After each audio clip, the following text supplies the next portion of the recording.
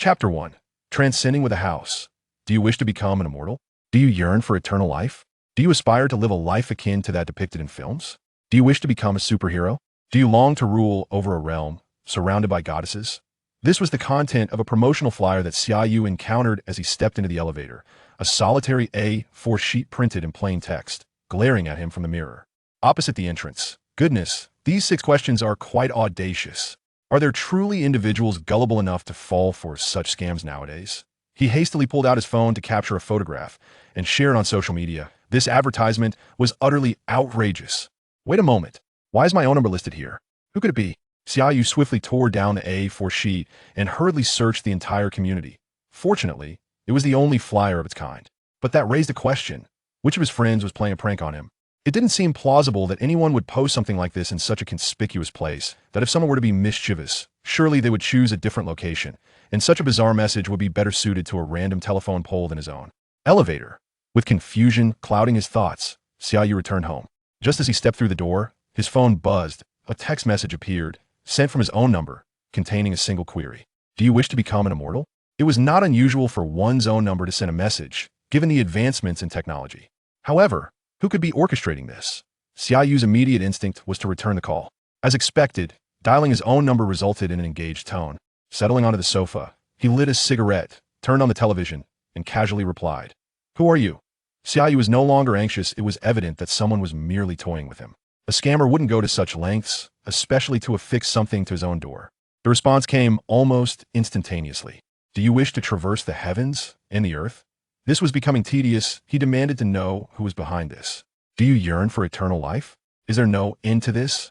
Do you aspire to live a life like that portrayed in films? Leave me alone. Do you wish to become a superhero? I wish to become your mother. Leave me be.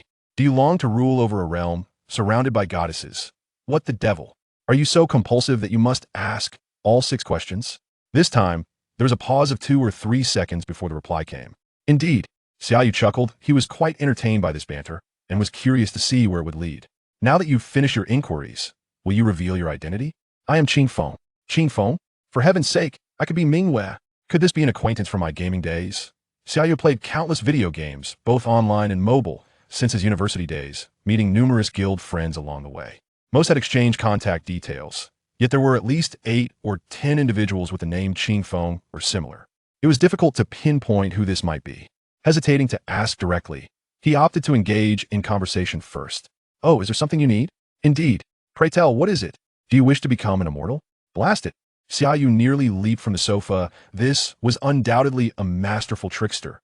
I find myself pondering. What now? Are you preparing to send me a tome of secrets, or perhaps bestow enlightenment through the screen of my phone? This time, the other party did not continue the inquiry, but instead promptly sent a link. Xia Yu scratched his head, contemplating this peculiar approach. He must open it. Yet what if it's a scam or a malicious link? Never mind, let's take a look. To be cautious, Xia Yu had uninstalled all financial applications like Alipay, WeChat, and banking apps from his phone, but he clicked the link, which instantly redirected him to a lengthy agreement filled with hieroglyphic characters. What on earth? I can't comprehend a single word. How ancient must this script be? This individual is impressive. Xia Yu flipped through the document repeatedly, realizing he truly understood nothing. He couldn't help but admire the effort his correspondent had put in, whether a trickster or a friend playing a prank. At least it was thoughtful. He decided to abandon the endeavor and head for a shower. Xia Yu casually tapped to exit, yet his phone remained unresponsive. Pressing the home button forcefully, the browser minimized, but instead of returning to the home screen, grand characters appeared. Contract successfully signed. What is this nonsense? I know about fingerprint unlocking, but now there's fingerprint signing? Goodness, what a careless mistake. I must have been infected. Xia Yu muttered to himself in frustration as the phone screen shifted once more. System loading 20. Watching the percentage rise rapidly on his phone, Xia Yu hurriedly pressed the power button. What if it completed loading? Who knows what kind of formidable malware could ensue? Deleting the software wouldn't guarantee safety. Modern smartphones contain far too much sensitive information. Xia Yu pressed the power button desperately, hoping to shut down before the loading finished. The percentage climbed to 70, and despite his efforts, the phone showed no signs of response. He could only watch helplessly as it reached 100. Sigh. Xia Yu lamented, tossing his phone onto the sofa. Shower first, he thought. However, before he could turn away, a blinding white light emanated from the phone, enveloping him. In an instant, both the device and Xia Yu vanished, the entire experience. occurring so swiftly that he didn't even have time to utter a single exclamation. What the heck? Xia Yu jolted upright in bed. Was it a dream?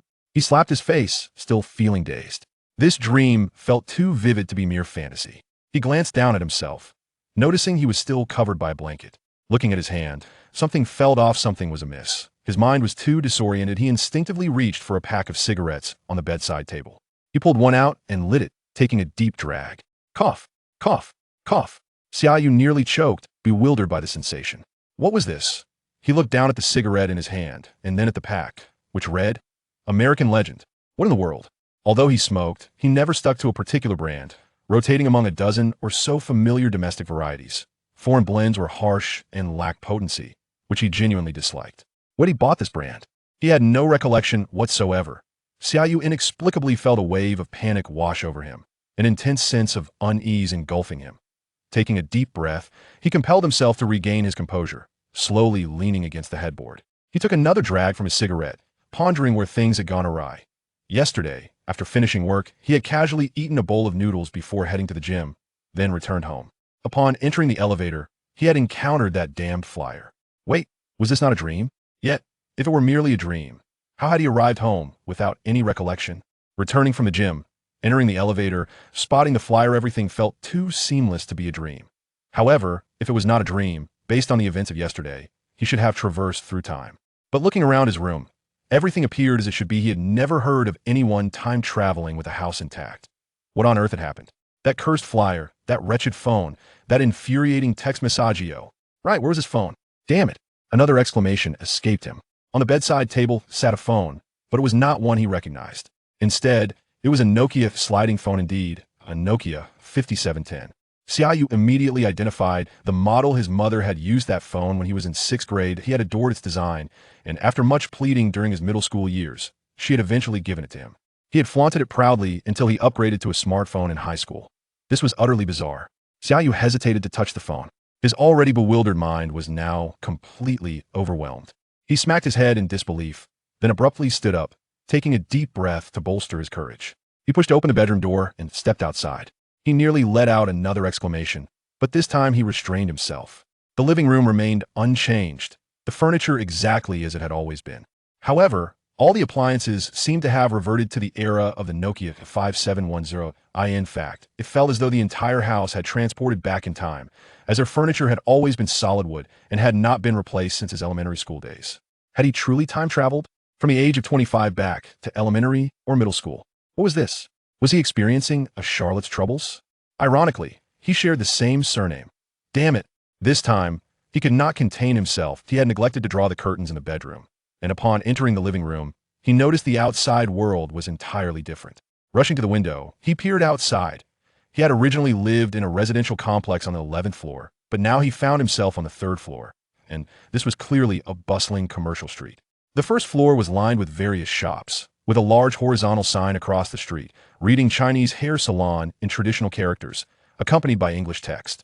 Upon closer inspection, he realized all the signs he could see were in traditional characters with English translations. The daylight suggested it was still early morning, with only a few shops open and sparse pedestrians passing by, including some foreigners. Xia Yu sat on the sofa in a daze, fully convinced that he had indeed time-traveled. Yesterday had certainly not been a dream. Whatever system his phone had loaded had transported him through time. He had time-traveled. Chapter 2. The Marvel Cinematic Universe. Once he regained his composure, Xia Yu realized that he should gather more information. A brief glance outside had revealed that he was in a Chinatown in some country. Considering the limited English names for such places in the pack of cigarettes he had, it became clear he was in the United States. With so little information, he hesitated to venture outside. He refrained from retrieving his phone, fearing the shadows it cast. How could he acquire more useful insights? After pondering for a while, Xia Yu suddenly slapped himself, muttering inwardly, "Fool." It dawned on him that he could simply turn on the television. Feeling grateful for the solid English skills he had honed during his university years while befriending several exchange students, he thought that without this linguistic ability, he would be left utterly bewildered. Turning on the television, he found himself just in time for the morning news. After a few minutes of watching, he confirmed that he was indeed in America, though he remained uncertain of his exact city. While absorbing the rather uninformative news, he recalled various literary works about time travel. From web novels to the childhood television series The Legend of the Condor Heroes. At that moment, a new segment caught Xia Yu's attention. Tony Stark had once again secured a $2 billion contract with the Department of Defense for his newly developed missile. If the announcement left him in a state of shock, the subsequent imagery broadcasted on the screen caused his mind to short-circuit completely. Tony Stark? Robert Downey Jr.? Iron Man? The Marvel movies? This time, Xia Yu refrained from exclamations and instead recalled a line from the Legend of the Condor Heroes, uttered by the character played by Louis Koo upon witnessing the cavalry of Zhao. Oh, shit. After watching the news, Xia Yu sat on the sofa, deep in thought. Recalling the content of the flyer he had seen, do you wish to become immortal? Do you desire to traverse the heavens and the earth? Do you long for eternal life? Do you wish to live a life akin to that depicted in films? Do you aspire to be a superhero? Do you wish to dominate a world surrounded by goddesses? Wait a moment, shouldn't such a narrative come with some sort of special advantage? At the very least, he hoped for some form of divine protection. After all, this was Marvel. While he was familiar with the plot and could potentially avoid major calamities, who knew what unexpected twists awaited? As he pondered this, a synthesized voice suddenly echoed in his mind. System and host binding complete. The host can call upon the system at will. Xia Yu chuckled. Having a special advantage made things much easier. System appear. Present, master. Please call me by my full name. Xia Yu found amusement in the similarity of the voice to that of an AI assistant. What is your full name? Shocking the barbarians. Behold the divine skill time travel assistance system of Huaxia. Goodness, that's quite lengthy. Aren't you simply called Qingfeng? I am not Qingfeng. I am shocking the barbarians. Behold the divine skill time travel assistance system of Huaxia master. Can I rename you? Certainly, master. Please bestow upon me a new name. Your voice resembles that of an AI assistant. So how about calling you Tmall Genie? No, let's shorten it to Tmall. Xia Yu mused, feeling that he had inadvertently contributed to the expansion of Jack Ma's influence in the Marvel universe. In the realm of Tmall, I am at your service, master. Allow me to elucidate my functionalities and your current circumstances. To save you time, I shall transmit the information directly. A flood of memories surged forth, and Xia Yu began to comprehend his situation. He found himself within the Marvel Cinematic Universe, specifically in Manhattan's Chinatown, in August of 2007. 6 months prior to the commencement of the Iron Man storyline, the system designated him as Xia Yu, a Chinese-American orphan raised by his grandfather, a highly skilled traditional Chinese medicine practitioner renowned for his exceptional acupuncture abilities. Regrettably, his grandfather passed away last month during a visit to China, thus returning to his roots. Consequently, the system portrayed Xia Yu as a solitary and reclusive individual devoid of family ties. Xia Yu harbored strong suspicions that the system was simplifying matters, as the memories it imparted were rather rudimentary, primarily encompassing vague recollections of his relatives and their habits, alongside his grandfather's medical prowess. Additionally, the system provided him with an English proficiency befitting his identity. Although Xia Yu was fluent in English, his conversational skills differed from those of native speakers. The system's primary function was to assist Xia Yu in becoming a superhero within the Marvel universe. This was achieved by establishing various actions that would earn him points, which could be exchanged for martial arts abilities, enhanced physical attributes, and more. The system would also randomly assign tasks, rewarding successful completions while penalizing failures with point deductions. Furthermore, it bestowed upon him a beginner-esque kit, which included a 20 cubic meter storage ring, special forces level physical conditioning, mastery in combat, and firearms expertise. Having engaged in numerous games, Xia Yu found the system considerate in providing a mini-map that could be displayed within his line of sight, adjustable in angle and size, revealing enemy positions during combat scenarios. Tmall, can I ever return? Xia Yu suddenly inquired with a tinge of melancholy. You have no family or close friends. What purpose would it serve to return? As he heard Tmall's synthetic voice utter these words, Xia Yu felt a sense of indignation akin to being insulted by an AI. Reflecting on it, he acknowledged that it was of little consequence. The differences between his two existences were negligible, save for the fact that his parents had passed away when he was 18. Since I have entered this new world, I shall endeavor to live it fully and splendidly. Being a superhero would indeed be splendid. Xia Yu vowed to himself. Tmall, how shall we commence?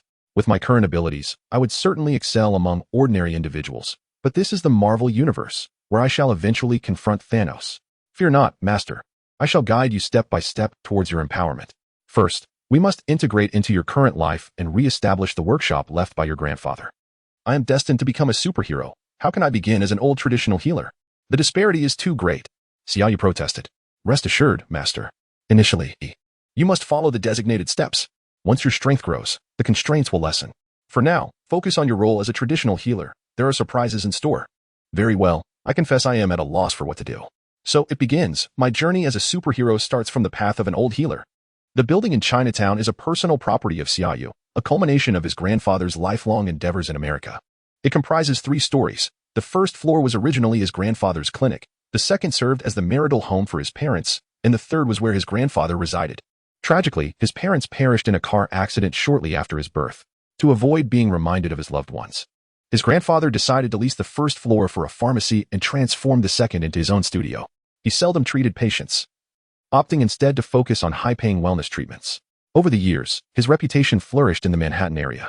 Initially, he intended to rely on the rental income for a modest living while dedicating more time to his grandson, but unexpectedly, this venture evolved into a lucrative enterprise, with 3 to 4 clients each week, significantly boosting his income. Thus, Xia Yu can be regarded as a wealthy second-generation heir, possessing both property and rental income. Upon the advice of Tian Mao, Xia Yu descended to open for business. The ground floor was adorned with elegance, featuring an abundance of Chinese-inspired decor, tea tables, antique shelves, and rosewood sofas, creating a welcoming reception area. Adjacent to it was a therapy room, a restroom, and a storage room filled with traditional Chinese medicinal supplies, including medicinal wines and cupping instruments. The studio left by his grandfather had few clients, necessitating appointments, so it was generally devoid of visitors. Xia Yu settled at the tea table, his spirits lifting as he beheld the diverse array of teas on the nearby antique shelf. Despite his youth, he had been influenced by his father from an early age, beginning to brew and savor tea in middle school. He couldn't help but silently commend the system for its thoughtfulness. However, after a day of sitting, during which he brewed 3 to 4 pots of tea and ordered takeout twice, no business materialized. Eager to prove himself, Xia Yu repeatedly inquired with Tian Mao, only to be met with reassurances to wait for an unexpected delight.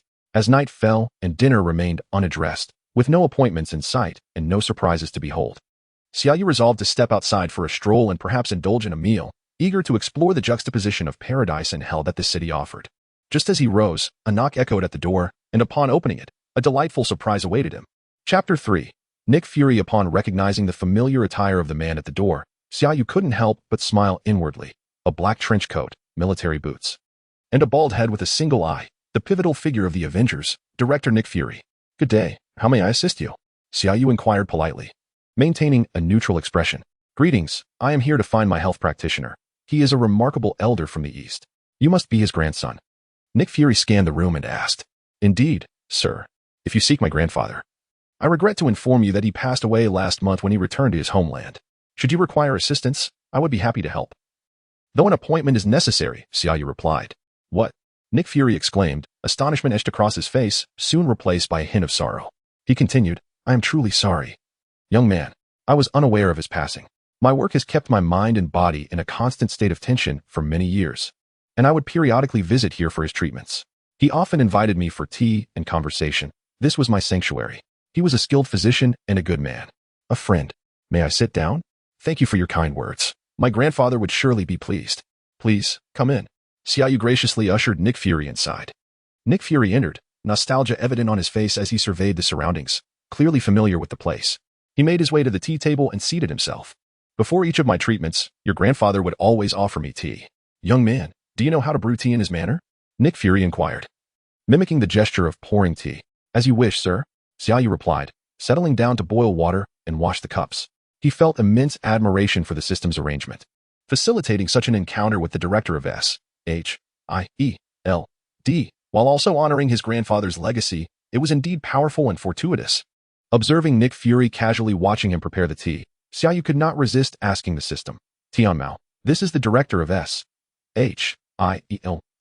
While he may be a friend of my grandfather's, it seems he harbors little wariness upon our first meeting.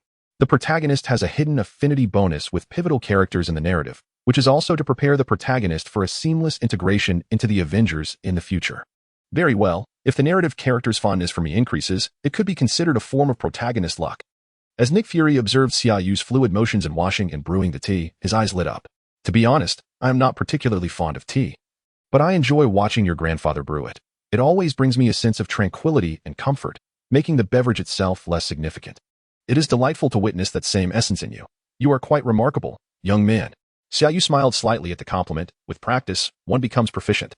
The art of tea is as much about the experience as it is about the taste. For instance, if you were to go fishing, surely the enjoyment lies in the process rather than the fish itself, does it not? "Ah, precisely, young man. What is your name?" "I am Xia Yu, sir." "We shall not delve into the differences in names between the East and the West. Let us keep it natural to avoid awkwardness." "Greetings, Xia Yu. I am Nick Fury, but you may call me Nick." Earlier, you mentioned that I could seek your assistance for anything I might need. Does that imply that you have acquired your grandfather's remarkable medical skills as well? For instance, that extraordinary acupuncture technique. It is known as acupuncture, sir. I have been studying under my grandfather since childhood. The specifics depend on your physical condition and your needs to determine whether it should be employed. I insisted you call me Nick. Your grandfather always addressed me as such. Whenever I visited, he would use needles to alleviate my headaches. After each treatment, I could sleep comfortably here for hours. I swear, I have never slept so soundly. Can you assist me in the same manner as your grandfather? Of course, that is not an issue, but as I mentioned, you need to make an appointment, sir. Damn it, call me Nick. My work is demanding. And your grandfather never required me to make an appointment. Dear Xia, can you stand by and witness a kind, amiable old man tormented by insomnia and headaches? He is still a friend of your grandfather. As Nick Fury animatedly gestured with his hands, Xia Yu rolled her eyes, thinking to herself that his appearance hardly conveyed kindness or amiability.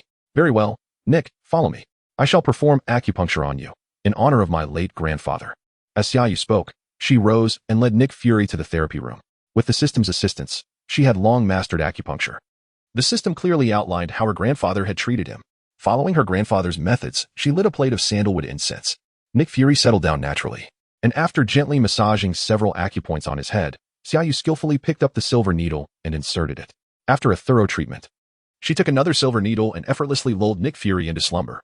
The notion of a good night's sleep was something her grandfather had intentionally cultivated. For a patient like Nick Fury, who suffered from prolonged fatigue and poor rest, the best remedy was indeed ample relaxation, including sharing tea and conversation as a means of mental respite. Observing Nick Fury peacefully asleep before her, Xia Yu felt a surge of surrealism. A character from the movies lay vividly in front of her, and not just any character, but the illustrious director of S.H.I.E.L.D. If only Black Widow or Scarlet Witch were here, Xia Yu would undoubtedly be even more thrilled. Shaking her head vigorously, she reassured herself that this was indeed reality. Xia Yu opened the door and stepped outside. Ding. Congratulations, the host has successfully treated the pivotal character Nick Fury. Reward, 30 points and 1 lottery draw. The points shop is now open. Xia Yu was ecstatic. Unbeatable skills were within her grasp. Opening the points shop, a virtual screen materialized before her, displaying an interface reminiscent of a gaming marketplace, teeming with various martial arts techniques, both familiar and unfamiliar. From the renowned 18 dragon-subduing palms to the Yi Jin Jing, 9 Yang divine skill, and myriad others. However, upon glancing at the prices, Xia Yu nearly cursed. Even the most basic foundational technique, the Taizu Chong Quan, required a staggering 100 points. Tmall, come forth. I am here, master. Pray tell, what purpose do these 30 points serve? When even a commonplace Taizu long fist requires 100 points. Do not fret, master. This is merely the beginning. There are ample opportunities to earn points. So take your time. Then why clutter the points mall with so many items? It is quite disheartening to see them, yet be unable to possess them. Do you not understand?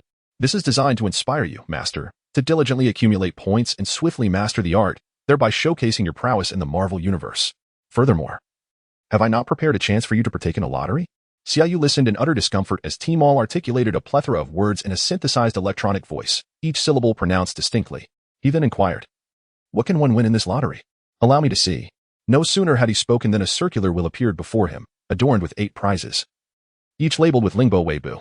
Chapter 4. Lingbo Microstep in the Exosit. Xia Yu, in a fit of frustration, exclaimed, where are you? Master, what is going on? Why are all 8 options identical? Is there a bug in the system? Please explain. Although the Lingbo Microstep was undeniably alluring, Xia Yu was incensed at the thought that all 8 options might be the same, fearing that there might be something even more formidable. Indeed, master, at this stage, the Lingbo Microstep is the most suitable option for you. Combined with your exceptional physical prowess as a special forces soldier, it will enable you to navigate the streets more safely while engaging in acts of heroism and earning points. Upon reflection, Xia Yu recognized the truth in this statement. Here he was in New York, where the streets were rife with thugs, many of whom were armed. While he felt confident in hand-to-hand combat, the presence of firearms posed a significant danger. The Lingbo Microstep was undoubtedly the ultimate technique for evasion. He could vividly imagine himself gracefully weaving through a hail of bullets, leaving behind a trail of merciless misses. Nevertheless, the fact that all 8 options in the lottery were the same was indeed quite vexing. Why not just give me the Lingbo Microstep outright? Why create a lottery system and a spinning wheel when all the prizes are identical? It's absurd. This is designed to inject a modicum of enjoyment into your otherwise mundane life and the process of becoming stronger. Statistics reveal that the thrill of a lottery far surpasses the joy derived from receiving something directly. The system continued to respond in its robotic manner. How can 8 identical prizes be entertaining? Xia Yu felt that this system would eventually drive him to madness, especially with that electronic voice, which made arguing feel akin to squabbling with Siri on a smartphone. However, upon glancing at the exorbitant price of 10,000 points for the Lingbo micro step in the point store, he found some solace. Let the lottery commence, he declared. And the spinning wheel reappeared before him, its pointer whirling with anticipation. Master, simply say stop when you wish to halt the wheel. Best of luck in winning the grand prize. The electronic voice chirped, causing Xia Yu to grit his teeth in annoyance. With a weary tone, he muttered, Stop. Congratulations. You have won the Lingbo micro step. Would you like to equip it directly? Equip it immediately. At that moment, having acquired the Lingbo micro step, Xia Yu felt an unsettling calm wash over him, devoid of any joy. When Nick Fury awakened, the night had fully descended. Stepping out, he noticed Xia Yu, who sat in deep thought, seemingly melancholic. Assuming he was lamenting the loss of his late grandfather, Nick commented, Xia, I must say, your skills are no less impressive than your grandfather's. The results are remarkable. This compliment felt somewhat awkward to Xia Yu, prompting him to roll his eyes.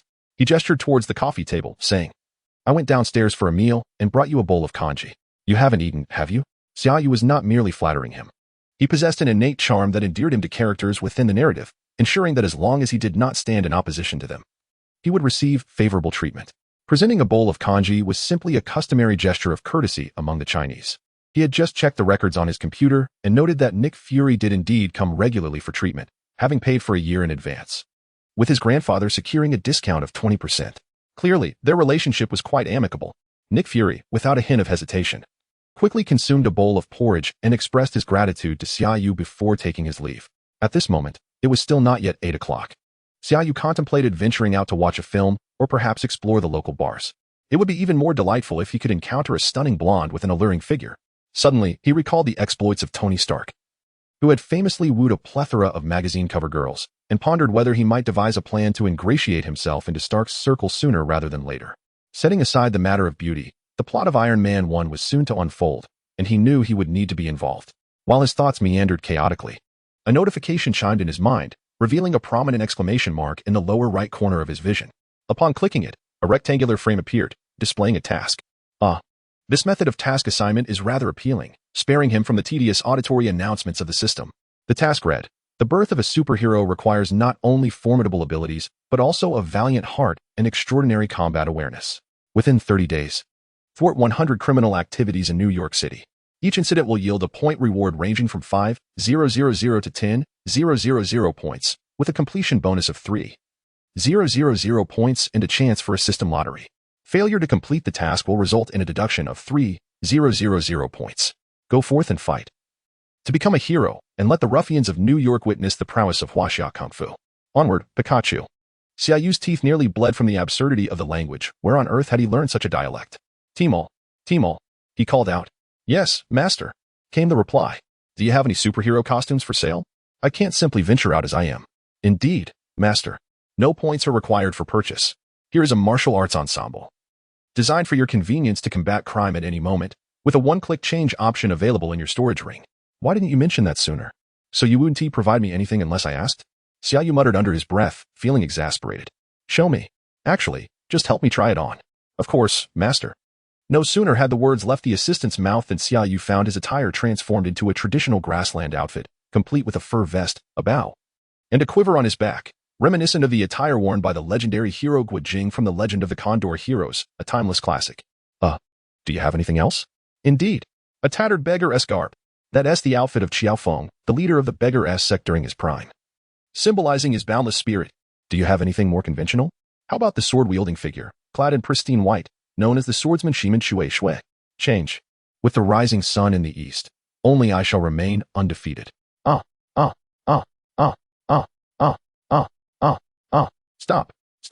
Stop. This is New York in 2007.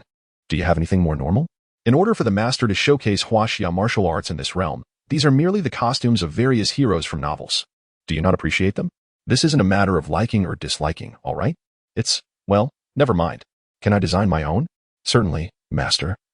But it must embody the essence of Huaxia martial arts. Xia Yu found himself in a quandary, lacking suitable options. Perhaps he could resort to the kind of night attire seen in television dramas, but that seemed rather indecent. After pondering for a while, he suddenly slapped himself hard, realizing that even Thanos donned his formidable armor, What's so outrageous about that? Having played numerous games, he could simply select an outfit from one of them. Ideally, it would be related to martial arts, with a higher safety factor. The advantage of having a system is that any thought that materializes in his mind can be brought to life.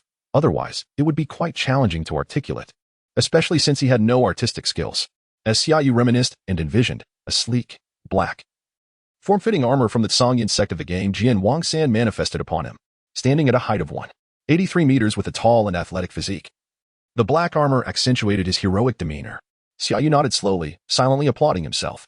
Deciding to fully embrace the flamboyance, he released his hair, conveniently securing his medium-length locks while allowing a long, white, faux ponytail to cascade behind him. Adding a black mask completed the ensemble. After switching outfits several times and experiencing instant transformations, he practiced a few cold, menacing gazes in front of the mirror, ready to embark on his superhero journey. But first, he needed to change back into his regular clothes before stepping outside. Chapter 5. Confrontation with drug dealers. He stood frozen in shock, but in the next instant, he unexpectedly executed the agile steps of the Lingbo Weibo. Manhattan, the epitome of global prosperity, is undoubtedly the most bustling area in the world. It is not only the smallest borough of New York, but also the most densely populated one. In this compact locale, numerous world-renowned landmarks can be found, such as Wall Street, the Empire State Building, Broadway, and Times Square, alongside the ubiquitous Chinatown scattered across the globe. Chinatown is situated in the lower part of Manhattan. Beyond the Manhattan Bridge lies Brooklyn, and a bit further north is Queens. Xia Yu resolved to embark on his superhero journey in Brooklyn and Queens, primarily due to the proximity to his home, which posed a risk of revealing his identity. Given his current limitations and strength, it was prudent to maintain a low profile. Should he be followed, it would indeed become a troublesome matter. Although Brooklyn and Queens are not exceedingly far apart, the river serves as a barrier, providing some convenience should he need to evade pursuers. Xia Yu first ventured into Brooklyn, as the neighborhood hero in Queens was still quite young. Marvel films typically align their narratives with real-time events, with the exception of Captain America, which is set during World War II. The beginning of Avengers Endgame takes place at a normal time, and then jumps ahead 5 years. Spider-Man made his debut in Captain America, Civil War, released in 2016. When Peter Parker was merely 13 years old, Xia Yu arrived in this world in August 2007, making little Spider-Man only 4 years old at that time, barely able to run with finesse. Thus, he decided to explore Brooklyn and see the homeland of Captain America. Equipped with a combat mode map, Xia Yu strolled through the streets of Brooklyn, casually observing the women and scanning the alleys, hoping to find the very spot where Captain America had once endured blows in the film. The small map proved quite convenient in combat mode. Any crime occurring within a kilometer would be marked with red dots, allowing Xia Yu to simply patrol with his radar. Eager to test his skills, after a lengthy search, a red dot finally appeared on the map, not far away, nestled within the alley ahead. Xia Yu hurriedly dashed over, and upon entering the alley, he activated a one-button outfit change, donning a striking black armor from the game Jian Wangsan along with a headpiece and mask, bestowing him an air of mystery and authority in the dim light. Inside the alley, a lowly street drug dealer was engaged in a transaction, selling drugs to a man likely succumbing to addiction. Having just received a packet of white powder, the buyer eagerly squatted down to partake, showing no awareness of Xia Yu's entrance. The dealer, however, was quick to react. Upon hearing footsteps, he drew his gun and pointed it at Xia Yu. "Who are you?" "Oh, that outfit of yours is rather impressive. Just come from a party? What do you want?" the dealer asked, surprised as he took in Xia Yu's presence. From the perspective of Xia Yu, who grew up in a peaceful environment and had only a few years of work experience after graduating, being confronted with a gun for the first time was a profoundly humiliating experience. In that moment, he was utterly bewildered, completely forgetting all notions of physical prowess, martial arts expertise, and heroic fantasies. He had entered the situation with confidence, intending to teach a lesson to the would-be car thief, but the instant the gun was drawn, he found himself paralyzed, unable to move or even hear the words of the drug dealer. "Hey, buddy, didn't you hear me asking you something? Get out of here, or I'll shoot," the dealer warned again. Xia Yu remained unresponsive, his mind a blank slate.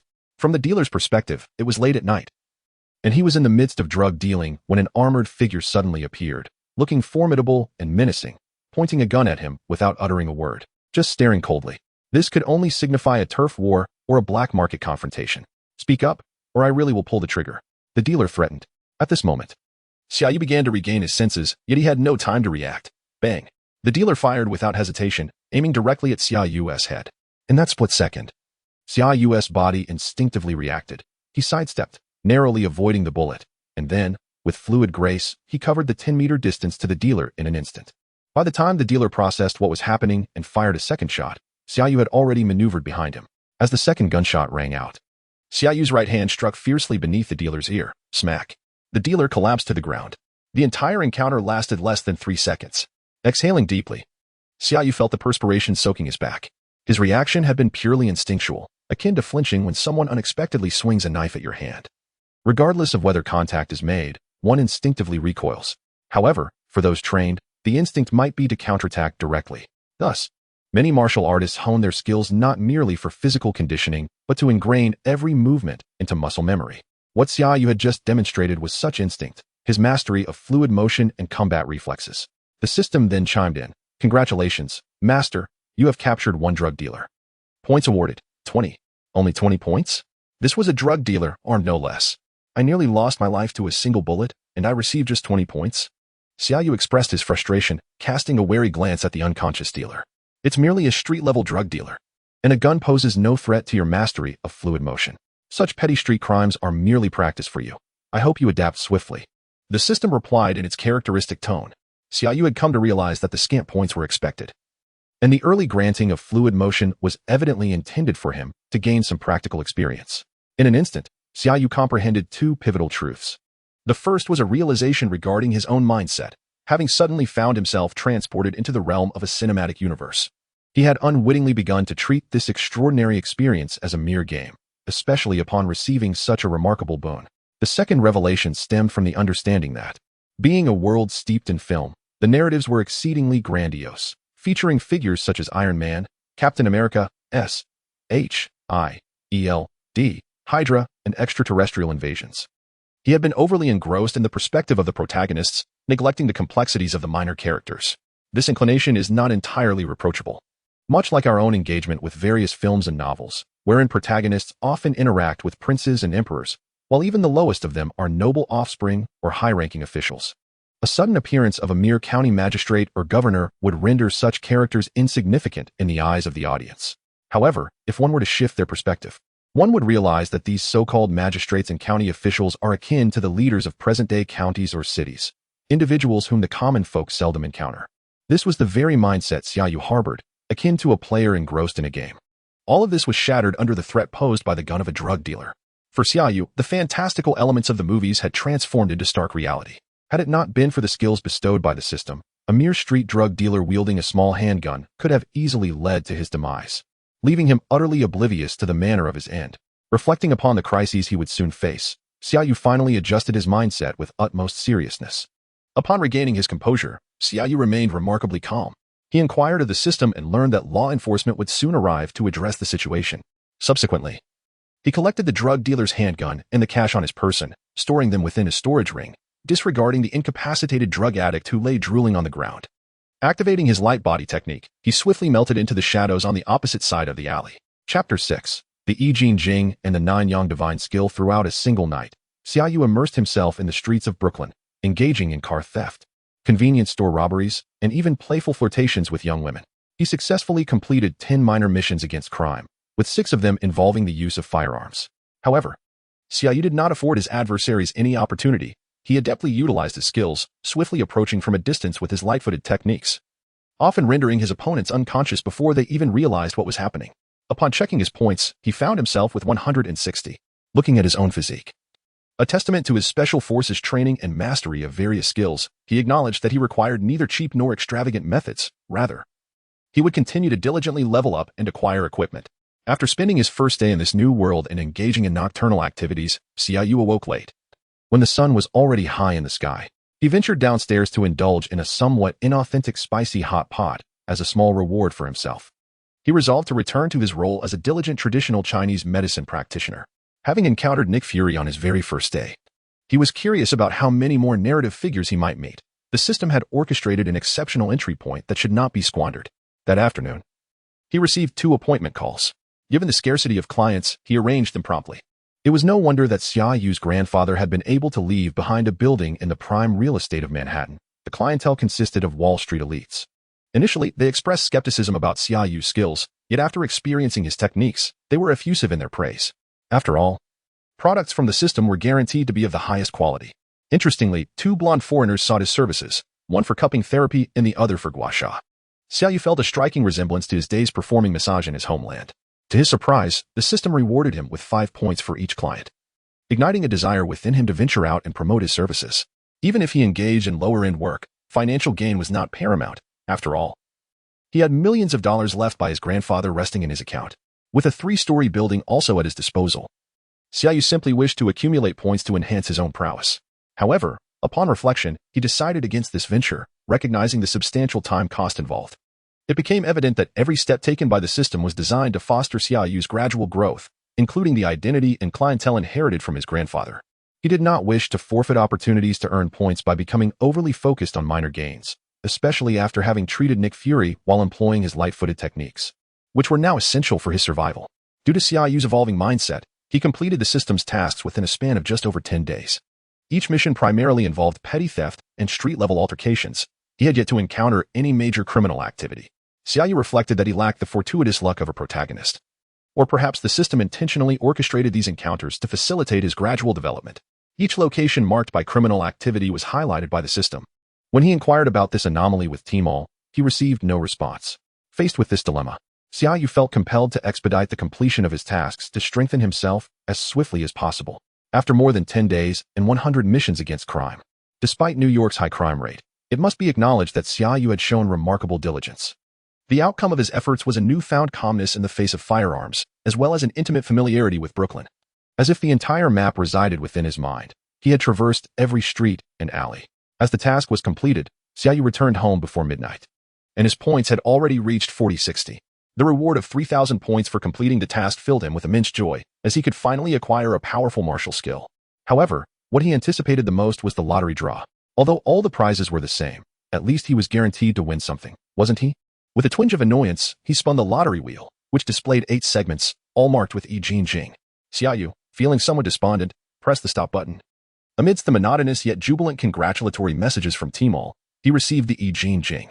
The system's description of yearn was as follows: an esoteric art not passed down by the Shaolin Temple, capable of cleansing the marrow and altering the essence, enhancing martial aptitude, strengthening the body, and transcending human limits. It purifies the marrow, boosts hematopoietic function, fortifies the strength of skeletal fascia, enhances the intensity of meridians, and broadens the channels. In essence, yearn is not merely a martial art, but a method for the evolution of life itself. Yearn comprises 12 illustrations, beginning with physical training and gradually transforming the body from the outside in, fortifying the flesh. Thus, the process of assimilating yearn was excruciatingly distinct from that of Lingbo Weibo. Xia Yu, unprepared and blissfully awaiting completion, was suddenly engulfed by an unbearable sensation of muscular tearing throughout his body, followed by torment in his skeletal fascia, meridians, and marrow. The pain was profound, driving him to repeatedly bash his head against the ground. It was an itch that seemed to emanate from the depths of his soul, unreachable and unsootable. Xia Yu gritted his teeth, feeling as though he might shatter them in his agony, until it finally subsided.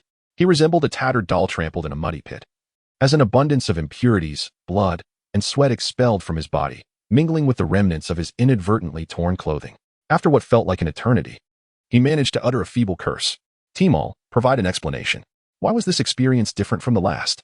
Xia Yu sensed that even the voice in his mind was lacking in vigor. Master, the cultivation of yearn can take 10 years at best and several decades at worst, condensing decades of internal and external transformation into a mere 5 minutes. Naturally, it entails a degree of suffering. Is that what you call a degree of suffering? Next time, could you at least give me a heads up? Of course, Master. However, I recommend you cleanse yourself first. Though I possess no nose, I believe the odor emanating from you is hardly superior to that of excrement. Get lost. After regaining composure and taking a shower, Xia Yu felt as though he had nearly scrubbed his skin off. He used soap and body wash countless times before feeling a modicum of relief. The sensation of cultivating yearn was akin to recovering from a severe cold. Everything became crystal clear, not just in terms of the 5 senses, but his entire physical state felt remarkably different, as if the weight of gravity had lessened. Overall, he experienced an indescribable sense of lightness. Having tidied up everything, Xia Yu settled comfortably on the sofa, lit a cigarette, and began perusing the points mall. With several thousand points yet to be redeemed, the sheer chaos and abundance of items overwhelmed him, making his eyes blur. Although he was reluctant to hear the synthesis sound, he had no choice but to seek assistance from the system. Tmall, considering my current points, what should I do? Is there not a single divine weapon or armor available in the mall? Xia Yu inquired. Certainly, Master. Tmall responded with clarity. Now that you have practiced the I Jing and Lingbo Weibo, your foundation is solid, and your footwork is established. It would be best to select a proficient internal skill. As for combat techniques, your current mastery of martial arts is already sufficient. Weaponry will become available later. There are too many options in here. Please recommend one. Xia Yu requested. The Jiuyang Tmall suggested. This legendary internal skill, which split into 3 parts in the novel, gave rise to the Ame and Wudong sects, demonstrating its formidable power. The original text describes the Jiuyang as follows. Upon mastering this skill, the practitioner's internal energy proliferates at an astonishing rate, seemingly endless. Ordinary strikes can yield tremendous force. Its defensive capabilities are unparalleled, automatically deflecting external attacks. The practitioner's lightness skill surpasses all experts in the world. It serves as a sacred text for healing, impervious to all poisons, specifically counteracting cold and negative internal energies. The Jiuyang synthesizes the principles of martial arts, allowing its master to utilize techniques from across the martial realm. Aside from lacking techniques, it is essentially a versatile internal skill, regenerating energy swiftly, enhancing basic attack power, and increasing agility and defense. Indeed, the system has meticulously arranged the best options for Xia Yu, albeit at a steep price of 4,000 points. After the exchange, he found himself with merely 60 points remaining, akin to returning to square one. Now, Xia Yu's meridians were thoroughly unblocked, and the Jiuyang effortlessly integrated into his being, swiftly commencing its automatic operation within him. As he meditated and attempted inner vision, he finally understood why the Jiuyang was so comprehensive.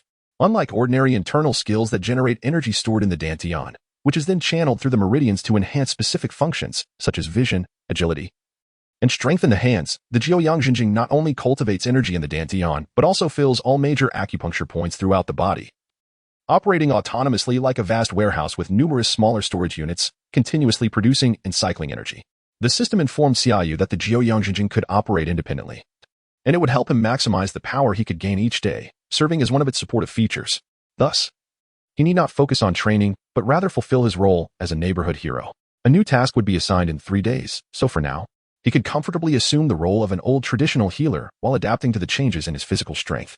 Chapter 7. The Little Pepper and the Enhanced Life and Death Talisman. After taking a 2-day respite to acclimate his body and the flow of his internal energy, Xia Yu discovered yet another advantage of his cultivation. His senses had become remarkably heightened. Whenever someone's gaze lingered upon him, he would instinctively feel it, a sensation that defied precise description. Nonetheless, he was acutely aware of being watched.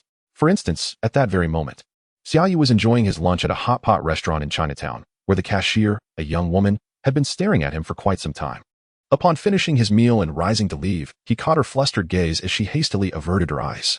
Pretending to be oblivious, he approached the register, completed his payment, flashed her a charming smile, and turned to depart. He did not need to glance back to know that she was still observing him. Standing a little taller, he silently played a background tune in his head, feeling as if he walked with the wind. Xiaoxia, come here for a moment. The melody in Xia Yu's mind was abruptly interrupted by a middle-aged man at the pharmacy entrance, dressed in traditional attire and having a clean-cut appearance. The man smiled and waved at Xia Yu. "What's the matter, Uncle Wang?" Xia Yu inquired, approaching with a smile. This man was a tenant of Xia Yu's family, running a pharmacy on the ground floor. His father had originally rented the premises from Xia Yu's grandfather, thus continuing the family legacy, and they had coexisted harmoniously in Chinatown for generations. "I hear you've started practicing again upstairs. Your grandfather always said you were destined for greatness. It's truly impressive that you've inherited his skills at such a young age. I studied under your grandfather for 6 months and couldn't even memorize all the acupoints," Uncle Wang praised fervently. "Too kind, Uncle Wang. I've merely observed a lot and picked up some basics, just enough to manage a few foreigners," Xia Yu replied humbly. "If you need anything, please don't hesitate to let me know. You, my boy, are still so modest before me. Here's the thing, since you've resumed, could you possibly prescribe some oral traditional Chinese medicine for my clients? It would certainly help out your uncle's business." Uncle Wang smiled sweetly, revealing his ulterior motive. Xia Yu immediately grasped the situation. Chinatown functioned as a small society, encompassing a myriad of needs and services. However, in recent years, many young people had ventured out for work, opting for external hospitals for any ailments, causing the pharmacy's business to dwindle compared to previous years. Xia Yu's grandfather had often referred clients to the pharmacy for health supplements and herbal remedies in pill or capsule form, as foreigners were typically reluctant to consume herbal decoctions. Most of his grandfather's clientele comprised elite individuals and middle-class citizens who lacked understanding of traditional Chinese medicine, thus presenting a lucrative opportunity for the pharmacy. Having recently lost his grandfather and noticing the pharmacy's decline, Xia Yu had been hesitant to inquire, But after seeing some patrons recently, Uncle Wang took the initiative to greet him. Absolutely, Uncle. I must admit I overlooked that matter. Rest assured. I will ensure that anyone who visits will receive a prescription to collect medicine from you. Xia Yu readily agreed, feeling a sense of responsibility toward his family's tenant. All right then, Uncle, I suppose you are waiting to rely on me for your meals. Wang chuckled with delight. After exchanging a few pleasantries, Xia Yu ascended the stairs to continue his distinguished career as a traditional Chinese medicine practitioner. After indulging in films throughout the afternoon, he presumed that the day's appointments had concluded around 5 o'clock when he received a call from a new client, someone who had never visited before, inquiring if they could come in today. Noticing the time was still early, he readily agreed. After waiting for nearly an hour, a knock echoed through the room. Upon opening the door, Xia Yu's heart leapt with joy. Another delightful surprise awaited him. It appeared that the old doctor would indeed have to extend his hours. Good day. Were you the one who made the appointment? How may I assist you? Xia Yu inquired of the petite figure clad in a crisp white professional suit. Known as Pepper Potts, the future wife of Iron Man and his current secretary. Hello, I am looking for Dr. Xia. Could you possibly be him? Pepper asked, a hint of confusion in her voice. You must be referring to my grandfather. If you don't mind, would you like to step inside and talk further? Xia Yu gestured for her to enter. Pepper followed him into the room, where he invited her to sit at the tea table, a customary practice of his, beginning with tea and conversation before addressing her needs. As Pepper surveyed her surroundings, she remarked, your decor is quite lovely and elegant. I truly appreciate it. However, I must confess, I am here seeking your grandfather, Dr. Xia. Thank you for your kind words. My grandfather passed away last month. If you are in search of Dr. Xia, I am he now. Xia Yu replied, undeterred by her initial hesitation regarding his youth. After all, she was already there. My friend has undergone detoxification treatments here several times and has seen remarkable results. Her skin has improved significantly, far surpassing the effects of cosmetics. You understand. Women cannot resist such a lure. I wish to try it for myself, Pepper expressed. Xia Yu, having prepared a pot of red tea suitable for women, poured a cup for Pepper and said, I suspect your friend initially came here not solely for beauty, as that is merely a complementary effect. In traditional Chinese medicine, we emphasize holistic health. When the body is well tended from within, the skin naturally improves. Politely taking a sip of the red tea, Pepper's eyes brightened. This tea is exceptional. I once tasted tea from Huaxia and assumed all Huaxia teas were bitter and unpalatable. Xia Yu smiled. Those unaccustomed to coffee often share the same sentiment. Don't you think? If you don't mind, I would like to comprehensively understand your condition. May we start with your work? As a seasoned practitioner of traditional Chinese medicine, Xia Yu was equipped with systematic techniques. The two conversed about Pepper's lifestyle, work, dietary habits, and rest patterns. From this dialogue, Xia Yu gleaned that her desire for improved skin was fundamentally linked to detoxification and beauty enhancement. Primarily, he wished to deepen their interaction to enrich the narrative, while also striving to present himself as a knowledgeable professional. After a display of pretentiousness, Xia Yu nonchalantly pointed out to little Chili her constipation and minor cervical issues, leaving her, who had never encountered traditional Chinese medicine, utterly astonished. After all, the practices of observation, listening, inquiry, impulse-taking in Western medicine bear little distinction from deceit. Were it not for the system's arrangements or his grandfather's decades-long reputation, he would only have been able to observe minor ailments like fevers and colds in Chinatown. The subsequent treatment was even more straightforward.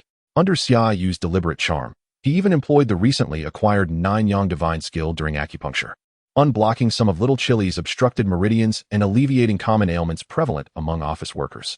Of course, the effects were not immediately apparent.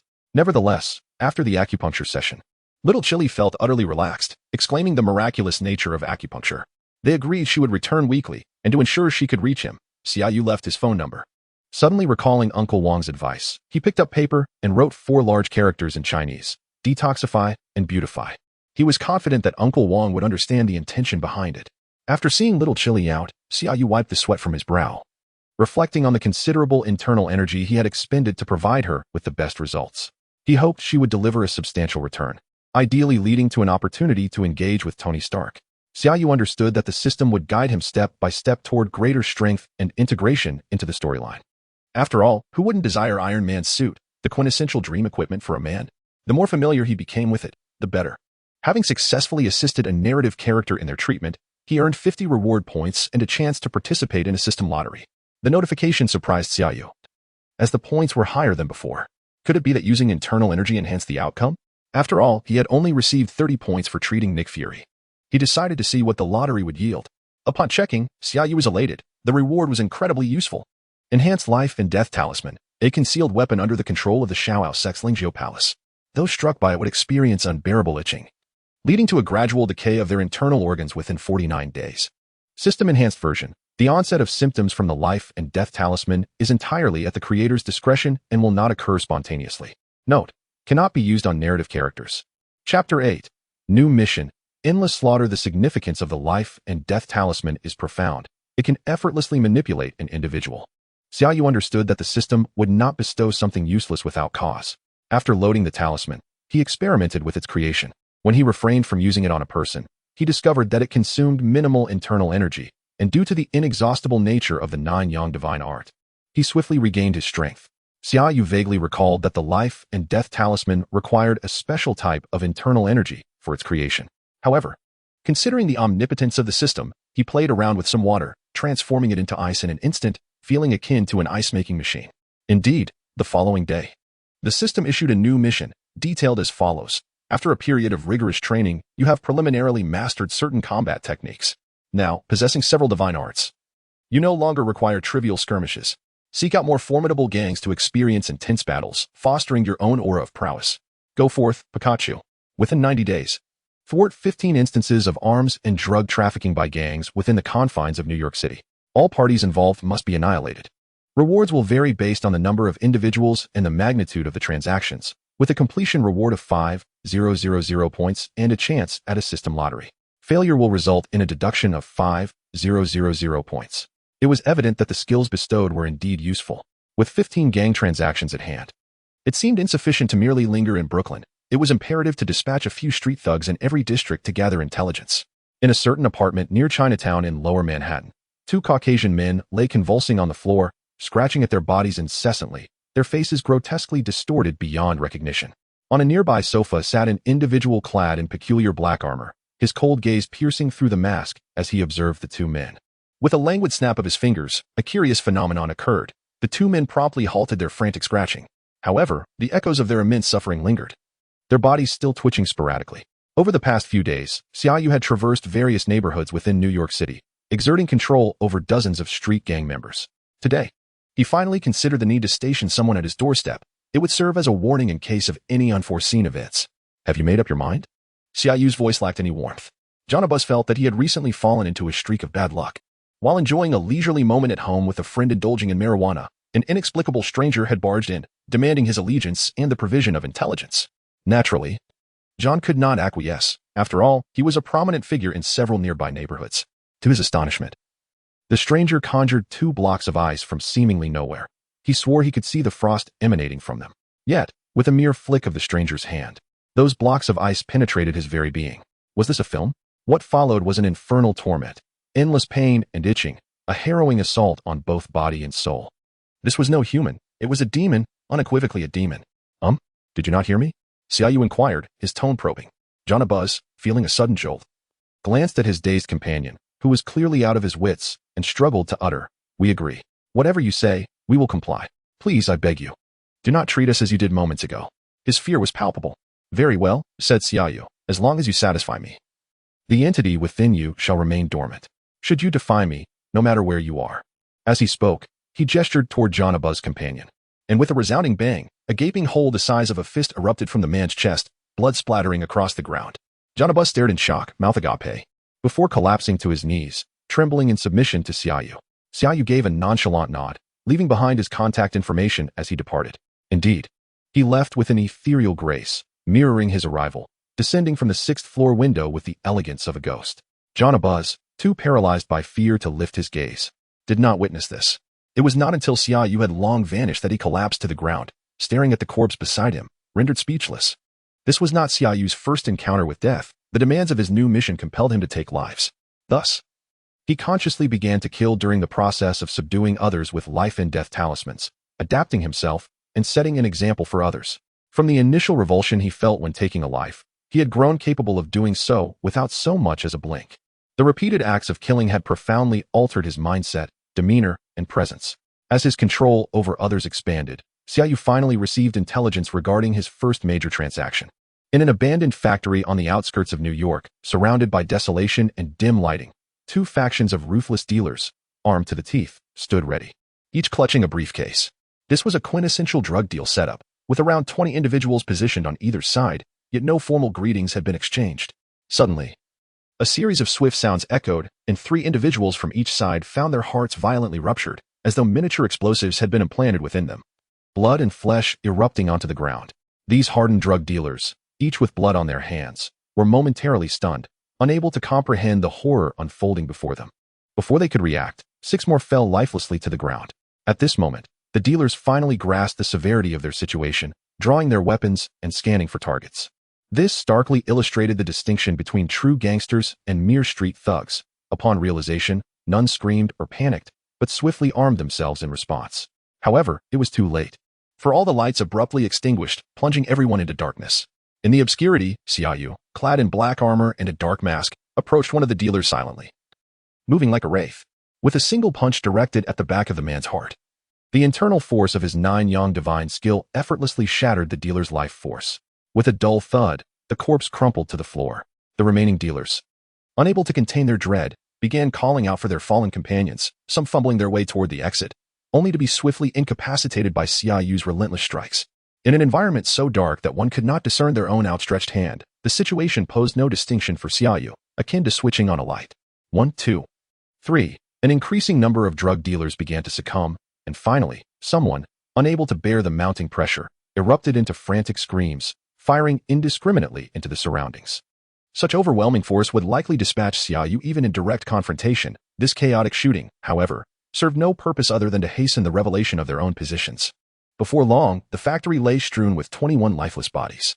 Xia Yu absconded with the cash from the transaction, leaving the drugs for the police to handle, departing the scene reeking of bloodshed and menace. The following day, the police, arriving slowly at the scene, were met with a sight that elicited sharp intakes of breath: 21 corpses, 12 of which had perished from exploded hearts, while 8 bore no external wounds, and 1 had succumbed to a gunshot wound, an unfortunate casualty of the random shooting. It bore the hallmarks of a black eats black scenario, yet the question remained, why were the drugs left behind? Perplexed, the New York police could only announce to the media that it was a gang-related vendetta. However, the frequency of such gang conflicts this month seemed excessive.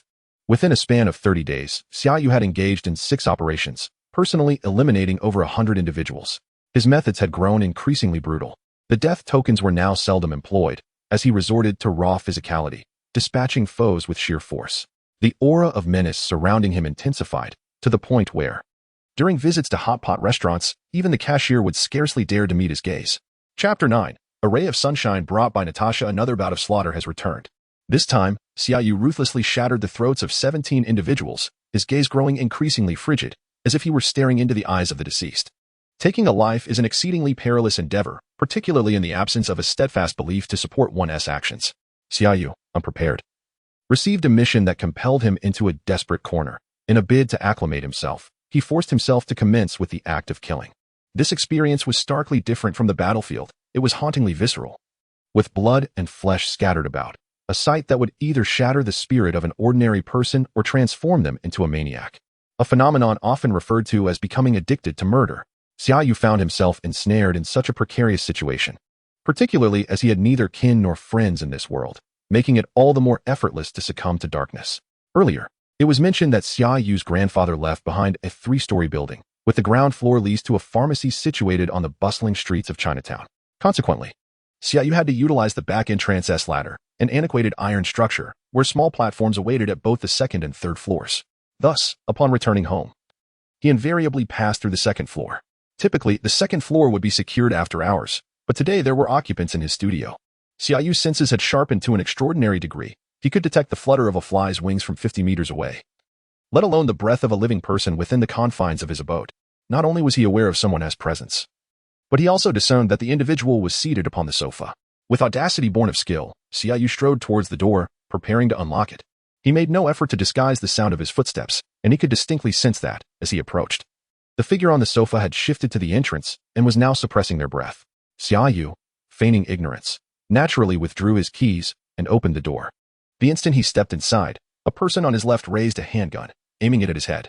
Without hesitation, Xia Yu thrust his left hand to deflect the weapon, and the assailant, in a swift motion, attempted to vault onto Xia Yu's neck. However, Xia Yu's reflexes were unparalleled. With a push, he sent the attacker sprawling over a meter away. Having just emerged from a killing spree, Xia Yu was engulfed in an aura of lethal intent. The moment the intruder landed, Xia Yu pivoted and, with a right fist imbued with inexorable malice, struck towards the individual's throat. This blow, if it had connected, would have felled even Captain America, let alone anyone else. As Xia Yu's fist surged forward like the wind, he finally caught a glimpse of the intruder's face. And to his astonishment, all murderous intent evaporated. He instinctively halted his punch just before making contact with the person's neck, unaware of the concept of restraint. The force of his strike, imbued with internal energy, was abruptly stifled, resulting in a self-inflicted blow, from which he could not contain a spurt of blood that splattered across the assailant's face. With a heavy heart, he sank to the ground. The turn of events was too swift for the intruder to comprehend. Believing their demise was imminent, they were utterly unprepared for such an outcome. For a moment, both were frozen in a gaze of disbelief. After a prolonged silence, Xia Yu broke the tension by suggesting, "Shall we turn on the lights?" The individual nodded in tacit agreement. Xia Yu rose to switch on the light, instinctively guiding the other to sit at the tea table. Uncertain of what to say, he quietly began to brew tea. Xia Yu grappled with how to explain his sudden restraint. Should he confess, "I recognize you. You are the Black Widow, Natasha Romanoff. The embodiment of my ideal woman?" Natasha, equally at a loss for words, had originally come to execute a mission and gather intelligence. Who could have anticipated that she would end up being pursued? With no S.H.I.E.L.D.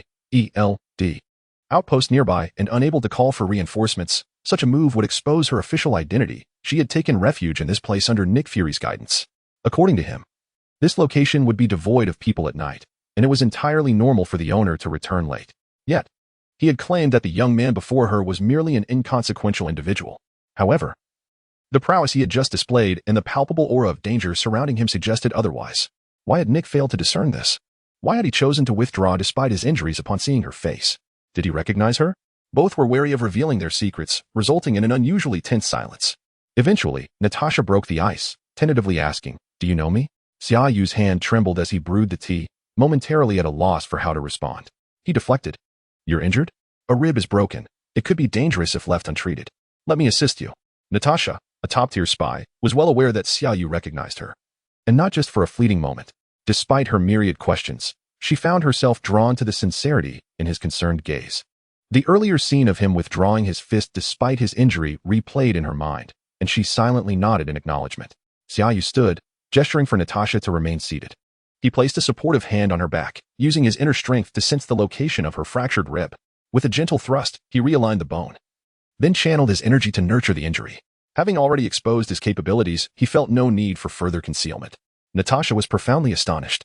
Setting aside the fact that he had effortlessly repositioned her rib, she felt a continuous surge of energy flowing into the fractured area of her back.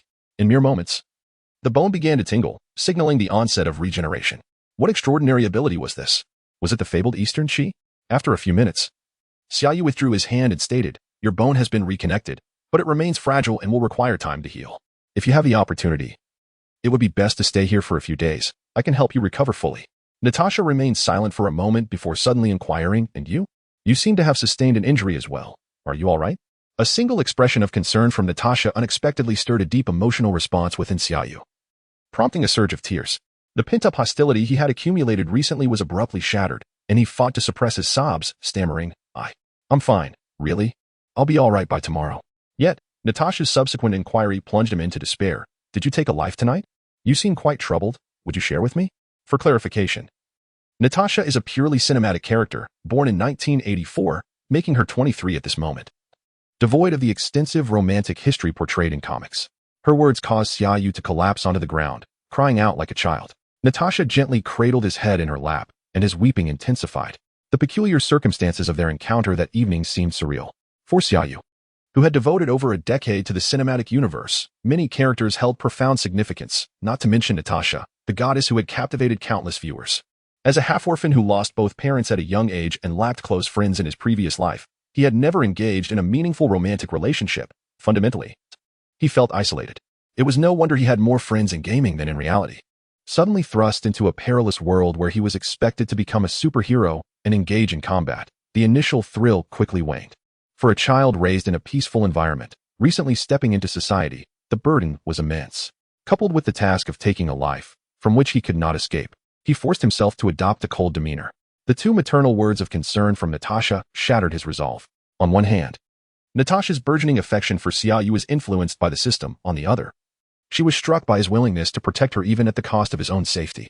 This genuine concern was unlike any she had experienced before, not that of a comrade or colleague, but a personal, heartfelt connection.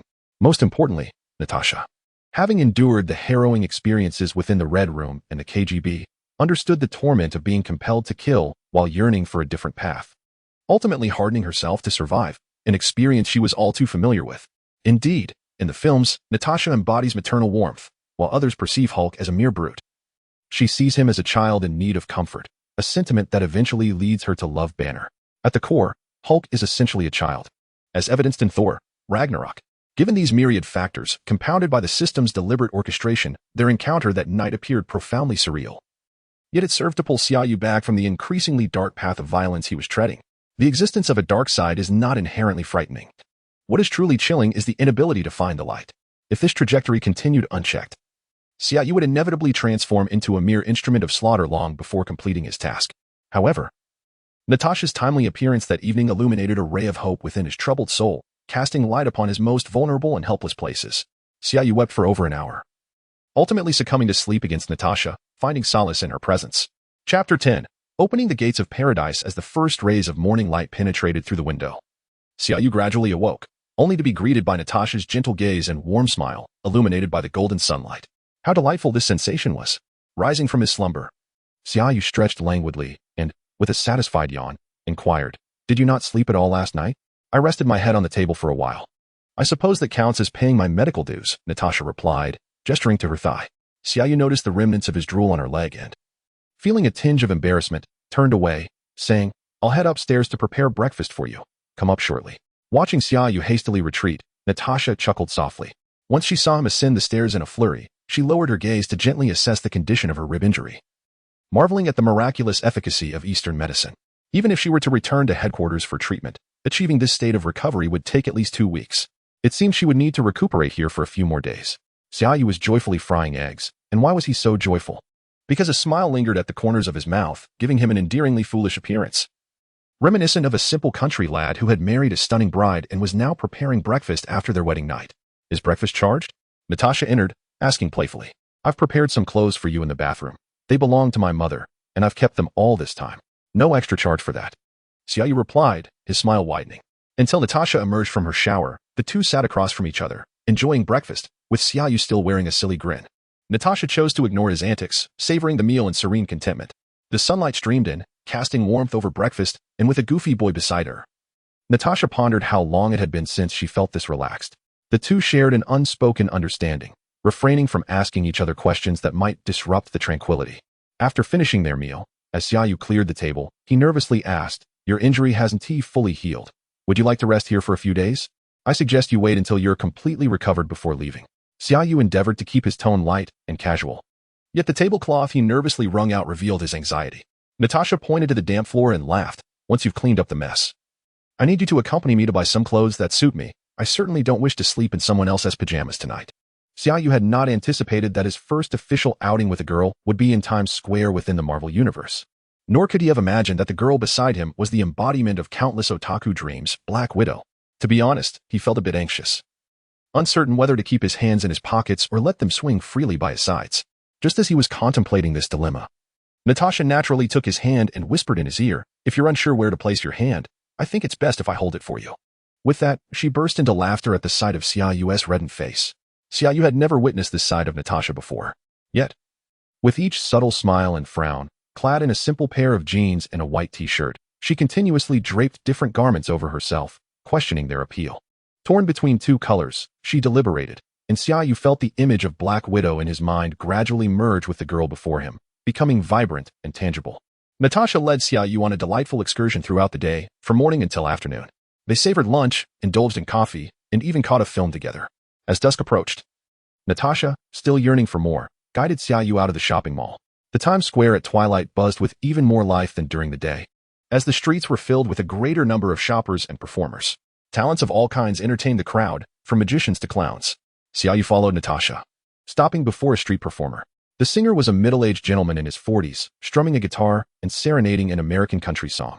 The lyrics told the tale of a country girl who ventured to the metropolis to pursue her dreams. evoking memories of David Tao's small-town girl from Xia Yu's previous life, with similar sentiments and a delightful melody. Holding Xia Yu's hand, Natasha gently hummed along.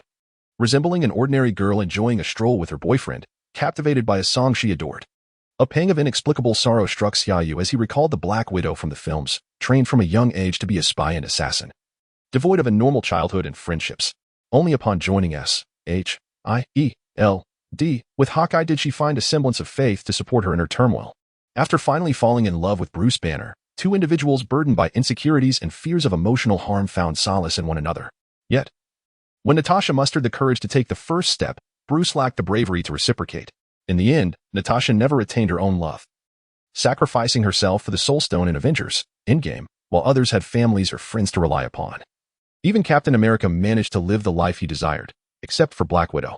Reflecting on this, Xia Yu gazed at Natasha, who was still softly humming the song, his eyes brimming with affection and a protective instinct akin to the way Natasha had looked at him the previous night. Gently releasing her hand, he approached the singer, asking to borrow the guitar. Xia Yu remained silent, yet under Natasha's gaze filled with astonishment, he gradually began to sing, "Ma, take the badge off of me. I can't use it anymore. It's getting dark, too dark to see. Feel like I'm knocking on heaven's door." This song, "Knockin' on Heaven's Door," is one of the hallmark pieces by the renowned American band Guns N' Roses. It tells the poignant tale of a veteran returning home to his mother, expressing his disavowal of metals and weapons, encapsulating his weariness and disdain for war. Although this song does not exist in this world, the essence of great music resonates universally.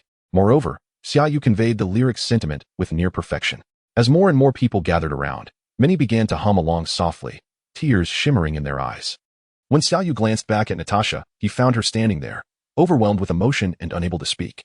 Fortunately, in 2007, communication technology was not as advanced. Otherwise, the surrounding crowd might have captured the moment on their phones, potentially bringing Natasha undue discomfort. As the final note gently faded, the audience erupted into thunderous applause, fervently urging Xia Yu for an encore. Initially inclined to decline, he was unexpectedly presented with a prompt task from the system to sing a theme song from a martial arts television series or film from a past life, incorporating elements of Chinese culture and a martial arts ambience, with the reward being a legendary weapon from that martial arts narrative. Xia Yu found himself in a quandary, rapidly recalling the martial arts films or dramas he had seen. The first song that came to mind was the difficult-to-interpret piece from Demigods and Semi-Devils, though it lacked a legendary weapon. Moreover, he could barely remember the lyrics. While Fengyan featured numerous formidable weapons, he had hardly watched that series and was not proficient in its songs. Xiao Li Fei doubted emphasized weaponry, yet the focus was primarily on the characters, rendering the weapons themselves rather ordinary. Suddenly, Xia Yu recalled another song by the original artist of the difficult piece, a theme song for an earlier adaptation of the Heaven Sword and Dragon Saber, famously performed by the renowned actor, the Roaring Emperor. Despite not having seen the series, he had listened to this song, titled Swords and Sabers Like Dreams, numerous times. Thus, under the expectant gazes of the crowd, Xia Yu slowly began to sing this song. Rich in Chinese cultural essence. My sword, where shall it lead me? Love and hatred, difficult to discern. My blade slices through the vast sky. The nature of right and wrong remains elusive. I find myself intoxicated, enveloped in a haze. Grudges and gratitude, are they illusions or mere voids? Time rushes by fleetingly. Regrets linger for unfulfilled encounters. Love and hatred both ephemeral. Everything drifts away with the wind. A wild laugh escapes, followed by a deep sigh. A life of joy intertwined with sorrow. Who will share the vicissitudes of life and death with me? Who will share the trials of existence by my side? As the final note resonated, a cacophony of applause erupted once more. Though the lyrics may have eluded understanding, the music transcended borders, conveying a spirit of untamed freedom and the tumult of emotions to every listener's heart. Xia Yu returned the guitar to the elder beside him, who, brimming with excitement, exclaimed, "Oh, my friend, your singing is extraordinary. Surely, you are a professional singer, are you not? A vocalist from Huaxia?" "No, I merely sing for my own amusement."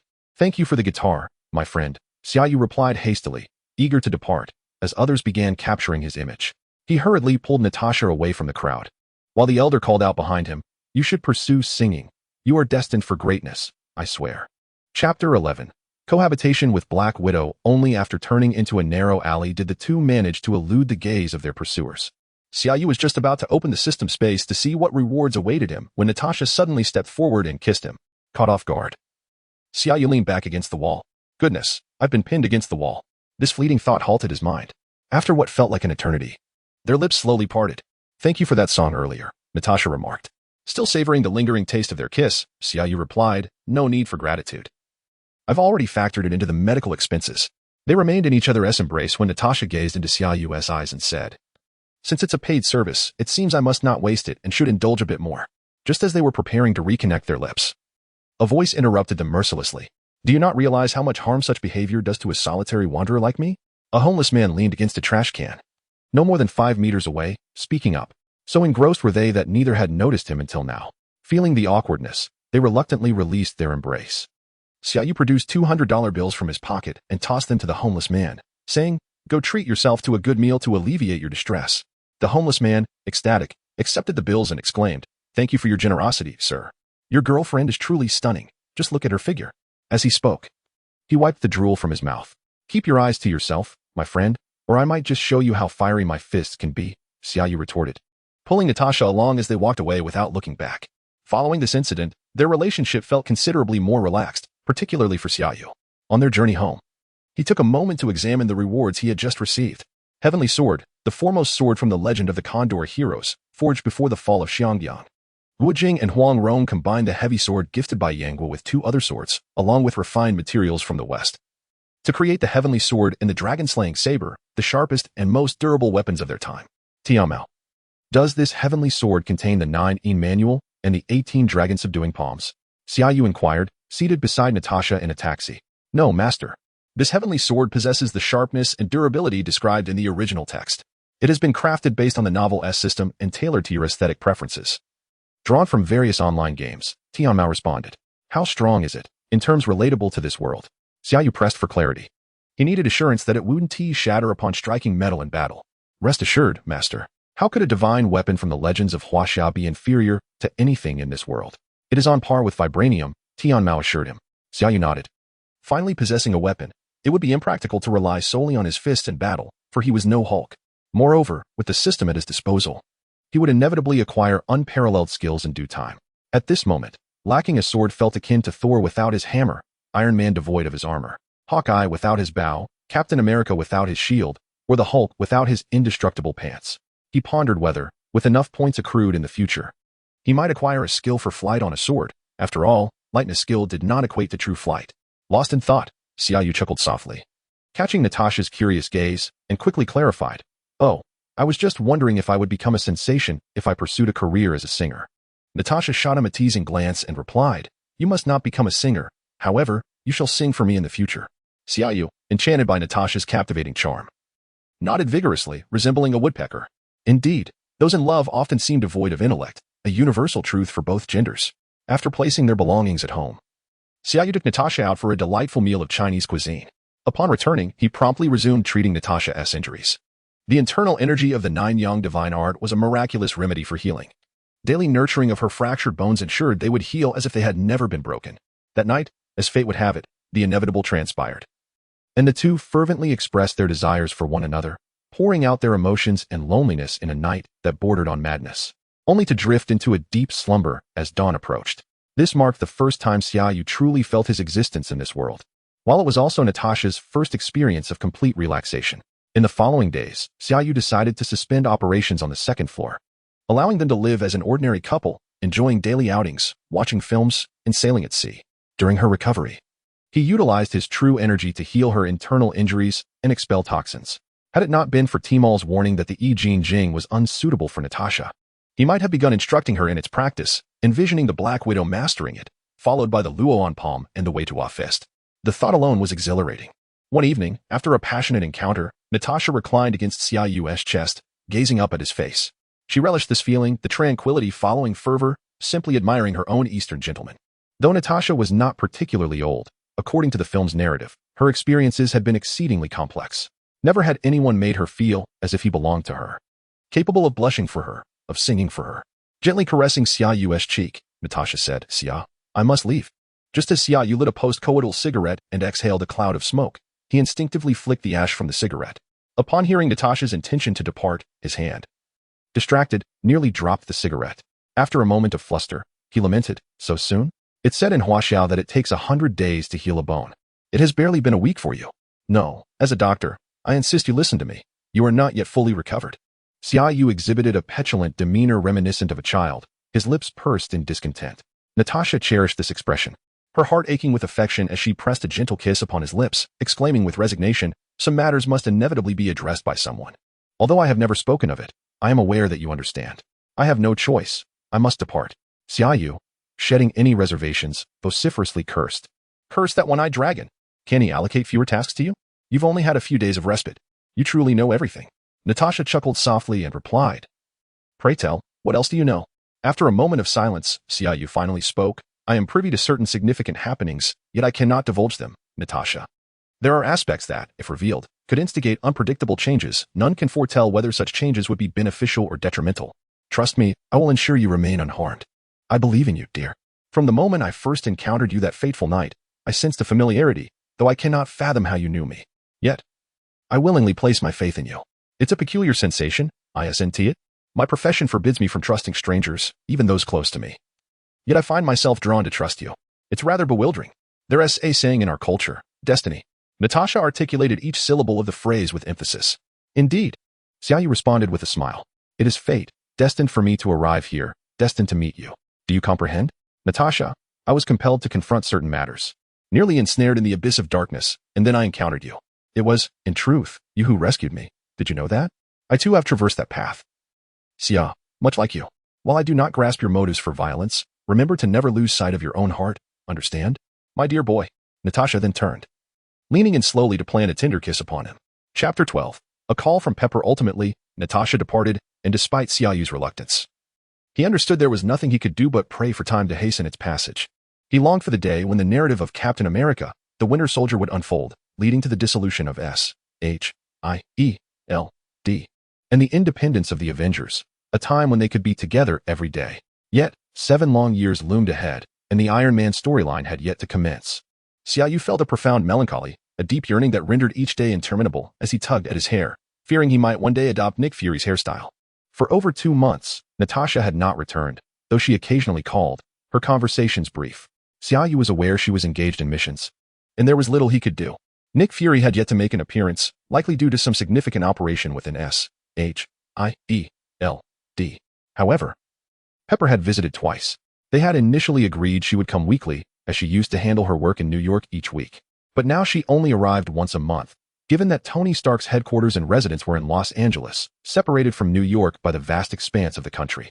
Although her visits were infrequent, Xia Yu's mastery of the 9-yang divine skill had grown increasingly profound. During her acupuncture sessions, he indirectly utilized his inner strength to alleviate several of her minor ailments, enhancing her skin's condition. Each time she came, her laughter grew more vibrant, likely due to Tony Stark's increasingly flirtatious glances directed her way. Those scoundrels. Xia Yu could only curse in silence, unable to partake in the grapes of their affection. The mission was complete, granting him 5,000 reward points and a lottery draw. The voice of Tmall resonated once more. Xia Yu adeptly executed the seemingly inevitable lottery. "Congratulations. Master, you have obtained the Duga 9 swords." Xia Yu felt no surprise, sensing that the system was steadily aligning with his needs. "Tmall, it seems you are solely providing me with items based on my requirements. Thus, the marketplace holds little significance," Xia Yu remarked. "Indeed, Master. Initially, I will judiciously utilize the lottery rewards and points to furnish you with essential items and skills, such as weaponry, physical prowess, and inner strength, all of which are optimized selections. In the later stages, please choose skills that align with your combat habits and methods, and the system will adapt accordingly," Tmall explained. Xia Yu nodded in comprehension, likening it to the beginner phase of a game, where one familiarizes oneself with the character before developing a unique style. With that thought, he promptly equipped the Duga 9 swords and began to assess his current state. 9-yang divine skill. This is a comprehensive inner power technique, enhancing attack, defense, and agility, while also providing health and energy recovery, coupled with a protective shield. It feels akin to an exceptionally powerful passive skill. Lingbo Weibu. The original text states that upon mastering the 9-yang divine skill, one's lightness skill transcends all others. Yet it seems Lingbo Weibu does not fall into this category. The concept of lightness involves leaping high, jumping far, and descending slowly, as the name suggests. It is an art that lightens the body. Xia Yu interprets this as utilizing inner strength to counteract Earth's gravity. However, the inner strength from the 9-yang divine skill is more versatile. Lingbo Weibu represents a form of footwork, designed for evading attacks and accelerating in a straight line. The solitary 9 swords. It embodies a martial art philosophy that triumphs through formlessness. a scientific interpretation that encompasses the myriad techniques of swordplay. This modern martial theory, when combined with internal energy, reveals a plethora of transformations. The Jing. This serves as the foundation, enhancing the body's adaptability within the martial arts framework. The life and death talisman, clearly a transitional tool. It lacks control over narrative characters and currently serves as a makeshift ranged weapon. Based on my current circumstances and points, is there anything suitable for me? Xia Yu mused, glancing at his 455 points, accrued from task completions and assisting others in healing. Certainly, master. Given your present situation, I recommend the Dragon Elephant Prajna skill, Tmall responded, presenting the interface of the skill to Xia Yu. Dragon Elephant Prajna skill, system enhanced version. This supreme protective skill from Tibetan esotericism is divided into 13 levels, each with formidable external power. Mastering each level grants one the strength of a dragon and an elephant, culminating in a physical prowess equivalent to 13 dragons and 13 elephants upon completing all levels. Each level adds a ton of strength, amounting to an astonishing 13 tons of force. Xia Yu exclaimed, so, each level increases my might by a ton? That's incredible. However, he recalled how the likes of Spider-Man could effortlessly intercept a speeding bus, and Iron Man in his Mark III could hurl cars, rendering this newfound strength somewhat less impressive. Wait a moment. With over 100,000 points, what can I possibly learn? Is there an option for installment payments? Xia Yu questioned, noticing the zeros trailing his points. Installment payments are not supported, but you may purchase in tiers. You can acquire the first 3 levels now and acquire the remaining as your points accumulate. Very well. Let us proceed. Xia Yu decisively clicked, finding an option for tiered purchasing.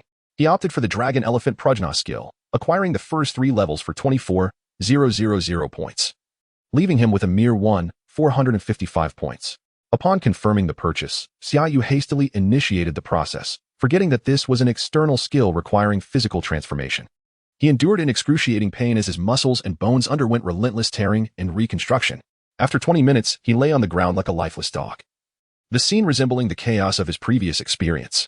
Tmall kindly reminded him, Master, I suggest you clean yourself up, although I am unable to. Scram. Xia Yu retorted, collapsing back onto his bed and lighting a post-exercise cigarette. This time, the aftermath referred to the practice of the Dragon Elephant Prajna skill. His mind began to replay every Marvel film, linking the narratives together while striving to enhance his strength without significantly altering the storyline. He aimed for a smooth transition to the moment of the snap, ensuring he would not vanish, as he needed to guarantee Natasha's survival. As for events beyond that, since he was unaware of them, he chose not to dwell further. He simply resolved to strengthen his abilities and take action. It is now November of 2007, and Tony Stark was kidnapped in Afghanistan in 2008, but the exact month remains unclear. However, the film premiered in May, so the timeline likely does not deviate significantly. Tony Stark spent 3 months in a cave, and he would undoubtedly engage in the battle against Obadiah Stane. Perhaps I should devise a plan to infiltrate SHIELD. The image of Black Widow appeared before Xia Yu's mind. It seems there were not many opportunities for interaction prior to the onset of the Avengers. It would be prudent to avoid the Hulk for now, as I am currently in a vulnerable state. The challenge of approaching Thor is also formidable. Asgard is fraught with complexities. Individuals with ambiguous backgrounds, like myself, should certainly steer clear of Odin and the Ancient One, who are undoubtedly deities of immense power, rivaling or even surpassing Thanos. At the very least, Thanos lacks the Infinity Stones, making him no match for those two. My only apparent options at this stage seem to be SHIELD and Tony Stark. The classic Nokia ringtone interrupted Xia Yu's reverie. Picking up the phone, he was amused to see that his thoughts had manifested. It was Pepper Potts calling. Hello, Ms. Potts. If I am not mistaken, it should be midnight now, and I am not accepting any appointments at this hour. Xia Yu feigned surprise. Oh, Xia, I apologize for disturbing you so late. I need your assistance. Could you come to Los Angeles? Pepper replied. What is it, Ms. Potts? Are you unwell? Your voice does not suggest illness. Why must you go to Los Angeles? You know I never provide in-home services, Xia Yu replied nonchalantly. No, I am quite well. Thank you for your concern. It is my boss. You know I've been receiving treatment from you recently, and it has proven effective. Therefore, my boss wishes for you to become his personal physician. If you are amenable, he would like you to come to Los Angeles for an interview. Yes, I hope you do not mind.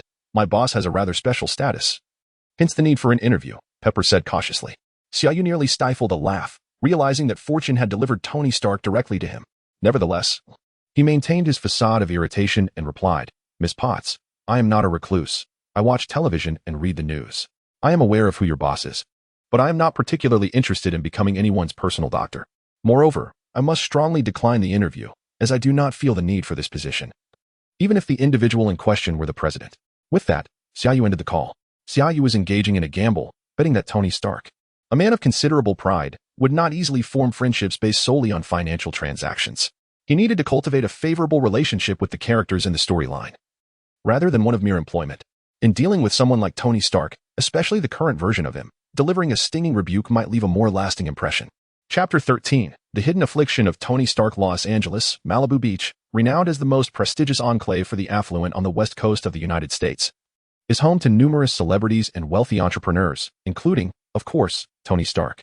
At this moment, the expansive hall echoed with solitude, save for Pepper Potts, who held a phone to her ear, listening to the incessant busy signal. With a wry smile of resignation, she opened the door to the underground laboratory and descended. Tony, I have told you that this is unacceptable. You must learn to appreciate those who assist you, Pepper remarked to Tony Stark, who was engrossed in his experiments. Head bowed low. Are you suggesting he rejected my offer?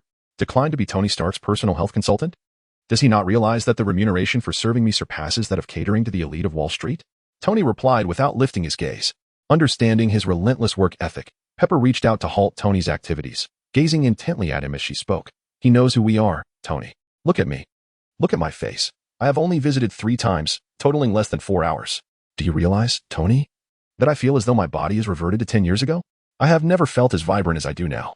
This is not something achievable through mere daily visits to the gym. As Xia would put it, this is holistic body nurturing. Do you comprehend how remarkable that is? He is a genius. Tony, come with me to New York tomorrow. We must meet him and discuss this. I believe your personal visit will convey sincerity that will resonate with him. I can see that you appear well at present, Tony acknowledged, gazing at Pepper before returning to his work. However, I will not personally solicit a health consultant, and I do not appreciate you referring to others as geniuses in my presence. I believe I am the greatest genius in your eyes, not a health consultant, and surely, in the eyes of others as well. I will arrange for a flight tomorrow morning. I will come to fetch you. Rest well and have a good night, boss, Pepper declared firmly as she turned to leave. Typically, Pepper dutifully adhered to Tony Stark's commands, particularly before ascending to the role of CEO of Stark Industries, where she meticulously tended to his needs. Yet, when it came to matters concerning Tony's health, she displayed unwavering determination. Just moments ago, Tony had exhibited a hint of discomfort regarding his well-being, albeit not in a medical sense, prompting Pepper to recall Xia's theories on wellness. Thus, she hastily recommended Xia and disregarded the time to make the call. Unaccustomed to Pepper's assertiveness, Tony Stark merely shrugged in silence, feeling a sense of care and reflecting on Pepper's recent transformative changes. Even while arranging a photo shoot with a magazine cover model, his thoughts were consumed by Pepper's image. With a sigh, Tony set aside his work and obediently took her advice to rest. Xia Yu was correct in his gamble. The following afternoon, he encountered one of the central figures of the Avengers, Iron Man Tony Stark, although the atmosphere was rather tense at the outset. You wouldn't be referring to this young lad as the genius of mysterious Eastern medicine, would you, Pepper? Are you sure you haven't mistaken him for someone else? Tony Stark remarked as he entered, his words laced with sarcasm. Mr. Stark, Xia's clinic is the most renowned in New York, dating back to his grandfather's time. The most esteemed and distinguished individuals in all of Manhattan must schedule an appointment to receive care, Pepper explained, smiling at Xia Yu. Stark, however, seemed oblivious to Pepper's goodwill. Continuing his provocation, I have no doubt that his grandfather possessed remarkable Eastern medical skills. But it is hard for me to believe that this young boy can be as extraordinary as you claim. Turning to Xia Yu, Stark inquired, how old are you? Young man, have you reached the legal drinking age yet? Xia Yu, engrossed in preparing tea at the table, responded, I am 23 years old, Mr. Stark. I heard you entered MIT at 15 and took over your family business at 21. Surely you understand that age does not equate to everything? Is that so? I am Tony Stark, the world's most renowned genius, billionaire, and playboy, Stark retorted with arrogance. Then perhaps you should purchase a medical journal and learn how to treat your own body to prove your worth to me. Genius, Xia Yu shot back, without hesitation. Afterward, Xia Yu poured a cup of tea and gestured gracefully to Pepper, saying, Miss Potts, please enjoy your favorite black tea. Pepper thanked him and accepted the cup, while Stark casually poured himself a cup and remarked, your tea is quite good, though I usually prefer coffee. Do you realize whom you are provoking? My genius is in creating the most advanced weapons in the world, not in practicing as a mere health doctor. And I hardly believe that being a good health doctor requires much genius. Xia Yu elegantly refilled their cups but retorted, so, the great Mr. Stark can create weapons capable of destroying the earth, yet cannot mend his own, frail and aging body. If I may boldly inquire, Mr. Stark, how old are you? Let me guess, 45? Xia Yu is undoubtedly being intentional, as Tony Stark, born in 1970, was only 37. And he appeared even younger than his cinematic portrayal. Damn it, I am far from 40. I work out more than 4 times a week. My body is in prime condition. How dare you describe me as frail and aging? I detest that word. For heaven's sake, you've angered me. Do you have boxing gloves here? I must show you what strength truly means. Stark exclaimed, flailing his arms in indignation. Xia Yu turned to Pepper, feigning surprise, and asked, Miss Potts, are you certain this Mr. Stark is not yet 40? Oh my, he looks like he could be your father. Having concluded his remarks, he disregarded Pepper's reaction and turned back to Tony Stark, saying, You claim to work out 4 times a week? I must apologize, sir. But I feel compelled to remark that the only aspect of you that appears well-maintained is your beard, albeit it hardly befits you. At least it seems to have been meticulously groomed. In a fit of pique, Tony Stark gulped down his tea in one go and retorted, I can hardly believe I've encountered someone even more insufferable than myself. My father once described me as increasingly acerbic with genius. I now bestow that acerbity upon you and shall await your demonstration of brilliance. He then turned to Pepper, instructing, Pepper, would you be so kind as to fetch me a cup of coffee from downstairs? I cannot abide tea. Perhaps you might also check if there is any concentrated sulfuric acid in the shops nearby, if the situation does not improve. I plan to douse this young man's face with it. Pepper, smiling as she observed their verbal sparring, relished the rare sight of Tony being outmatched. She understood Tony Stark well. When he disdained someone, he would not waste a breath on them. Summer, indeed, was a remarkably charming young man. One she found herself quite taken with, and it appeared Tony shared a favorable impression as well. Upon hearing Tony's words, Pepper nodded with a smile, offering Summer an apologetic glance before taking her leave. Only after the sound of her footsteps on the staircase faded did Tony Stark turn back to Summer, his tone menacing as he declared, Listen here, I've left my laboratory early this morning and endured several hours of flight. You had better make this worth my while. I require the kind of comprehensive maintenance that Pepper provides. Comprehensive, do you grasp my meaning? Summer chuckled, Mr. Stark, if you are concerned about wasting time. A certain blue pill could resolve your predicament. They sell it at the pharmacy downstairs, and mentioning my name will afford you a discount. Upon entering, Summer had quickly discerned the underlying issue. It was evident why Tony Stark had personally flown over. His most vital function as a man had faltered. Damn it. How did you discern that? Tony exclaimed. I need to restore my body, rectify it. Do you understand? Like an engine whose revs have slowed. I require you to repair or upgrade it, not overload it. Do you comprehend? That would shorten the engine's lifespan. What I meant to convey is that I've been working excessively long hours without adequate rest, and my bodily functions have been adversely affected. However, I lack the luxury of time for rest. Thus I require your unique medical expertise to help my body recuperate and regain its proper functions. Precisely that. Tony Stark earnestly explained. I fully grasp your intentions and understand your needs, and I assure you that I shall not disclose any particulars of your treatment to anyone. However, for optimal results, I will need you to visit twice a week for a minimum of 3 months, during which time you must refrain from any relations with women, men as well. Summer replied with equal seriousness. 3 months is excessive. That is far too long. Do you have any idea how many temptations I face daily from attractive women? I cannot refuse them all. To reject a lady, especially a beautiful one, is hardly the behavior of a gentleman. Tony Stark engaged in negotiation. Then you should purchase those blue pills. I cannot assist you, but I must inform you that your engine has traversed too great a distance. Any further forced acceleration will lead to its demise. However, I possess a method to achieve the effects of those blue pills without rendering it inoperative. Though your engine would become irreparable, leaving you with only your current horsepower, he stated. Xia Yu shrugged, expressing his helplessness. Damn it, have you seen Maxim magazine? I mentioned that I would attempt to engage with their cover girls each month this year. Unfortunately, I missed the model for February, and I thought my chances were lost. Little did I know that next month's cover features a pair of twins. This feels like a divine opportunity that I must seize. By next month at the latest. I need to be in prime condition to handle both simultaneously and without any side effects. You must help me devise a plan. The price is yours to set. Tony Stark declared. It's not a matter of money. It requires nearly a month of commitment. I will need to monitor your sleep and diet daily, administering treatment each day. Do you have the time to stay here for a month? Xia Yu replied. Stay here with you? Cohabit for a month? I can't do that. In fact, I want you to be my personal healthcare provider. To be honest, I truly admire the transformation you have brought to Pepper. It appears so natural and radiant, doesn't it? So, if you are willing, come with me to Los Angeles, name your conditions. Tony Stark finally extended his invitation. Apologies, but I have little interest in becoming anyone's personal healthcare provider. In truth, I do not intend to remain in this profession much longer. I can assist you in resolving this current predicament, but you must promise me, Mr. Stark, that you will adhere to my directives until your treatment is complete. Xia Yu responded. Chapter 14, Rooftop Hot Pot System Task. Utilize your medical skills combined with the internal energy of the Nine Suns' divine art to remedy the minor ailments of Iron Man, Tony Stark, and showcase the extraordinary prowess of Chinese martial arts to one of the three titans of the Avengers. Task reward, 10,000 points. Without hesitation, Xia Yu accepted the task and accompanied Tony Stark and Pepper to Los Angeles. Jarvis, grant this young lad access. He will be residing with us for the next month, Tony Stark declared upon entering. Indeed, Mr. Stark, the basic profile has been established. Welcome, Mr. Xia, Jarvis replied. Jarvis is my artificial intelligence butler, capable of monitoring the entire house and effortlessly retrieving your records from government databases. You can inquire about anything within the home from Jarvis, including the ideal temperature of water for your shower. He is omnipresent.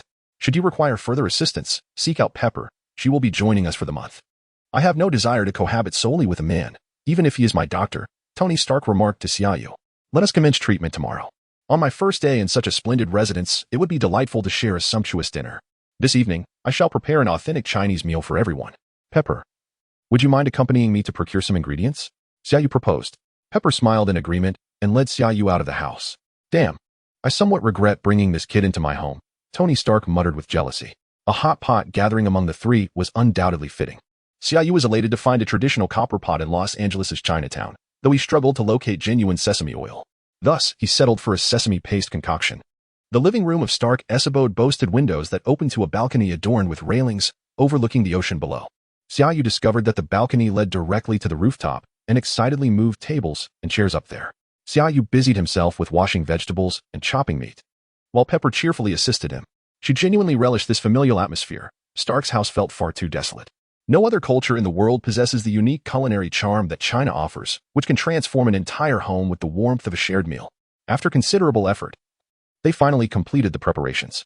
Stark carried a small box filled with ice and beer, ready to partake. Xia Yu lifted the lid, and a wave of steam accompanied by the scent of spices wafted up. I am curious to see what is so remarkable about this hot pot you have toiled over.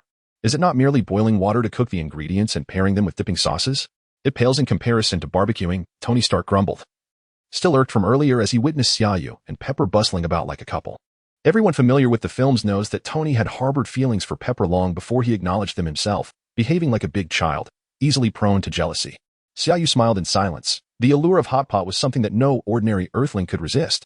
Observing Tony and Pepper as they each placed slices of meat into the pot, Xia Yu interjected with a reminder. The meat is sliced quite thin. It only takes about 10 seconds to cook. Overcooking it would ruin the taste. Wow. I mean, it's rather good, better than I expected, Tony Stark remarked. Xia Yu chose to ignore his stubbornness and turned to Pepper, asking, what do you think, Miss Potts? With her mouth full, Pepper could hardly respond, only managing to nod vigorously, her eyes crinkling into crescent moons. Though Tony Stark verbally expressed his approval, his actions betrayed him. His lack of dexterity with chopsticks led him to resort to a barbecue tong and indulge heartily.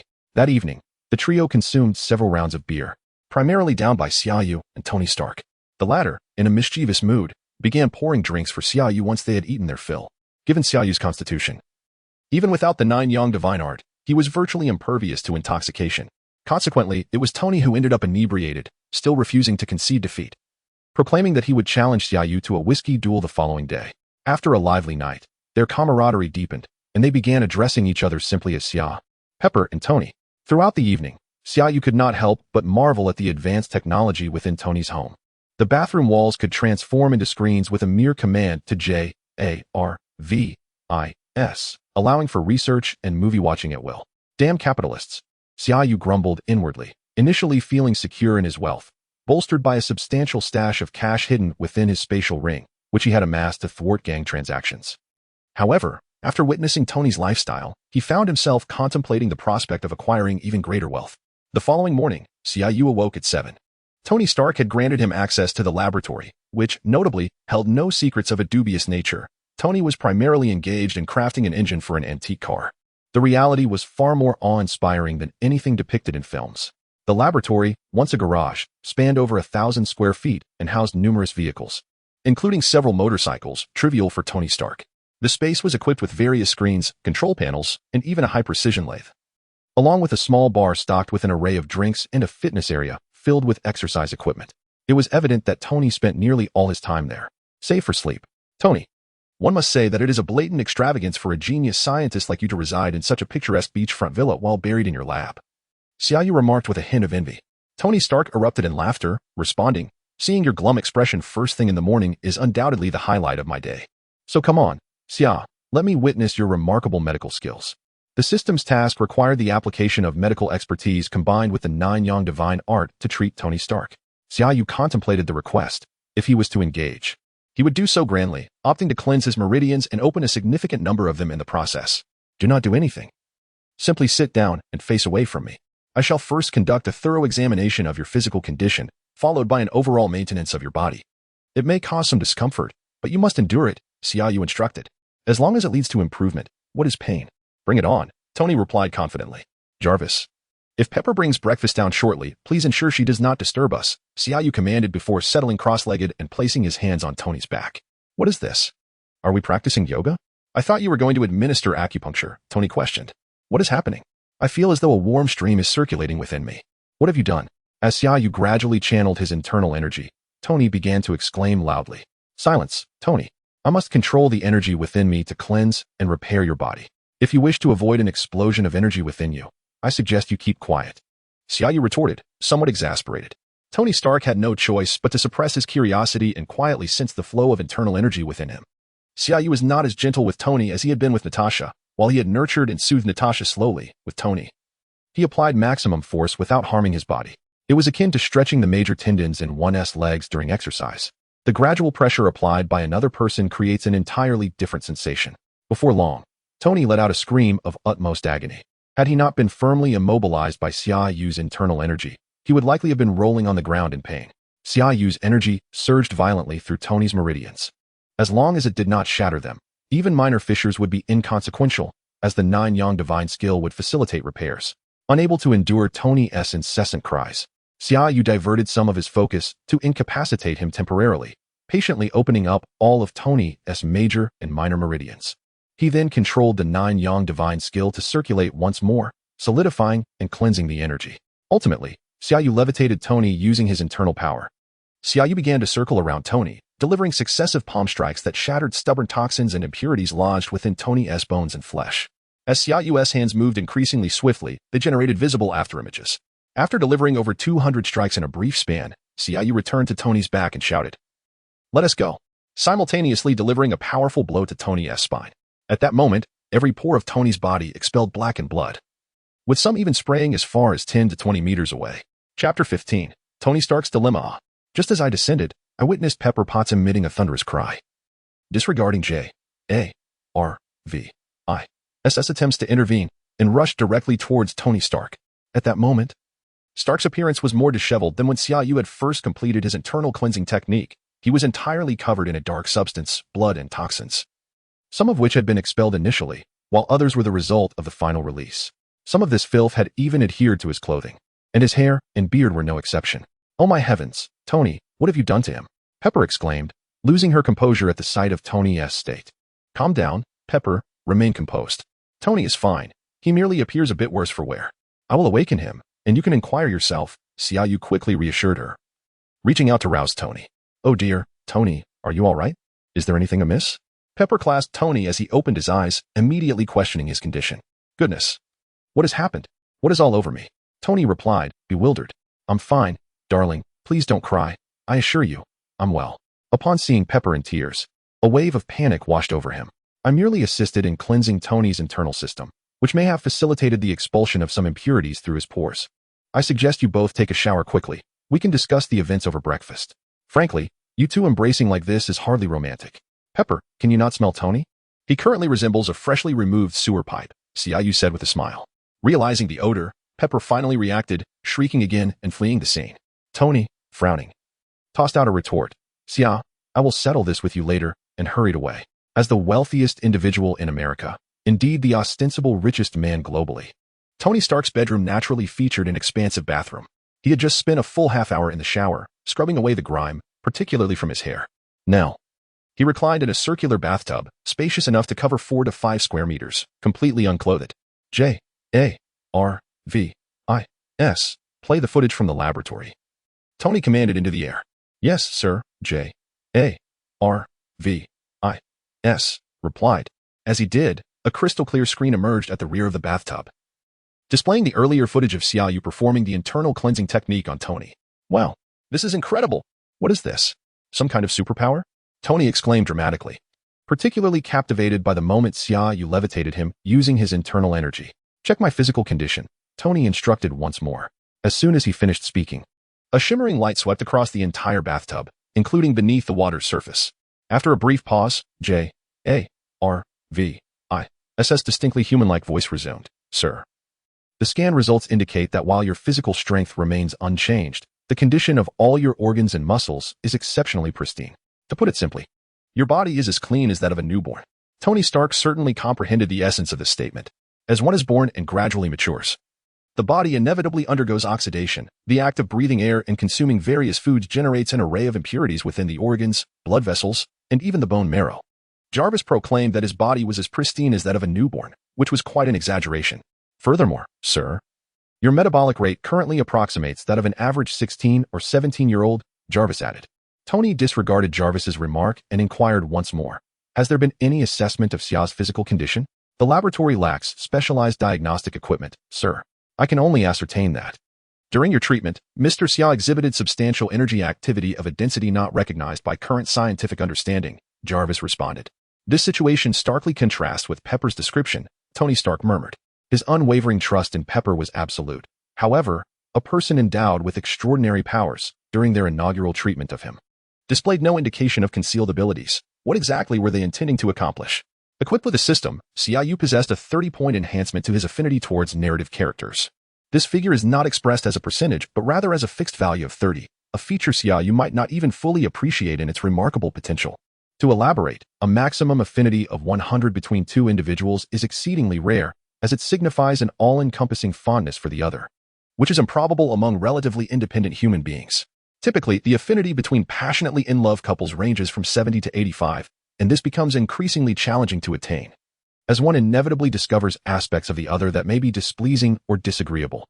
For instance, two strangers exchanging smiles upon meeting might establish an affinity of 10.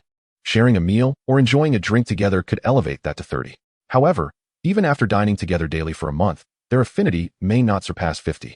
Thus, the standard for increasing affinity becomes progressively more arduous. Yet, the system bestows Xia Yu with an extraordinary advantage. For example, upon meeting Natasha, he immediately receives an additional 30 points in affinity. Should he enjoy a meal with her and engage in delightful conversation, he would still receive a direct 30 points. In the context of ordinary individuals, achieving a 30-point affinity after a gathering is quite common, but Xia Yu's system-imposed bonus elevates his total to 60, which is impressive. To put it bluntly, some couples with strained relationships may find their affinity hovering around 60 as well. Thus, after a meal and a drink shared between Xia Yu and Tony Stark, their rapport had already reached a considerable height. Despite Stark's sense of unease, he harbored no suspicions regarding any ulterior motives from Xia Yu. This was attributed to the trust fostered by their burgeoning camaraderie and the footage displayed by Jarvis. If Xia Yu had any intention of causing harm, he certainly would not have waited until now. As for whether he approached Stark with a specific purpose, the strong bond of goodwill influenced Stark's judgment, and he could not conceive of any ulterior motives. If it were about money, Stark, indeed, would be indifferent. He had the means to act capriciously, a trait he had exhibited long before he donned the Iron Man suit. For these reasons, during breakfast, Stark boldly showcased the footage of their time in the laboratory before Xia Yu. Pepper Potts, upon watching, gasped in astonishment. When she entered the lab, her mind was flooded with images of Tony covered in blood, completely overlooking the fact that he was levitating in midair, possibly obscured by the numerous tables in the lab that blocked her view of his legs. What is this? Superpower? Or perhaps an extraordinary ability? Stark inquired directly. Xia Yu, unfazed, was well aware of Jarvis's capabilities, having watched the films, and considering that Stark had introduced him to these concepts just the day prior. He found it refreshing that Stark was so forthright. This is a form of martial arts from China, known as Kung Fu. Are you familiar with the term? It involves cultivating an internal energy, Xia Yu explained. I certainly know of Kung Fu, Bruce Lee. I even practiced Wing Chun for a time. But it didn't seem that extraordinary. It felt more like a combat technique, Stark replied. That is merely the foundational stage, involving the practice of forms and learning muscle control techniques. The more advanced levels involve absorbing energy from food in the air, transforming and enhancing the body, storing energy, and employing it through various methods. You might liken it to magic, though the manifestation differs, making it more comprehensible for you, Xia Yu elaborated. Tony nodded thoughtfully, acknowledging. Your description is quite thorough. I grasp your meaning entirely. However, considering such abilities are rarely revealed to the public, why would you so freely display them before me? While I concede that we share an intriguing connection, and I admit to feeling a unique fondness for you, though not in that way, mind you. As I still prefer the company of beautiful women, I must point out that despite our rapport, it remains our first meeting. It seems rather unwise for you to exhibit such abilities in my presence, especially since you did not employ your so-called martial arts while treating Pepper or others. Chapter 16. The Invincible Stark. In fact, when I administer treatment to others, it proves effective, albeit predominantly through the use of silver needles, thus remaining unnoticed. The reason for its apparent efficacy this time is twofold. Firstly, it is due to the urgency of the situation. I must employ such methods to achieve rapid results. Secondly, as you mentioned, there exists an inexplicable affinity between us, both you and Pepper. Despite your initial disdainful demeanor, I felt an inexplicable trust upon our first encounter. I am uncertain if you both shared this sentiment, but I certainly did. Xia Yu's response was astutely crafted, aware of the system's affinity bonuses, which elicited a knowing nod from Tony and Pepper. Observing their agreement, Xia Yu took a sip of coffee and continued, in the language of Huaxia. We refer to this as fate. The people of Huaxia hold this belief dearly. The crux of the matter is that the world does not permit me to wield my powers freely. I aspire to delve into martial arts, including the study of my own body and the energy within it. However, I lack the necessary detection devices and technology until I encountered you, imbued with such serendipity, compelling me to reveal my abilities. Tony Stark and Pepper exchanged glances, nodding in mutual understanding, having largely accepted this explanation. Pepper, however, inquired with curiosity, Xia, why didn't you disclose this right from our first meeting? Xia Yu burst into laughter. Pointing at Tony, asked this fellow if he would have thought me mad had I revealed such capabilities immediately. Had I displayed my powers upon our first encounter? He might have summoned the authorities, or at the very least, prohibited you from seeking my treatment in the future. Tony pondered for a moment, then chuckled, replying, you know, I quite enjoy your insufferable demeanor. It reminds me of my younger self. Pepper chimed in at the opportune moment. Tony, you are still quite the same. The breakfast concluded amidst laughter, and a nascent trust was established. However, Tony Stark, ever restless, insisted that Xia Yu demonstrate his abilities further. Eager to discern what equipment might be necessary for his research into this uncharted domain, Xia Yu, cautious not to reveal his full potential, offered a brief exhibition of his internal energy applications. He demonstrated techniques such as infusing his strikes with energy, enhancing the hardness of objects, and utilizing lightness techniques to momentarily hover and fly.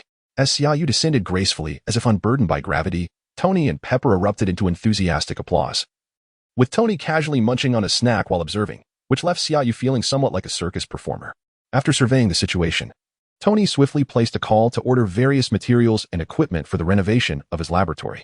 At noon, Xia Yu showcased his culinary skills by preparing a soup and several traditional Huaxia dishes, leading Tony to declare that he must hire a Huaxia chef to be his personal cook in the future.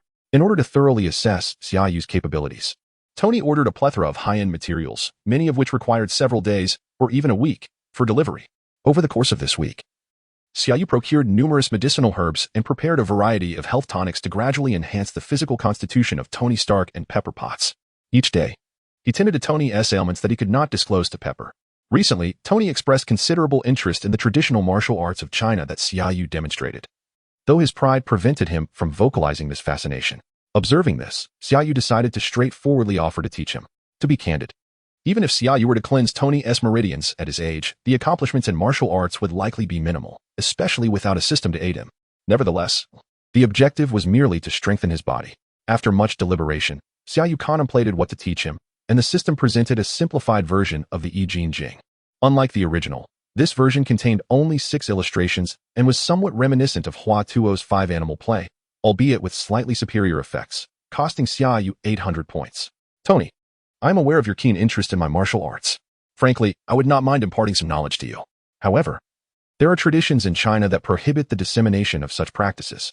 I must adhere to these customs. Thus, after several days of contemplation, I devised a solution. You could join our sect, which would alleviate these restrictions, Xia Yu proposed casually, aiming to appear enigmatic while simultaneously establishing a deeper bond between them. I am aware of this. I have seen some films. However, are there any limitations?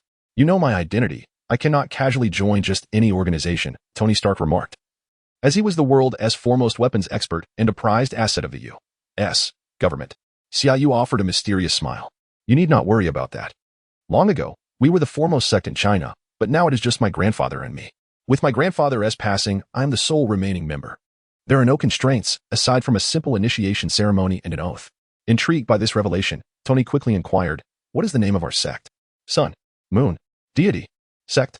Xia Yu enunciated each character in Chinese.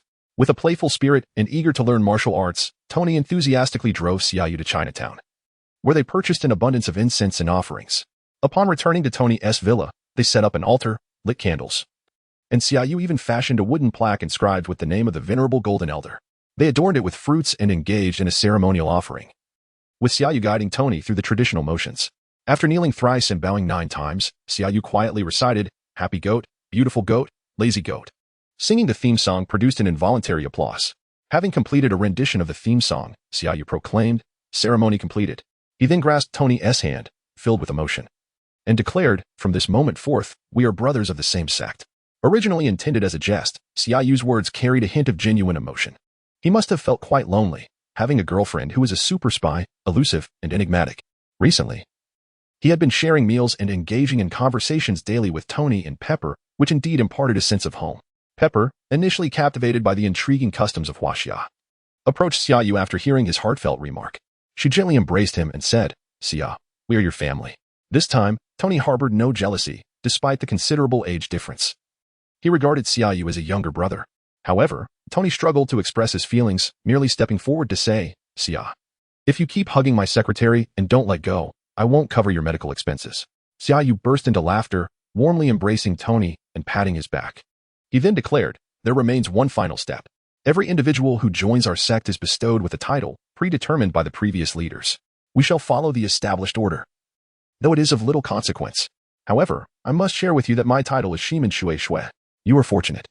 Your title is the most formidable of all, Dong, Fong, Bu, Bai." Chapter 17. Yacht Party. This treadmill can achieve a staggering maximum speed of 800 kilometers per hour, automatically adjusting to your acceleration and deceleration without producing a single sound. To put it mildly, given sufficient materials, I could make a high-speed train run in place on this treadmill.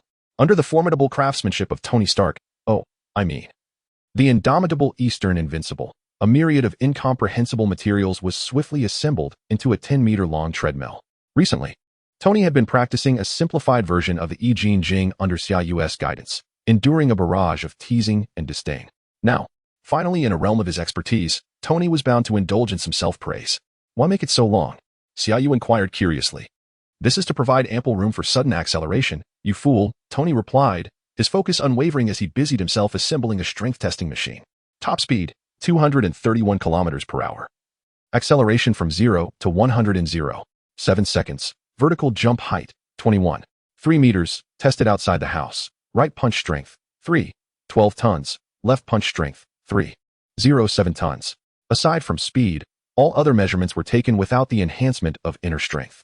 Having practiced the first 3 levels of the Dragon Elephant Prajna skill, Xia Yu could hold his own against genetically enhanced heroes like Captain America and Bucky without relying on inner power. Regrettably, Tony's equipment could only detect a vast reservoir of energy within Xia Yu but failed to trace the pathways and intensity of his inner strength. In Jarvis's words, "Sir, I cannot detect the meridians and acupoints you speak of. Do such organs even exist in the human body?" After the preliminary data analysis, Tony eagerly asked Xia Yu when he might reach such a level. Xia Yu, with a wry smile, explained that his inner strength had been bestowed upon him by his grandfather before his passing, and that the cultivation of physical strength required a foundation from childhood. They could discuss Tony achieving such proficiency once he mastered the 6 illustrations. Feeling quite disheartened, Tony soon retreated to his laboratory, convinced that he could uncover the secrets of the human acupoints and meridians. He firmly believed that science would ultimately provide an explanation. He felt that by discovering the mysteries of the meridians and acupoints, he could swiftly grasp how the human body absorbs and stores energy. Xia Yu could only respond with a resigned smile, akin to the world's greatest physician failing to comprehend even the simplest theories of foot massage within Chinese culture. Martial arts, to a certain extent, require a degree of idealistic support. For instance, Xia Yu had attempted to teach Tony and Pepper the most fundamental practices of meditation and energy cultivation, such as concentrating energy in the dantian and visualizing a flow of energy within their bodies, yet they were utterly incapable of achieving it. It was perhaps best for Tony Stark to focus on diligently practicing that simplified version of the I Jin Jing. The system was specifically designed for his needs. For the time being, Xia Yu dedicated himself to assisting Tony in restoring and enhancing his masculine vigor. In truth, Tony would be just fine practicing the I Jin Jing. The crux lay in his preoccupation with his December date and the twins, coupled with his lack of a training aid like Xia Yu, leaving him reliant on Xia Yu's daily infusion of inner power for sustenance. Indeed, this was Xia Yu's inner thought, to nurture. Every day, the diligent Xia Yu nurtured Tony and finally received a system notification, delightfully earning 10,000 points. Eager to purchase the 4th level of the Dragon Elephant Prajna skill, Xia Yu was disheartened to discover that he could only buy it alongside the 3rd level, leaving him to await further tasks from the system. After being informed that his treatment had concluded, an exuberant Tony proclaimed he wanted to throw a party. In a devious move, he arranged a business trip for Pepper through the company. Although they had yet to officially become a couple, under the influence of Xia Yu's butterfly effect, the two had begun to flirt. Unlike before, Tony hesitated to engage in casual encounters with women, fearing the repercussions involving Pepper. Originally, Tony was supposed to attend the business trip, but Xia Yu shamelessly lied in front of Pepper, claiming Tony was preoccupied with critical matters. After deceiving Pepper, Tony boasted that he would let Xia Yu experience a luxurious yacht party.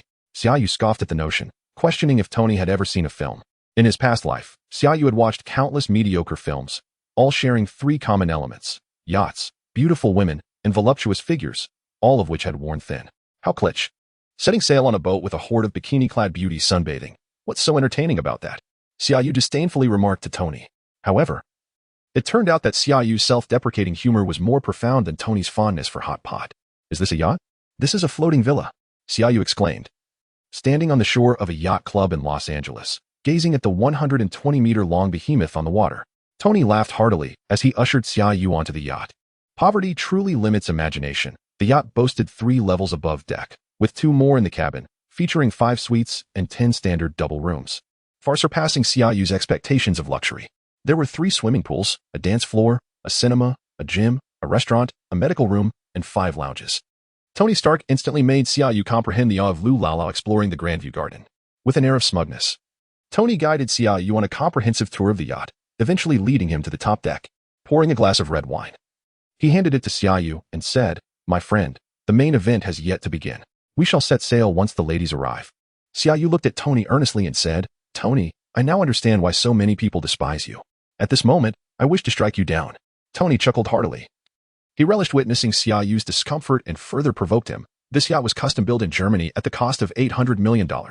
My original vision was to create a small island on the sea, but I couldn't wait that long. I feel utterly impoverished right now, Xia Yu remarked, glancing at the over $100 million within his spatial ring, which he had counted recently. Tony Stark intended to completely dislodge Xia Yu's jaw with his remarks. He turned to Xia Yu, standing on the shore, and said, "Stand up, my friend, and welcome the ladies." Rising to his feet, Xia Yu glanced toward the shore, nearly dropping his wine glass onto his own foot. 3 large tour buses came to a gradual halt beside the yacht. Indeed, these were the very buses meant for tourists. As the doors swung open, a multitude of stunning women clad in bikinis, representing a spectrum of skin tones, elegantly descended. Yes, that wretched capitalist, Tony Stark, had summoned these beauties with not 1, but 3 buses. Once the women boarded the yacht, the crew began to set up an array of food and drinks. At the forefront of the deck, a DJ booth was positioned, featuring the finest DJ from the entire western United States, courtesy of Tony. As darkness enveloped the sky, the yacht embarked, and mere minutes later, a spectacular display of fireworks erupted from the rear, accompanied by the exuberant cheers of the women aboard. Grasping the microphone at the DJ booth, Tony boisterously proclaimed, "The party has begun. Let the merriment flow, ladies." The DJ promptly commenced spinning tracks, and the entire yacht was engulfed in a euphoric sea of joy. Chapter 18. Tony, your pool has been urinated and the party commenced in earnest. And a wicked smile crept upon Tony's lips as he ushered Xia Yu to the DJ booth, standing at the pinnacle of the yacht's deck. He gestured for the DJ to silence the music and seized the microphone, proclaiming loudly, "Allow me to introduce tonight's protagonist, the handsome youth from the eastern land of Huaxia. Xia, a prodigy in his own right, he is also my dearest friend. As the star of the evening, he wishes to express his gratitude to all the lovely ladies present by serenading you. Ladies, let your cheers resound." "Tony, you scoundrel," Xia Yu exclaimed, turning to the retreating figure of Tony Stark. "Do not be shy. Tonight, you are the main event, my friend." Tony chuckled heartily before darting off to mingle with the charming ladies. Xia Yu felt as though he had been thrust onto the stage. Fortunately, having traversed a myriad of experiences since his arrival, having personally dispatched more than 100 foes, his state of mind was far removed from the timid newcomer he once was. Otherwise, standing before 100 pairs of scrutinizing eyes, he might have hesitated to even speak, let alone sing. Singing was now an inevitability. As he quickly rummaged through his mind for an appropriate song, he began, Greetings, ladies. It is commonly known that Tony Stark is a rogue, arrogant, sharp-tongued, and insufferably proud. Yet, the vast wealth of this detestable scoundrel renders him somewhat endearing. Tonight, I wish to express my gratitude for this charming miscreant, for he has revealed to me the world's most splendid sights, a multitude of bikini-clad beauties. After a brief pause, he continued with a grin. Of course, if you were to shed your bikinis, I am certain the view would be even more splendid. Laughter erupted throughout the crowd. Once the mirth subsided, Xia Yu suddenly raised his voice, exclaiming, "The next song is dedicated to all the beautiful ladies present. Please, puff out your chests and sway to my rhythm. There's a fire starting in my heart, reaching a fever pitch, and it's bringing me out the dark. Finally, I can see you crystal clear. Go ahead and sell me out, and I'll lay your ship bare. See how I'll leave with every piece of you. Don't underestimate the things that I will do." As Xia Yu's rendition of Rolling in the Deep filled the air, the atmosphere reached a crescendo. Below, Tony Stark watched Xia Yu sing with fervor, muttering under his breath, "Damn it. I intended to see him make a fool of himself, but this guy is so talented. I truly might begin to envy you, Xia." With the stirring melody of a song by Xia Yu, the party reached its zenith, plunging him into a sea of captivating beauties, ladies of diverse shapes, skin tones, and alluring types. The yacht was vast, and the multitude of enchanting women rendered Tony and Xia Yu completely absorbed, each ensnared in their own ocean of charm, never to cross paths again that night. At dawn the following day, Xia Yu was roused from slumber by the incessant ringing of his phone. He found himself in the opulent suite aboard the yacht, sprawled across a supersized bed that measured 4 meters wide, surrounded by at least 7 or 8 naked beauties. With utmost delicacy, he extricated himself from the limbs of unknown women before hastily retreating to the bathroom with his phone in hand. Upon answering, Tony's exuberant voice boomed through the receiver. "Xia, how many did you conquer? Yesterday was simply magnificent. I feel as though I could go without sleep for an entire day and night, ha ha ha. Curse it, Tony. Last night was the wildest of my life. I was once a pure-hearted lad, and if my grandfather knew I had befriended someone like you, he would rise from his grave to throttle me," Xia Yu replied. "You've become increasingly shameless, Xia. Hurry to the dining room for breakfast," Tony said before abruptly ending the call. As Xia Yu made his way, he noticed the yacht had been impeccably tidied. Not a single one of the girls from the previous night remained. After inquiring with Tony, he learned that aside from the 2 they had taken to their rooms, others had been ferried away during the night, with designated personnel ensuring their safe return. Xia Yu marveled once more at the exorbitant cost of Tony's parties, and with a growling stomach, he sat down to eat, famished after the previous day's exertions. With little Chili away on a business trip for 5 days, this party spanned 3 continuous days.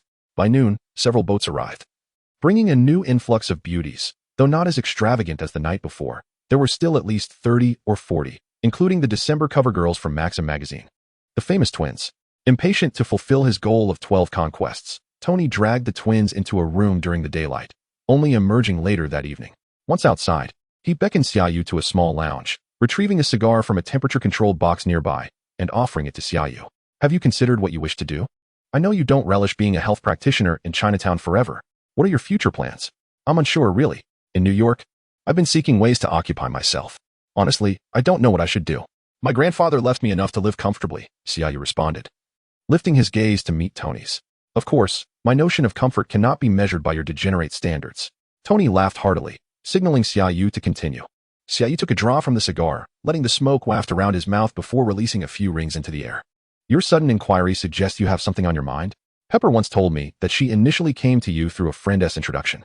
That friend had only visited your grandfather a few times, yet managed to maintain her figure and youthful skin thanks to the medications provided by him. Do you realize what this implies? It signifies the finest weight loss and beauty treatments in the world, and women globally would go to great lengths for it." Tony spoke with utmost seriousness, shifting the conversation toward more pressing matters. Xia Yu had watched the film and spent over a month living with Tony. He had come to understand this man quite well.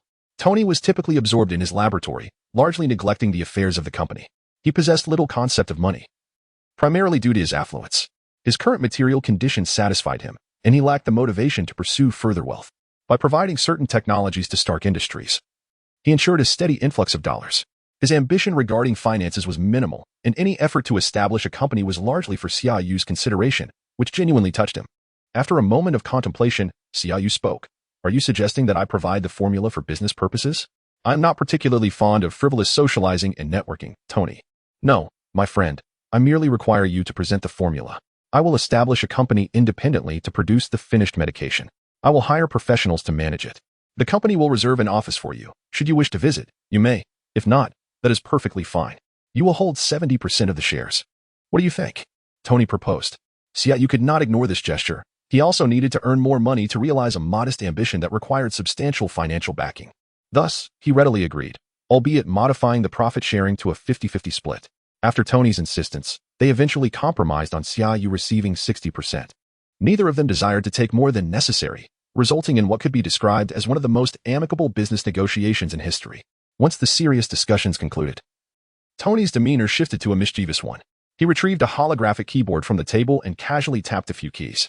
The ceiling above them gradually faded away, ultimately becoming transparent, revealing the largest swimming pool on the deck above. The lights at the bottom of the pool allowed the two men to observe the pool's surface clearly. Tony wrapped an arm around Xia Yu's shoulder and remarked, "Isn't it marvelous to gaze down at the pool from here? This meeting room has only welcomed 2 individuals. And you are one of them. No one else knows. This is the finest view on my ship. Ha ha ha." Tony then began commenting on the various beauties swimming in the pool. "Look at those thighs, simply perfect. Tonight, I shall caress her. And what about that chest? Oh, look at this one, huh? The color of those swim trunks has faded. Ha ha." Xia Yu glanced at the uproariously laughing Tony and remarked dryly, "Tony, it seems she might be urinating in your pool. Son of a bitch." Tony exclaimed as he stood up, cursing. Chapter 2. The afternoon and evening each have their own chapter. Chapter 19. Tony Stark's Valentine's Day gift with Pepper Potts returning from her business trip. Tony began to delegate responsibilities for the establishment of their new company to her. True to her future role as the head of Stark Industries, Pepper expertly handled the selection of the location, the renovations, and the recruitment of personnel. After much deliberation, when the trio struggled to settle on a name for the company, Pepper decisively proclaimed that since the formulas were derived from herbal remedies by Xia Yu, the company would be aptly named Herbal Medicine, in a display of his affluent nature. Tony Stark, with a flourish, purchased a 20-story office building in the name of the new company, meaning that even before production had commenced, Xia Yu had already acquired a significant asset. Xia Yu, however, was unfazed by this. He wished he could contribute financially, but alas, he found himself unable to do so. He accepted the situation with grace as the development of their products progressed fervently. Under Tony's remarkable technological prowess, the entire production line was automated, requiring only the classification of herbal materials upon their arrival at the warehouse. Time flew by amidst the busyness. Although Xia Yu held a hands-off approach, Pepper diligently reported daily progress to both him and Tony, occasionally inviting Xia Yu to observe the developments, which fostered a sense of involvement for him. For over a month, Xia Yu assisted Tony with his training each morning, spent his days in the laboratory supporting Tony, or served as a research subject for Tony's martial arts studies. After more than a month of diligent work, the company was finally ready to open its doors. Tony announced that the new product would be the ultimate Valentine's Day gift for women, and thus set the opening date for February 14th. The products had already been listed prior, but the official move into the office was scheduled for this day, allowing both Tony and Xia Yu, the co-founders, to make an appearance and meet the staff. Most of the key management personnel had been introduced to Xia Yu previously. Today was merely a modest luncheon to allow Tony and Xia Yu to present themselves before the employees. While the staff had been aware that Tony Stark was one of the owners, many were meeting Xia Yu for the first time and were astonished to learn that he was the largest shareholder. The idea that such a young individual from the East could partner with Tony Stark in business, especially as a major stakeholder, was quite surprising. Not concerned with their hushed whispers, Xia Yu spoke a few words before Pepper thoughtfully prepared Valentine's Day gifts for each employee. The trio then departed. And upon reaching the ground floor, Tony and Pepper mysteriously led Xia Yu to the rear of the building. "What are you two up to?" Xia Yu wondered, their enigmatic actions prompting thoughts of matchmaking in his mind. "Do they intend to set me up with someone? But I already have a goddess," he mused. The building, comprising 20 stories, was quite adequate for their needs, even if it was not particularly remarkable in Los Angeles. The lower 16 floors had been entirely leased out, while the upper 4 were reserved for their own use. At that moment, numerous companies occupying the rented floors were busily moving in, causing a flurry of activity among workers and delivery trucks at the rear entrance. As the three approached a corner at the back of the building, Pepper smiled at Xia Yu and said, "This is a Valentine's Day gift that Tony has prepared for you. I'm merely assisting in the endeavor. Now, let me show you." With a swift motion, he produced a keycard and brushed it against the wall, revealing a door at the corner of the building that caught Xia Yu's attention. "Is this an emergency exit?" Xia Yu pondered. The two exchanged no words as they opened the door and pulled Xia Yu inside. They entered a modest elevator lobby, measuring a mere dozen square meters, featuring a solitary elevator. Curiosity piqued, Xia Yu followed them in, only to discover that the elevator lacked buttons. Once again, the little Pepper retrieved the keycard and swiped it on the right side of the elevator, prompting it to ascend. "What on earth is happening?" Xia Yu exclaimed loudly. "Silence. Now that we are in the elevator, there is no need to rush." As the new boss, you must learn to maintain composure, my friend, Tony admonished, shaking his head in a mock-serious manner. Xia Yu rolled his eyes and dismissed him. Before long, the elevator arrived, and as the doors opened, they were greeted by a living room that faced a sofa with its back to the television.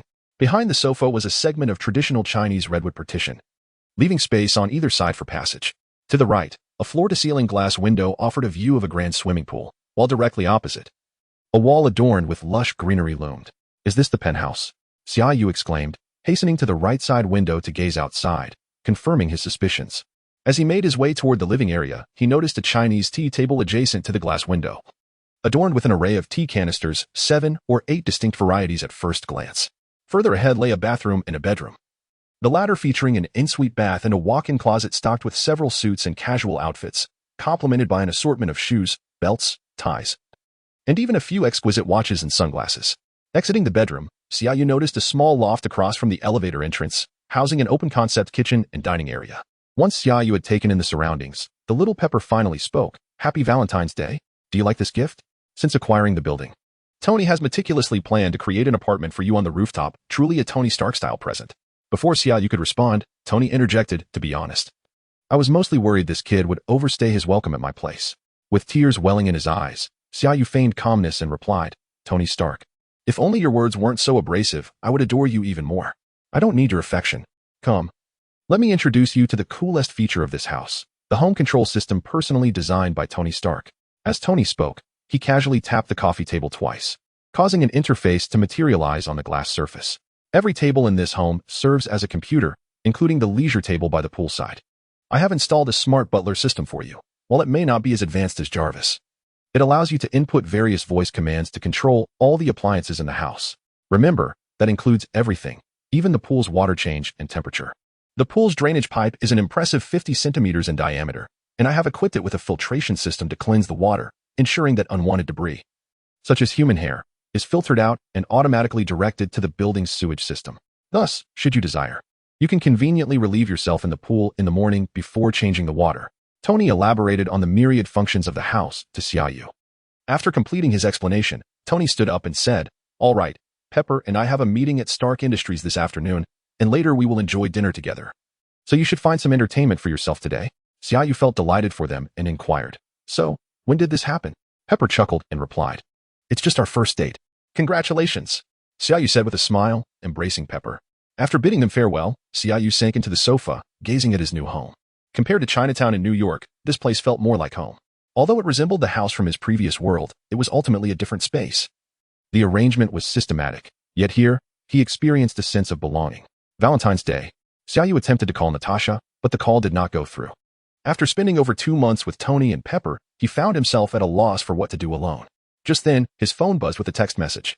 "Sender, Tony Stark. Xia, as a friend, I cannot bear to see you alone in such a beautiful house on Valentine's Day, especially on its first night when beautiful stories should unfold. I left a car key on the sofa. Feel free to head to a nightclub and charm a lovely lady. Though 2 would also suffice, the bed in the bedroom is quite spacious. Wishing you a joyous Valentine's Day. P.S. I have left you 15 different brands of safety supplies in the nightstand, all in the smallest size, which should suit you perfectly. No need to thank me. Damn you. Tony Stark," Xia Yu muttered with a smile. Chapter 20, Valentine's Day. Chapter 21. The plot commences. "Damn it, Tony, it's 4 in the morning. What do you want?" Xia Yu bellowed into the phone. "I've just conquered a female journalist. Yesterday, during her interview, she had the audacity to call me a warmonger. So I engaged her in a full-blown battle, and it was evident she was utterly defeated." Tony's animated voice resonated from the other end. "Is this why you have disturbed my beautiful dreams? To boast about your prowess? You are an absolute scoundrel, Tony." Xia Yu's voice escalated, eliciting a muffled giggle from Natasha, who had been awakened by the phone call. "Good grief, I am your business partner. I designed the most dazzling house in Los Angeles for you. And what did you do? Xia, 10 days ago, you stormed into my home, tossed over $100 million in cash onto my floor, precisely $100,235,000, asking me to deposit it into the bank while you returned to New York without a word. Meanwhile, I am left cleaning up your mess. If it weren't for my remaining assets and reputation, they might have mistaken me for a drug dealer or money launderer. Do you have any idea how much effort it took to convert your cash into those lovely numbers in your bank account? In comparison, I merely called you in the dead of night, and you are the real jerk here, Xia. It's 4 in the morning, not the dead of night," Xia Yu corrected. "I consider it late night on my end. Thank you." Los Angeles and New York have approximately a 3-hour time difference. You ought to learn to show me some respect. There's an ancient saying in Xia: respect the elders and love the young. You should respect me, my dear Xia, Tony mumbled, his voice suggesting he was either drinking water or alcohol. All right, you've won this round, buddy. Just wait a moment. Xia Yu was now fully awake. Rising to grab a cigarette, stealing a quick kiss from the wide-eyed Natasha. Lighting up, he took a deep drag before exhaling heavily and addressing the phone again. Now, what do you need at this hour? Surely, your health isn't in jeopardy, is it? That would be improbable. My health is better than you can imagine. I found a piece of land in Los Angeles that I intend to cultivate for our company's herbal needs. The land is crucial, but this isn't my forte. I need you to assess whether it's suitable for herb cultivation. As long as the land checks out, we can purchase it. Don't worry about the weather or temperature. I can handle that, Tony explained. Sounds good. I'll come over tomorrow, Xia Yu responded, then reconsidered, asking, why not wait until tomorrow morning to contact me? Because it just occurred to me, and I can't sleep. Be in Los Angeles by 3 tomorrow afternoon. Pepper will be there to meet you. With that, Tony ended the call. That scoundrel, Xia Yu muttered, tossing the phone aside. I detected a hint of flirtation in that exchange. I'm starting to feel a twinge of jealousy towards Tony Stark, Natasha teased. I shall now demonstrate that my sexual orientation remains steadfast and unaltered. Xia Yu quipped as he dove beneath the covers. Natasha chuckled. While in the early hours of New York, some played basketball and others reveled in the warmth of spring. The following morning, Xia Yu took an early flight, leaving Natasha behind, as her holiday was nearly over. Moreover, she needed to remain in New York, as she put it, due to a certain general in the government who had been causing quite a stir with his human augmentation experiments, which were under close scrutiny. Xia Yu was aware that the plot akin to that of the Incredible Hulk was unfolding, yet S.H.I.E.L.D. was merely playing the role of an observer in this affair, which eased her mind, though she still advised Natasha to exercise caution. Upon disembarking, Pepper Potts was already waiting for her. Xia Yu was curious, having initially intended to contact Pepper after landing. With a smile, Pepper informed her that she had just dropped off Tony and, noticing the time, decided to wait at the airport. Although Tony Stark was not directly involved in the operations of Stark Industries, as the largest shareholder and executive president, he had a demanding schedule. Recently, he had spent considerable time at home due to a rather delicate health issue. Thus, upon hearing that Stark had ventured out, Xia Yu thought little of it. Following Pepper, they made their way to a farm on the outskirts of Los Angeles, a property with promising land, which Xia Yu found satisfactory. As for the pricing, she suggested that the company send a representative to negotiate. After a busy afternoon, under Pepper's enthusiastic recommendation, they dined at a Mexican restaurant in Hollywood. Did you know? Your company's products are predominantly sold to Hollywood celebrities? Selling to them not only yields excellent advertising benefits but also allows for significantly higher pricing, Pepper remarked. Is that so? The prices are set quite high? The costs are rather average, Xia Yu responded. Xia, you are undoubtedly the most oblivious CEO regarding your own company in the world. Goodness. You don't even know the prices of your own products. Pepper exclaimed in astonishment. Feeling somewhat embarrassed, Xia Yu scratched her head and replied, I will gradually learn more. You know? That scoundrel Tony called me at 4 in the morning to inform me of today's events. He must have done it on purpose. Pepper covered her mouth. Laughing, you could call him now. He should have just arrived, and it is morning there. You ought to call and seek your vengeance. Oh? Xia Yu's interest peaked as she fished out her phone, inquiring, where did he go? The time difference is quite substantial. He's in Afghanistan, promoting missiles to the local U.S. military, Pepper explained. Xia Yu halted her search for the phone. Afghanistan. This signified that the narrative had indeed commenced. Tony Stark would be confined in a cave for 3 whole months, a period that would see him transform into Iron Man, a being who, though mortal, would stand shoulder to shoulder with deities. There is a saying, concern breeds chaos. Despite knowing that Tony should be fine, Xia Yu felt a twinge of worry. What if her own butterfly effect altered the course of events? After all, Tony and Pepper had already begun their flirtation far earlier than depicted in the film. Xia, are you all right? Pepper's voice snapped Xia Yu back to reality. I'm fine, just reminiscing about some past events. This rap is quite delightful, Xia Yu replied absently. During the meal, Xia Yu appeared lost in thought, prompting Pepper to assume he was reminiscing about some sorrowful event, leading her to escort him home rather early. Upon returning to his residence, a house designed by Tony, he was flooded with memories of the time spent with Tony and Pepper, feeling a genuine sense of familial warmth after over a month together in Tony's villa. Having only been in this world for a little over 6 months, he had forged a brotherly bond with Iron Man and entered into a romantic relationship with Black Widow. 2 of the Avengers had perished in the 4th installment, and he couldn't help but mockingly reflect on his own choices, pondering how they would be saved now. Xia Yu found himself alone at home, lost in a reverie that stretched into the late hours of the night. Suddenly, his phone rang. It was Natasha. Xia, there has been an incident involving Tony Stark. She stated. What has happened? Xia Yu inquired, though he already sensed the gravity of the situation, his tone still tinged with urgency. He was attacked by a missile in Afghanistan. The scene was littered with the bodies of soldiers, yet there were traces of his blood. He must have survived the initial strike, but I am unaware of his current condition, Natasha revealed, demonstrating her prowess as an agent of S.H.I.E.L.D. Are they terrorists? Xia Yu pressed. The situation there is chaotic. It's uncertain which faction is responsible. However, rest assured, Tony's status is unique, and nearly all intelligence agencies have mobilized. I believe we will have answers soon, Natasha assured him. I understand. Please inform me immediately of any updates. And take care of yourself over there. Xia Yu responded before ending the call, sinking into profound contemplation. Chapter 22. The Rescue of Tony Stark System Mission. After assisting Tony Stark in the creation of the Mark I armor, help him escape. Mission reward, 30,000 points. Failure results in a deduction of 30,000 points. Insufficient points will result in a negative balance, with 50 interest annually on the principal. Tony Stark could have escaped on his own. Why then was such a high-stakes mission issued? What alterations have I brought to the narrative? Xia Yu inquired of the system. Master, you may not fully grasp my meaning, Timol replied. You have not yet affected the storyline. Even if you choose not to accept the mission, Tony Stark will still follow his predetermined path to escape. However, should you accept the mission, the plot will shift, increasing the difficulty, hence the points reward. Xia Yu began to comprehend the situation. So, doing nothing would incur no consequences? He remarked to Timol. Then I shall simply decline the mission. I can earn points later. All future system missions will be closely intertwined with the narrative, meaning that the master must accept the tasks to progress the storyline and enhance his power. Only with sufficient strength can the master participate in the ultimate battle and rescue those destined to perish. Timol's voice remained its electronic synthetic tone. Yet these words sent a chill down Xia Yu's spine. Everything is preordained, compelling me to alter the ending, is it? I demand an explanation. Why? Xia Yu's frustration was palpable. Rest assured, master. The system exists to assist you. Some matters cannot be elucidated at present. After the internal conflict, all will be made clear. Please engage with the tasks to strengthen your capabilities, Timol stated. Xia Yu fell silent. Regardless of the system's nature, one truth remained. Enhancing strength was indeed imperative, akin to leveling up through main quest in a game. Next, he needed to thoroughly investigate the circumstances surrounding Afghanistan, at the very least, to ascertain its location.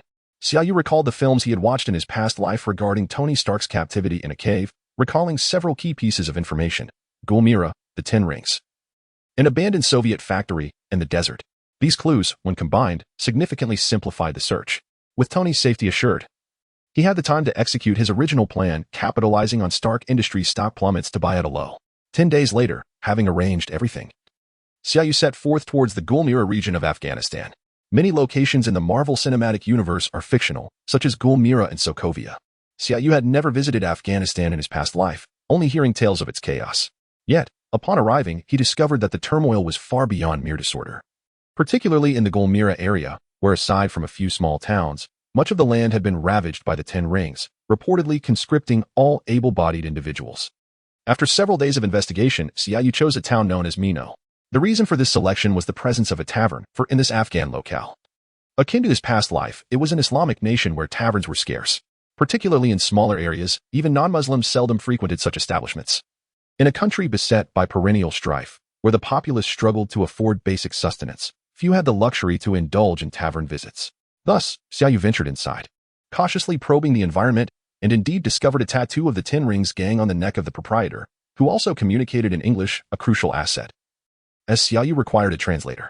Without hesitation, he employed a life and death talisman to exert control over him, unveiling that this location served as a stronghold for the 10 Rings gang, with several nearby towns covertly under their dominion. All resources here were essentially cultivated by the gang, including the tavern, which primarily catered to members of the nearby 10 Rings base. After spending over 10 days within this tavern, Xia Yu gleaned the current situation and precise location of Tony Stark, now awaiting the moment for Iron Man to emerge from his cocoon. The Marvel Cinematic Universe subtly weaves narratives involving the 10 Rings gang. For instance, in Iron Man 3, the disguised Mandarin is ultimately slain by genuine 10 Rings members after his imprisonment, and in Ant-Man, among those purchasing suits from Pym Technologies, there are also individuals affiliated with the 10 Rings gang. Thus, within the Marvel realm, the 10 Rings are undoubtedly formidable. Over the ensuing days, Xia Yu systematically controlled more than a dozen members of the 10 Rings who frequented the tavern, 4 of whom were part of the camp detaining Tony Stark. Unfortunately, the intelligence extracted from them was scant, as they were merely low-ranking foot soldiers, providing Xia Yu with little useful information. He was already aware of Stark's predicament and understood that his foremost priority was to establish contact with him to synchronize their plans. Finally, 2 months after Tony's disappearance, Xia Yu managed to subdue a minor leader who could directly connect him to Tony Stark. Today marked the 79th day of Stark's captivity in the caves of the Ten Rings, where the terrorist had grown increasingly impatient. Stark realized he could no longer afford to delay. He needed to expedite the creation of his armor to have even the slightest chance of escape. On this day, a terrorist with dyed yellow hair approached. Stark recognized him from his association with the bald leader, indicating his status as a figure of authority. The terrorist strode directly towards Ethan, and when Tony attempted to intervene, he was swiftly knocked to the ground.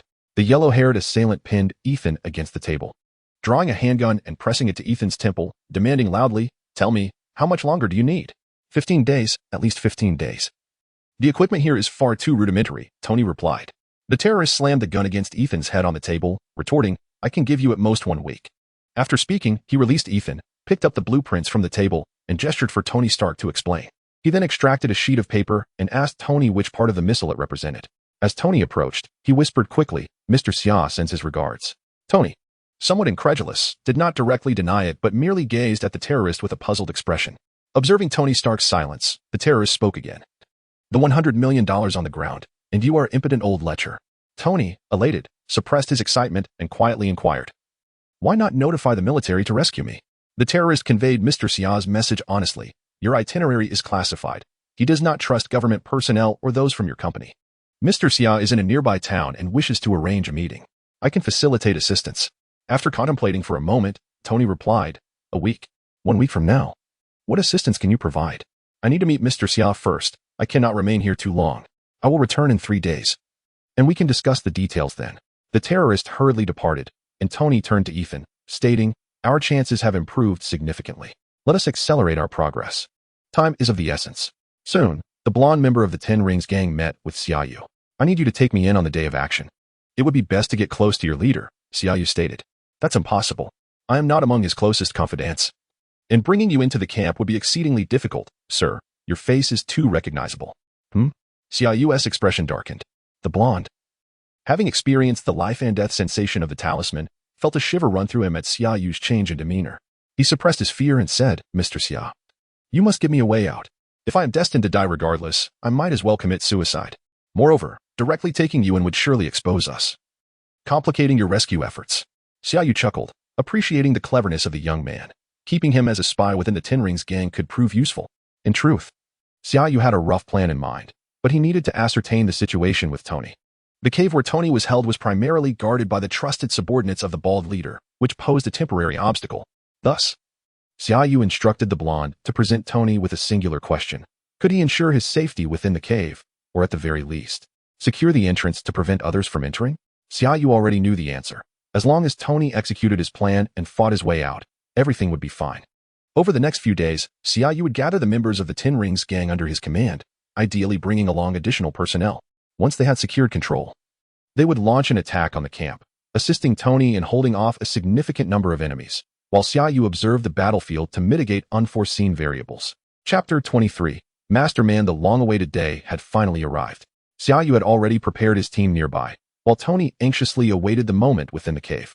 It must be noted that the plot possesses a significant momentum. The bald leader of the Ten Commandments gang sensed that something was amiss, prompting him to dispatch his subordinates to investigate. As in the films, Tony urgently activated his armor, and the terrorists who forcefully attempted to breach the door were eliminated by the small explosives crafted by him. Subsequently, Ethan dashed out with a firearm to buy some time. Meanwhile, Xia Yu was leading around 20 members of the Ten Commandments gang, whom he had under his control, toward the camp. Just as they approached, a loud explosion echoed, followed by gunfire. With no other option, Xia Yu knew he had to intervene personally. His initial plan was to park a kilometer away and mount a surprise attack on the camp, with Tony joining the fray later. However, just after parking and taking a few steps, he heard the commotion erupting. Without hesitation, he commanded his blonde companion to bring the vehicle closer, while he swiftly advanced toward the Ten Commandments gang's camp with remarkable agility. The remaining 20 individuals were left in shock, bewildered by Xia Yu's sudden disappearance as he dashed across the desert in a straight line. It was the blonde who quickly regained his composure and drove toward the camp. Upon arrival, Xia Yu found that gunfire was incessantly echoing from the cave, while a group of gang members stood guard outside, weapons drawn. utilizing a long-neglected one-button outfit change. He donned his black armor, wielding the heavenly sword, though this time, he opted not to wear a mask. There were only about 20 to 30 adversaries outside. Yet they could not withstand even a minute against Xia Yu, who, with the heavenly sword and his extraordinary speed, swiftly dispatched them all.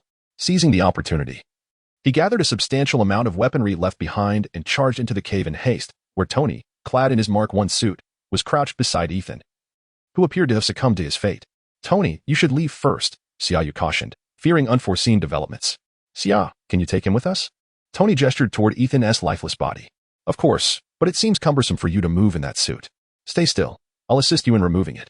Xia Yu swiftly unsheathed the heavenly sword, deftly helping Tony disassemble the armor, which was primarily secured with belts and could be easily undone.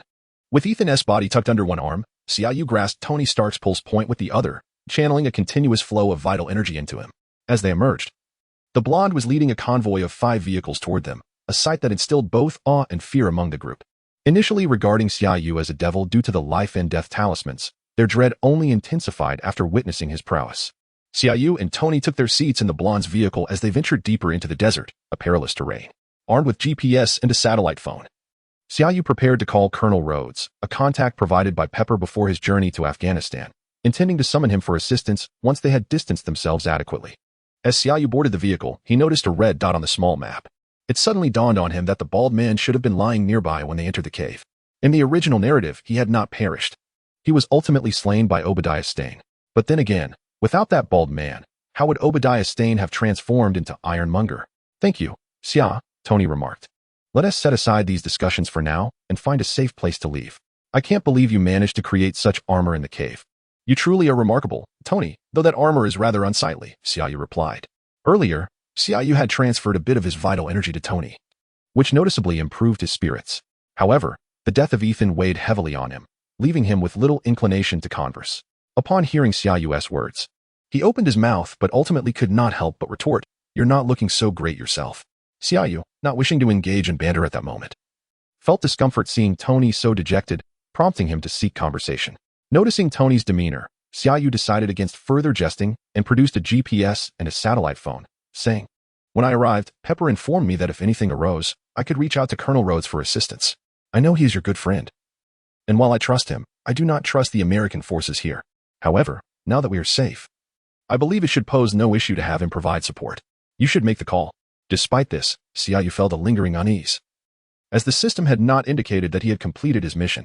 As if summoned by his thoughts, 2 vehicles ahead were suddenly struck by a colossal surge of electricity, incinerating them into fireballs. There was no doubt that the occupants had perished. The 3 vehicles trailing behind screeched to a halt, and everyone, including Xia Yu, stared in shock at the blazing wreckage. Where in this desert could such lightning originate? From ahead, a figure clad in a black robe descended slowly.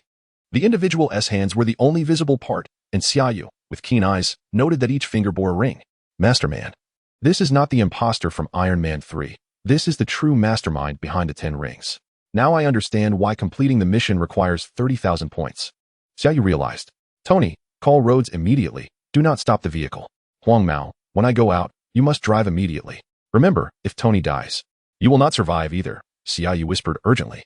"What are you planning?" "We should leave together," Tony insisted. "Tony, if I cannot win, we will all perish if we stay. If you leave, I may still have a chance to escape. So stop being overly sentimental," Xia Yu replied earnestly. Before Tony could respond, Masterman had already descended, casting a glance at their vehicle, and it declared, "Leave Tony Stark, the rest shall die." Upon uttering the word die, he waved his right hand, and the ring adorned with a yellow gem on his ring finger glimmered, unleashing a beam that sliced through the 2 other vehicles, cleaving them, and their occupants, in 2.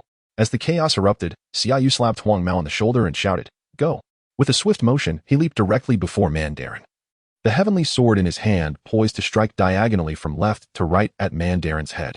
Xia Yu moved with remarkable speed, while Mandarin had just finished severing the second vehicle with his right hand. Truly, Mandarin's reflexes exemplified those of a concealed boss. Even before Xia Yu could unsheath his sword upon arriving in front of him, Mandarin instinctively stomped his right foot backward to evade. And with a flicker of his left index finger, a ball of flame erupted from thin air in Xia Yu's left front, not merely appearing but bursting forth violently to thwart Xia Yu's strike, simultaneously propelling him backward a little further. In the time it took to recount this, the 2 had exchanged just 1 blow since Xia Yu urged them to flee. Huang Mao had just maneuvered the steering wheel, the front of the car having passed more than halfway. The explosion sent shockwaves, half of which surged towards Xia Yu's upper body. Utilizing the momentum, Xia Yu executed a backflip, landing firmly on the rear of Tony's vehicle. His feet, empowered by both inner strength and physical might, provided a sudden boost to the car's speed, propelling him toward Mandarin with even greater swiftness than before. Seeing Tony Stark make his escape, Mandarin roared in fury. "You seek death." This time, it was the little finger of his left hand that unleashed a bright beam directed at Xia Yu. In midair, Xia Yu found himself unable to evade, raising the heavenly sword to block the attack. A chilling force surged up his arm as it traveled along the blade. Before it could reach his forearm, however, the nine-yang true qi within him surged forth, effectively neutralizing the cold energy. The nine-yang art is renowned as a nemesis to all frigid forces. Regrettably, Mandarin possessed an abundance of rings. With a flash from the ring on his right middle finger, a whirlwind over 2 meters wide materialized before Xia Yu, its fierce winds producing a cacophony reminiscent of anguished wails. The concentrated gusts were as tangible as physical matter, scarcely stirring a grain of sand from the ground. The advantage of the system uploading martial arts meant that once completed, each technique became instinctively etched into Xia Yu's very bones. In this scenario, he naturally employed the most advantageous countermeasure. Suddenly, the heavenly sword in his right hand emitted a resonant hum, driven by Xia Yu's inner force causing it to vibrate at high frequency. He extended his right hand forward, allowing the vibrating heavenly sword to penetrate the whirlwind, carving a horizontal U-shaped trajectory that effectively disrupted the tempest. This was the Duga 9 Swords technique to break through energy barriers. Chapter 24 Gatling Gun. Who on earth are you? Masterman spat, watching Tony Stark vanish into the distance. Shiman Shui Shui, Xia Yu replied, only a fool would reveal his true name. Who knows what cursed abilities he might possess? Masterman, undeterred by the truth of the matter, pressed on, what is your relationship with Tony Stark, that you would go to such lengths to protect him? Masterman felt exasperated. The Ten Rings organization had a vast influence, both overt and covert, all over the globe. He was merely passing through when he witnessed the chaos on his territory, wanting to investigate who was responsible, only to unexpectedly stumble upon Tony Stark. In the film, Obadiah Stane merely commissioned the Ten Rings gang to assassinate someone, but upon discovering that Tony was alive, he became consumed with greed, wishing to exploit him for weapon production. Masterman likely had no inkling of Stark's significance among his subordinates. Initially, he had thought he could easily handle a few ordinary individuals. Yet here emerged this unexpected young man.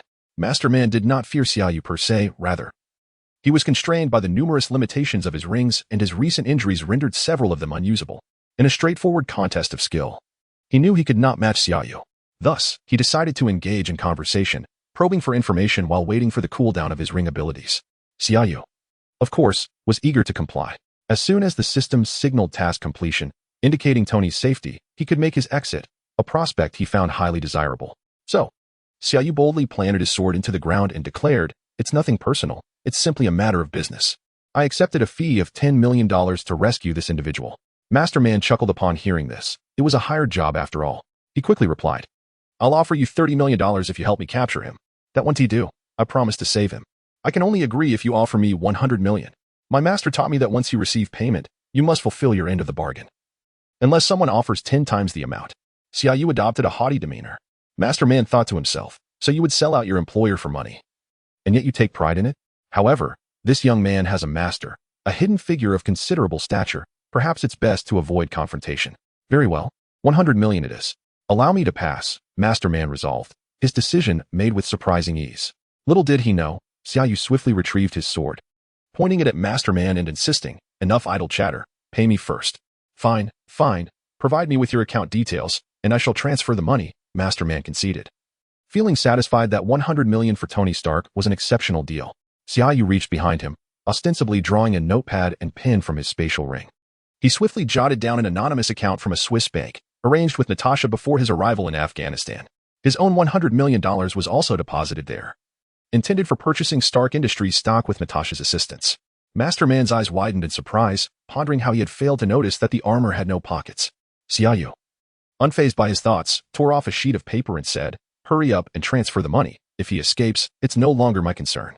After finishing his words, he casually tucked away the remaining notebook and pen, only to find them vanish. Masterman, who was in the midst of retrieving his phone to request a money transfer, was momentarily taken aback once again. His subordinates worked with remarkable speed. Within 2 minutes, Masterman hung up the phone and proclaimed, the money has been sent. May I proceed now? However, to his surprise, Xia Yu swiftly drew his sword, brandishing it horizontally. And Masterman, incensed, retorted, "What is the meaning of this, brat? Do not presume that I cannot handle you." Xia Yu replied, his voice rising, "What do you mean? I ask you, what do you mean? You merely made a call and declared the money was sent. How can I be certain you weren't merely putting on a show for me? We are in the desert. Where's the signal? You must be deceiving me." Masterman, nearly laughing in frustration, thought to himself, what kind of person would stoop to deception for money? He then pointed out, "Did you not see that I was using a satellite phone? You can verify it if you wish."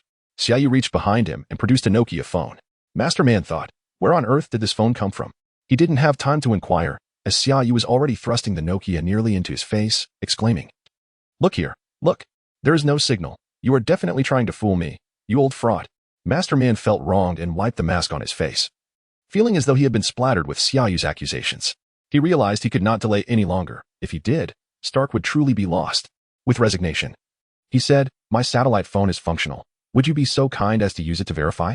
Xia Yu eyed him warily and replied, "Don't try to deceive me. You wouldn't be plotting to ambush me, would you?" Upon hearing this, Masterman felt an overwhelming urge to pull his hair out.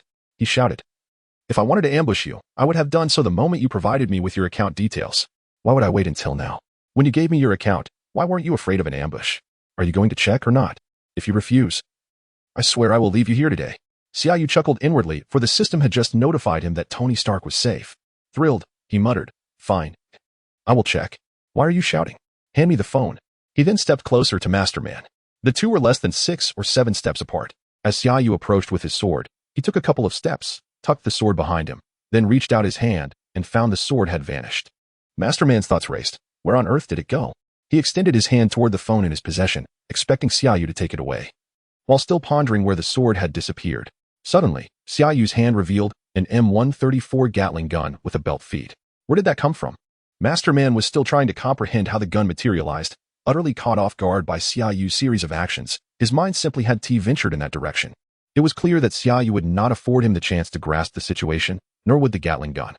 The powerful impact caused Masterman to spurt a mouthful of blood. Already injured, he found himself further wounded and forced to retreat step by step. Yet, that was all. For a shimmering red aura had materialized before him, steadfastly guarding his form. Unbeknownst to him, one of the 4 rectangular red gemstones on his left index finger had shattered. Under the immense physical pressure exerted by Xia Yu, the Gatling gun fired as if devoid of recoil, each bullet striking the protective red light surrounding Masterman. Though adept in martial arts, Masterman was no match for Xia Yu's prowess. His forte lay in mental strength, as his ring relied on it for activation. Thus, he was wholly focused on withstanding the frenzied onslaught of the Gatling gun. As the ammunition belt dwindled, Xia Yu had already noticed the shimmering shield. With Tony now safe, there was no reason to continue the assault. Once the belt was exhausted, he hurled the Gatling gun at Masterman and fled without looking back. As the protective red light began to wane, a whirling gust announced the arrival of the Gatling gun, which struck Masterman, sending him flying several meters away. Enraged, Masterman felt his head might explode. He had never suffered such a defeat. The crux of his fury lay in the realization that he had never encountered a person like this before, someone who could conceal such weaponry with ease, negotiating terms only to launch a sudden attack. They were both extraordinary individuals. Was it not expected that they would engage in a dignified contest of skill? The agreement had been made, yet he was ambushed. If one must resort to treachery, why not at least wield a sword? The sudden emergence of a Gatling gun was perplexing. The more he pondered, the more infuriated he became. Ultimately, he concluded that it was his own folly. Engaging in conversation mid-battle had been a grave error. Had he remained silent, such chaos might have been avoided. Overwhelmed by his emotions, another mouthful of blood erupted forth. "Shimin Shui Shui, I shall surely kill you. Adu." In a fit of rage, disregarding his injuries, Masterman forcibly activated the ring on his left thumb. With a swift motion, he dashed towards Xia Yu, leaving behind a fleeting shadow, his speed surpassing that of Xia Yu, who was employing the elusive steps of Lingbo Weibu to escape.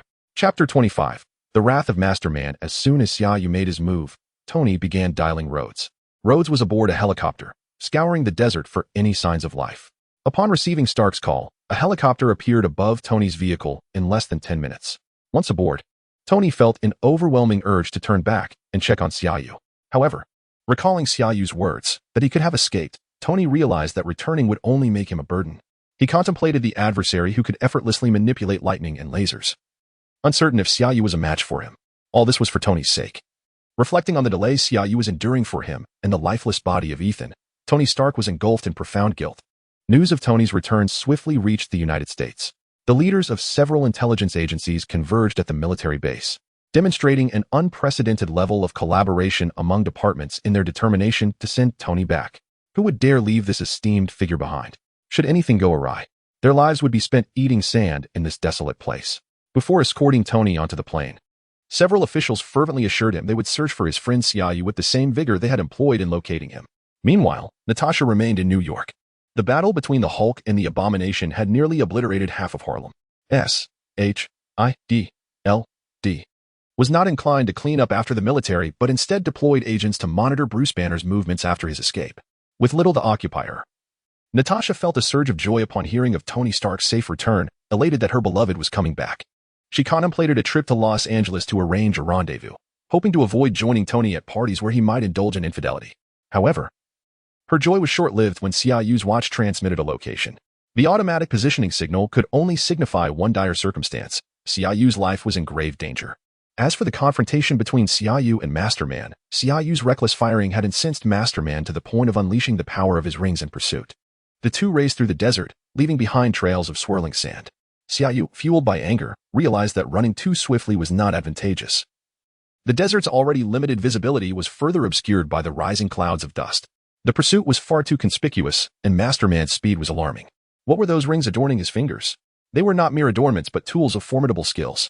As Masterman closed in, Xia Yu quickly conjured a crate of grenades. Yes, a whole crate.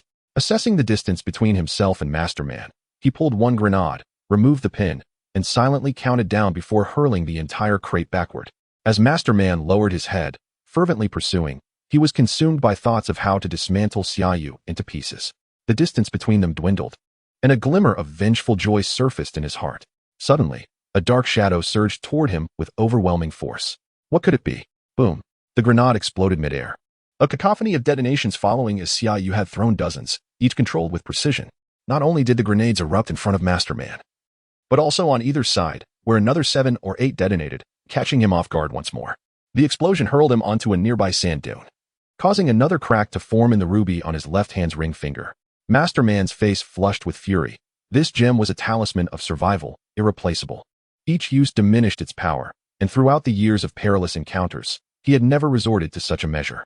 In a fit of rage, Masterman let out a primal scream towards the heavens, vowing at any cost to eliminate that wretched boy. Yet, at that moment, Xia Yu's mocking voice echoed in his ear. What are you blabbering about in broad daylight? Is it a hemorrhoid rupture, or has someone blown your backside, old man? Xia Yu's insults were transmitted over a vast distance, and upon hearing them, Masterman found himself suddenly calm. He pondered. Projecting his voice across such a great expanse indicates a unique ability. Moreover, he had produced an array of items from seemingly nowhere. This boy surely harbored secrets worth uncovering before he was subjected to torment. This time, Masterman was prudent, opting not to follow directly behind Xia Yu but instead at an angle, observing the yellow sands that formed 2 parallel lines a mere 10 meters apart. As long as he maintained proximity, he could activate the powers of his ring to ensnare Xia Yu. Xia Yu, in turn, felt the pressure mounting. The old fox was trailing him from the left at a distance of about 10 meters. If he threw anything now, Xia Yu could easily evade it. What to do? Suddenly, a glimmer of hope sparked within him as an abandoned village materialized ahead. His spirits lifted in the barren desert. The presence of structures provided the perfect opportunity for guerrilla tactics. Although his ring contained an arsenal of weaponry, the limitations of their usage loomed large, potentially wearing him down. Masterman, too, had noticed the village, his expression betraying a hint of urgency. This boy wielded an assortment of chaotic weapons and possessed an elusive ability.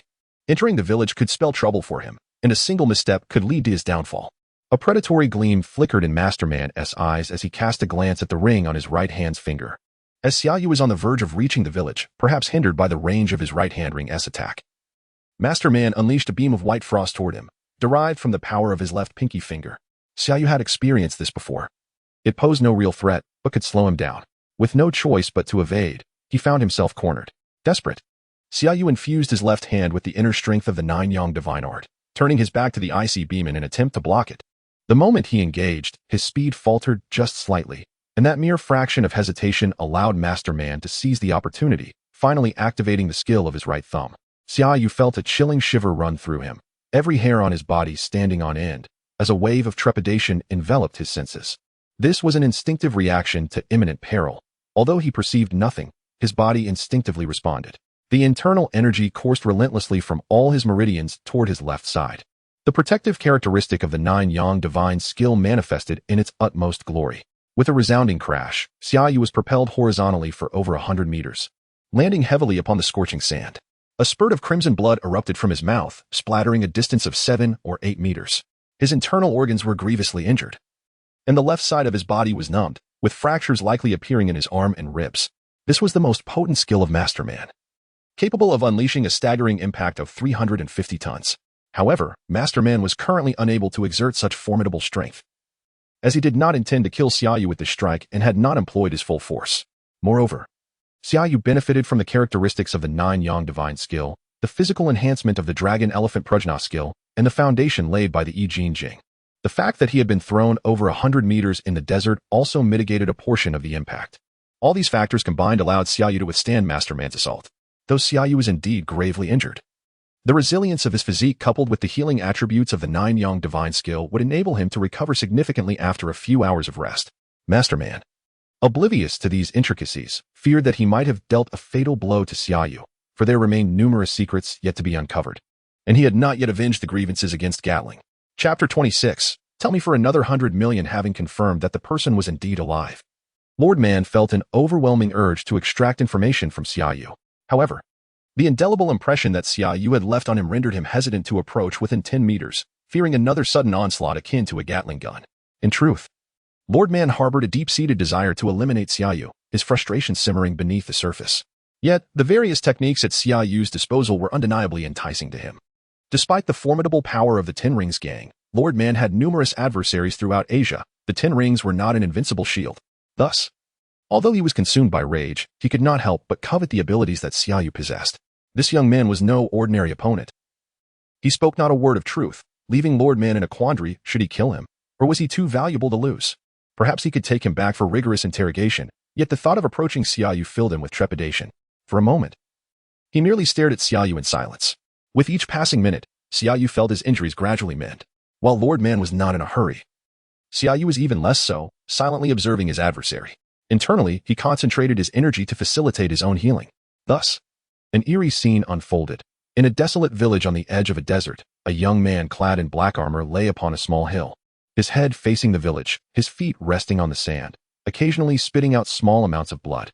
Opposite him, approximately 10 meters away, stood a figure shrouded in a dark robe. Neither party uttered a word, their gazes locked in a silent standoff. Ugh, Xia Yu coughed, expelling another mouthful of blood.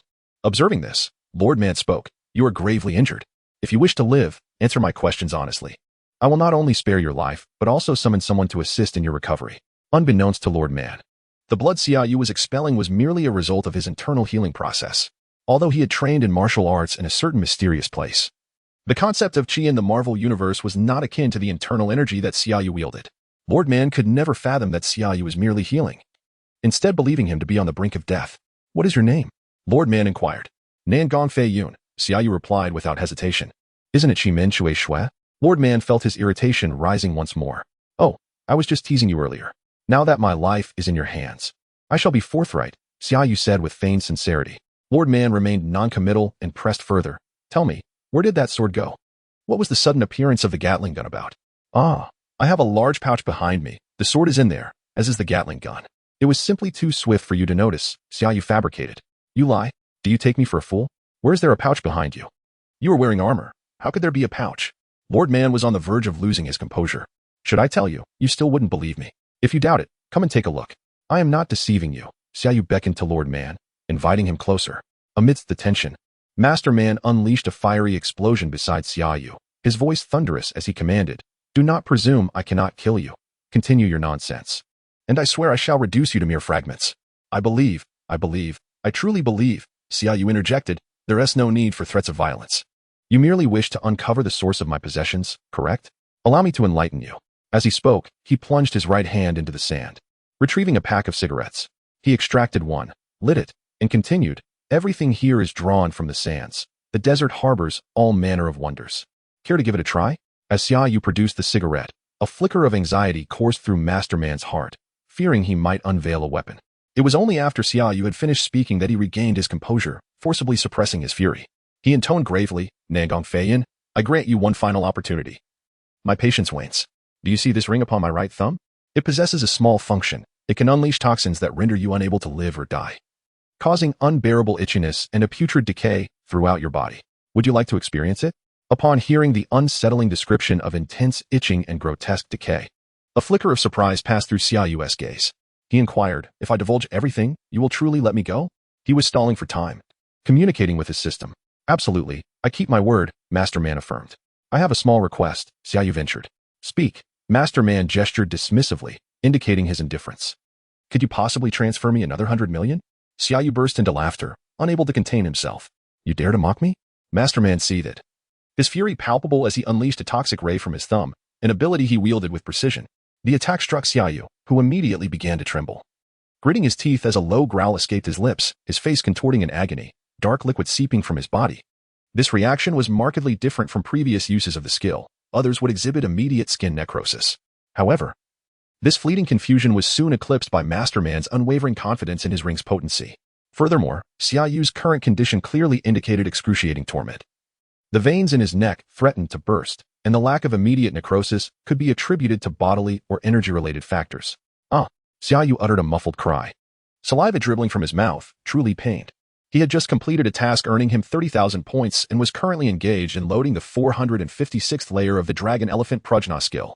The information system had relayed two pivotal pieces of news. First, that the 9 Yang Divine Skills immunity to poisons applied here as well. Second, that loading the Dragon Elephant Prajna skill not only reinforced the body, but also facilitated healing, inadvertently mending his wounds.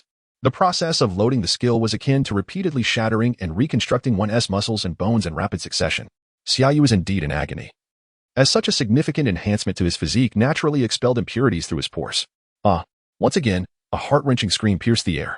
Blood streamed from Xia Yu's eyes, a horrifying sight in broad daylight.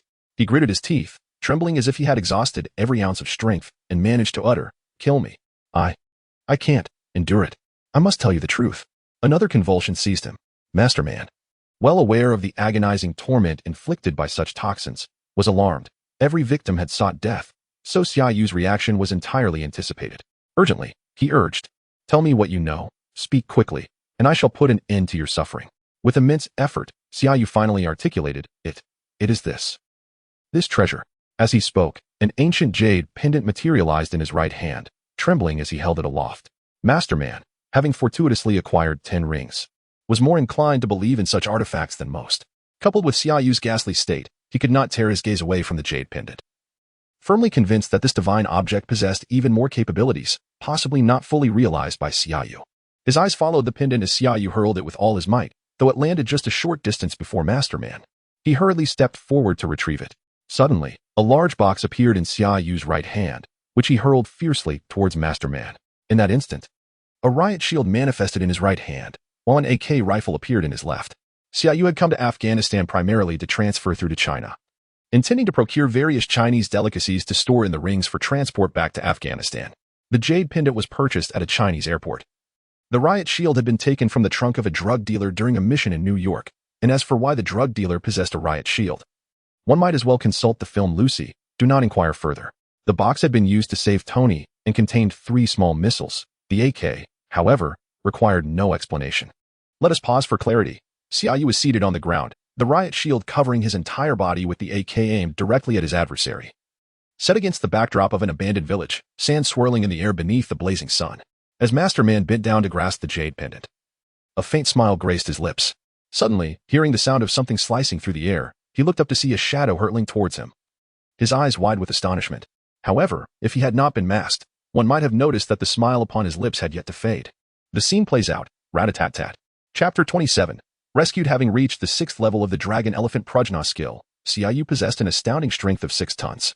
Yet, even while wielding an explosive shield, he found himself violently shaken by the impact of a missile, resulting in numerous fractures throughout his skeletal structure. A significant portion of the bones in his arms shattered, and his internal organs were displaced. The explosive shield was almost instantaneously torn apart. It must be said that the weaponry from the Stark family is truly formidable. The shockwave from the missile propelled Xia Yu to the far side of the village. Summoning the last vestiges of his strength, he stumbled into the cellar of a nearby home, a common refuge in this war-torn region where every household possesses a cellar. There, he collapsed onto the ground, unable to move, relying solely on a breath of true energy to sustain his life. He could only lie there, patiently awaiting the restoration of his internal power through the Juyong divine skill. However, the severity of his injuries left him uncertain of how long recovery would take. Yet, Xia Yu was not overly anxious. After being blasted away, he had initiated a swift change of attire. Shedding his tattered armor and donning the watch gifted to him by Natasha, Xia Yu's determination to reach the cellar was fueled by the fear of being pursued by Mr. Man. He understood that Mr. Man was unlikely to perish. The majority of Marvel's treasures embody the rules themselves, exhibiting an incredible resilience. While the films impose limitations on their users, in the comics, even an ordinary individual wielding all 6 Infinity Stones could decimate gods. Xia Yu's intuition proved correct. Thanks to the automatic protection of the ring on his right index finger, Mr. Man survived, though the force of the impact nearly claimed his life as well.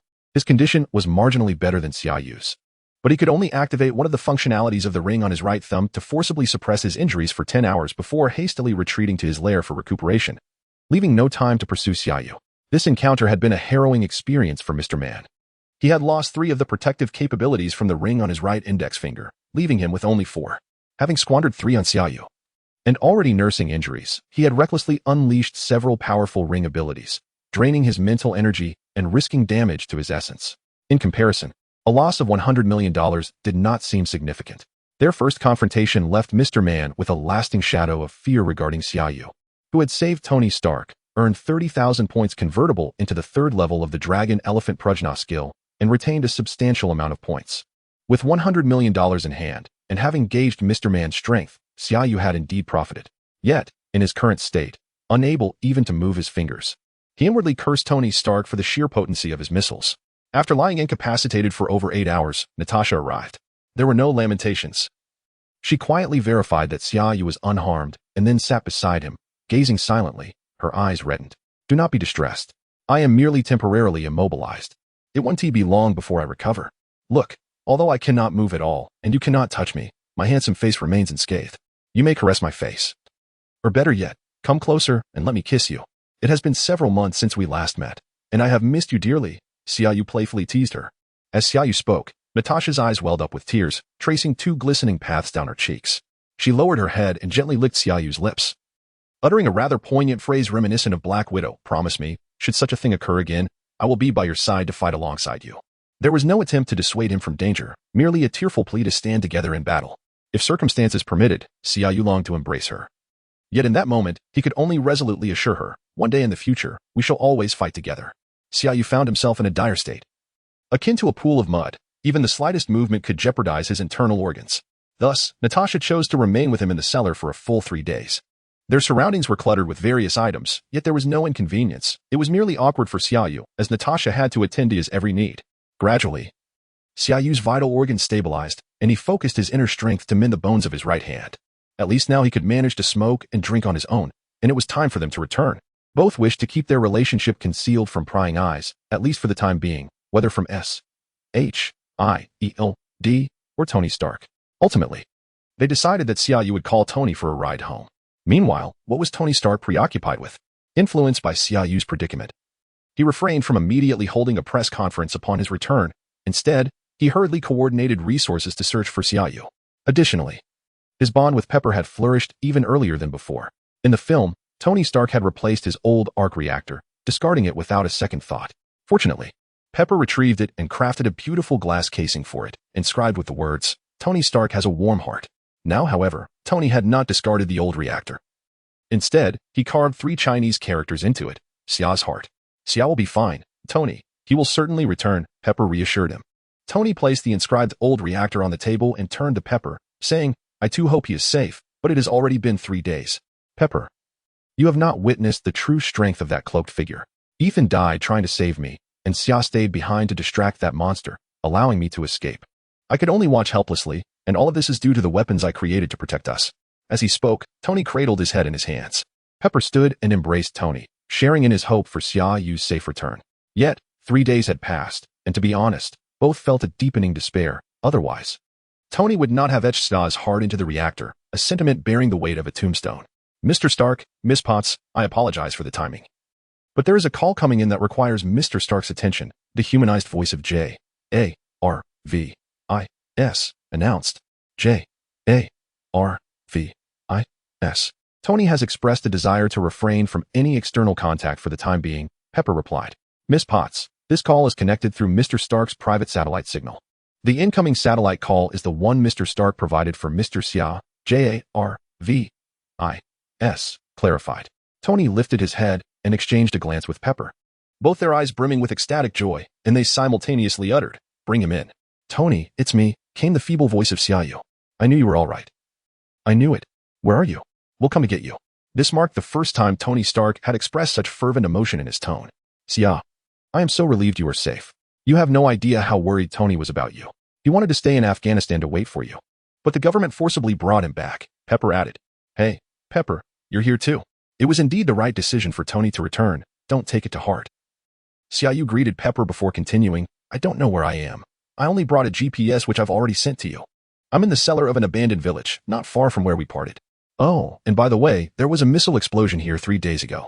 While Xia Yu was still speaking, Tony Stark was already using his computer to pinpoint the location. As soon as Xia Yu finished, Tony interjected, "No need. I have already locked onto your position. I'll have Rhodes come to get you." "No, Tony, my bones are shattered. I lay incapacitated for 3 days before I could call you. I can manage on my own. I don't need a doctor. Especially not a military one to examine my condition. Do you understand? You'd better have Rhodes find a stretcher to carry me back," Xia Yu hastily replied. Upon hearing Xia Yu mention that his bones were all broken and that he had been lying in darkness for 3 days just to make a phone call, both Tony and Pepper's eyes turned red. Tony suppressed his emotions and stated, "I understand. You'll be back as quickly as possible. I have a hot pot ready for you." After hanging up, Pepper could no longer hold back her tears and sobbed. "Oh my God, Tony, what on earth has poor Xia gone through? He said he is completely broken and has been lying alone in the dark cellar for 3 days. Oh my God." Tony's eyes were also glistening with tears, both of them involuntarily envisioning Xia Yu lying alone in the darkness for 3 days and nights, unable to move, eat, or drink, suffering in immense pain and despair. Little did they know, during those 3 days, Xia Yu had been taken care of by someone, and given his immobility, Natasha even. Chapter 28. The birth of Mark II. Xia Yu returned home and lay in bed for a full 3 days, during which he concentrated on rehabilitating his left hand. He could no longer endure relying on others to manage his personal needs. Tony Stark fashioned a wheelchair for him, allowing him to at least care for himself. Having stayed at Tony's residence since his return, Xia Yu recounted everything that had transpired during their separation, excluding Natasha and the system. He merely mentioned the space ring as a family heirloom. Tony, brimming with enthusiasm, took the ring to examine it, but unsurprisingly, he found no results. After all, it was a tool provided by the system. Tony Stark employed countless methods to detect any energy fluctuations or analyze the material of the ring, but to no avail. This setback disheartened him, yet he promptly immersed himself in the design of his Iron Man suit. "Are you certain you do not need my assistance in designing your own suit, Xia? Look, I've even prepared a reactor for you." Tony pointed to the Xia S heart on the table. "Focus on your own suit for now. That is your path. I have my own way of fighting. Let us keep the Xia S heart here for now. It's safe with you. If it were to go missing, it would be a significant problem," Xia Yu replied. Given the narrative's trajectory, this Xia S heart could indeed save Tony's life. Tony smirked. "When it's completed, don't come asking me for it. By the way, come with me to the press conference tomorrow. I've decided to hold one since your situation has dragged on, and the public thinks I'm still in the hospital." Xia Yu shook his head in refusal. "What would I do at a press conference in a wheelchair? I shall not attend." Tony then inquired, "Do you genuinely support my decision to shut down Stark Industries' weapons division?" Xia Yu affirmed. "Why wouldn't I? You are choosing to do what is right, Tony. I am genuinely pleased that you have found your own path." Tony Stark was touched. "Thank you, Xia. You should know that Pepper has said I am being too hasty and urged me to take my time. You are the only one who fully supports me." Xia Yu shrugged. "When you went missing, Stark Industries stock plummeted. I invested my entire fortune in your company's shares. I will sell them all shortly. And once you finish the press conference, I shall buy back in. My wealth has multiplied several times thanks to you, Tony." Tony Stark remained speechless. Indeed. Tony Stark's press conference caused a sensation worldwide. The largest arms company suddenly ceasing to sell weapons was a notion that many found absurd. Some television programs even mocked the situation, suggesting that if Stark Industries stopped selling weapons, bankruptcy would not be far behind. Regardless of public opinion, Tony was singularly focused at home, developing the Mark II suit. Jarvis. You handle the data calculations, dummy. You manage the experiments and extinguish any fires, Xia. Just sit in your wheelchair. Tony Stark donned only the arm and leg armor and began the initial experiments.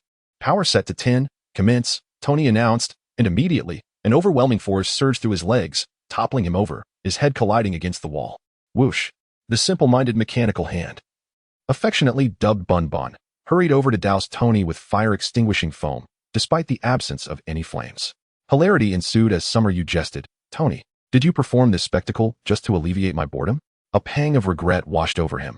He should have recorded the moment. "Damn it, Jarvis. Would you mind sending a copy to my computer later?"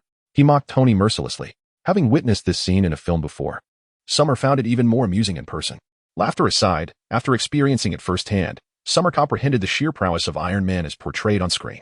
Tony Stark's ingenuity and craftsmanship were nothing short of extraordinary. There seemed to be no limit to what he could achieve once he envisioned it. Observing Stark meticulously refine his armor in the lab was a remarkable experience, one that felt both wondrous and monumental, a sensation akin to witnessing history unfold.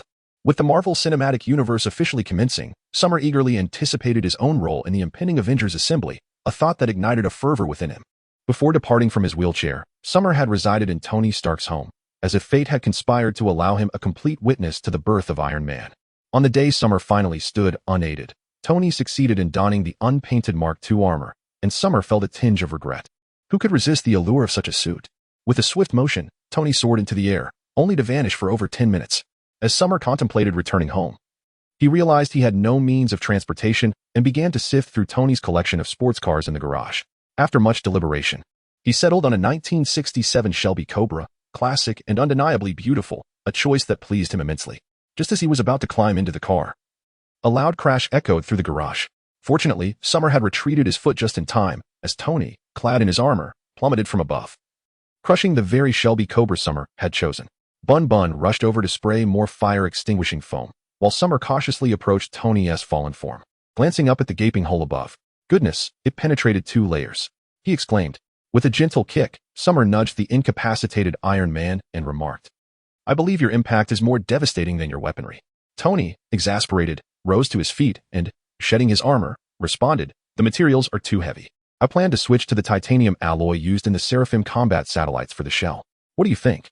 With a swift motion, Summer drew the heavenly sword from his ring and inquired, "What do you think of my sword?"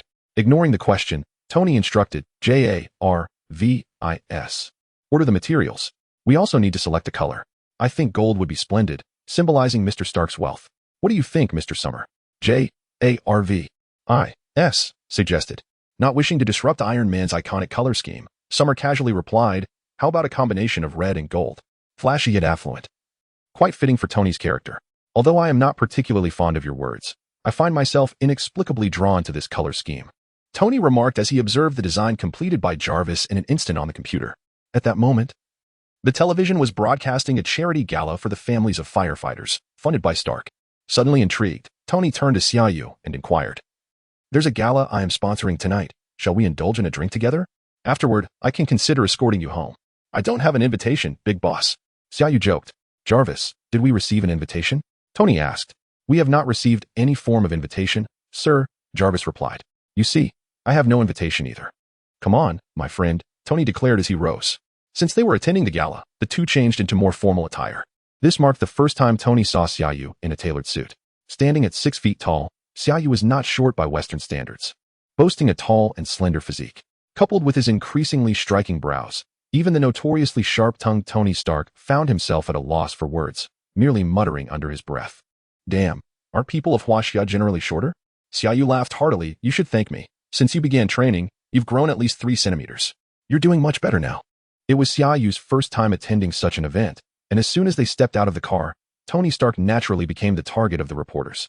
With Xia Yu's striking presence alongside him, they too were captured by the cameras at the entrance, with some reporters eyeing Xia Yu's face, preparing headlines for the next day that would read, "Tony Stark accompanies male companion to gala." Chapter 29, The Gaze of Stan Lee as the two entered. They were greeted by the sight of an elderly man with snow-white hair engaged in conversation with 3 beautiful women. Tony approached and patted the old man's shoulder, remarking, "You certainly have a vibrant spirit," before making his way further inside, appearing quite familiar with the scene. The old man turned unsteadily, just in time to catch sight of Xia Yu following Tony. He paused, seemingly in disbelief. Then, his gaze transformed into something profoundly piercing. As if Xia Yu were facing an imposing mountain, leaving him utterly paralyzed, even unable to breathe, a cold sweat breaking out on his brow. This venerable figure was none other than Stan Lee, the cameo star of the movies. After regarding Xia Yu for several moments, the oppressive aura finally dissipated. leaving Xia Yu feeling as though centuries had passed. Although the weight had lifted, Stan Lee's expression became exceedingly complex, a blend of joy, disappointment, and reassurance. Xia Yu had never encountered such intricate emotions in another's gaze, standing frozen and speechless. Stan Lee took a couple of steps towards Xia Yu, gently placing a hand on his shoulder, and said, "This is splendid, truly commendable. Remember, do not overthink. Follow your heart, young man." With that, he disregarded the women and, still unsteady, made his way toward the entrance. Finally coming to his senses, Xia Yu pondered, "Tianmao, what just happened? Is that really Stan Lee? Isn't he just a cameo character? Your current permissions are insufficient for me to provide an answer, but rest assured, it is not a negative occurrence." Tianmao explained before falling silent. With a racing heart, Xia Yu hurried to the bar inside, ordered a full glass of beer, and downed it in one gulp. Feeling slightly better. "Hey, relax, Xia. We are here to have fun, not to drown our sorrows." "Waiter, bring my friend a drink that is a bit smoother," Tony interjected. "Tony, who was that old man you spoke to at the door?" Xia Yu inquired. "What old man? What is wrong, Xia? I might have flirted with the ladies." Tony replied, "I mean the old man we encountered when we came in, the one with white hair, smoking a cigarette, dressed in a bathrobe, surrounded by 3 beautiful women." Xia Yu gestured animatedly. "You must be mistaken, Xia," Tony insisted earnestly. A chill surged through Xia Yu from his feet. What kind of person had he really met? What role did he play in this world, and what did their conversation signify? Lost in thought, Xia Yu barely noticed as Tony was about to inquire if he was feeling unwell when a voice interrupted them. "Hello, Mr. Stark and Mr. Xia. I am Agent Coulson from the Domestic Strategic Intervention Division of the Strategic Homeland Tactical Enforcement Reserves. I would like to inquire about the details regarding Afghanistan," Coulson stated. "You might want to consider changing your name," Tony remarked. "Indeed, it does seem rather lengthy," Coulson agreed, nodding. "It must be exhausting to introduce oneself. I have a prior engagement. Let us arrange another time to talk. Please discuss the matter with Mr. Xia in the meantime," Tony concluded before heading toward Pepper Potts, who was mingling in the crowd. Xia Yu expressed his agreement with Tony's unscrupulous behavior towards women, remarking that he would behave similarly if Natasha were present. Reflecting on Natasha, who happened to be a colleague of Coulson, he felt it prudent to extend some courtesy. With a smile, he addressed Agent Coulson. "Well, the esteemed figure has departed. If you don't mind, may I assist you in gathering some information?"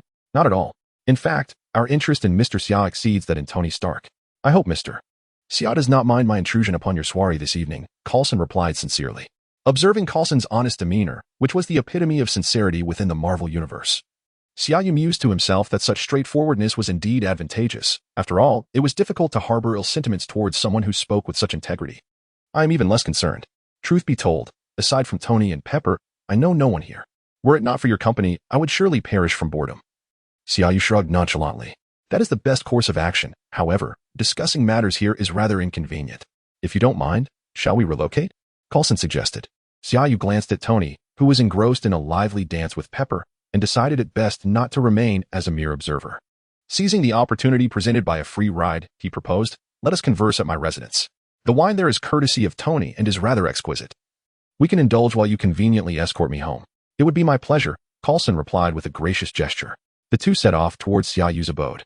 And throughout the journey, Xia Yu's mind was preoccupied with the last words uttered by Stan Lee. Upon arriving, he retrieved a bottle of red wine from the cabinet, contemplated briefly, then placed it back, opting instead for a bottle of whiskey. He poured 2 glasses and fetched a bucket of ice. "I prefer to sit outside at this moment. I hope you do not mind." Xia Yu invited Coulson to the edge of the pool. "What would you like to know about the situation in Afghanistan?" "I have no reservations," Xia Yu stated forthrightly, deciding there were certain matters he would no longer conceal. He recalled the elder's earlier advice, to follow his heart and actively engage, beginning with S-H-I-E-L-D. Coulson was somewhat taken aback by Xia Yu's candor and directly inquired, "Mr. Xia, you are more forthright than I anticipated. I had intended to discuss your residence first, but I shall ask directly. We wish to know who the man in the black cloak you encountered in the desert is, and who exactly are you, Mr. Xia?" Noting the look of confusion on Xia Yu's face, Coulson produced his phone, displaying a photograph, which he handed to Xia Yu. Upon inspection, Xia Yu recognized it as an image of himself in combat with the Mandarin, with the vehicle Tony had occupied visible in the frame. The image was quite blurry, captured from the air, rendering the individuals indistinct. "You deduced my identity from this?" Xia Yu inquired, intrigued. "A satellite from the Department of Defense fortuitously captured this photograph. In truth, we only managed to ascertain that Tony Stark was seated in the Jeep at the time we reached this conclusion. Stark was in Afghanistan requesting the military to locate you," Coulson elucidated. As Xia Yu nodded, Coulson continued, "In fact, the following day, We dispatched a team of experts to the location where you engaged in combat, where we detected traces of energy fluctuations. This is our area of expertise. We also discovered the wreckage of 4 additional jeeps. Subsequently, Stark took you back to your homeland to recuperate from your severe injuries. At this point, the implications were quite clear. SHIELD had analyzed the battle remnants and deduced that superhuman strength was involved. Just as Coulson stated, they were quite adept in this realm. Since the days of Captain Marvel, Nick Fury had been committed to establishing an organization of superhumans to safeguard Earth's security. And who knows how many secrets lie buried within SHIELD. Xia Yu recalled watching the Iron Man film, where at the end, there was a post-credits scene in which Nick Fury visited Tony's residence, informing him that he was not the only superhero. The emergence of the Hulk and Tony Stark likely prompted him to hastily initiate the Avengers Initiative. He figured that by now, he had already caught SHIELD's attention, which suited him well, as he was also ready to reveal himself. I do not know who that cloaked figure was. He appeared quite suddenly. I merely sought to rescue Tony. As for my identity, do you think you can uncover it? Xia Yu remarked. Of course, we are aware of your name, social security number, and even your academic records from childhood, including the girls you had crushes on. However, it is evident that we do not yet fully comprehend you. Coulson replied. Xia Yu shrugged, rising to his feet and addressing Coulson. People tend to believe in what they witness with their own eyes, do they not? With that, he leisurely approached the edge of the pool and clapped his hands, sending an invisible wave of energy crashing against the water's surface, erupting into a towering column of water several meters high. With a resounding splash, droplets cascaded down, drenching the entire courtyard. With his hands clasped behind his back, Xia Yu deflected the falling droplets with a carefully released inner force, as the rooftop breeze tousled his hair, exuding an aura of mastery. Having watched numerous martial arts films in his youth, Xia Yu had longed to experience the sensation of causing a water column to erupt with a single strike, and today, he had fortuitously encountered that opportunity. After a prolonged silence from Coulson, Xia Yu struck a pose, anticipating the agent's inquiry. Has my display left you speechless? He mused internally. Upon glancing back, he noticed that Agent Coulson was thoroughly drenched, his half-full glass now overflowing. My apologies, I forgot you were behind me. How inconsiderate of me. Xia Yu exclaimed, hurriedly rushing to fetch a towel. Chapter 30. The Troubles of Tony Stark. In this chapter, a glimpse of one's capabilities is presented. While the matter concerning Mandarin is merely conveyed to Coulson based on what was observed. As for Coulson's curiosity about what Tony Stark invented in the cave, it is best left for him to inquire directly with Tony. Coulson refrains from mentioning the Avengers, and Xia Yu realizes he must return to consult Nick Fury. It seems that in their next encounter with SHIELD, he will have to face Fury directly, who remains his client. And it appears he still owes him several tasks yet to be completed, which indeed creates an awkward situation. The events of the Battle of New York are confirmed to have taken place in 2012, while the current year is only halfway through 2008. Xia Yu recalls that Iron Man 2 premiered in 2010 and Thor in 2011. However, in terms of the storyline, Iron Man 2 follows closely after the first installment, occurring nearly 6 months later, while Thor coincides with Iron Man 2. It is only after the Avengers that the timeline becomes increasingly clear. Initially, it seems Marvel lacked confidence, with insufficient funding and talent, attempting to lay the groundwork but struggling to keep pace. Now that he is in this world, it appears that adhering strictly to the movie release timeline is not feasible. It is likely that following the defeat of Obadiah Stane, Iron Man 2 will commence shortly thereafter.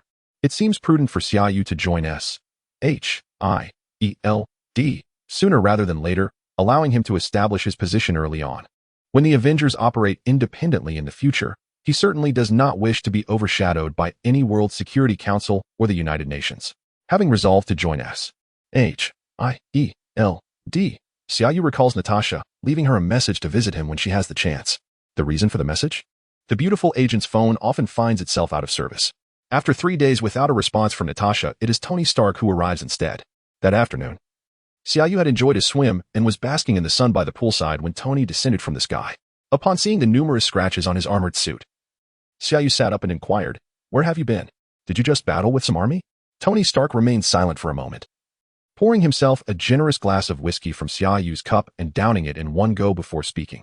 "I went to Afghanistan and eliminated a few terrorists from the 10 Rings who were slaughtering civilians.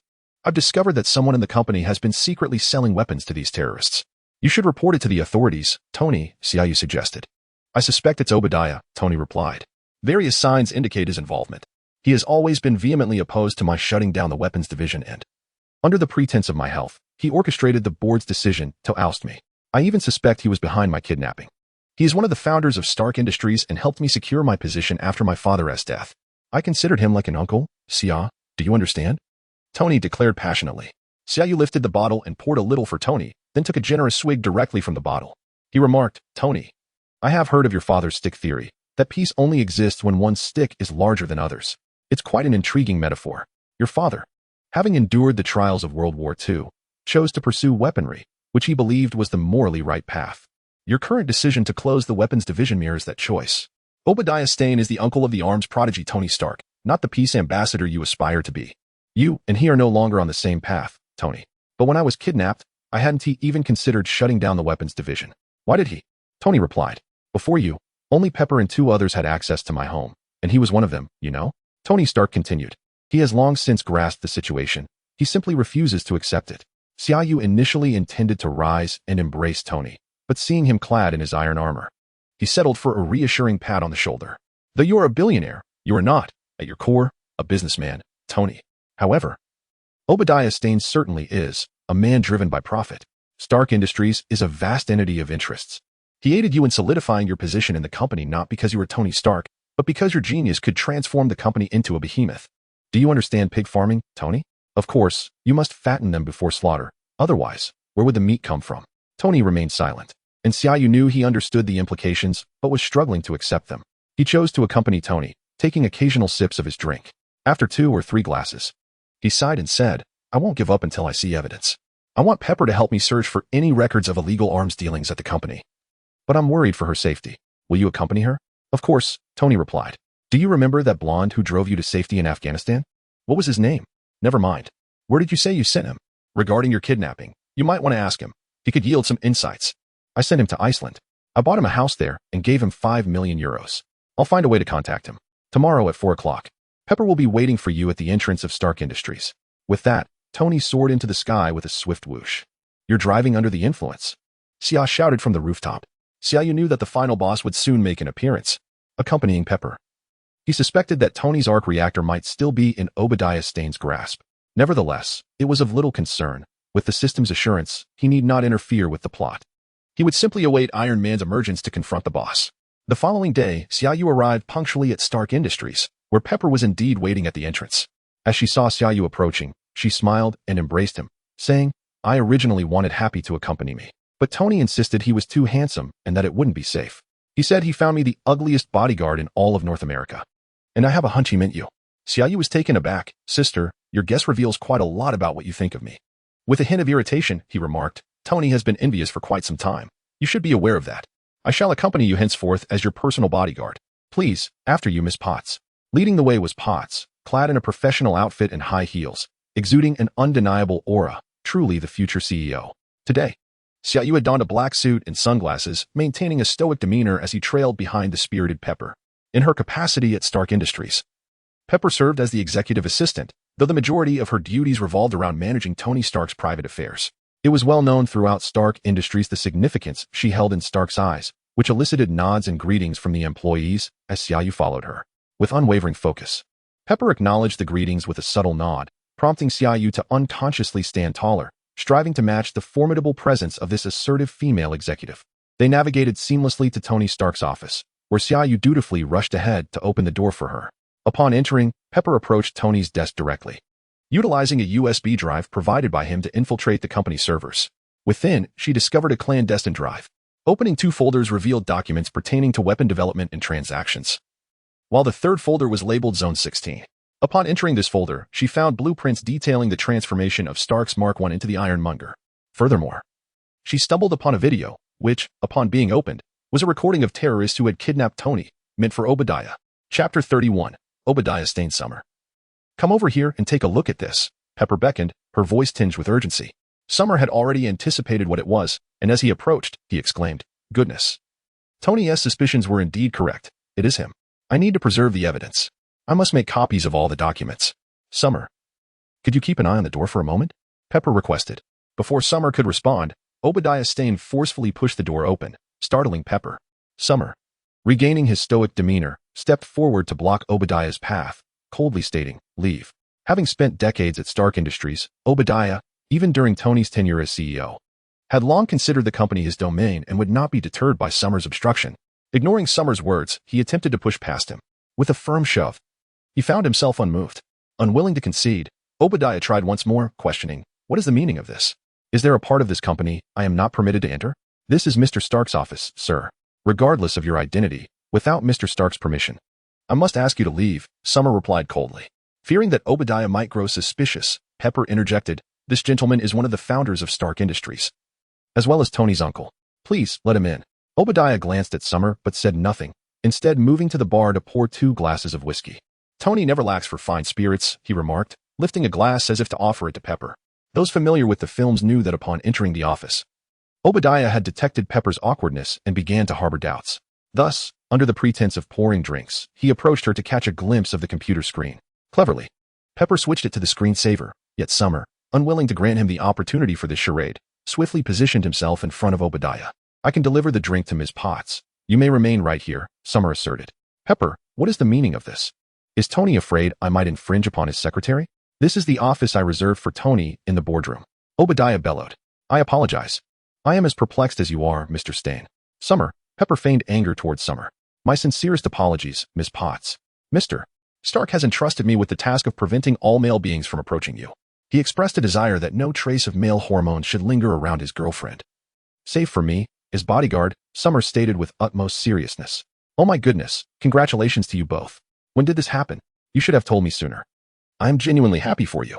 You are a wonderful woman, Pepper." "What are you?" Obadiah began, attempting to congratulate Pepper, only to be ruthlessly pushed aside by Summer. "I said, keep your distance from Ms. Potts." "You." Obadiah Stane staggered several steps back after being pushed by Xia Yu, his expression faltering. Just as he was about to erupt in anger, Pepper Potts rose and exclaimed angrily at Xia Yu, "You had better show Mr. Stain some respect, Xia." As she spoke, she seized a newspaper from the edge of the computer and discreetly extracted the USB drive. Xia Yu observed the entire scene, aware that she had completed the copying process. "I apologize, Miss Potts, but this is my job. Please understand, as long as he does not approach you again," Xia Yu stated. "I'm sorry, Obadiah. I will discuss the matter of bodyguards with Tony when I return. You know how he can be." Pepper cast an apologetic glance at Obadiah Stane. "I understand. I am merely happy for you both. Please tell Tony that I will be awaiting his return at the office, and I will communicate with the board, provided he behaves himself," Obadiah Stane replied. After exchanging a few inconsequential remarks, Xia Yu followed Pepper out. He knew that, akin to a scene from a movie, Pepper had successfully copied the data and pulled out the USB drive. Obadiah Stane must have seen the successful copying interface. However, unlike in the film, Pepper was not as frantic with Xia Yu present, and Obadiah did not seize the newspaper from her hands. Now, they awaited the impending boss fight, and indeed, the system task arrived. System task: assist and protect Pepper Potts during her mission. After Ironmonger and Iron Man commenced their battle, aid Iron Man in defeating Ironmonger. Task rewards: 8,000 points, with an additional lottery draw if Ironmonger is personally eliminated. Xia Yu accepted the task, contemplating that he would have to compete with Tony for the kill. However, judging by the rewards, Ironmonger seemed to possess capabilities akin to those in the film, relatively mediocre. Had he not stolen Tony's arc reactor, leaving Tony's Mark III underpowered, he would have been defeated long ago. Upon exiting, they encountered Agent Coulson, who was waiting for Pepper with an honest demeanor. It appeared that Tony had yet to meet him. When Coulson spotted Xia Yu, he paused momentarily before greeting him with a smile. "Xia, you're here too. Miss Potts, do you have a moment? I had arranged to meet with you." Pepper hurriedly pulled Coulson away, needing to present evidence to the authorities and bring in personnel to apprehend Obadiah Stane. At this time, the Avengers had not yet assembled, and no superheroes had emerged. So it was only natural for them to seek the police rather than rely on a skilled individual like Xia Yu. Xia Yu accompanied Pepper to show Agent Coulson all the documents and video evidence. In front of Pepper, Xia Yu called Tony. "Tony, you guessed correctly. We have uncovered evidence linking your uncle to the terrorists. He is the one who kidnapped you." Along with documents revealing his clandestine arms dealings, Xia Yu conveyed over the phone. "I am already aware that blonde fellow does not recognize Obadiah. However, when I showed him the photograph, he identified this individual as having visited their base several times and provided them with weapons. Are you preparing to come here now?" Tony responded. "No, Tony, we encountered Agent Coulson, and Pepper is currently handing over the evidence to him. Soon, someone will apprehend him. You should remain at home, as I know you would rather avoid facing him," Xia Yu concluded before hanging up the phone. Obadiah was no mere pawn.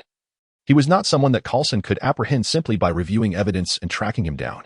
It required reporting to the Bureau, collaborating with several departments, and even notifying a government magnate to successfully obtain the arrest warrant, even if he were to be captured. As long as he possessed the technology of the compact arc reactor, he would likely be exonerated. In such high-stakes struggles, the charge itself often becomes a trivial matter. Tony Stark, a figure of formidable presence, may not appear as such in films, but Xia Yu was acutely aware that Stark Industries' annual political contributions amounted to a staggering figure. This was precisely why Tony Stark had the audacity to publicly rebuff government requests while ridiculing legislators. Despite this, Tony ultimately provided Colonel Rhodes with a suit of armor. Not solely due to their friendship, but more crucially, as a gesture of compromise towards the government, an accord acceptable to both parties. Following the events of Avengers: Infinity War, the Avengers had acquired the power to oversee everything. Yet now, with Xia Yu in the world, particularly after the transformation in his mindset, the circumstances could shift dramatically.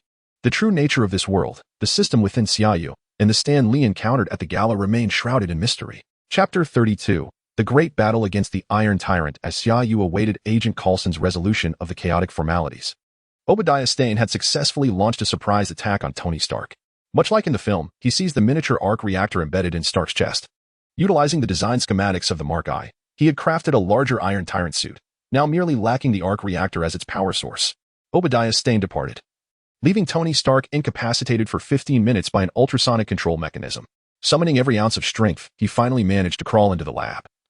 Glancing at the Heart of Summer on the table and murmuring, "I never expected it would be you to save me this time."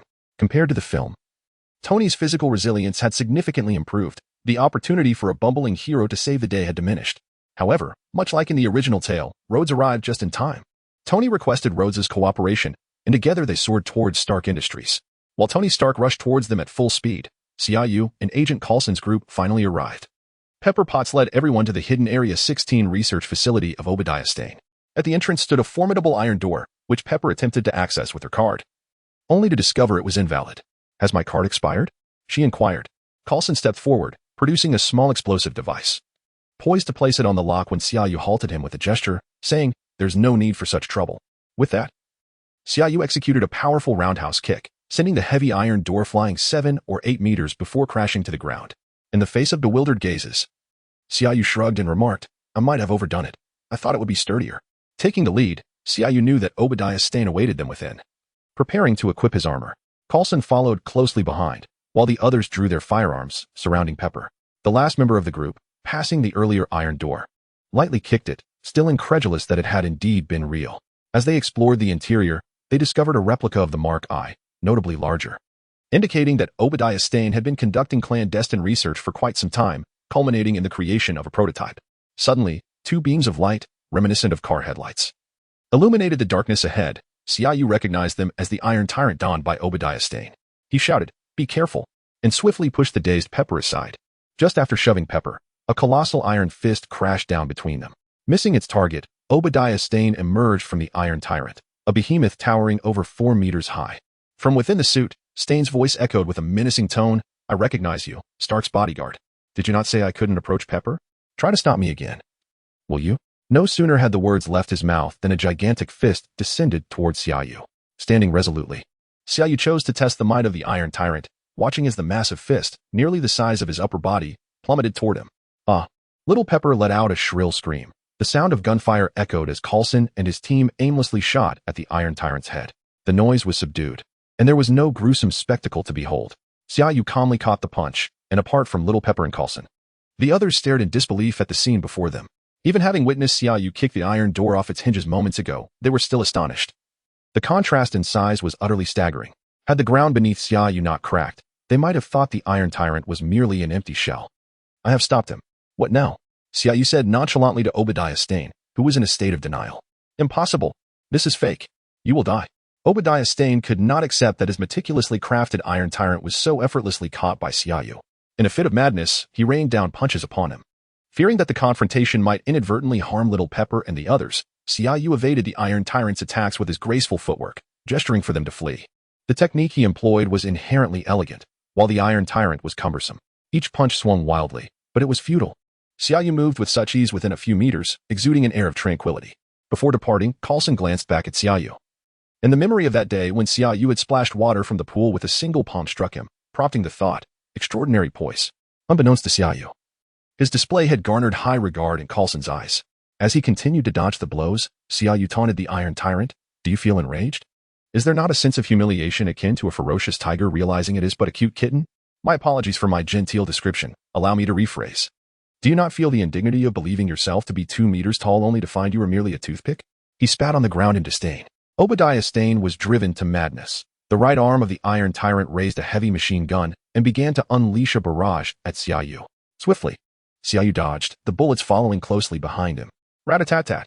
Obadiah, in a fit of fury, exclaimed, "How can a technological marvel engage in a fistfight? I will kill you." His roar mingled with the gunfire. "You think you can hit me?" Suddenly pulling out a machine gun? "You clearly cannot play this game." Xia Yu, still in the midst of mocking, seemed to have forgotten how he had dealt with the formidable villain in the desert. After toying with the situation for a while, Xia Yu decided little Pepper and the others should be safe by now. He seized an opportunity and dashed towards the exit. It was too perilous to remain inside. Especially with a large arc reactor on the first floor, should it explode, it would spell disaster. Obadiah Stane followed closely behind.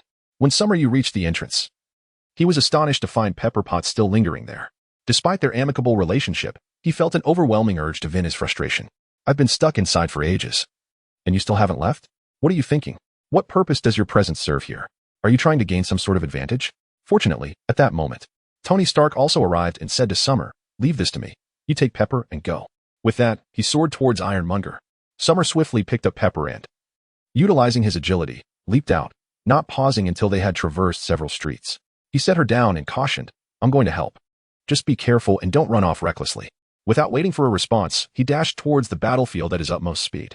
Just as he was nearing the location, he spotted Tony Stark ascending into the sky with Ironmonger. Summer smacked his forehead in irritation. Flying was a formidable challenge. It seemed he too would require a suit of armor. What to do now? I'll head to the rooftop of Stark Industries and wait. Since the plot dictates that I ascend, it stands to reason I shall descend in accordance with the same narrative. With that resolve, Summer made his way back to Stark Industries. Chapter 33, The Demise of the Iron Overlord, Part 1.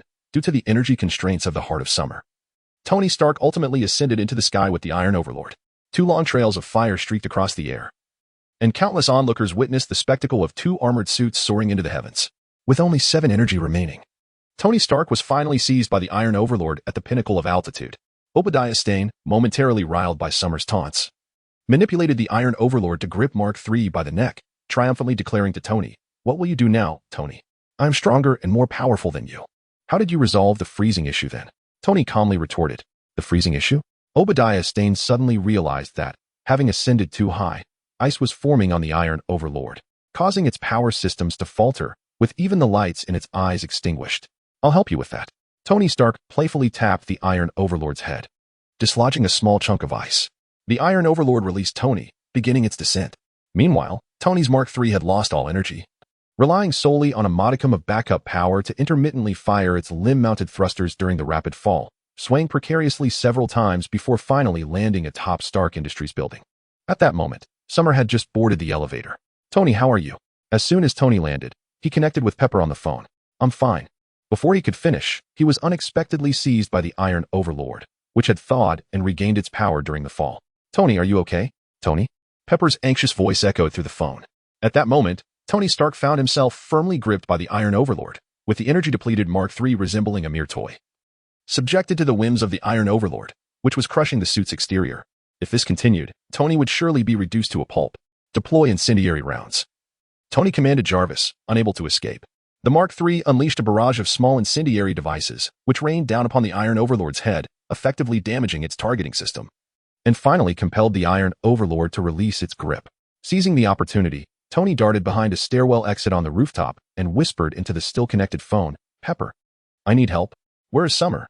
He went to find you. I don't know where he is." I'm calling him now." Pepper panicked, hastily hanging up to contact Summer.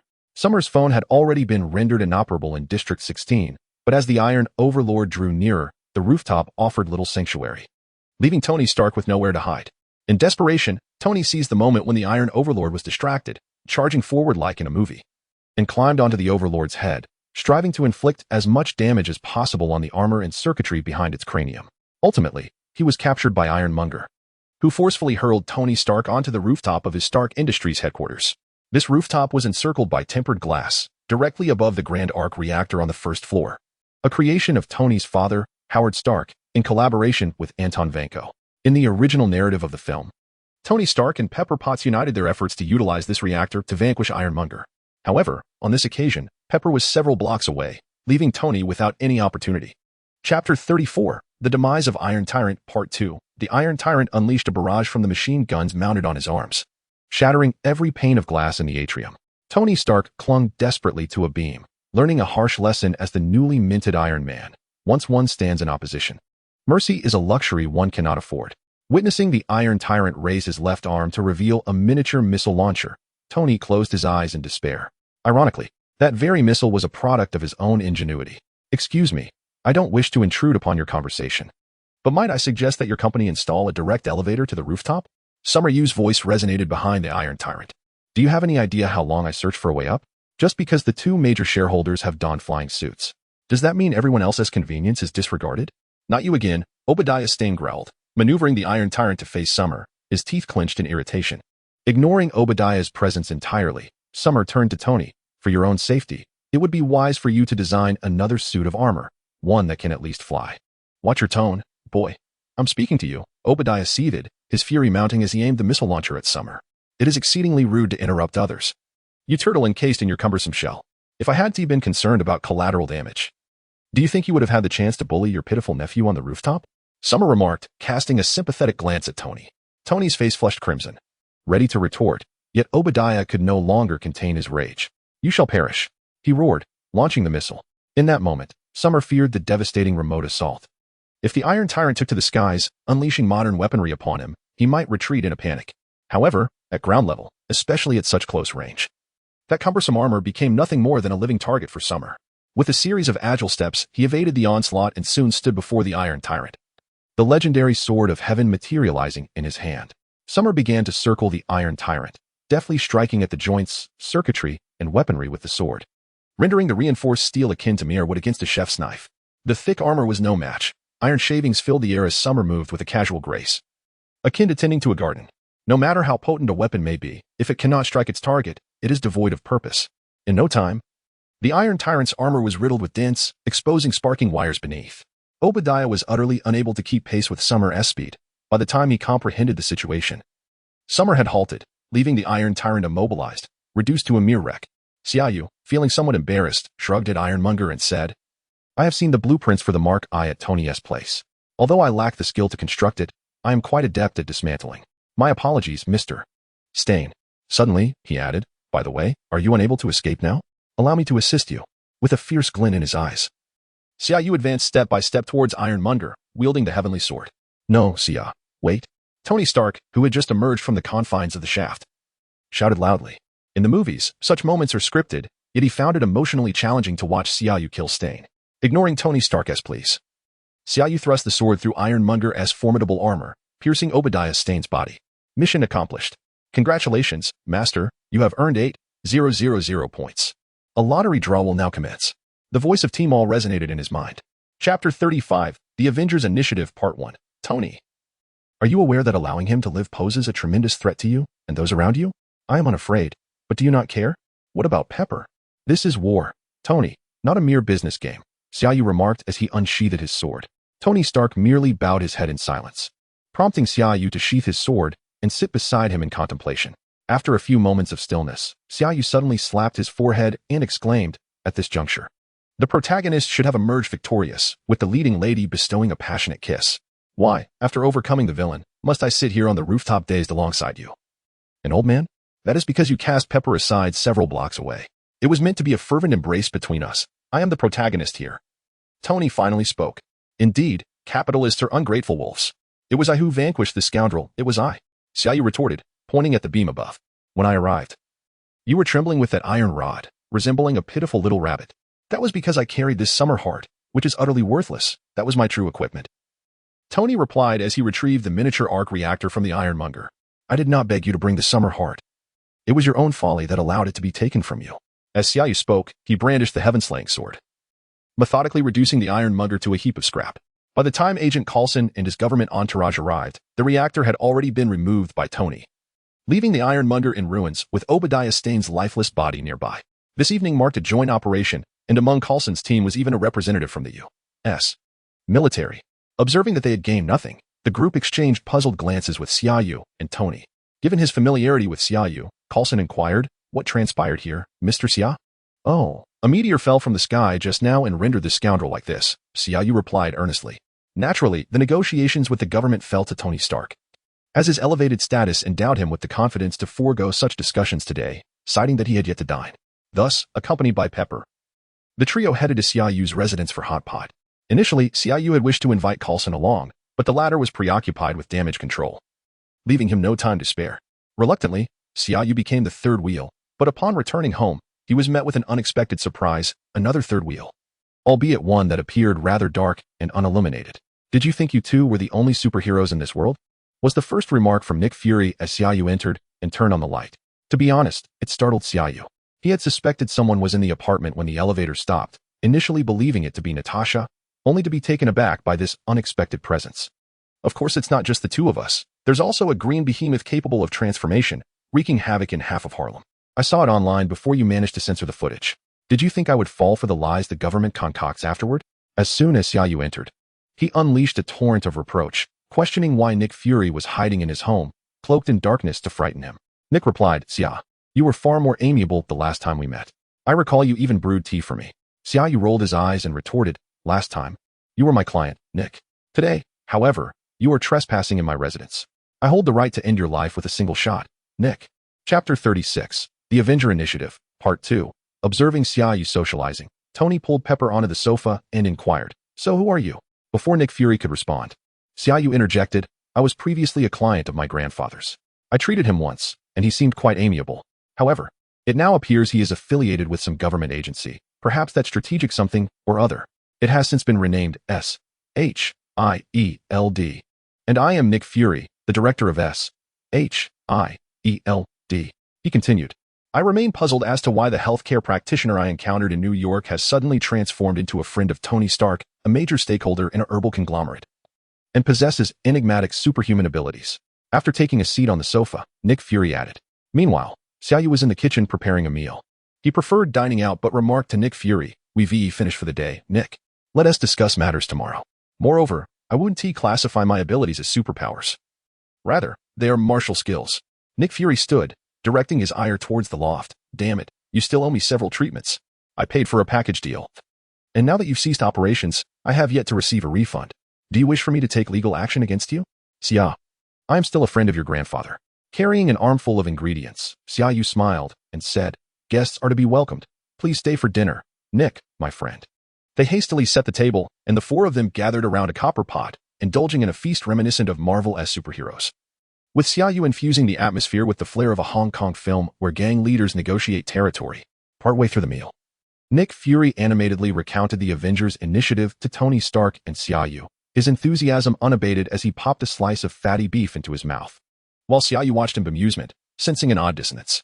It resembled encounters from his past life at dining gatherings, where a smooth-talking individual would stuff their face with food and garlic while asking, "Brother, I have an 80 million project that can recoup cost in 2 years.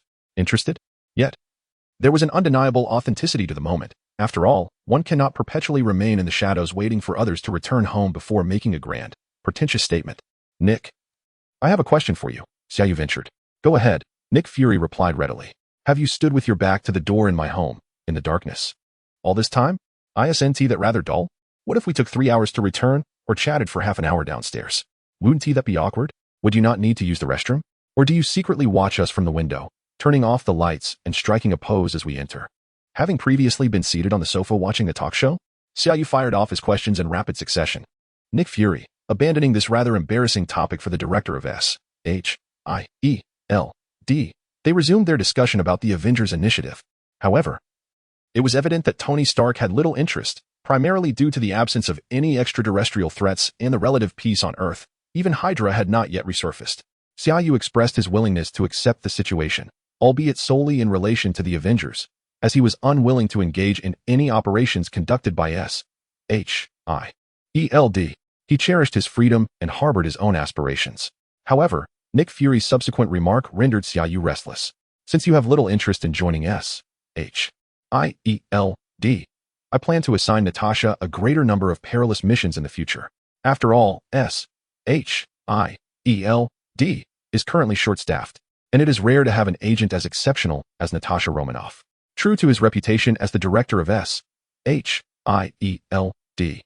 Nick Fury had deftly struck at Xia Yu's Achilles heel. The relationship between Xia Yu and Natasha, which they believed to be well concealed, was laid bare before Nick Fury, resembling a tattered bag fluttering in the wind, riddled with flaws. Chapter 37. The Avengers Plan, Part 2. Xia Yu sprang up as if ignited by a fiery tail, brandishing his chopsticks in the stance of the solitary 9 swords, directing his ire towards Nick Fury. You shameless old rogue. What device have you implanted on Natasha? A listening device or some sort of embedded camera? Tony Stark, ever the instigator, chimed in. Xia. While I must confess I'm a tad hurt that you didn't inform me of your new romantic involvement, I cannot deny that every head of an intelligence agency is, without exception, a scoundrel. They yearn to surveil the entire world, even in their most private moments. Nick Fury's face flushed, if it were possible to discern. I now regret persuading you both to join the Avengers. I never conduct such underhanded dealings with my subordinates. It was Natasha's itinerary that betrayed her. Do you recall your first meeting, when she was injured? I sent her to you with the intention of providing refuge in your studio. Yet she lingered in Chinatown for an entire week. Subsequently, when you were in Los Angeles, she followed. When you traveled to New York, so too did she. Do you take me for a fool? I at least know where my subordinates have been. Xia Yu, delicately picking up a meatball with his chopsticks, slowly seated himself and remarked, yet you should not use her as leverage to coerce me into joining S.H.I.E.L.D. You are a government official, Nick. How can you be so unscrupulous? You still owe me a refund. Nick Fury replied, his expression impassive. Very well. I will accommodate your conditions. However, I expect you to remain uninvolved in daily affairs and only notify me of missions. Xia Yu conceded, I agree to join, but under those conditions. Tony, incredulous, interjected. While I understand your motives stem from your girlfriend, why do you fall silent at the mention of finances? Are you in dire need of money? Did you not deceive someone out of 100 million in Afghanistan? Xia Yu, feeling awkward, scratched his head and confessed, when you went missing, I purchased stock in your company. When you returned, the stock soared, and I sold it. However, following your announcement to close the weapons division, the stock plummeted by $56. I invested my entire fortune and retained only $3,000. I'm awaiting your new project to boost the stock price before selling again.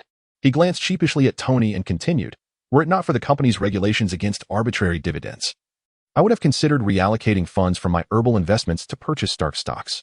Xia, you are becoming increasingly insufferable, Tony concluded with a shake of his head. Nick Fury had not come in vain. At the very least, the Avengers had gained a new ally. Regrettably, Tony Stark had not joined, though this was anticipated by Fury. There was no need to rush. He had awaited this plan for many years, and a moment's delay would not matter. After dinner, Nick Fury departed, leaving Tony Stark and Pepper Potts behind in a tacit understanding. Xia, do enlighten us about the situation, Pepper inquired with a cheerful smile. In any realm, women invariably exhibited a deeper interest in such gossip than men. In the presence of the two, Xia Yu felt no need for concealment. After all, Nick Fury had already exposed everything. He recounted the tale of how they met, and Pepper Potts found it quite romantic, a beautiful agent serenading her in Times Square. Reminiscent of a cinematic moment, Tony smirked and remarked, "You are incredibly fortunate to have garnered the affection of such a stunning agent. However, upon reflection, it makes sense. After all, you have the privilege of knowing me, Tony Stark." Xia Yu chuckled. "Tony, are you not the least bit shameless?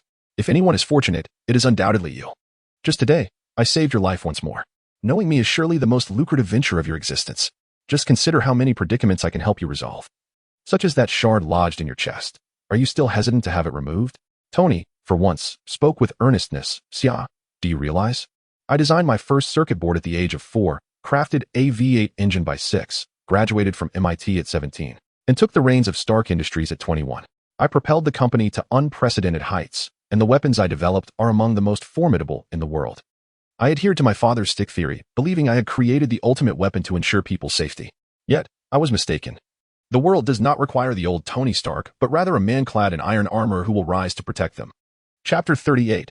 I am Iron Man. Tony patted Xia Yu's shoulder and continued, "I may not possess your remarkable martial prowess, but I wield my intellect and technology. I have resolved to abandon the trivialities of meetings and paperwork for the rest of my life. I shall dedicate myself solely to donning the iron suit to protect those in need. And this," Tony gestured toward the arc reactor embedded in his chest, "serves as a constant reminder of my purpose. Without it, I would cease to exist, and thus, I shall never forget my mission." Tony Stark's words resonated with sincerity, reflecting the very essence of why Xia Yu admired Iron Man in his past life. Despite his acerbic wit and arrogance, Tony was perpetually evolving. Following the arrival of extraterrestrial threats, he aspired to arm the entire Earth with his armor. When Rhodey was mistakenly injured by Vision, he added parachutes to Spider-Man's suit. At a loss for words, Xia Yu stood and approached Tony, resting a hand on his shoulder. The internal energy of the 9 Yang divine skills swiftly coursed through Tony's body, culminating in a gentle pat on his back.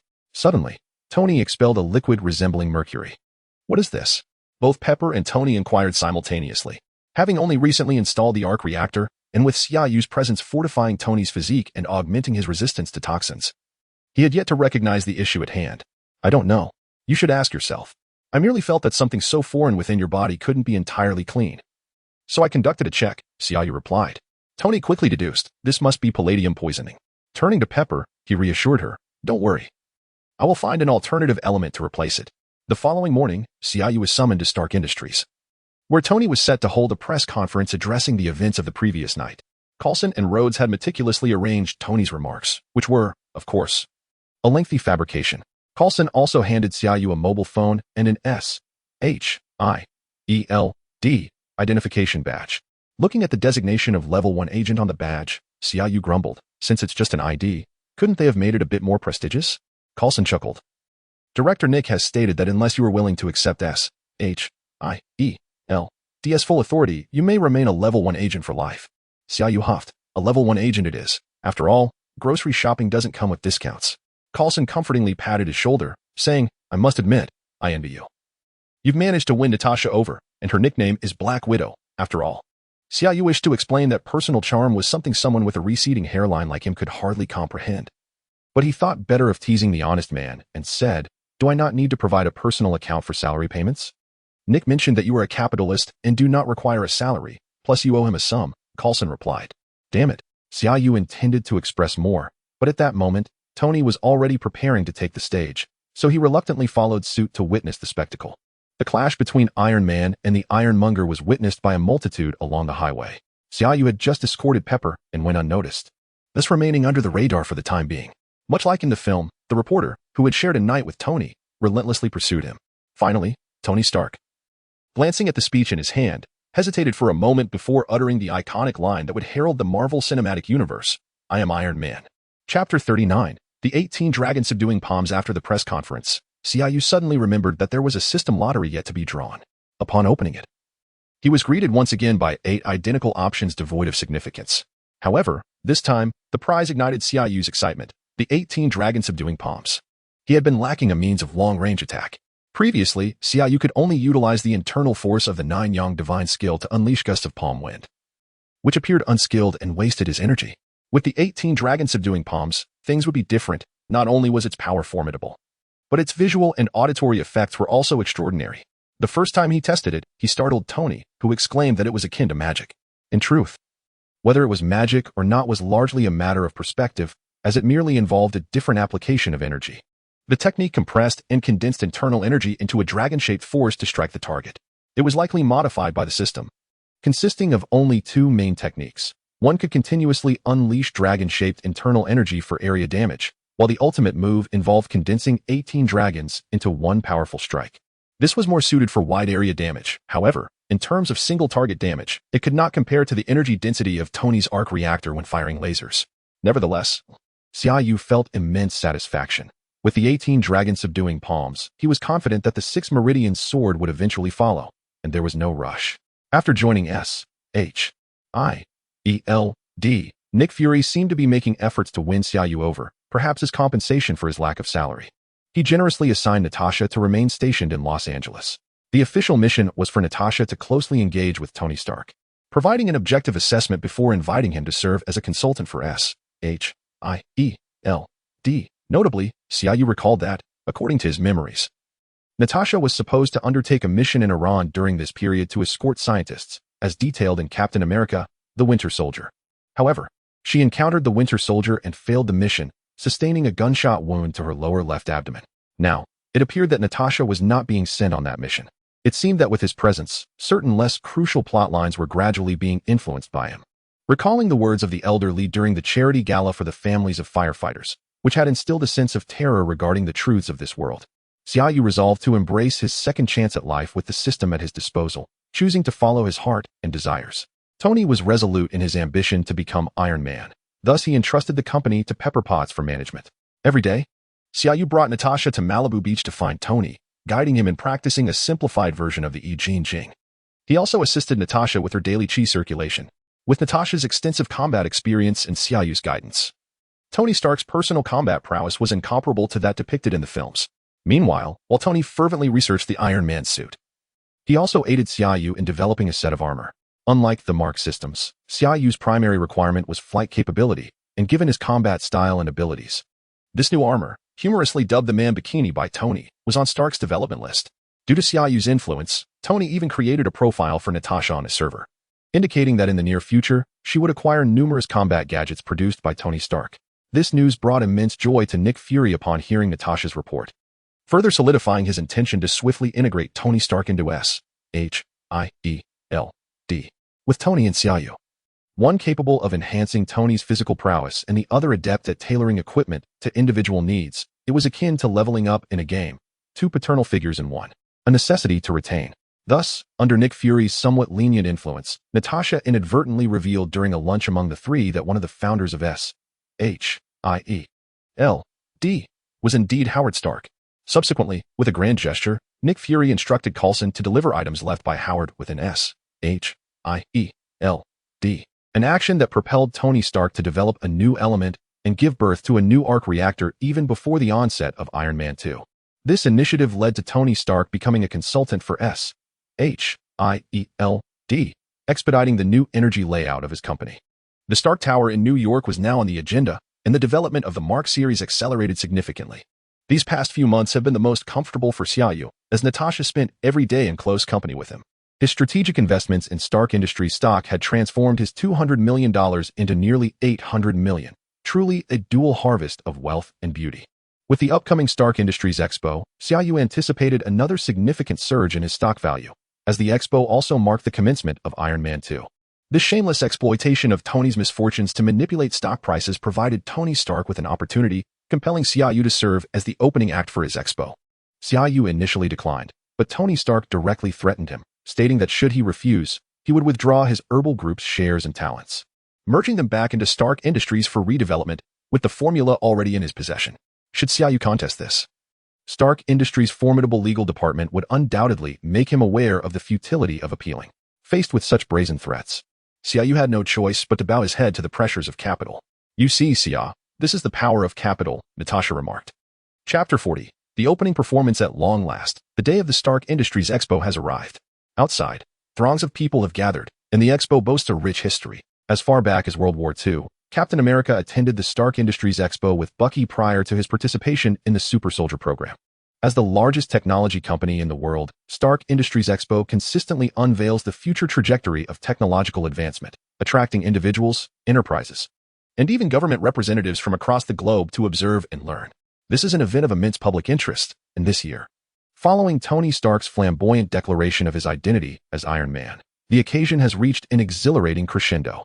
Damn it, I don't know why I agreed to come here, muttered Xia Yu, disheartened by the cacophony of the crowd outside chanting Tony Stark's name. Natasha meticulously adjusted Xia Yu's attire, as he was to perform shortly. Upon hearing his complaint, she gently kissed him on the lips and smiled, saying, "You did manage to pull in hundreds of millions from the stock market. This should be the highest-paying performance in the world." After a moment's thought, Natasha leaned in closer and whispered in his ear, "Or perhaps you envy all those girls outside calling out for Tony, wishing they were calling your name instead?" Over the course of several months, Natasha's demeanor towards Xia Yu had changed significantly, especially after he resolved her infertility issue. Thus, he dared not jest about such a sensitive topic. "Absolutely not. I merely find it excessively loud. As long as I have you as my sole audience, I need nothing more. Even if the crowd were chanting my name, in my eyes, they would be no different from the flowers and rubbish lining the street. I only see you, my dear," Xia Yu replied earnestly, leaving no room for doubt. "Are you serious?" Natasha questioned, her skepticism evident. "More genuine than diamonds. Look into my eyes. They are as clear as the melting snow melt from the Alps," Xia Yu said, gazing into Natasha's eyes. "Consider yourself off the hook. It's time to prepare for the stage." "I will cheer for you from below," Natasha declared. Before Xia Yu could respond, Tony Stark's call came through. "How's it going, Xia? Are you ready? Is the crowd chanting my name? Don't be nervous. Just sing casually. Your role is to energize the atmosphere before the main act, so relax, all right?" Tony's voice. laced with mischief, accompanied by the sounds of rushing wind. Just take care of yourself, Tony. Be careful not to land on me when you come down, Xia Yu retorted. Hanging up before Tony could respond. You're about to break your phone. I'm heading down to be part of the audience, my superstar. Remember, I'm here to see you, Natasha reassured him. Xia Yu chose to perform Rolling in the Deep once more, as he wished to avoid presenting too many songs from a past life, especially when he was not there to become a pop star. As the introduction played and he took the stage, the audience erupted in boos. Go away, kid, we want to see Tony Stark. Leave us be. We did not come to listen to music, we wish to witness Iron Man. A chorus of disgruntled voices echoed from the audience. Sitting among them, Natasha observed Xia Yu's constipated expression on stage and could not help but chuckle. Her big boy was simply adorable. However, Xia Yu's current mood was far from charming. Damn Tony Stark. Taking a few deep breaths, Xia Yu smiled and addressed the crowd. I understand that everyone is eager to see Tony Stark, for he is none other than Iron Man. Isn't. Yet, the entrance of such a prominent figure invariably requires a moment's pause, particularly for someone of Tony's stature, who needs a bit of time to adjust the height of his elevator shoes. Therefore, allow me to serenade you with a song first. Titled, Rolling in the Deep. Chapter 41. Senate hearing. After finishing his words, Xia Yu, undeterred by the growing boos from the audience, began to sing a song. Although the crowd remained fervent about Iron Man, the power of this classic melody gradually silenced their jeers. Some members of the audience began to hum along softly to the rhythm. Natasha, observing Xia Yu as he immersed himself in the performance, reminisced about their first encounter in Times Square when he sang to her. Since that moment, her life had transformed into an ordinary existence, filled with the warmth of a home shared between two. As Natasha lost herself in thought, the song on stage drew closer to its conclusion. With the final note from Xia Yu, Tony Stark made a dashing entrance amid the crowd's eager anticipation. A red and gold armored suit soared through the air as Tony, clad in the newly unveiled Mark VI, gracefully descended onto the prepared platform, igniting a wave of exhilaration throughout the venue, accompanied by a chorus of screams. Xia Yu rolled his eyes at Tony's flamboyance and silently made his way off the stage. However, Tony had no intention of letting Xia Yu slip away unnoticed. He gestured for the audience to quiet down and boomed, "Thank you to this unknown singer for his heartfelt performance. I must say, the entrance music was quite commendable." Xia Yu merely rolled his eyes again as he departed, while Tony engaged in a brief dance with a group of backup dancers before commencing his opening remarks for the expo. Once the opening concluded, the departing group encountered a beautiful law enforcement officer delivering a subpoena. Much like a scene from a movie, Happy accepted the subpoena, while the officer expressed a distinct interest in Xia Yu. "Your song on stage was delightful. I've never heard it before. Did you compose it yourself? Are you a friend of Tony Stark?" she inquired. "He is my boyfriend, ma'am," Natasha interjected, pulling Xia Yu into the car, not allowing him a chance to respond. "But you're not married yet," the officer called out to the departing vehicle. Unlike in the movies, Tony did not drive away in a sports car, but rather in a stretched limousine, as the expo was held in New York. Although Xia Yu was of considerable worth, he found himself without a vehicle in the city, as all the cars in Los Angeles belonged to Tony. "Haha, Natasha, are you feeling jealous? Didn't you say you would never restrict Xia?" Tony teased as they settled into the car. "Xia, congratulations on stepping into married life ahead of schedule. Why don't you two tie the knot? I'll throw you the most dazzling wedding the world has ever seen."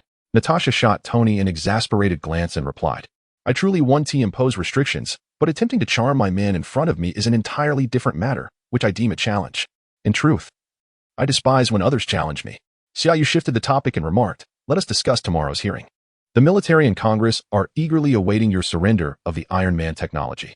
The media is in a frenzy, reporting daily on the matter. If you were anyone other than Tony Stark, the government would have long since seized it by force. I shall not relinquish it. The government and the military cannot lay claim to my personal property. Natasha, I am currently an advisor to SHIELD, and surely you can help alleviate some of this pressure," Tony asserted. "Tomorrow's hearing poses no real threat to you, Tony. The government will not exert undue pressure unless absolutely necessary. SHIELD will provide you with support at the right moment, and then you will understand," Natasha replied. Chapter 42. The heated debate in the Senate the following day, at 9 in the morning in Washington, D.C. Tony Stark arrived at the Senate almost on the dot. This hearing had been meticulously orchestrated, and the last-minute notification left Tony with little time to prepare. The government and military sought to seize the technology directly, knowing that without Tony Stark's formidable influence, they would face protracted negotiations. Thus, none of the senators present were allies of the Stark family. The hearing commenced much like a scene from a film, with the Senate questioning Tony Stark about the creation of a powerful weapon and demanding he relinquish the technology. However, Tony deftly and humorously deflected their claims and called upon Justin Hammer to testify, followed by Colonel James Rhodes, who read a brief excerpt from his report. Tony Stark's Iron Man does not belong to any governmental entity, thus posing no threat to national security or interests, Colonel Rhodes stated. Though he had been mistakenly referred to as a lieutenant colonel earlier, we shall leave it as is for now. The tide began to turn at this moment when S.H.I.E.L.D. started to exert its influence. An adjacent senator interrupted Rhodes, asserting, "No, Colonel Rhodes, you are mistaken. Iron Man is not independent of government affiliation. He serves as an advisor to S.H.I.E.L.D. and is a member of a special operations unit. We now invite a representative from S.H.I.E.L.D. to the stand. He is a close friend of Tony Stark and possesses ample authority to speak on this matter." The unexpected turn of events caught everyone off guard, and when Xia Yu, dressed in a tailored suit, confidently strode in, Tony Stark's expression was one of astonishment. "You didn't mention you would be here," Tony whispered as he embraced Xia Yu. "Indeed, Tony, quite the surprise, isn't it?" Xia Yu replied. "I represent S.H.I.E.L.D. and can affirm that Tony Stark has been associated with our agency for several months, serving as an advisor and a member of the Special Operations Team. I possess S.H.I.E.L.D. employee records, Tony Stark's identification, and payroll documents from these past months, which should sufficiently validate his status as a government employee." The senator seated centrally was a member of Hydra, someone Xia Yu recognized from Captain America 2, and he was currently engaged in a muted debate with a neighboring senator. Caught unprepared by the unfolding situation. Recognizing the shift in dynamics, Justin Hammer was the first to pose a question. "This gentleman, Mr. Xia. Regarding whether Tony Stark is a government employee, we may revisit that later. My purpose today is to assert that Iron Man constitutes a formidable weapon. As the Department of Defense's largest arms supplier, I am unequivocally qualified to determine whether a particular item qualifies as a weapon." Justin Hammer, the tragic antagonist from Iron Man 2, had long harbored ambitions of surpassing Tony Stark. Finally, after Tony shuttered his weapons division, Hammer became the Department of Defense's largest arms supplier. Yet, the emergence of Tony's armored suit left him feeling utterly eclipsed. Xia Yu smiled faintly and remarked, "In your eyes, as the largest weapon supplier to the Department of Defense, does everything have the potential to be a weapon? I am contemplating whether to surrender the kitchen knife from my home to the government." Xia Yu first delivered a subtle jibe at Justin Hammer before continuing to address the assembly, as a friend and colleague of Tony Stark. "I have borne witness to the Iron Man suit, having observed it up close and even familiarized myself with his combat techniques. Indeed, Tony's armor is equipped with an abundance of weaponry, miniature missiles, incendiary devices, and more. These are the true sources of Iron Man's combat prowess, rather than the armor itself." "You are engaging in a fallacy, Mr. Xia. Based on my observations, Tony Stark's Iron Man suit can fire high-energy density energy cannons, which constitutes a weapon," Justin Hammer insisted. "The one committing the fallacy is you, Mr. Hammer. That is merely a propulsion device. Allow me to illustrate. If you were placed beneath a rocket launcher, hypothetically speaking, you would be instantaneously transformed into a roasted duck, or perhaps reduced to mere bones.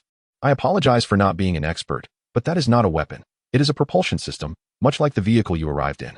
I could obliterate your fuel tank with 3 shots, yet can you claim that is a bomb? Clearly, that is simply a fuel tank.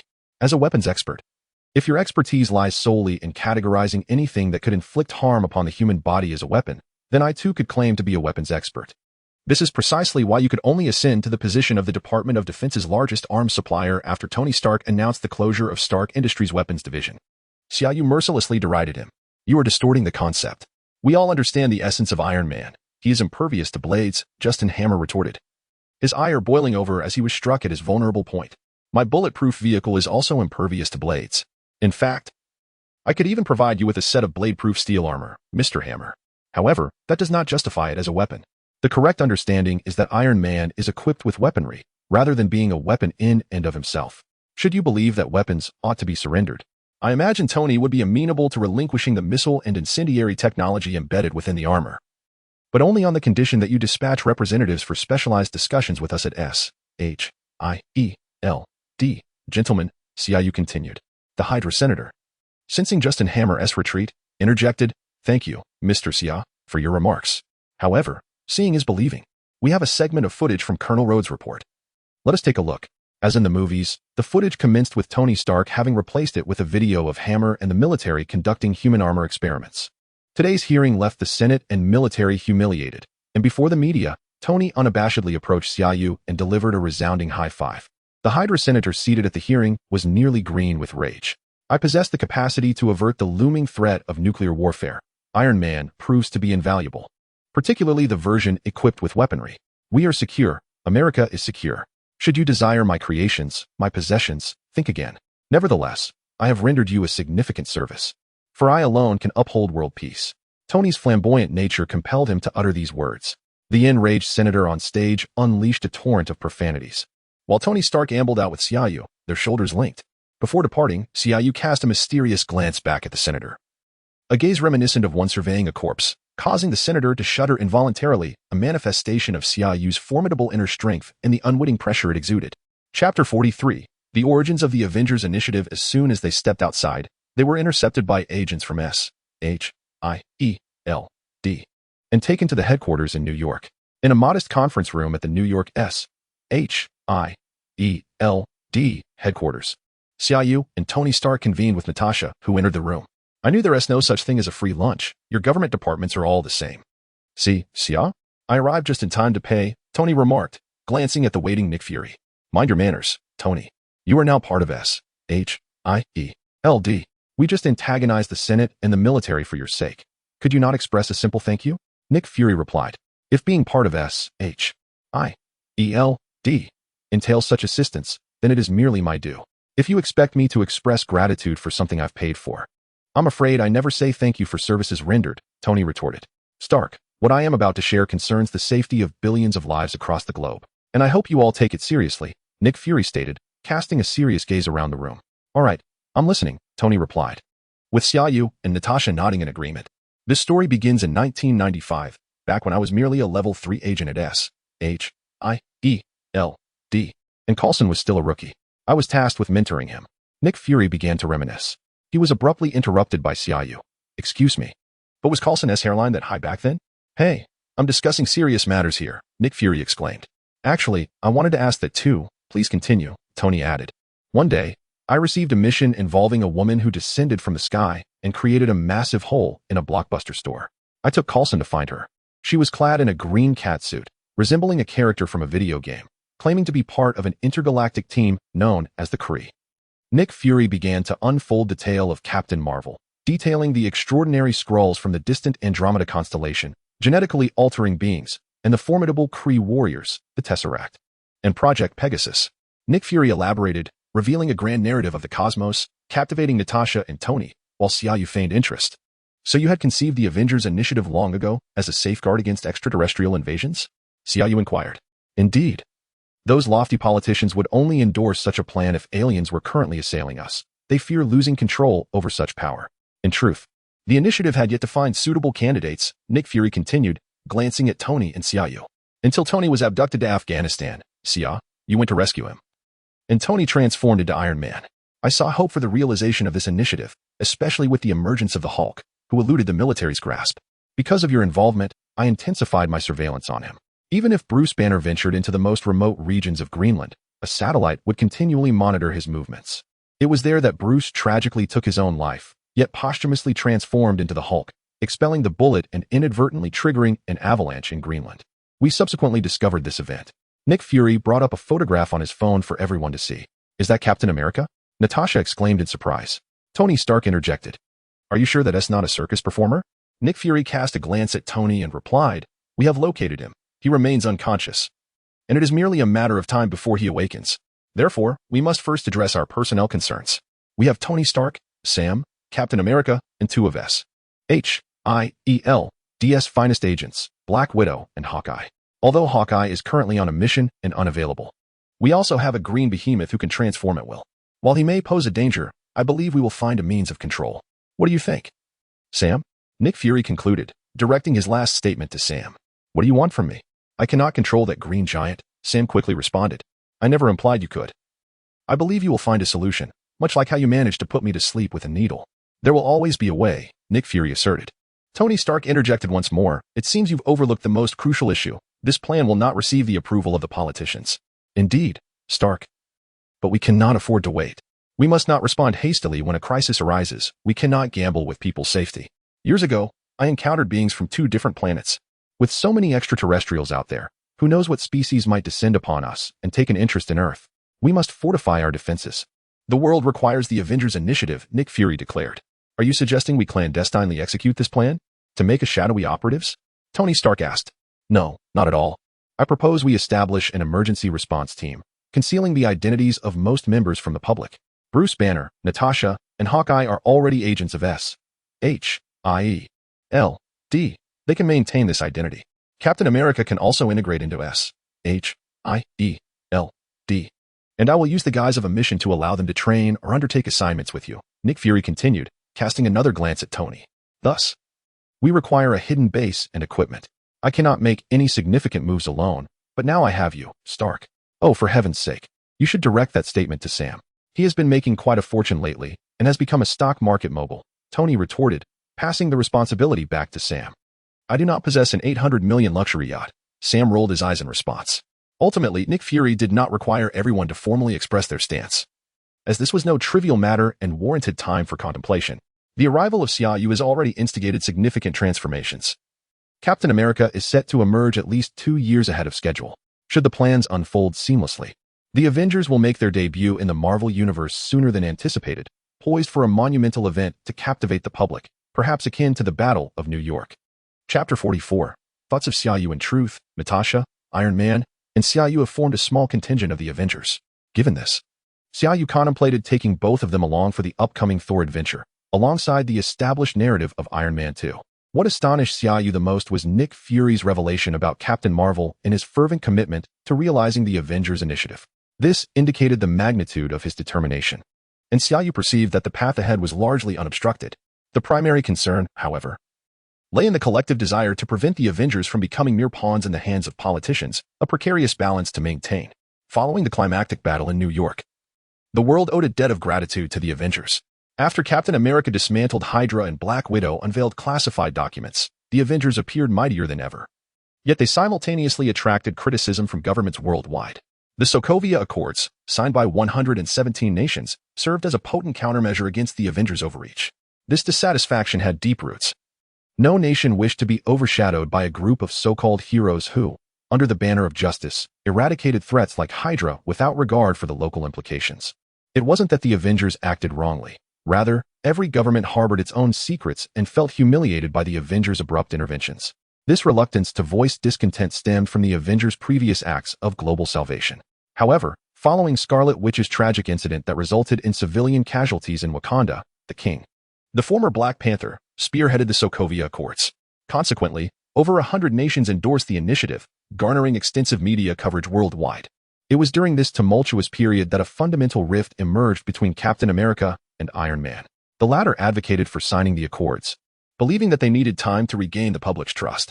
Iron Man's argument suggested that by initially complying, they could eventually wield the authority to amend the terms. A strategy reflecting a mature pragmatism.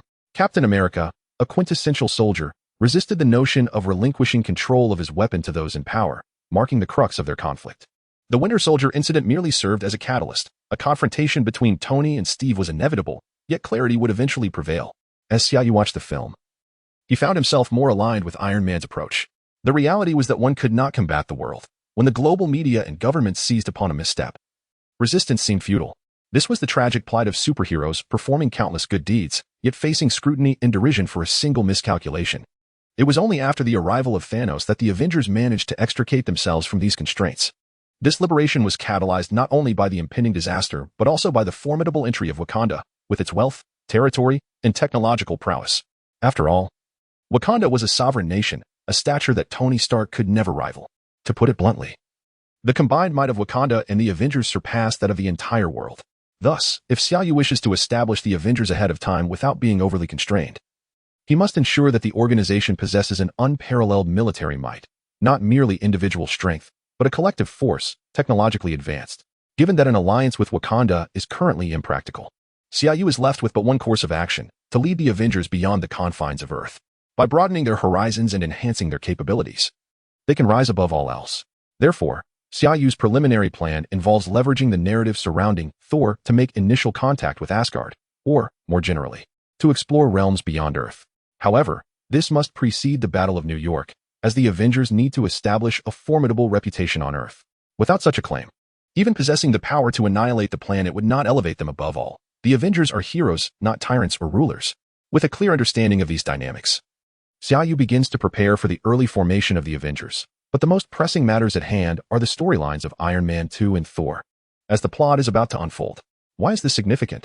Because Tony Stark has received an invitation from the Monaco Racing Club to attend the race. Chapter 45. You were never beautiful. Before embarking on their journey to Monaco, Tony Stark finally completed the suit of armor designed for Xia Yu. Its appearance was primarily inspired by Xia Yu's original armor, cloaked entirely in black. The ability to fly was Xia Yu's utmost desire, however. Due to the armor on his hands, it was impossible to install thrusters there. Consequently, Tony ingeniously affixed 2 jet engines to Xia Yu's back, accompanied by 2 diminutive auxiliary wings that would automatically adjust their direction based on Xia Yu's body movements. Moreover, each outer side of his calves was equipped with a jet engine, which would also autonomously modify its angle for enhanced flight assistance. The reactor in the chest featured a special lighting design, inspired by Xia Yu's dragon subduing 18 palms. From an external perspective, it resembled a soaring eastern dragon. This detail filled Xia Yu with immense satisfaction. Could it be that his future moniker would be Dragon Hero? Xia Yu mused humorously. At long last, the day arrived. Xia Yu, accompanied by Natasha, boarded Tony's private jet, which also included Pepper Potts and Happy. After such an extended period, Xia Yu and Happy had grown quite familiar with one another. Reflecting on the second Iron Man film, Xia Yu recalled Natasha appearing in Morocco as Pepper's assistant, preparing for the event. Yet now, she was there as Xia Yu's girlfriend. This thought made Xia Yu smile as he glanced at Natasha, who was engaged in light-hearted conversation with Pepper, excitedly discussing their forthcoming adventures together. Thanks to his influence, Natasha's behavior in everyday life increasingly mirrored that of an ordinary girl, which brought Xia Yu great joy. On board the aircraft, Tony discreetly informed Xia Yu that he intended to personally participate in the race. Xia Yu was astonished by the powerful inertia of the storyline. Who would have thought that even without the toxic influence, Iron Man would still engage in such reckless antics? Yet, upon reflection, this truly was the real Tony Stark, wasn't it? It appeared that destiny had determined that Tony Stark would face off against Whiplash once more. However, with Xia Yu's presence, it was destined that Whiplash would falter even more swiftly than in the film. Furthermore, with Tony's upgraded reactor and absence of palladium poisoning, it was likely that Ivan Vanko, the Whiplash, would be utterly disheartened. Upon entering the club, before encountering Whiplash, they were greeted by Justin Hammer, a man who aspired to surpass Tony Stark and had long sought to imitate him. In a sense, one could argue that Tony was his idol. Oh, who do we have here? Is that the sharp-tongued S-H-I-E-L-D agent, Mr. Xia? What brings you here? Has S-H-I-D-L-D sent you to be Mr. Stark's bodyguard? Please, Iron Man hardly requires protection. Justin Hammer sneered upon sighting Xia Yu, his irritation palpable. He could accept losing to Tony Stark, but he could not bear being rendered speechless at the hearing by Xia Yu, an obscure Eastern youth, an affront he simply could not tolerate. Before Xia Yu could retort, Tony interjected, "In fact, Xia is my good friend and a business partner. The Herbal Group is our collaborative venture, and he is, in fact, the principal owner." Justin Hammer initially perceived Xia Yu as a mere subordinate, an assistant assigned to Tony Stark by S-H-I-E-L-D. Little did he know that Xia was actually the proprietor of a prominent company. The Herbal Group had recently surged in popularity, its health-enhancing beauty products yielding remarkably effective results. Furthermore, Xia's youthful and handsome demeanor stirred an indescribable discomfort within Hammer. To his surprise, he encountered the enigmatic CEO of the Herbal Group. "I have long desired to interview you." "Greetings, Mr. Xia. I am Christine, a journalist from the world of glamour," a beautiful reporter exclaimed, her gaze ardently fixed upon Xia. "Oh, Xia, she is an exceptionally talented reporter.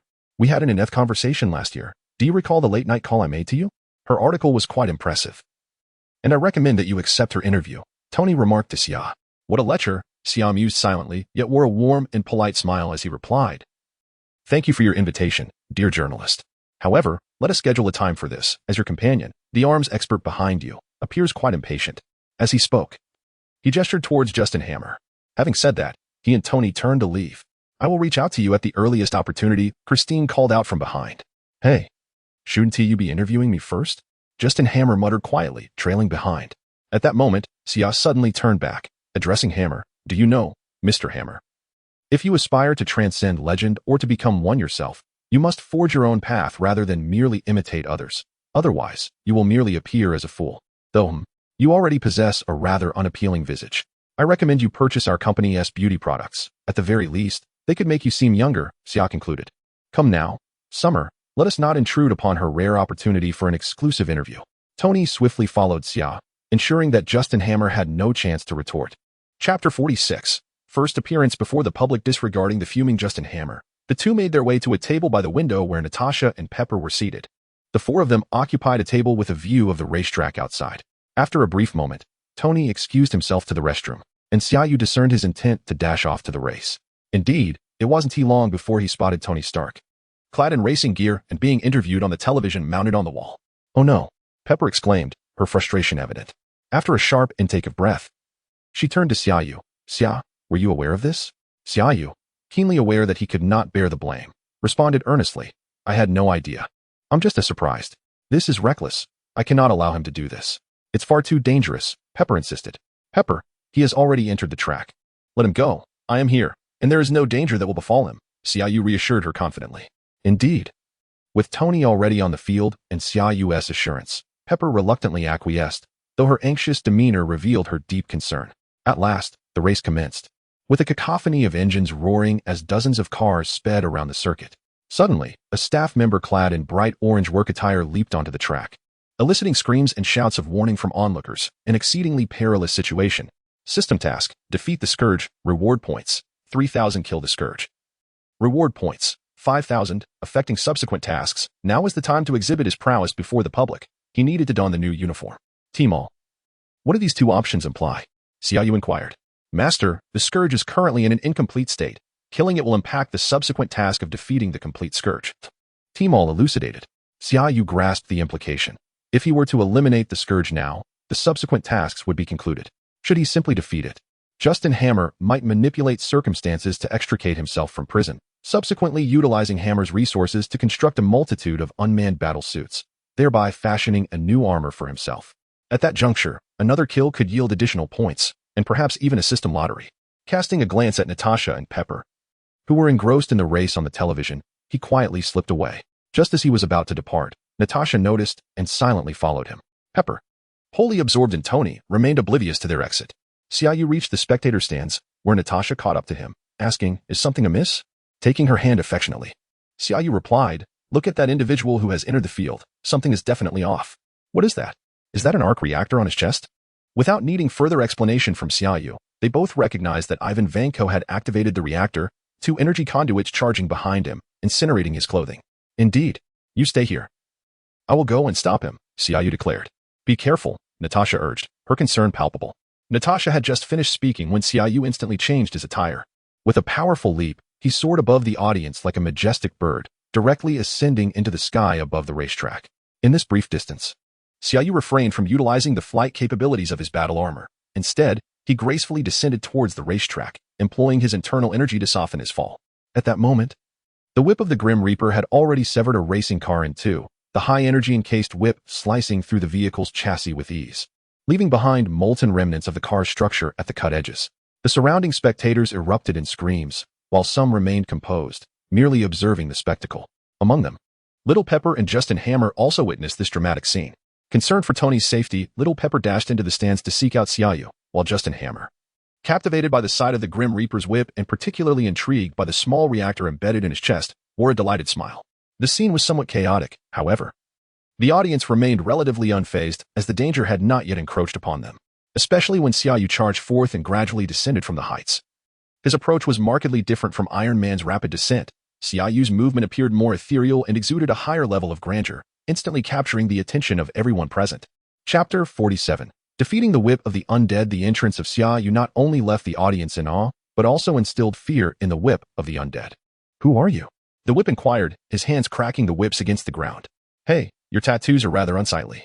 To be frank, they appear quite disordered and filthy," Xia Yu remarked, ignoring the question. "Step aside or face death." Xia Yu's entrance was indeed striking, leaving the whip somewhat hesitant to engage. "That remark should be mine. Surrender or lay down your weapons, lest." Without raising his hand, Xia Yu unleashed a palm strike, sending a golden dragon-shaped energy toward the whip. The audience erupted in screams. "What is this? Is it magic? Has he unleashed a serpent? It resembles the dragon from Eastern legends, but why does it lack wings? Nevertheless, it is quite beautiful." The whip's face displayed profound shock, yet he did not hesitate, wielding his whips to disperse the golden dragon. "Is that a reactor in your chest? Is this energy emitted from it?" the whip queried, bewildered. "Ah, it's a bit more formidable than I anticipated. Now, let us see if you can withstand this." Xia Yu disregarded the whip's inquiries and, With the last word spoken, his palms moved with agility, launching 7 or 8 more golden dragons toward the whip. The color drained from the whip's face as he hastily swung his dual whips to defend himself. Ultimately, he managed to dissipate 2 and evade 3. But the remainder struck true. Those familiar with films would know that the whip, possessing a physique as robust as a beast, could withstand several impacts without injury. Xia Yu, however, showed restraint as his mission prohibited him from killing. Consequently, the whip coughed up blood and collapsed, unable to rise. The hero had emerged, the villain lay defeated. The spectacle that the masses adored unfolded before their eyes, accompanied by stunning sound and light effects, prompting an enthusiastic standing ovation. At that moment, Tony's vehicle arrived. Without hesitation, Xia Yu stepped forward and physically halted Tony's racing car, forcing it to a stop until smoke billowed from the engine and the rear wheels spun in place. Only then did Tony realize the situation and quickly bring the car to a halt. Gazing at the reactor in the whip's chest, he was left speechless in astonishment. Xia Yu retrieved a suitcase-sized Mark V from his ring and tossed it at Tony's feet, instructing, "Put this on and inquire with him yourself." Tony began to don the armored suit, and the crowd erupted in cheers once more. Both reporters and spectators felt their presence was fortuitous. Today's events were far more captivating than any race. Transformed into a striking figure, Tony Stark accompanied Xia Yu to stand before the whip. "You've lost, Tony Stark. You've lost," the whip shouted from the ground. "What do you mean lost? He hasn't even fought you," Xia Yu interjected. "Yet he is still defeated. He will succumb to palladium poisoning and suffer immensely before his demise. Ha ha ha." The whip laughed maniacally. "His poison has already been neutralized." Xia Yu pointed to Tony's chest, declaring, "Impossible, impossible. He must have been poisoned." The whip insisted. "It is indeed true." Tony, in an uncharacteristically serious tone, reached into the chest of the fallen adversary to retrieve the reactor. Gazing at the device, he continued, "You must be Ivan Vanko. Anton Vanko is your father, correct? I assure you, I am not poisoned. I have synthesized a new element to replace palladium. This contraption you have created is commendable, though its rotation speed could use improvement." At last, the police arrived, laboriously dragging the injured foe away.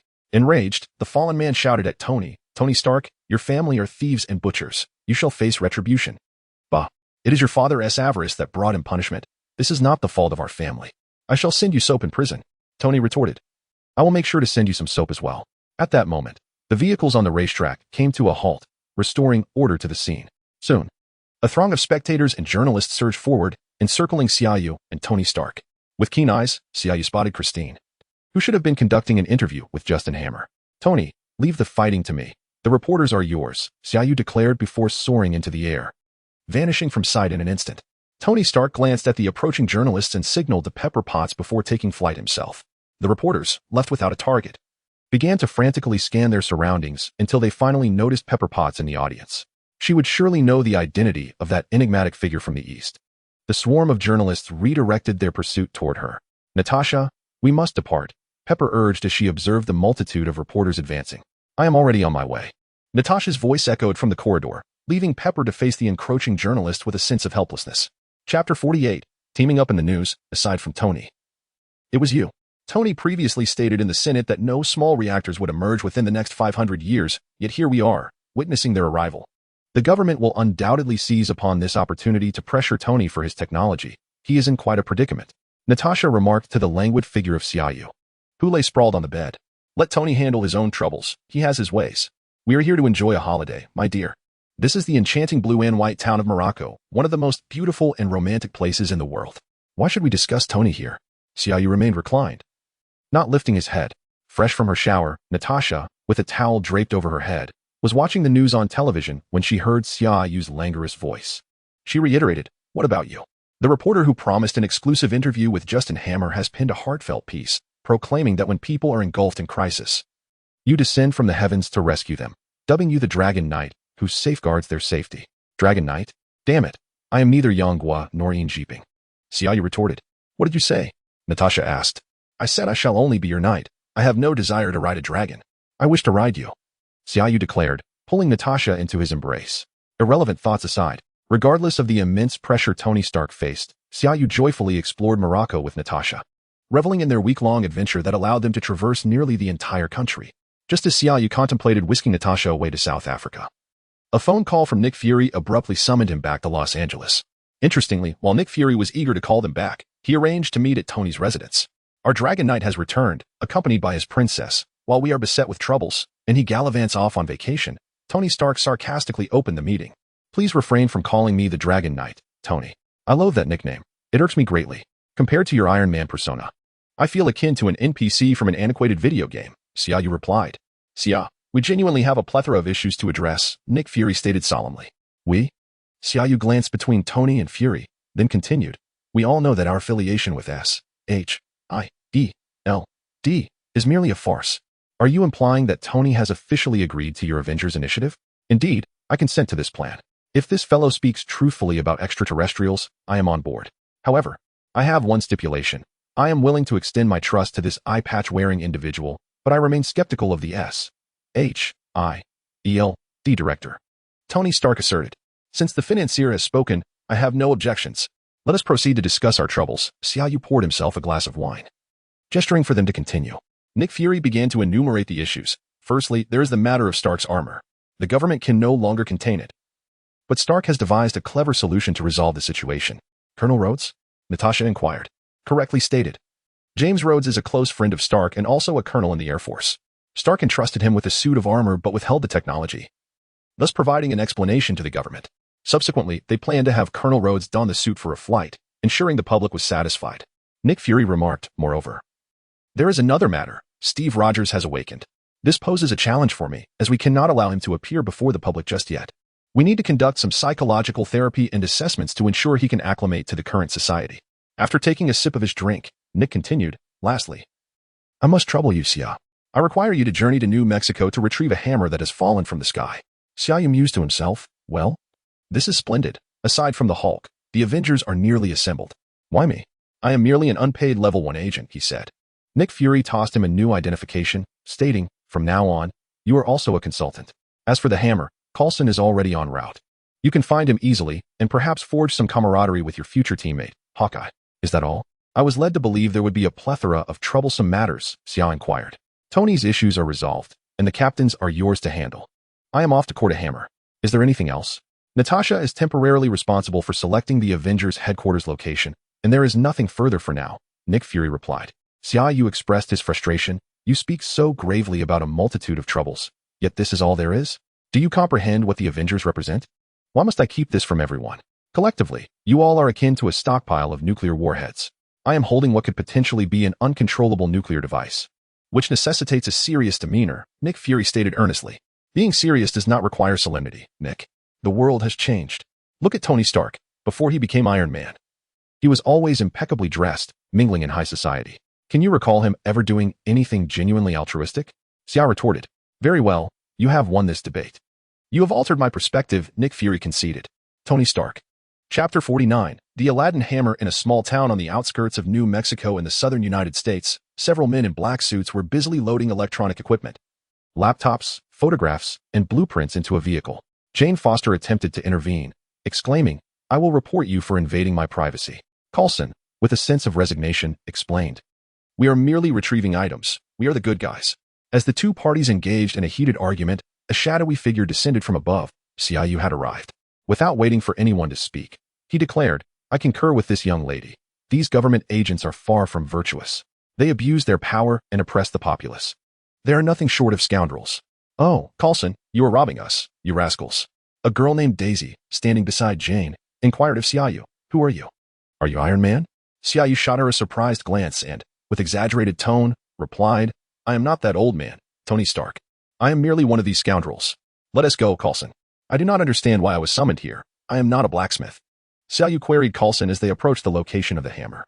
Coulson responded. The director stated that for matters concerning technology, if two agents from S.H.I.E.L.D. cannot resolve it, we should consult Tony Stark. If technology cannot solve it, we turn to Xia. I sound like a charlatan, Coulson, Xia Yu lamented. He followed Coulson and the team to the hammer's site, where S.H.I.E.L.D. personnel had erected a massive canopy over the hammer to facilitate the use of electronic equipment. Surrounding the canopy were 4 plastic corridors for entry and exit. Upon entering, Xia Yu briefly encountered Hawkeye, who, regrettably, was somewhat reserved and only nodded in acknowledgement. Standing beside the hammer, Coulson began to recount its origin, days ago. This hammer seemingly fell from the sky like a meteor, crashing here and creating a large crater. Locals flocked to witness the spectacle, yet strangely, no one could lift the hammer. As Coulson spoke, he pointed to the sand beneath the hammer, stating, "You see, the sand remains undisturbed.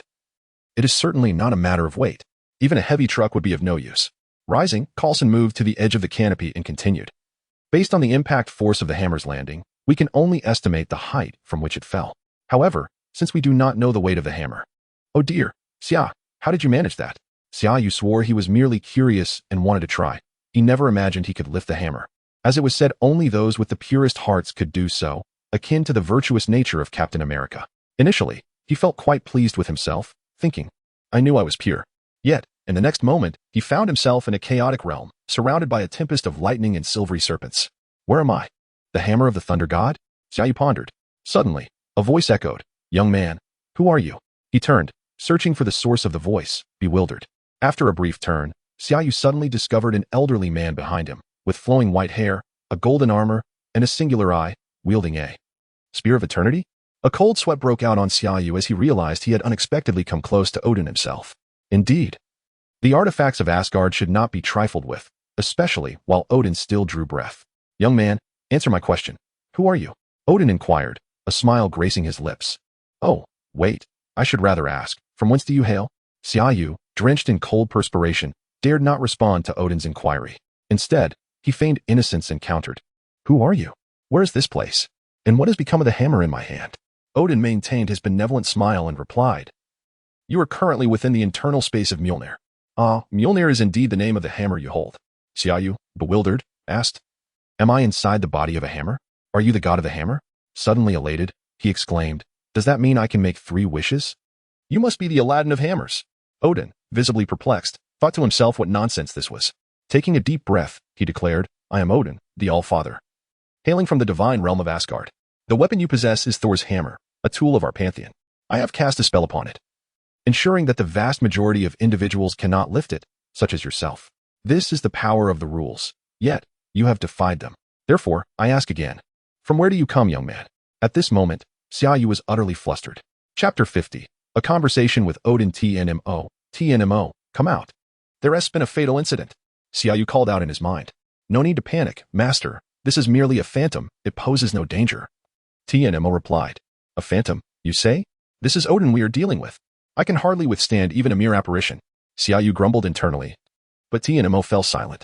Noticing Xia Yu's prolonged silence, Odin smiled and said, "It's quite all right, young one. Your silence speaks volumes. I can tell you are not from this realm. I have no interest in your origins. I am merely a concerned father, worrying for my children. Since we have crossed paths, let us converse. My true self is in slumber, and I find myself rather bored." As Xia Yu engaged in conversation with Odin within the confines of the hammer, outside, Carlson was utterly alarmed. Xia Yu suddenly became motionless upon grasping the hammer. Calling his name yielded no response. Carlson even resorted to delivering a sharp slap to Xia Yu's face, yet he remained unresponsive. He summoned several medical personnel, all of whom confirmed that Xia Yu's breathing and heartbeat were stable. In light of the situation, Carlson promptly sealed off the area, leaving only Hawkeye and himself. After reporting to Nick Fury, he was advised to wait and see. Carlson and Hawkeye attempted to pry the hammer from Xia Yu's grasp, but it remained as immovable as before, just as when it had been placed on the sand. The two could only exchange bewildered glances. Within the hammer's realm, Odin appeared to be long deprived of conversation, rambling onto Xia Yu for an extended period. Xia Yu deduced that Odin's situation was rather tragic. His eldest daughter sought independence and was consequently subdued by him. His second son, Thor, was impulsive and reckless, having been stripped of his divine powers and cast down the hammer. Still, Odin could not shake his unease and had divided a fragment of his spirit to keep watch within the hammer. The third son, Loki, a descendant of frost giants, was cunning and resentful of his brother, making him untrustworthy. Xia Yu mused, "Were you not Odin, I would leap up and strike you. What kind of father of the gods are you? Each of your children seems more of a failure than the last. Throughout the entire Marvel Cinematic Saga, your family has been the most tumultuous, embroiling the realms in chaos over your domestic disputes." On the surface, Xia Yu respectfully addressed Odin, saying, "Elder, there is a saying in my homeland, children and grandchildren will have their own fortunes. Why must you worry so?" Odin gazed at Xia Yu with profound meaning and said in flawless Mandarin, "You have another saying. Destiny has its benefactors. I perceive, young one, that you are the fated benefactor of my son." The sudden use of Mandarin startled Xia Yu, yet it felt strangely familiar. He replied, "Elder, you can speak Mandarin." "Truly, the father of the gods possesses boundless abilities. However, I do not grasp the meaning of benefactor. You are gods, while I am but a mundane person. How could I be deemed a benefactor? Odin startled Xia Yu once more as he spoke. What the hell do you mean by gods? We are merely beings of a higher life level. I learned Mandarin from a sorceress named Gui, and those words were spoken by her during our first encounter. After Odin cast a peculiar glance at Xia Yu, he continued, I am not the Ancient One. I cannot foresee the future with clarity. However, I can glimpse that when Asgard faces Ragnarok, you will stand shoulder to shoulder with my son in battle. Xia Yu and Odin's spiritual forms conversed within the confines of Thor's hammer for a full 3 hours. The nature of their agreement or exchange remained a mystery to all. Yet both parties emerged immensely satisfied with the discourse. This meeting with Odin profoundly deepened Xia Yu's understanding of the world. For instance, beings of Odin and Ancient One's caliber possess the ability to touch upon the threads of destiny, allowing them to perceive fragments of the future to a certain extent. Most importantly, Xia Yu received an invitation from Odin to visit Asgard in the future. Under the shelter, Xia Yu slowly opened his eyes. Coulson leapt up in excitement and exclaimed, Xia, you have finally awakened. Tell me what transpired. How did you lift that hammer? Why did you suddenly become motionless? What exactly occurred? Xia Yu scratched his head and replied, It's nothing. I was simply very tired and took a nap. Noticing Coulson's forlorn expression, Xia Yu chuckled. I will tell you shortly. First, I need to report to Nick. After saying this, Xia Yu took out his phone to make a call. Suddenly recalling something and turning to Coulson, he inquired, When I was motionless, did you slap my face? Coulson. Chapter 51. The Thunder God's Fury. As Xia Yu stepped outside to contact Nick Fury, he candidly discussed matters pertaining to the hammer and Thor, revealing that he had fortuitously met the criteria to lift the hammer, thereby establishing communication with Odin, the All-Father. However, Nick Fury remained somewhat skeptical regarding Xia Yu's assertion that Earth had long enjoyed an alliance with humanity. In truth, Fury had never fully embraced any belief, harboring too many secrets to place absolute trust in anyone or anything. Nevertheless, with Coulson and the others monitoring the situation, he resolved to observe the unfolding events. After a moment's thought, Xia Yu placed a call to Natasha, informing her to notify him in advance when Hammer Technology was preparing for its weapons exhibition. He had not forgotten that the Soul Whip still had one last point to redeem.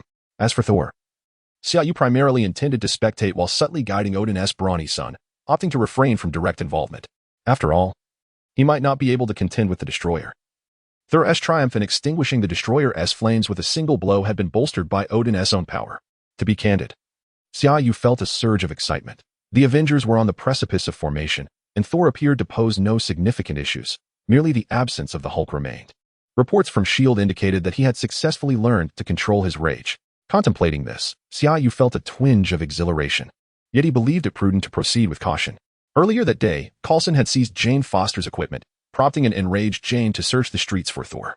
The two arranged to rendezvous at the S.H.I.E.L.D. camp to retrieve their respective belongings. Thor aimed to reclaim Mjolnir, while Jane sought her equipment.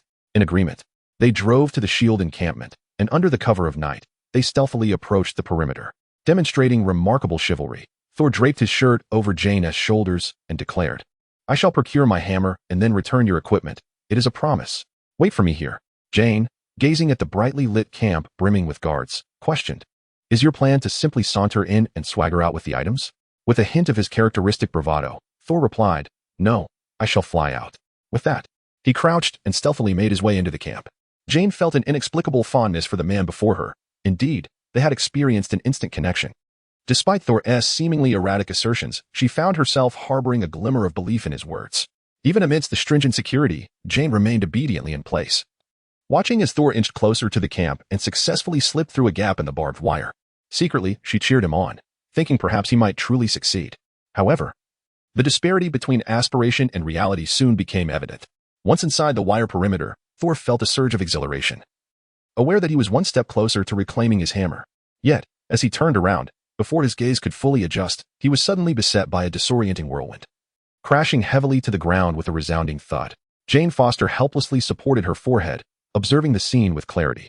As soon as Thor entered, he was struck squarely on the right cheek by a man clad in black armor, descending from the heavens, and fell to the ground. Thor, who had never experienced such an affront throughout his life, bellowed in rage, Who are you? How dare you, a mere mortal, lay hands on me? I am Thor, son of Odin. Bang! Just as Thor attempted to rise, Xia Yu mercilessly kicked him back to the ground. Thor, is it? How convenient that it's raining. Why don't you summon a thunderbolt for me to witness? Xia Yu mocked. Or is it that without your beloved hammer, you are nothing? Are you truly a god of thunder, or merely a god of the hammer? Odin did not conquer the 9 realms relying solely on a hammer. You truly bring shame to your father. Xia Yu continued to provoke. I am Thor struggled to rise once more. You are but a sniveling fool. Stay down. This time, Xia Yu did not merely kick him down. He approached and unleashed a flurry of punches and kicks upon the prostrate Thor. While assaulting him, he muttered incantations, but alas, Thor could not comprehend the language. All he could discern from Xia Yu's incessant murmurs were phrases like, "This is a request from your father. I have never encountered such a splendid opportunity. I shall discipline you on behalf of your father for your disobedience." Meanwhile, Jane Foster, perched on a small hill, had set aside her binoculars, covering her eyes in both compassion and embarrassment. She had just declared her intention to intervene, yet she remained rooted in place, witnessing Thor's brutal thrashing without having taken a single step forward. Xia Yu continued his assault for a good 3 to 4 minutes, drawing the attention of several patrolling soldiers nearby. However, as per Coulson's instructions, they dared not intervene, merely glancing in their direction as they passed. Finally, when Xia Yu ceased his onslaught, the battered Thor managed to open his eyes, still defiant as he proclaimed, "Once I reclaim my hammer, I shall at this." Xia Yu chuckled, extending his right hand behind him. "You want your hammer, do you? Here you go." In mere moments, the hammer of the thunder god pierced through the plastic shelter and landed in Xia Yu's grasp. Thor's eyes nearly bulged from their sockets as he shouted, "Impossible! Impossible! Why?"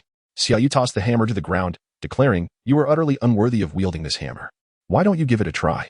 Thor, refusing to accept defeat, scrambled to his feet and grasped the hammer, yet it would not budge. Switching hands and applying more effort yielded the same result. Despair settled in as Thor cried out to Odin, "Why? Why?" After venting his frustrations, Thor finally resigned, sitting on the ground like a lifeless being. Xia Yu turned back to find that nearly everyone had emerged from the tent, including Coulson, who had followed the hammer's emergence. Having received instructions from Nick to oversee this matter, Coulson had remained vigilant, and seeing Xia Yu within the camp, he chose not to intervene. Xia Yu had just relished the exhilarating encounter with Thor, completely oblivious to the throng of onlookers observing him from a distance. Feeling a twinge of embarrassment, he muttered, "I was merely teaching him a lesson on behalf of his father." After saying this, he approached Coulson and instructed, "Please escort him inside. He will certainly not resist any longer. Just let him go as soon as someone comes to inquire about him." Upon receiving a nod of agreement from Coulson, Xia Yu turned and stepped inside, having been drenched in the rain for quite a while. "Xia, you might want to take the hammer inside as well," Coulson called out. Chapter 52. The arrival of the Whip of Death. Loki made a visit to see Thor. His magical prowess was remarkably deceptive. Had it not been for Xia Yu's prior knowledge of his return and his subsequent attention to Thor's words, it would have been nearly impossible to discern Loki's presence with the naked eye. It was not a complete invisibility, but rather a spell that caused one to subconsciously overlook his existence, a truly wondrous enchantment. As if drawn from the pages of a cinematic tale, Loki informed Thor of Odin's demise, attributing it to Thor's reckless actions in the ensuing conflict with the frost giants. Their mother, the goddess Frigga, had opted to condemn Thor to eternal exile on Earth. Deceived and despondent, Thor found himself in despair, while Jane Foster returned to plead with her father to rescue Thor.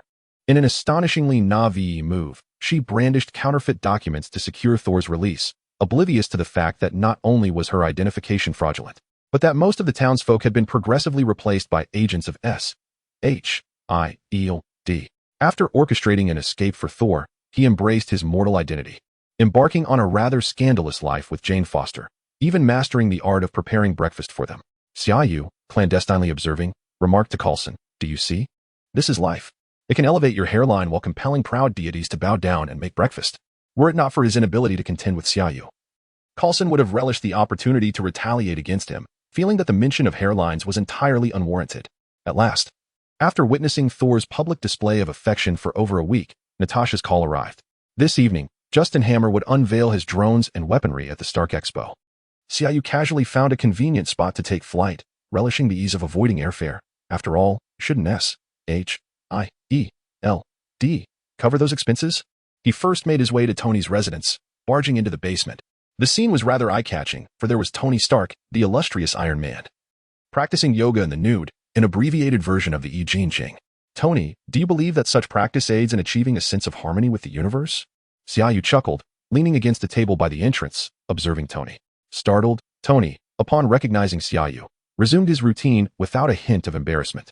"Xia, what brings you back? Did your date with the hammer conclude? Is it well proportioned?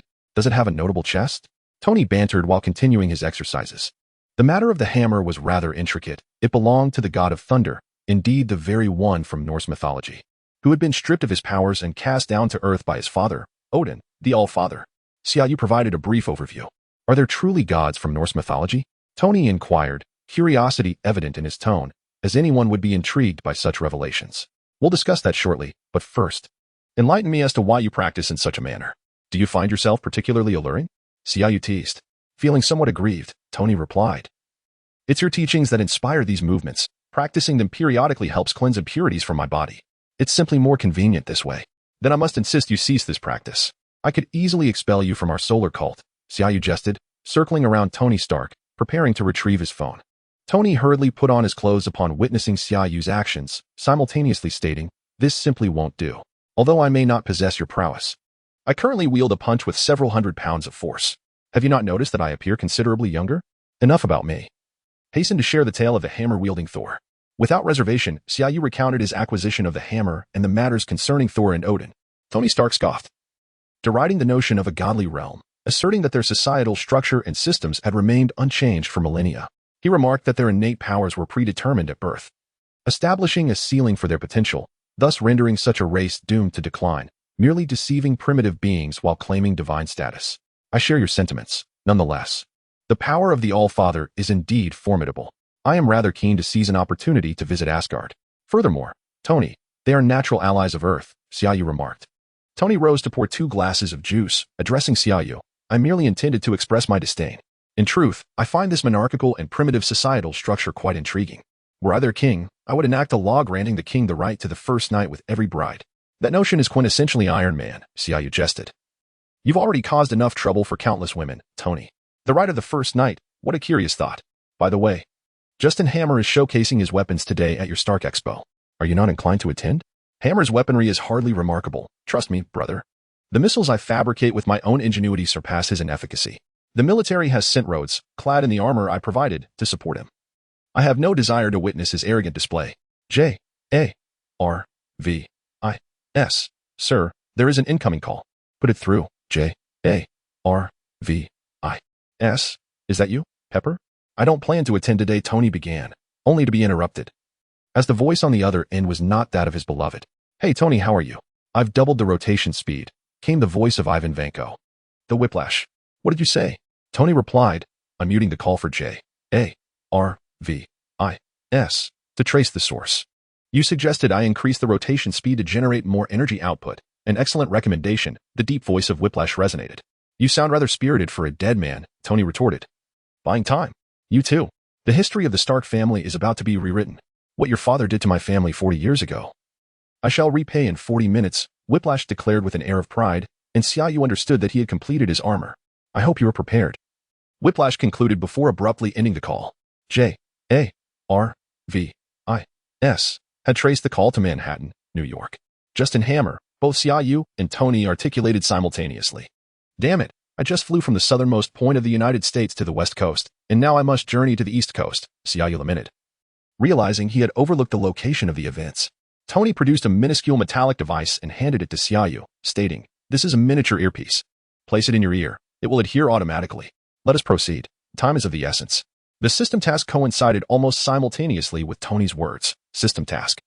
Eliminate the complete entity, the whip Ivan Vanko, with a reward of 15,000 points and a chance to draw a prize from the system. Chapter 53. Hammer's Iron Warrior. The distance from Los Angeles to New York is less than 4,000 kilometers. With the remarkable speed of their armors, reaching Mach 3, they arrived in approximately an hour. In truth, Xia Yu's armor could achieve a maximum speed of Mach 4, as it was devoid of any weaponry and considerably lighter than Iron Man's current Mark 6. At the Stark Expo, Justin Hammer's exhibition had commenced. Much like a character from a film, Hammer made a flamboyant entrance, dancing with an abundance of flair. As Xia Yu had previously noted, this individual harbored envy and admiration for Tony Stark, aspiring to surpass him, yet only managing to mimic his innovations, a quintessential jester. After his performance, Hammer first derided Stark for withholding his technology from the public, before unveiling his latest creation, the Hammer Iron Warrior, categorized into 4 distinct types: Air Force, Army, Navy, and Marine Corps. The final presentation was the Mark II, modified by Hammer from Tony's original design, which he audaciously claimed as a product of his own company. Just as he was about to extol its virtues, a piercing sound broke through the air, prompting the audience to turn their heads. Xia Yu and Tony Stark had arrived. With Tony landing gracefully on one knee, the appearance of Iron Man transformed the venue into a sea of exuberant cheers. Following him was Xia Yu, who descended gently from the sky after extinguishing his thrusters, eliciting an even greater uproar from the crowd. Xia Yu's performance in Monaco had garnered worldwide media attention, and as one of the only two superheroes in the public eye alongside Tony, their popularity was palpable. The arrival of Xia Yu and Tony ignited a fervor among the audience, who repeatedly chanted the names of Dragon Knight and Iron Man, further humiliating Justin Hammer. He contemplated stepping forward to redirect the attention back to himself, but Tony Stark disregarded him entirely, moving instead to converse with Rhodes about the situation. Hammer then turned his gaze towards Xia Yu, who offered him a slight smile before abruptly seizing him by the neck, lifting him off the ground. "Where is Ivan Vanko?" Xia Yu demanded. "What? Ivan Vanko? I don't know him. Let me go?" Hammer struggled desperately. The sudden turn of events plunged the crowd into silence. As Xia Yu scanned the audience for Natasha, he declared, "Justin Hammer has colluded with terrorists. There is danger here. You must leave immediately." His voice, infused with internal energy, resonated clearly throughout the venue. Before anyone could react, chaos ensued as Colonel Rhodes' armor locked its weapons onto Iron Man simultaneously. The mechanized warriors showcased earlier aimed their weapons at both Tony Stark and Xia Yu. Through remote operation, the Whiplash had spotted Xia Yu, determined that Iron Man must perish, and sought retribution against Xia Yu for his interference in Monaco. "Tony, what do we do now? I am being controlled," Rhodes exclaimed. "Tony Stark, do not engage here, Xia. I will take Rhodes and fly away. You are responsible for managing the ground." With that, Iron Man soared into the sky. Pursued by War Machine, who at this time was yet to bear that name, and a multitude of Hammer's aerial battle suits ascended in pursuit. On the ground, those targeting Iron Man opened fire, plunging the scene into chaos as the crowd scattered in panic. Almost simultaneously with Tony's ascent, Xia enveloped Justin Hammer with his inner strength and hurled him towards Natasha from a distance. He had secretly rescued Ivan Vanko and inquired about his whereabouts. Without hesitation, he turned and drew his sword. Seizing the opportunity while the mechanized suits were still relatively clustered, he hastened to eliminate them. The sheer number of people present made collateral damage all too easy. Fortunately, in a bid to create a spectacle for the exhibition, Justin Hammer's armored warriors were constructed from common alloys. Armed with the sky-soaring sword, Xia swiftly dispatched one foe after another, each strike aimed at a reactor core. Otherwise, despite the sword's sharpness, it would be laborious to penetrate the thick metal. As Xia delightfully sliced through enemies, Tony Stark was not faring any better in the air. Behind him trailed Rhodes and a swarm of flying mechanized suits, while on the ground, numerous Army and Navy Iron soldiers were firing anti-aircraft weapons in his direction. Although Xia was engaged in clearing the ground forces, he faced not only a considerable number of foes, but also prioritized those targeting him. Tony, having circled several times in the sky, glanced down and called out, "Xia, can you expedite your efforts? Stop cutting them down one by one. What about that technique of yours that summons dragons?" Tony's voice resonated through the mini earpiece, to which Xia anxiously replied, "That is my inner strength manifested, not smart missiles. It lacks an automatic targeting system. I must ensure that each reactor is destroyed. Leaving even one intact could result in loss of life." "Damn it. You're less competent than J.A.R.V.I.S." Tony retorted. "Focus on your own escape, you jerk. If you want me to hurry, then be quiet," Xia urged, quickening his pace. Chapter 54. Have you ever heard of a martial art that descends from the heavens? Meanwhile, hidden within the walls of the Justin Hammer Company, the ghastly whip of the undead observed the screen before him, where the words destruction continually flashed. Resolutely, he adjusted the remaining mech warriors on the ground to execute random bombardments, to test how many souls might be saved. Xia Yu had just dispatched the threat targeting him, when he noticed chaos erupting outside as several mechs began firing indiscriminately. Cursing under his breath, he rushed out to rescue those in peril. There was no time to ponder the thoroughness of his actions. He danced between the dragon subduing 18 palms and the Skybreaker sword in his grasp. He dared not strike too far, wary of collateral damage. "Tony, cease your aerial antics and distance yourself from here. This scoundrel has begun firing indiscriminately. Do not add to the turmoil." In that moment, Xia Yu spotted a small boy donning an Iron Man mask. As a mech halted before him, locking onto the child, unfazed, the boy mimicked Iron Man, raising his left hand, which bore a laser cannon fashioned from an LED light. Xia Yu swiftly moved behind the child, lifting his own left hand, channeling a golden dragon towards the reactor of the mech. Before departing, Xia Yu posed a question he had long pondered. "Are you called Peter Parker, young one?" "How do you know my name, Dragon Knight?" Peter Parker queried. "I share a connection with your Aunt May. Now, quickly leave this place. You are very brave. Perhaps consider raising a pet snake or spider at home." Xia Yu's voice echoed as he retreated. Peter Parker stood frozen for a moment, attempting to decipher the meaning behind Xia Yu's words. "Xia, a squad of mechs has broken from formation and is returning to the exhibition hall," came the voice of Rhodes through Xia Yu's earpiece. "Jarvis has connected us." "I understand," Xia Yu replied. "The ground situation is nearly under control. He soared into the air, retrieving a Gatling gun he hadn't wielded in ages. Sometimes firearms proved to be remarkably effective. Meanwhile, Natasha had infiltrated Hammer's company, deftly dispatching a corridor full of guards, only to discover that Ivan Vanko had already fled. Thankfully, the control of the computer remained intact. She hastily worked to disengage the war machine's controls. Tony, give me a minute to release Rhodes from control. Ivan Vanko has vanished. Please proceed with caution. Xia, how are things on your end? Natasha inquired. Terrific. Natasha, hurry. I fear I might lose control and inadvertently eliminate Rhodes. Tony replied anxiously. Xia Yu interjected. I have largely stabilized the situation here. He had dispatched a returning squad of mechs and observed the red dots on his mini-map, ensuring that those he had previously incapacitated were thoroughly eliminated. Tony, has Vanko made his way to your location? Xia Yu asked. Indeed, he has crafted himself a suit of armor, not particularly formidable. You may wish to come and take a look, Tony Stark retorted, feigning nonchalance. Previously mentioned, the inertia of the plot is immense. Tony and Rhodes had expended a considerable amount of ammunition and equipment in a display of prowess before Rhodes. Tony utilized the most formidable yet single-use laser to eliminate the pursuing mechs, leaving both of them nearly defenseless against the onslaught of the Reaper-S whips. The interference of Xia Yu, like a butterfly-S wings, rendered the confrontation between Rhodes and his armor and Tony moot, leading to their failure to notice the explosive counterattack. Consequently, when Xia Yu arrived, one was kneeling while the other stood, ensnared by the Reaper-S dual whips around his armor-S neck. Barely able to withstand the damage for much longer, the Reaper unveiled his helmet and addressed Tony, stating, Tony Stark, I warned you that your family would pay for everything your father did to mine. Today, no one can save you. What about that lad from Monaco? They call him the Dragon Knight. I shall go and slay him shortly. Suddenly, Xia Yu's voice echoed. Wank, have you ever heard of a descending palm technique? Wank looked up as a colossal golden energy dragon descended from the heavens. Boom. A tremendous explosion erupted, sending the three individuals sprawling several meters away from the blast. Thus, Tony and Rhodes were saved. Xia Yu landed where the Reaper had just stood. Before the trio could utter a word, a massive whip, crackling with condensed electrical energy, hurtled towards Xia Yu. He deftly sidestepped it. The Reaper, having been blasted away, slowly rose, boldly taunting Xia Yu. With this armor, your attacks feel like mere tickles. Both you and Tony Stark shall perish today. Tony, you and Rhodes may spectate. I will handle him, Xia Yu declared, dodging another whip strike. Hearing Xia Yu's words, the Reaper unleashed a relentless barrage of attacks with his whips, taunting, your strikes are futile. Let us see how you contend with me. The Reaper's weaponry proved remarkably effective, especially when paired with the full suit of armor, exhibiting great power and speed. The whips danced with ferocious vigor, making it exceedingly challenging to close the distance.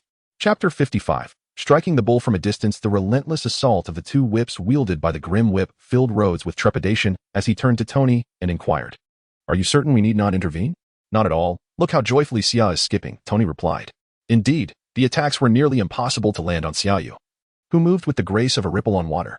However, the reach of the grim whip was extensive, and its ability to extend and retract posed a challenge. After several attempts to close the distance, Xia Yu found himself thwarted by the whips, growing increasingly anxious. He swiftly retreated, evading the range of the grim whip-S strikes. With audacity, the grim whip taunted, Is that all you've got? Come on, let's see how long you can dodge. Rather than continue evading, Xia Yu surged forward with newfound speed. The sudden acceleration startled the grim whip, who immediately lashed out with his whip. Yet this time, Xia Yu did not shy away. Instead, a sword materialized in his hand as he met the descending whip head-on. The heavenly sword, a gift from the system, was renowned for its unparalleled sharpness and durability, rivaling that of vibranium, and Xia Yu infused it with his internal energy. The whip and sword collided with a powerful impact, yet there was no sound of clashing metal. The sword glided effortlessly through the whip, severing it cleanly in two. The severed ends of the whip fell to the ground, flickering with residual energy before dimming into silence. Impossible. What manner of weapon is this? The grim whip cried out, brandishing his remaining whip. Like a knife slicing through cucumber, it fell in segments, Rhodes remarked to Tony. As pieces of the whip continued to drop, Xia Yu approached the armor of the grim whip. Were you not the one who claimed my attacks would be futile? Xia Yu sheathed the heavenly sword and placed his palm against the grim whip's armor, intoning in Chinese, strike. From afar, a surge of internal energy penetrated the thick exterior of the armor, obliterating the internal organs of the grim whip, ensuring his demise. Congratulations, Master. Task completed. Reward, 15,000 points. One system lottery draw, the voice of Timol announced. Without pausing to engage in the lottery, Xia Yu turned to Tony and Rhodes, stating, It's over. He is dead. Curious, Rhodes asked, was that last phrase in Chinese? Some sort of incantation? A summoning spell, perhaps? Not at all. I merely wished him luck in finding a skilled tattoo artist in hell, Xia Yu replied. Rhodes was left speechless. Beep, beep, beep. All mechs, including the Grimwhips, emitted a series of beeping sounds, their chests flashing ominously with red lights. Bomb, called out both Xia Yu and Rhodes, while Tony expressed concern for Pepper. In unison, the trio leapt into the air, with Tony racing towards the exhibition area, scooping Pepper into his arms just in time to ascend to the rooftop. Much like a scene from a film, Pepper, initially startled, eventually settled down after a barrage of complaints. As she finally calmed down, Tony remarked, "After we dealt with Obadiah's stain on the rooftop last time." Xia expressed that typically this is the moment when the male protagonist embraces the female lead for a passionate kiss. At last, we have reached a satisfying conclusion. With that, Tony leaned in slowly to kiss Pepper. I have mentioned before that you are not the male lead, Tony, and this time is no exception. Xia Yu's voice resonated. Tony gazed at Xia Yu in surprise, asking, "What are you doing here?" "And I am here too, Tony. In fact, we arrived first." Rhodey emerged from the side. "Damn it, I loathe encountering men at times like these, especially you two. Can you grant us a bit of private space?" "Just leave," Tony replied despondently. Rhodey scoffed.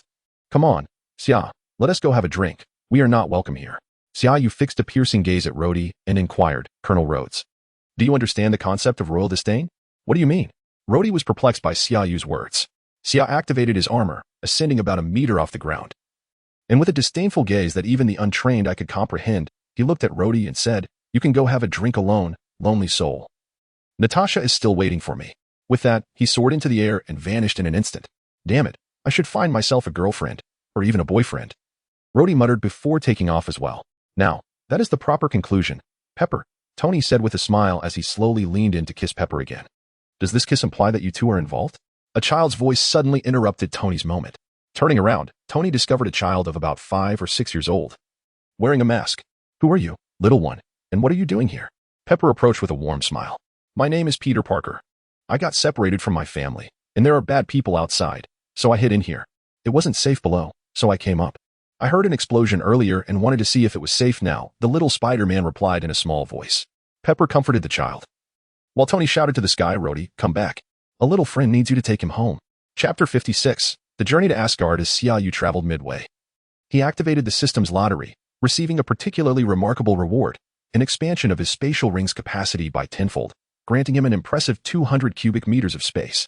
He mused that he could potentially acquire 2 nuclear warheads to store within, contemplating who would dare to defy him. His points surged to 29,000, allowing him to elevate his Dragon Elephant Prajna skill to the 9th level. However, he felt no urgency to utilize it just yet. Tonight, he would be spending time with Natasha, and the commotion it would cause was too significant. He decided to wait for a more opportune moment. Upon arriving at Hammer Industries to pick up Natasha, he found Happy there as well. Perfectly timed, Xia Yu changed his attire and instructed Happy to drive them back. After all, they were in New York, and Xia Yu did not wish to frighten the residents of Chinatown with an aerial entrance. Seated in the car, Xia Yu observed Natasha in her combat attire and suddenly recalled something, inquiring, "Did you change your clothes in the car?" Natasha candidly nodded, a smile gracing her lips as she remained silent. Happy, who had been eavesdropping, felt a chill run down his spine and quickly assured Xia Yu, "It was an emergency when we arrived. I was focused on driving and saw nothing." He added with a hint of desperation, "I promise." Xia Yu turned his head away, ignoring him, silently wishing, "Happy, may you be forever impotent." Upon returning to the long-missed Chinatown, as Xia Yu and Natasha ascended half the staircase, his expression suddenly shifted. "Damn it, I detest unexpected nighttime visitors, especially when you're around." "Who is it?" Natasha inquired. Xia Yu retorted, "Who else could it be but your boss?" "Yes, also mine now." As Natasha opened the door, indeed, Nick Fury, that black-hearted rascal, was present, perhaps due to the previous ribbing from Xia Yu. He was seated on the sofa, illuminated by the light, engrossed in watching television. The late-night news was broadcasting their escapades from earlier that evening. "You've stirred up such a commotion that I had to fly back from the other side of the earth," Nick Fury remarked. "What on earth happened to create such a ruckus?" "Not my concern," Xia Yu replied brusquely. "Indeed, it's not your concern. But shouldn't you be in New Mexico monitoring that hammer?" Nick Fury shot a glance at Xia Yu. "Thank goodness I returned. Otherwise, tonight would have been quite the predicament. Nick, be grateful, for I am free labor. I flew from the southernmost tip of America to the west coast, then back to the east coast, dispatched dozens of iron suits, and had a showdown with a tattooed weirdo from Siberia. What more do you want from me?" Xia Yu lamented, filled with grievances. "Quit your complaining, while you were reveling in battle. I am the one tasked with writing reports and explaining matters to those executives in their offices. It feels like the workload is increasing by the day, Nick Fury replied. Equally vexed. I'll give you the night off, but you must head to New Mexico tomorrow. You've established a connection with the Father of the Gods. And that situation must be handled solely by you, Nick Fury declared, knowing full well that Xia Yu wouldn't be going tonight, thus taking advantage of the situation. So, what brings you here tonight? Are you not serving as Captain America's caretaker? Or has Steve Rogers finally weaned? Xia Yu inquired. I brought him to England to fulfill an engagement from over 60 years ago. Now that there's a situation here, I need to clean up the mess. And I also wish to discuss matters regarding Asgard with you in person. Such topics are better addressed face to face, Nick Fury replied. Xia Yu could only recount the details of Asgard and his conversation with Odin, carefully articulating what he could. Upon hearing this, Nick Fury immediately asked, Are you suggesting that the All-Father of Norse mythology informed you of the impending Ragnarok, and that you will be present during it? Indeed. I cannot ascertain the veracity of the fragments of the future he claims to have seen, but he had no reason to deceive me, did he? Xia Yu responded, spreading his hands. He even invited you to Asgard. I believe once the situation in New Mexico is resolved, you should visit promptly. It would be beneficial for you to gather more information about the outside world, whether it pertains to Asgard, the Nine Realms, or other planets and civilizations in the universe. Detailed knowledge is paramount, Nick Fury advised earnestly. Although a visit to Asgard was indeed part of Xia Yu's plans, he still expressed his displeasure to Nick Fury. Why am I not compensated? I have the most responsibilities, and I'm dispatched to extraterrestrial realms. Because you have charmed away the most beautiful and capable agent of S.H.I.E.L.D., transforming her into your lovely and affectionate girlfriend. I haven't sent Natasha on a field mission in quite some time, and you must make amends, Xia. Nick Fury's reasoning was impeccable. Resigned, Xia Yu nodded. He could not dispute that. Nick Fury then inquired about the details of the evening, nodding as he prepared to leave. Xia Yu kindly escorted Nick to his doorstep. Watching as he exited his home, suddenly, Xia Yu called out to Nick Fury, who was descending the stairs. Nick, has anyone ever told you that disturbing others' normal intimate lives will result in a diminishing manhood? Without turning back, Nick Fury replied, I haven't needed it for quite some time, and besides, I'm old, it hardly matters. Xia Yu closed the door, silently commending the unyielding Nick Fury. Chapter 57. What zodiac sign are you? Back in New Mexico, Xia Yu found himself engulfed in monotony. The S.H.I.E.L.D. had fortified the small town to the point of being impenetrable, with watchers trailing Thor wherever he went. Each day, Xia Yu engaged in light banter with Coulson before making his way to the supermarket. Why the daily visits to the market? The space within his ring had expanded tenfold, prompting him to procure an assortment of items to stockpile. Driven by a peculiar sense of mischief, Xia Yu purchased everything from food and beverages to feminine products, children's toys, and health supplements. Consequently, over half of the ring's capacity was filled with odds and ends, resembling a miniature supermarket warehouse. As days passed, he observed the burgeoning affection between Jane Foster and Thor, while his conversations with Coulson grew increasingly frequent. On one particular day, Xia Yu was fervently recommending a hair growth shampoo to Coulson, extolling its mystical Eastern formula and unparalleled efficacy, claiming it was unattainable elsewhere, and that he had gone to great lengths to procure it for him. Coulson, on the verge of exasperation, realized that Xia Yu had purchased it for a mere $15 at the supermarket, aware of its origins. Moreover, he couldn't fathom why their conversations incessantly circled back to his receding hairline. In just a few days of being with Xia Yu, he felt as though he was losing more hair than he had in the past several years, which left him in a state of distress. Suddenly, an urgent voice crackled through the walkie-talkie, alerting them to significant energy fluctuations 15 miles northwest. Coulson swiftly donned his coat and dashed out, exclaiming, I'll go take a look. Xia Yu, well-versed in the unfolding drama, recognized that Thor's companions were arriving, and soon Loki would teleport in a destroyer to wreak havoc. However, Odin had specifically instructed Xia Yu to refrain from interference, merely seeking an opportunity to temper Thor's fervor, which ultimately led to the scene where Xia Yu delivered a thrashing to Thor. Most of the townsfolk had evacuated, as the destroyer would only cause further property damage. Thus, Xia Yu resolved to head into town to witness the spectacle. Odin, that cunning old fox, seemed to think that a little discipline would suffice for his unruly children. Yet he insisted on orchestrating such elaborate schemes while observing from the shadows. Thor and his friends truly lacked foresight. Had they considered that Heimdall would not dare open the Bifrost without Odin's explicit command? Xia Yu reminisced about the wisdom of Frigga he had witnessed during the Avengers Endgame, and the profound intelligence of Odin he had encountered firsthand, pondering how such a brawny child as Thor could emerge from such lineage. It appeared that education held greater significance than innate ability. As he ambled toward the town, lost in thought, he inadvertently arrived at the residence of Jane Foster and her companions. Hello, how are you? Xia Yu greeted them with exuberance as he entered. The group recognized Xia Yu, aware of his prominent status among the local government officials, though they were uncertain of his specific role and responsibilities. A few individuals were dining when Xia Yu's unexpected arrival and enthusiastic demeanor left them uncertain of his intentions. Thor was the first to break the silence. What brings you here? Are you here to humiliate me? Now, I find myself merely a mortal, stripped of any divine power. If your intention is to humiliate me, you have succeeded. However, I must inform you that one day slap. Thor's words were abruptly interrupted by a swift strike from Xia Yu. Initially, Xia Yu believed this young man had undergone a transformation. Yet his subsequent remark clearly reflected his defiance. Although Xia Yu exerted only a modicum of force, it sent Thor tumbling through the air, spinning in the process. I warn you, do not provoke me. What is your intention? I shall bring charges against you. Jane Foster boldly confronted Xia Yu, standing her ground.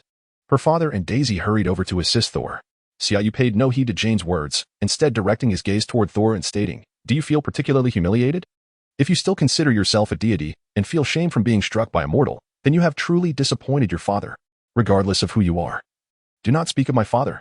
It was I who caused his demise. He is gone." Thor shouted, his voice filled with anguish, as Jane's father held him back. Fearing further conflict with Xia Yu, "Have you lost your senses, Thor? Do you believe everything Loki tells you?" "Your father is not dead," Xia Yu asserted. "What do you mean? How do you know? Why should I believe you?" Thor, now completely unhinged, seized Xia Yu by the collar. "Calm yourself and listen to me. Are you not curious as to why I can wield Mjolnir? Your father placed specific restrictions upon it. Why am I able to lift it? He desires for you to engage your intellect." Xia Yu began to console Thor. "My hitting you is also your father's intention. Come, sit down. Does your face still ache? Did I strike too hard? Damn it, I forgot you lack divine power. We act for your own good. Please, take a seat," Xia Yu said with a compassionate expression. Nearby, Jane Foster and the others wore expressions of disbelief, astonished by the rapid transformation in demeanor. It was as if they were witnessing a celestial phenomenon. Chapter 58. Waiting to lick the box. Thor was equally bewildered, allowing Xia Yu to caress his face as though soothing a child, obediently taking a seat. "Everything was orchestrated by your father. Why exile you only to cast the hammer beside you, if not to hope that one day you might rise to the occasion? You are destined to be a king, not merely a warrior. Relying solely on brawn will not suffice," Xia Yu admonished with a tone of parental guidance. "Is my father truly not dead?" Thor questioned, still grappling with disbelief.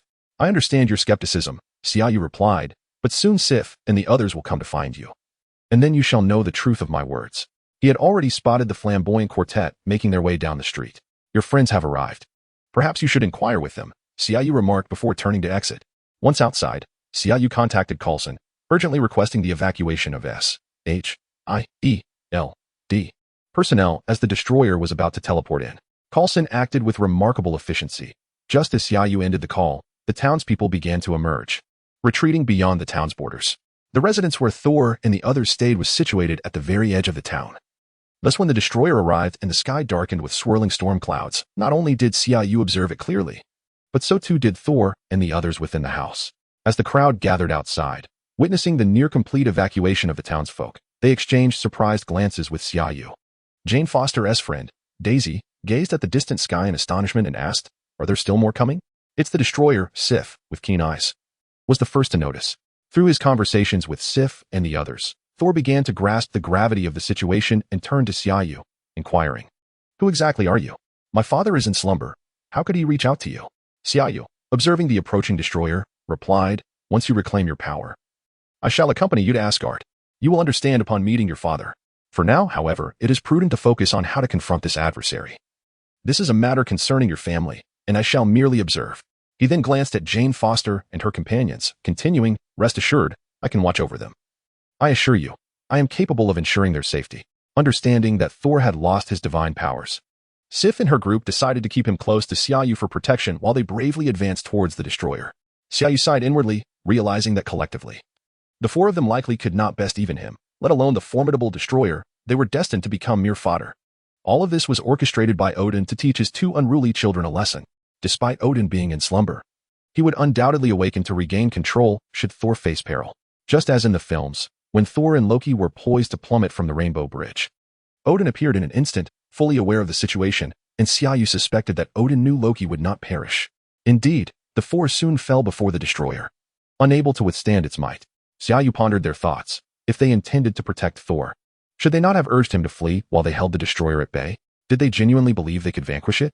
Xia Yu recalled the introduction of the destroyer, forged from a mysterious metal of Asgard, imbued with Odin's magic, rendering it more resilient than Yu metal, nearly indestructible. The beams of destructive energy emitted from its visage could obliterate anything. If that were the case, then Thor's final strike that shattered the destroyer must have been influenced by the lingering essence of Odin concealed within his hammer. As Xia Yu mused on this, Thor had already been sent flying several dozen meters by a swift counterattack from the destroyer. The posture was all too familiar. He had just done the same to Thor moments ago. Witnessing Thor's plight, Jane Foster rushed over, and from the distance, the sky echoed with the rumble of thunder and the sound of something piercing the atmosphere. The mighty Mjolnir, embodying the formidable aura of a legendary artifact, soared through the air towards them.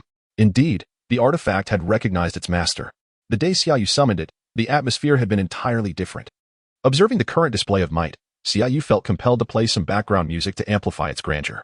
Mjolnir returned to its rightful owner, restoring the power of the god of thunder back to Thor. The injuries he had just sustained vanished in an instant, and he was adorned with his signature armor and cape, even his hair neatly arranged. Xia Yu admired this transformation, finding it far superior to his own one-click wardrobe changes. Looking at Sif and the others, their faces were filled with astonishment, while Jane Foster's eyes sparkled with pride, as if to say, I knew he wasn't lying.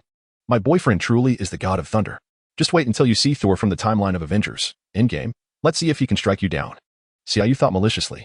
With Mjolnir in hand, Thor felled the destroyer with a mighty blow and descended into the sky, spinning his hammer and conjuring a colossal tornado.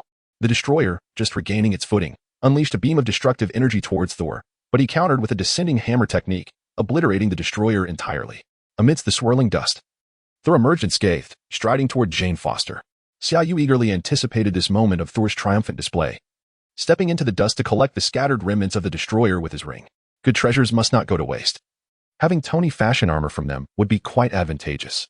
Chapter 59 Departure. After savoring the contents of the destroyer's box, Xia Yu emerged from a cloud of dust, only to find Thor engaged in a passionate kiss with Jane Foster, before locking his gaze onto Xia Yu.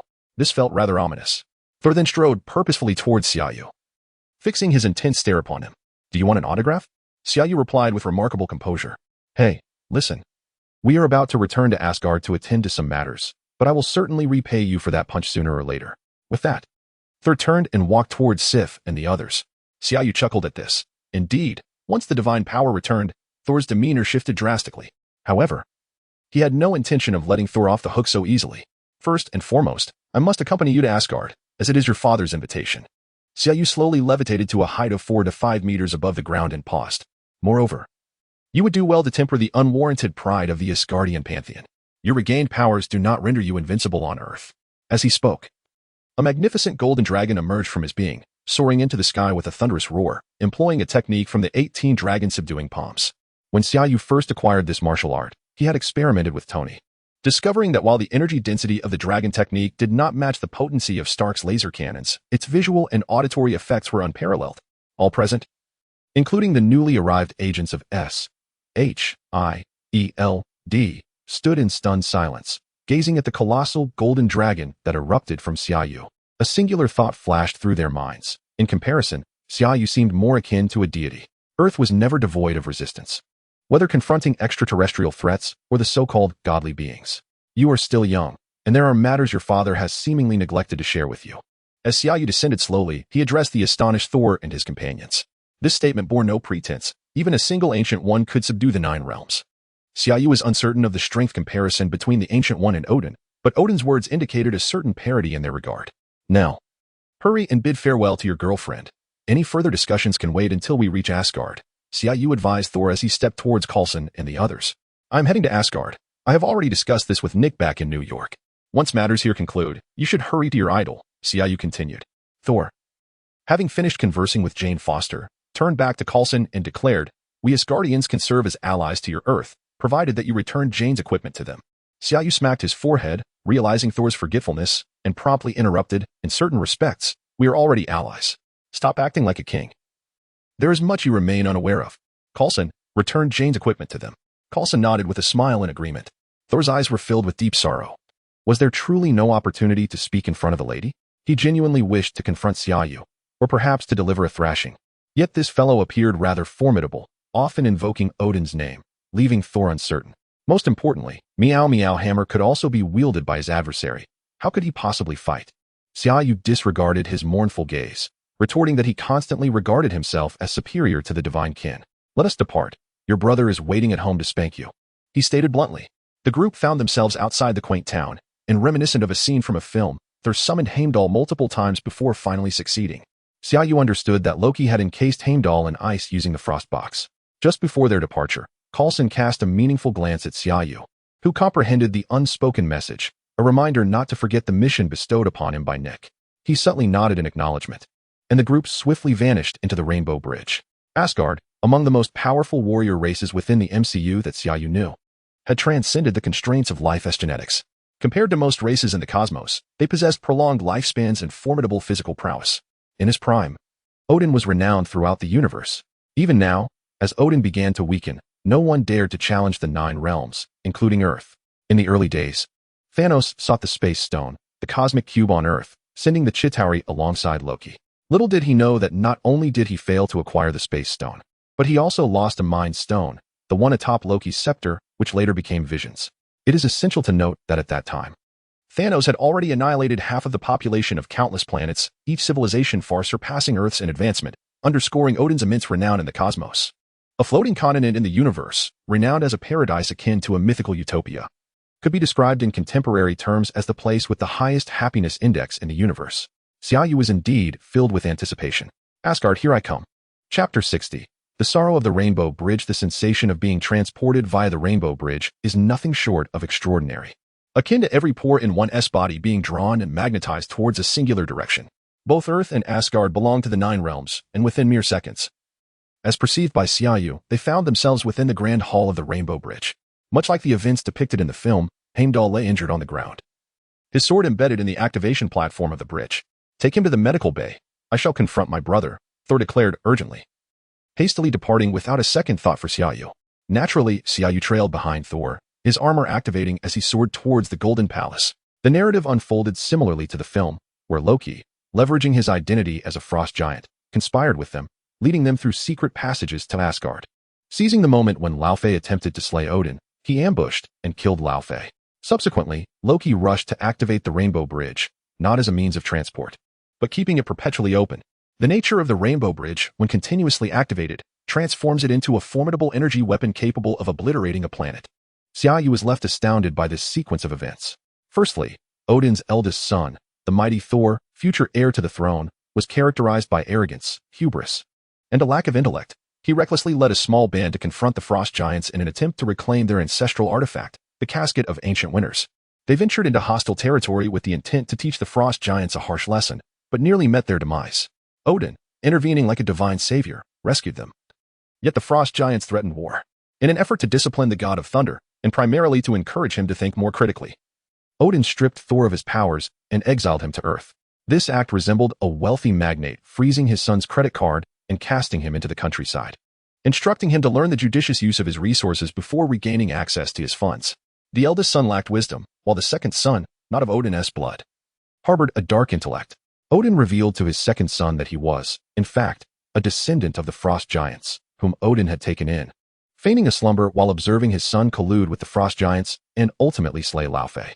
Indeed, Loki is the son of Laufey, and in a bid to prove his superiority over his brother to his adoptive father, he orchestrated the murder of his biological father. Meanwhile, Odin, the esteemed All-Father, effortlessly annihilated the frost giants who posed a threat of war, using none other than their own son to do so, a testament to his cunning and ruthlessness. In stark contrast, Loki, the trickster and god of deceit, appeared rather naive. Thor, in a fervent rush, arrived at Odin's south resting place, only to be flung aside by Loki. In his haste, Loki dashed towards the Rainbow Bridge, intent on annihilating the frost giant race, so consumed by urgency that he failed to spare Xia Yu a glance. He sought to eliminate the frost giants to prove himself superior to his brother before Odin, just as Xia Yu had anticipated. The previously panicked Frigga regained her noble and elegant demeanor as soon as Loki departed. With a smile, she addressed Xia Yu. "You are Xia, correct? Odin mentioned you would be coming. I apologize for the spectacle. They are still quite young and must undergo certain experiences to mature, wouldn't you agree?" Xia Yu, at a loss for words, thought to himself, what can I possibly say? Your sons together are nearly 3,000 years old, while I, in the prime of my youth, am barely 25. I am the true baby here. He could only respond with an understanding smile. You must be the mother of Thor, am I right? Greetings. You are truly beautiful. How should I address you? Your Majesty, the Queen? According to your Huaxia customs, you may call me Auntie. In the future, refer to me as Uncle Xia, she replied. Odin then sat up and began speaking in fluent Huaxia, the content of which nearly left Xia Yu speechless. Auntie, are you certain you are not some deity from the northeastern woods of Huaxia? Xia Yu thought frantically. The term auntie felt far too down to earth. I must say, your Huaxia is truly well mastered, remarkably relatable, my dear Uncle Odin. Xia Yu forced himself to call out. Odin burst into laughter, rising to lead Xia Yu outside. Before them, a portal opened in the wall of the Golden Palace, forming a golden balcony with railings. Odin, along with Frigg, brought Xia Yu onto the balcony, just in time to witness the fierce battle between Thor and Loki. Do you think I am being excessive? Odin inquired of Xia Yu, noticing Xia Yu's silence. Odin continued with a smile, although I feigned sleep this time, my strength is indeed waning rapidly. I cannot hold on much longer. If the frost giants, especially Laufey, are not eliminated, my demise will ignite war not just in Asgard, but across all 9 realms. Thus, races like the frost giants must be eradicated. I have even granted them a sliver of mercy, have I not? Odin gestured toward Thor, who was preparing to shatter the rainbow bridge with his hammer. Xia Yu recalled the entire Thor saga. Indeed, the Dark Elves had been dealt with, and it seemed that before Odin's demise, Asgard had nearly subdued all warring factions across the 9 realms. Just as Xia Yu was about to voice his thoughts, a tremendous crash echoed as Thor completely obliterated the rainbow bridge, causing it to collapse. In an instant, Odin flashed to the bridge, catching the falling brothers, Thor and Loki. Chapter 61. Odin's scheme. The rainbow bridge shattered, and Loki plummeted into the abyss. Meanwhile, Thor was reveling with his friends, while Xia Yu found himself summoned by Odin to a secluded chamber. To Xia Yu's astonishment, Odin waved his hand, conjuring a quintessential Chinese tea table, and began to prepare tea for him. The tea leaves were exquisite, aged pu'er cakes that had matured for decades, a mystery as to where Odin acquired such a treasure. His tea-making skills were impeccable, fluid and graceful, betraying the practice of a true artisan. Old man, your craftsmanship is truly remarkable, Xia Yu exclaimed, giving Odin a thumbs up. Odin, lifting the teapot, poured the tea slowly into a fair cup, and with a smile, he remarked, when one's lifespan stretches into millennia, possessing diverse talents becomes quite natural.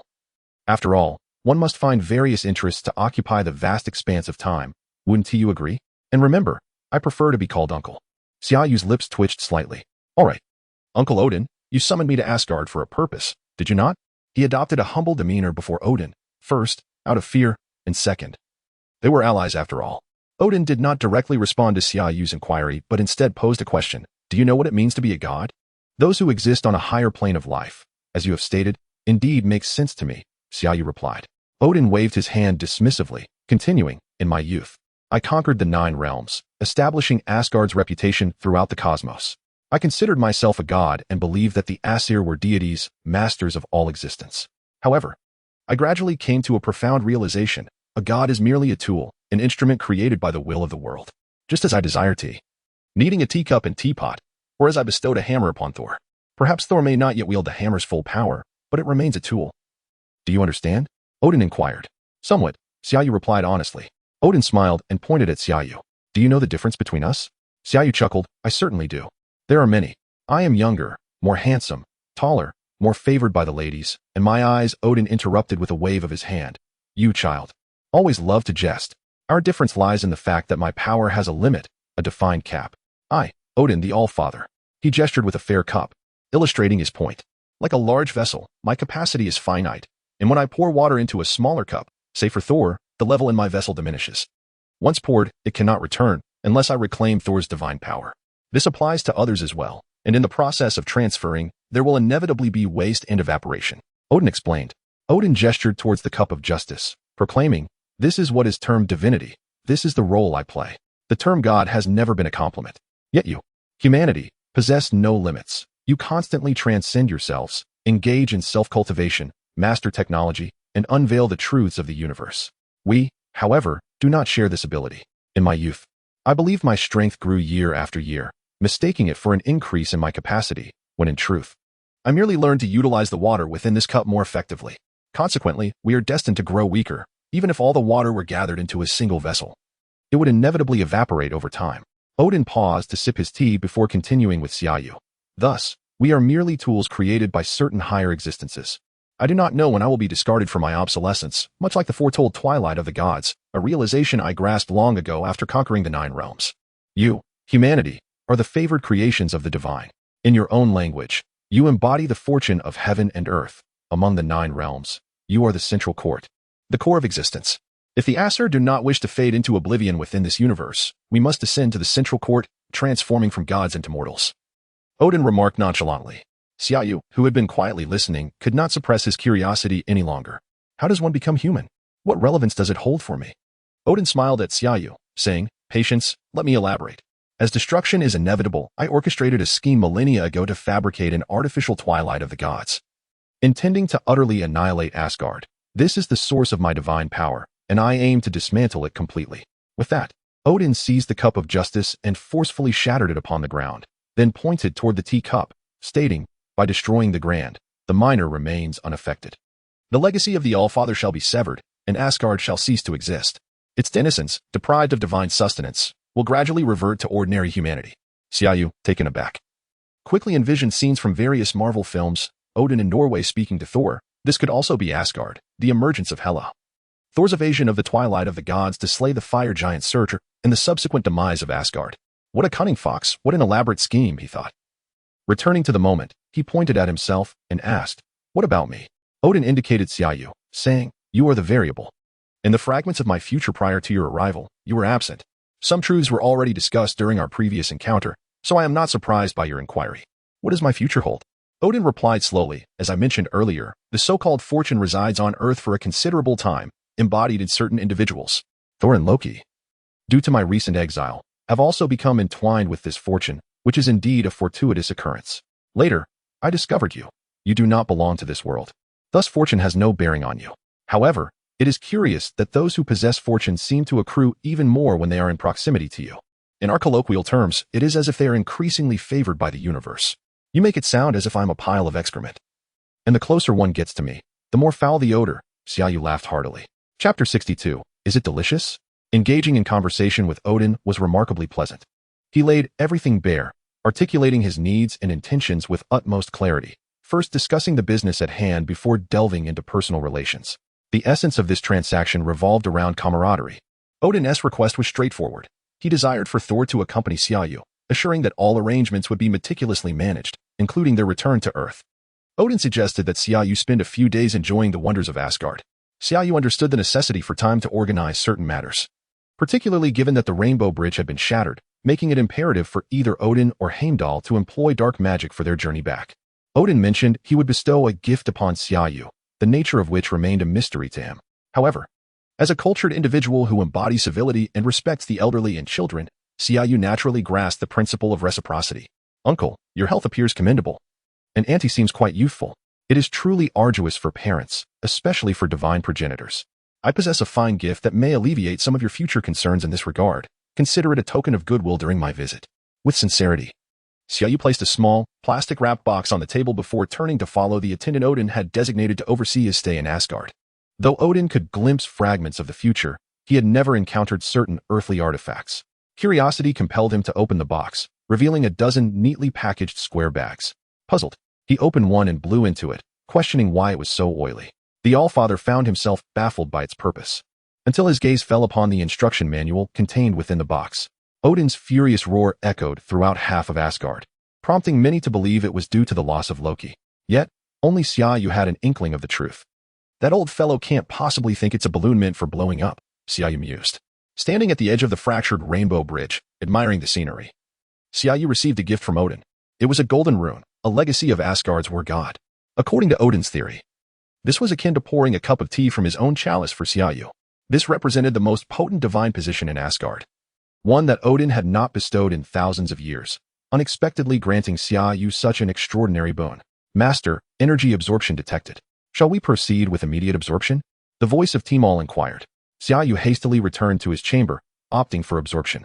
Congratulations, Master, your Dragon Elephant Prajna skill has been elevated to the 10th tier. Congratulations. Master, your Dragon Elephant Prajna skill has ascended to the 11th tier. Congratulations, Master, your Dragon Elephant Prajna skill has progressed to the 12th tier. Congratulations, Master. Your Dragon Elephant Prajna skill has reached its peak tier. The energy absorbed has surpassed the limits of the Dragon Elephant Prajna skill. It has automatically advanced to the Xuanwu Golden Body Technique. Congratulations, Master, your Xuanwu Golden Body Technique has been elevated to the 1st tier. Congratulations, Master. Your Xuanwu Golden Body Technique has ascended to the 2nd tier. Congratulations, Master. Your Xuanwu Golden Body technique has progressed to the 3rd tier. At long last. The energy of the God of War's legacy was completely absorbed by Xia Yu, compared to before. This time felt as though his entire body was being relentlessly struck by an immense hammer, leaving Xia Yu in such pain that tears streamed from his eyes. The Dragon Elephant Prajna skill had evolved into the Xuanwu Golden Body technique, and upon testing, Xia Yu estimated that his physical strength had increased by approximately 3-fold. This meant he now possessed around 30 tons of sheer power, remarkably formidable, certainly surpassing the current might of Thor. Though he was uncertain of how he would fare against the enraged Hulk. However, the point requirements for the Xuanwu Golden Body technique were staggering. Each level demanded a hefty 100,000 points. Additionally, after Xia Yu completed the absorption of the God of War's energy, the system issued a new task to absorb a portion of the eternal flame and refine the inner strength of the 9-yang divine art. It was a simple directive, devoid of rewards or penalties. Indeed, the task itself felt more like a reward or a mere suggestion. Why didn't you mention absorbing the eternal flame when we arrived in Asgard? Xia Yu curiously inquired of Tmall. Because your body was previously unable to withstand the eternal flame, Tmall responded. If complete absorption were required, Xia Yu might have hesitated to ask. But a partial absorption seemed inconsequential. Thus, he approached Odin with a request to tour the treasury of Asgard. Odin not only graciously accepted but also instructed Thor to guide Xia Yu through the vault, even offering that should Xia Yu find anything to his liking, it would be gifted to him. Xia Yu expressed his profound gratitude for Odin's generosity and suggested offering Odin some small delicacies from Earth, only to be summarily rebuffed. Were it not for Thor's presence, Odin might have been tempted to eject Xia Yu from the Golden Palace. Odin's treasury, apart from a few weapons and equipment, lacked anything of genuine value. Replicas of the Infinity Gauntlet, the Frost Giant's Icebox, and the Space Stone, which was still not in Asgard, as it awaited Thor's return with the Cosmic Cube and Loki after the events of the Avengers. The Rainbow Bridge had been restored using the Cosmic Cube. Thor. What is this? Xia Yu asked, pointing to a basin of flame. This is the eternal flame, sourced from the realm of fire and belonging to King Surtur, the fire giant. He was quite formidable, but my father has stripped him of the eternal flame, greatly diminishing his power, Thor explained. Does the eternal flame truly never extinguish? Xia Yu feigned curiosity as he reached toward it. Wait, Thor exclaimed, but he was too late to stop Xia Yu. The power of the eternal flame was immense, and he did not dare approach it lightly. Thor initially expected Xia Yu to be harmed, yet to his astonishment, Xia Yu effortlessly grasped the eternal flame without sustaining any burns. How is this possible? How did you manage that? Thor asked, astonished. Indeed. It burns eternally and appears quite amusing. I simply took it, Xia Yu replied, offering it to Thor. Why don't you give it a try? Sol shook his head repeatedly, perceiving Xia Yu as nothing short of a monster, one he dared not approach. Initially, he believed that the surprises Xia Yu had in store for him were already plentiful, yet the subsequent utterance from Xia Yu nearly sent Sol into a state of panic. It looks quite delectable, doesn't it? I haven't had the chance to taste it yet, Xia Yu declared, his gaze fixated on the eternal flame in his hand. Hey, you must be jesting. Put that back. It cannot be taken out. If it catches fire, it would be a tremendous hassle, Sol warned. Apprehensive about Xia Yu's reckless behavior, to Sol's astonishment, Xia Yu truly opened his mouth and swallowed the eternal flame whole. Hey, Sol exclaimed, nearly ready to strike out in disbelief. Xia Yu had actually consumed it, appearing unscathed. Would he not be incinerated? Sol cautiously inquired from a distance of over a meter. Was it tasty?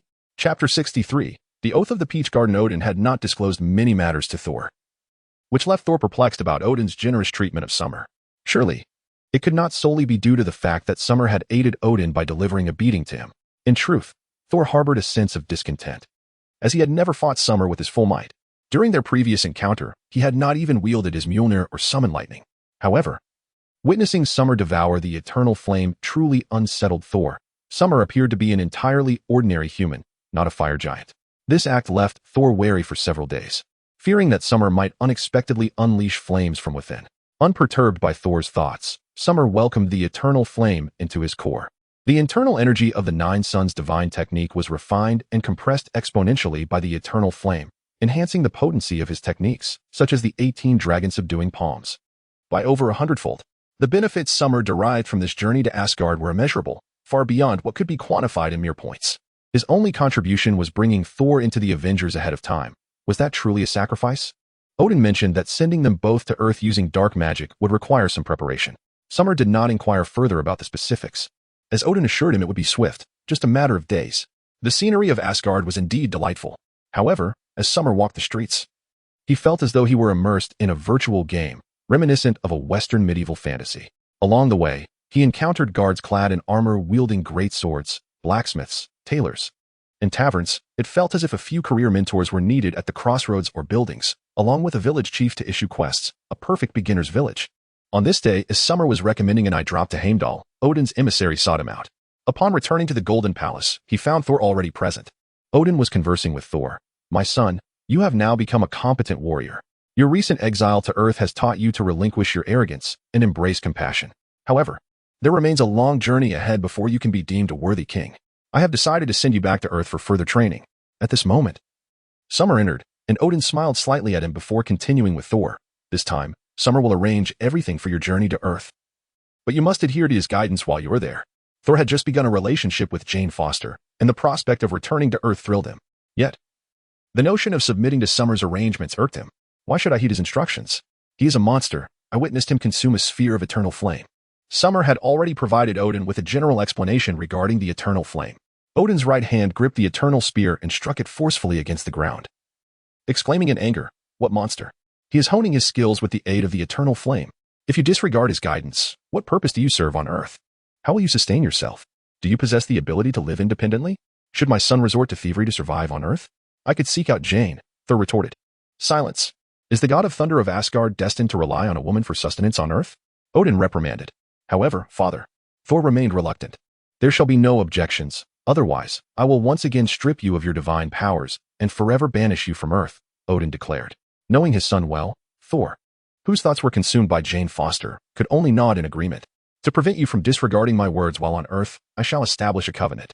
Follow me." "You too, Xia," Odin added, having prepared a contingency.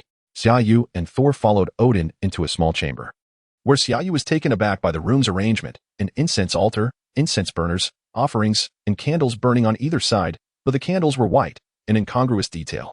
Behind the altar hung a portrait of a deity, prominently featuring Odin himself. "Uncle, I do not comprehend your intentions," Xia Yu inquired. "I came across this in a book. The process by which the Huaxia people form brotherhoods. Since you are of Huaxia descent, I thought it fitting to adhere to your customs. What do you think of my preparations?" Odin replied. "Remarkable," Xia Yu remarked through gritted teeth, gazing at Odin's likeness and the white candles. "Now, I shall commence. You are to follow my guidance, especially you, Thor," Odin specifically cautioned Thor.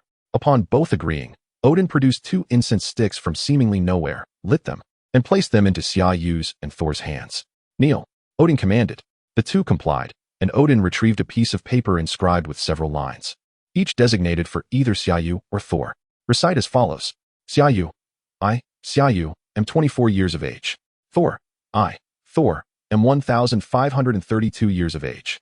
Together, today, in the presence of the All-Father Odin, we willingly pledge to be brothers for the remainder of our lives, to fight together, face adversities together, assist one another, and never betray. Xia Yu. At 24, I shall take the role of elder brother. Thor. At 1532, I shall be the younger brother. Odin produced a small dagger and gently made an incision on each of their arms, collecting their blood in a wooden cup before pouring it into a glass. Ah, beer. Xia Yu nearly burst into laughter. As they shared the drink, Odin laughed heartily, addressing Thor. From this day forth, Xia shall be your elder brother, Thor. You are still young and lack understanding, so remember to heed your brother's words. Thor's eyes brimmed with tears as he nodded in acknowledgement. Odin turned to Xia Yu with utmost sincerity, saying, Xia, you must look after Thor. Xia Yu, grasping the implication, nodded earnestly, rest assured. I shall do my utmost to care for my brother.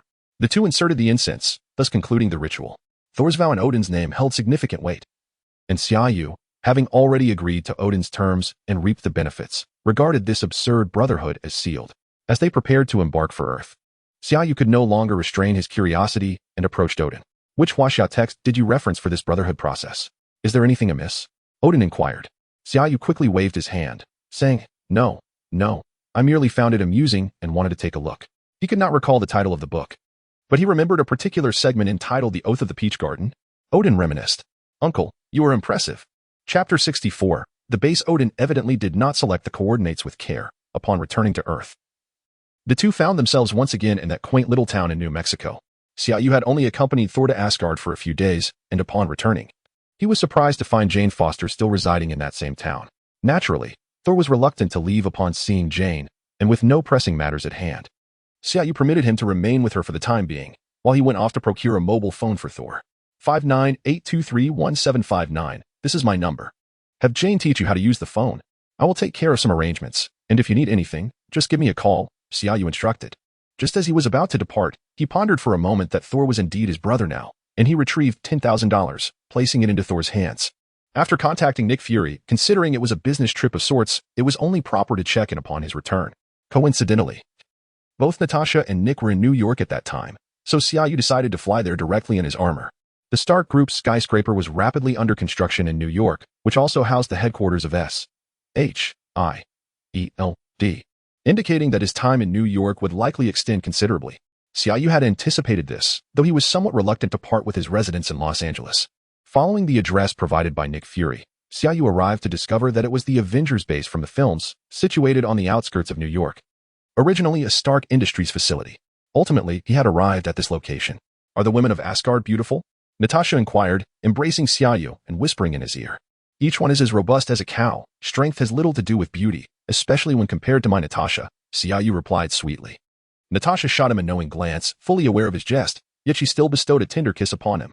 Seeing my beautiful agent with you, I can't help but feel as if a daughter is being led astray by a rogue, Nick Fury remarked as he appeared unexpectedly. Xia Yu rolled his eyes. Could you not have waited a moment longer, allowing two enamored young people to embrace a bit more? I understand that your age may have diminished certain functions. But I must insist, Nick, if you interrupt our affection any further, you will soon find yourself squatting to relieve yourself. The three of them entered together. Seeking a place to sit, Xia Yu began recounting his experiences in Asgard, omitting his conversation with Odin and instead stating that Odin wished for Thor to come to Earth for training, thus entrusting Xia Yu with his care. So, you have brought the God of Thunder back with you? And now he's your brother? Nick Fury inquired. Xia Yu nodded and produced several books, handing them to Nick Fury. These contain fundamental information about the universe, including various advanced civilizations, encompassing but not limited to the 9 realms. However, I must caution you that the people of Asgard are somewhat insular, so this information may be somewhat outdated. Nick Fury waved his hand dismissively, unperturbed. It's merely for a preliminary understanding. Our technology has yet to reach the point of direct contact with extraterrestrials. With the location settled, the Avengers initiative could commence. By the way, you should assist Thor in obtaining legitimate identification. I need him to appear as an Earthling. I do not wish for him to be soaring about in a cape, requiring me to clean up after him daily. Xia Yu helplessly remarked. Having a younger brother can be quite a burden, you know? In a few days, Coulson will provide your credentials. Once Hawkeye's mission concludes, everyone can meet. Steve Rogers has no issues either. Stark, you take care of the contact, Nick Fury stated. So, does that mean there's nothing pressing in the next few days? Xia Yu inquired. Oh, our hero has just returned from an extraterrestrial assignment. I must grant him a few days of respite to indulge in some quality time with his girlfriend. I certainly do not wish to find myself in a position where I have to squat to relieve myself, having lost my woman. I cannot afford to lose even the urinal, Nick Fury exaggeratedly proclaimed. Xia Yu produced an item from his spatial ring and placed it emphatically on the table, declaring, You are outdated, old man. Women can possess urinals too. Nick Fury, upon seeing that Xia Yu had brought forth a female urination device, was rendered speechless. He waved dismissively and departed, fearing that Xia Yu might eventually drive him to madness. How do you even have such a thing? Natasha playfully pinched Xia Yu's waist. I was merely preparing for our journey to Asgard, and thought to stockpile a variety of items in my ring, Xia Yu shrugged, contemplating whether to mention the inflatable doll he also possessed. Let's not dwell on that. I did not anticipate the base you selected would be so expansive. I was considering that if I were to stay in New York long term, I wouldn't be suited for a prolonged residence in Chinatown. This works out perfectly. Just the two of us can choose the largest and finest room available, Xia Yu suggested, pulling Natasha along to explore the entire base. Tony Stark had purchased this facility in his personal capacity from his own company. Originally a large warehouse intended for storing weaponry and materials, it had been occupied by a substantial security presence, thus housing well-equipped living quarters. After some initial renovations, it was ready for use. Considering the nascent Avengers team consisted of only a few individuals, Xia Yu decided to generously contribute to the purchase of essential supplies for everyone, treating it as a casual outing with Natasha. Chapter 65. A disagreement leads to combat. This marks the first occasion for Xia Yu and Natasha to jointly arrange their living space. Initially, their intent was merely to procure some everyday necessities, yet as they continued shopping, they began to experience the delightful sensation of adorning their love nest. With each purchase, their joy escalated, but upon returning home, Xia Yu realized a significant dilemma. In the early stages, they had resolved not to recruit any auxiliary staff for confidentiality. How would they manage the upkeep of such an expansive area? The security system was manageable. Tony Stark had undoubtedly considered that aspect, and Jarvis could handle it seamlessly. While Natasha was busy fiddling with the newly acquired coffee machine, Xia Yu quickly dialed Tony. "Have you managed to charm a few goddesses?" Tony inquired upon answering the phone. "Not quite, but I did attempt to relieve myself from the Rainbow Bridge, and I felt as though I conquered all of Asgard," Xia Yu replied candidly. Could he really claim to have brought back a thunder god? The two engaged in light banter until Xia Yu finally revealed his true purpose. This was a detail Tony Stark had overlooked, as he mentioned his company possessed such semi-finished products that could be easily modified for use. Tony Stark happened to be in Los Angeles for the past few days and was scheduled to arrive in New York shortly to partake in the Avengers' inaugural assembly. Time flew, and before they knew it, the day of the gathering had arrived. Nick Fury had meticulously organized the arrangements, assigning Jane Foster and her team tasks pertinent to their expertise. Jane Foster's father had even been recruited into SHIELD. Xia Yu understood that this was for the purpose of studying the Tesseract. Yet he chose to remain silent for the time being. At least Thor's arrival in New York could be more reassuring. Xia Yu had already informed them that designated personnel would be sent to escort them. The first to arrive was Tony, who, being fairly acquainted with Xia Yu, came early for a brief greeting, soon followed by Hawkeye and Coulson. Coulson handed Xia Yu an identification card, which he opened to discover was Thor's ID. To his astonishment, it read, "Thor Xia." He wondered if Nick was playfully mocking Thor's status as Xia Yu's subordinate. The identity documentation indicated that he was Xia Yu's brother, adopted by his grandfather later on. Did you really need to create a document for him? It's not like he requires it for normal social interactions. Xia Yu remarked toward Coulson. Falsified documents are one thing, but if we are to create a legitimate ID, we would need a complete set of records. I cannot simply label him as an Asgardian immigrant, Coulson replied.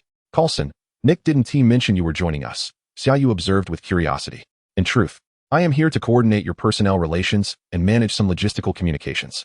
Think of me as your caretaker, Coulson jested. That seems unnecessary. Jarvis can handle communications adequately.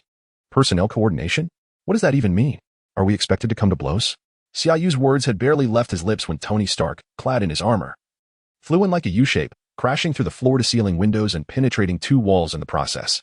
Xia Yu, with his keen eyesight, clearly observed Tony soaring into the scene with a hammer lodged against his abdomen, evidently propelled by Thor's mighty throw of Mjolnir. You see, it's indeed quite necessary, Coulson remarked, spreading his hands towards Xia Yu. A glance towards Hawkeye revealed him stealthily hiding in a corner, eagerly anticipating the unfolding spectacle. Sighing, Xia Yu called out towards the gaping hole in the wall. Tony, if you're going to fight, at least refrain from demolishing our base on the first day. Shouldn't you be intervening? Coulson inquired, observing Tony's return through the wall's breach. Isn't that part of your job? To mediate relationships? Xia Yu gestured outside, where Tony had just barreled into the adjacent woods, mowing down rows of trees like a bulldozer. At this moment, I cannot coordinate, Coulson replied. Then let us enjoy the spectacle, Xia Yu said, producing 2 bags of chips from his ring and offering one to Coulson. What transpired? Natasha had just descended from upstairs. A spectacular clash between Iron Man and the God of Thunder, Coulson responded, feeling reassured by Xia Yu's calm demeanor, and he shared the chips with Natasha. How did it all begin? She inquired. No idea. Rewinding 2 minutes, after conversing with Xia Yu, Tony Stark, noticing the absence of others, decided to check on the construction progress of Stark Tower, a hallmark of his new energy initiative and a linchpin for Stark Industries' transformation. Since he hadn't yet removed his armor, he flew over to take a look, only to encounter Thor, who had just arrived from New York with Jane and the others. They had all separated upon reaching the city, with Thor heading to the Avengers base for a meeting, while Jane and the others set off to their future workplaces. Having been abruptly separated from his romantic partner, Thor displayed a slight childlike petulance, though not angry. He was not particularly cheerful either. Upon reaching the entrance, he spotted Tony emerging, clad in his battle armor. That armor is quite unsightly, Thor muttered under his breath. It was merely a casual remark, as Tony's armor diverged significantly from the aesthetic of Asgardian traditional attire. However, this offhand comment did not escape Tony's notice, for the ever-quick-witted Stark was never one to let a slight go unchallenged. Are you Thor? Tony queried. I am Thor, the god of thunder, son of Odin, and the future king of Asgard, Iron Man, Thor corrected him. Ah, the god of thunder, son of Odin, future king of Asgard. Tony exaggeratedly mimicked Thor's manner of speech. Before querying, and what gives you the right? Is it because you pilfered your mother's cloak and your father's hammer? Does your mother know?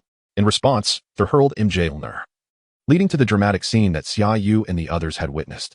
Chapter 66. Here stands my elder brother, Xia Yu, alongside Hawkeye, Natasha, and Coulson, each with a bag of potato chips, seated on the steps at the entrance of the base. Not far away, Iron Man and Thor are engaged in a lively bout of combat. It was anticipated that upon their first meeting, there would be a clash of egos. Yet Xia Yu never envisioned that they would resort to physical confrontation so swiftly. Nevertheless, given Xia Yu's newfound confidence in his abilities, he remained unfazed by their skirmish. Knowing that their altercation might facilitate a mutual recognition of strength, thereby easing future communication.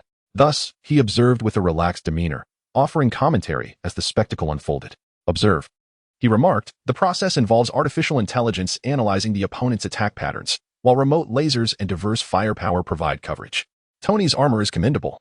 Yet it suffers significantly against a formidable adversary like Thor, as both energy depletion and armor degradation pose critical vulnerabilities. Xia Yu gestured towards the battlefield, pointing out the nuances of the engagement, only to be interrupted by Nick Fury. What has transpired? Can anyone elucidate why this brawl has erupted? Fury inquired. The four onlookers, munching on chips, turned to see that Fury was accompanied by none other than Captain America. Coulson sprang to his feet, not to brief Fury, but to greet Captain America, who had been his idol since childhood. Why did an altercation suddenly break out, sir? Hawkeye questioned Fury.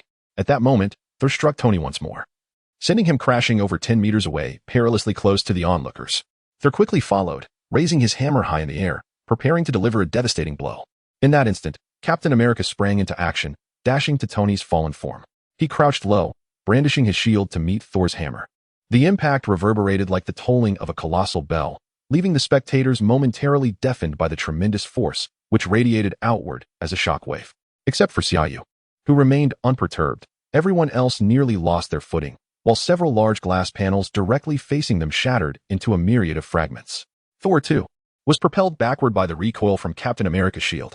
Cease this conflict. We are allies and should unite, Captain America proclaimed, having reviewed their files beforehand. Standing resolutely with his shield, he exuded an aura of righteousness. Xia Yu silently admired him. It was no wonder that Captain America, having been frozen for decades, still garnered admiration and loyalty from so many. Apart from being the first superhero known to the public in human history, his commanding presence alone earned him significant favor. However, the fiery tempers of Thor and Tony did not take kindly to Captain America's sudden intervention. This is our battle. Your interference is unwelcome, old man, Tony retorted. Thor, more direct, rose and charged towards Captain America. Your opponent is me, Tony declared, joining the fray. As the impending chaos threatened to devolve into a free-for-all, Xia Yu reluctantly rose to his feet, devoid of any desire to mediate, concerned that the ensuing conflict would reduce their base to rubble. Thus, channeling his internal energy, he unleashed a strike from the dragon-subduing palm, summoning a golden dragon tinged with crimson that surged towards the trio like a tangible force. With a resounding crash, despite Xia Yu's meticulous control over his strength, the impact sent all three combatants hurtling away. The captain, shield in hand, along with the robust Soul and Tony clad in his formidable armor, emerged unscathed, though Tony was violently propelled into the base, crashing through a wall. Surveying the debris of shattered glass, several collapsed walls, and the sizable hole created at the entrance, Xia Yu could only shake his head in exasperation. He called out, "Cease the fighting. Everyone is present. It's time for a meeting." Following this interruption, the intensity of Tony and Soul's attacks diminished considerably, as they were inclined to show Xia Yu some respect. However, the captain approached with a righteous reproach. When I arrived, I saw you all merely spectating. Nick informed me that you were the first to join us. You should have intervened from the start rather than lounging with snacks on the sidelines. Xia Yu shrugged nonchalantly. I thought it was a fine way to break the ice on our first meeting. The captain, remaining serious, continued. When I lost consciousness, the world was at war. Upon awakening to news of victory, I may not grasp the reasons, but I understand a timeless truth. Unity is essential for triumph. Having seen the films, Xia Yu recognized that while the Avengers later developed their comedic facets, even Captain America occasionally uttering expletives, initially, especially upon his revival, Captain America retained a mindset rooted in the World War II era, often appearing somewhat antiquated yet devoid of malice.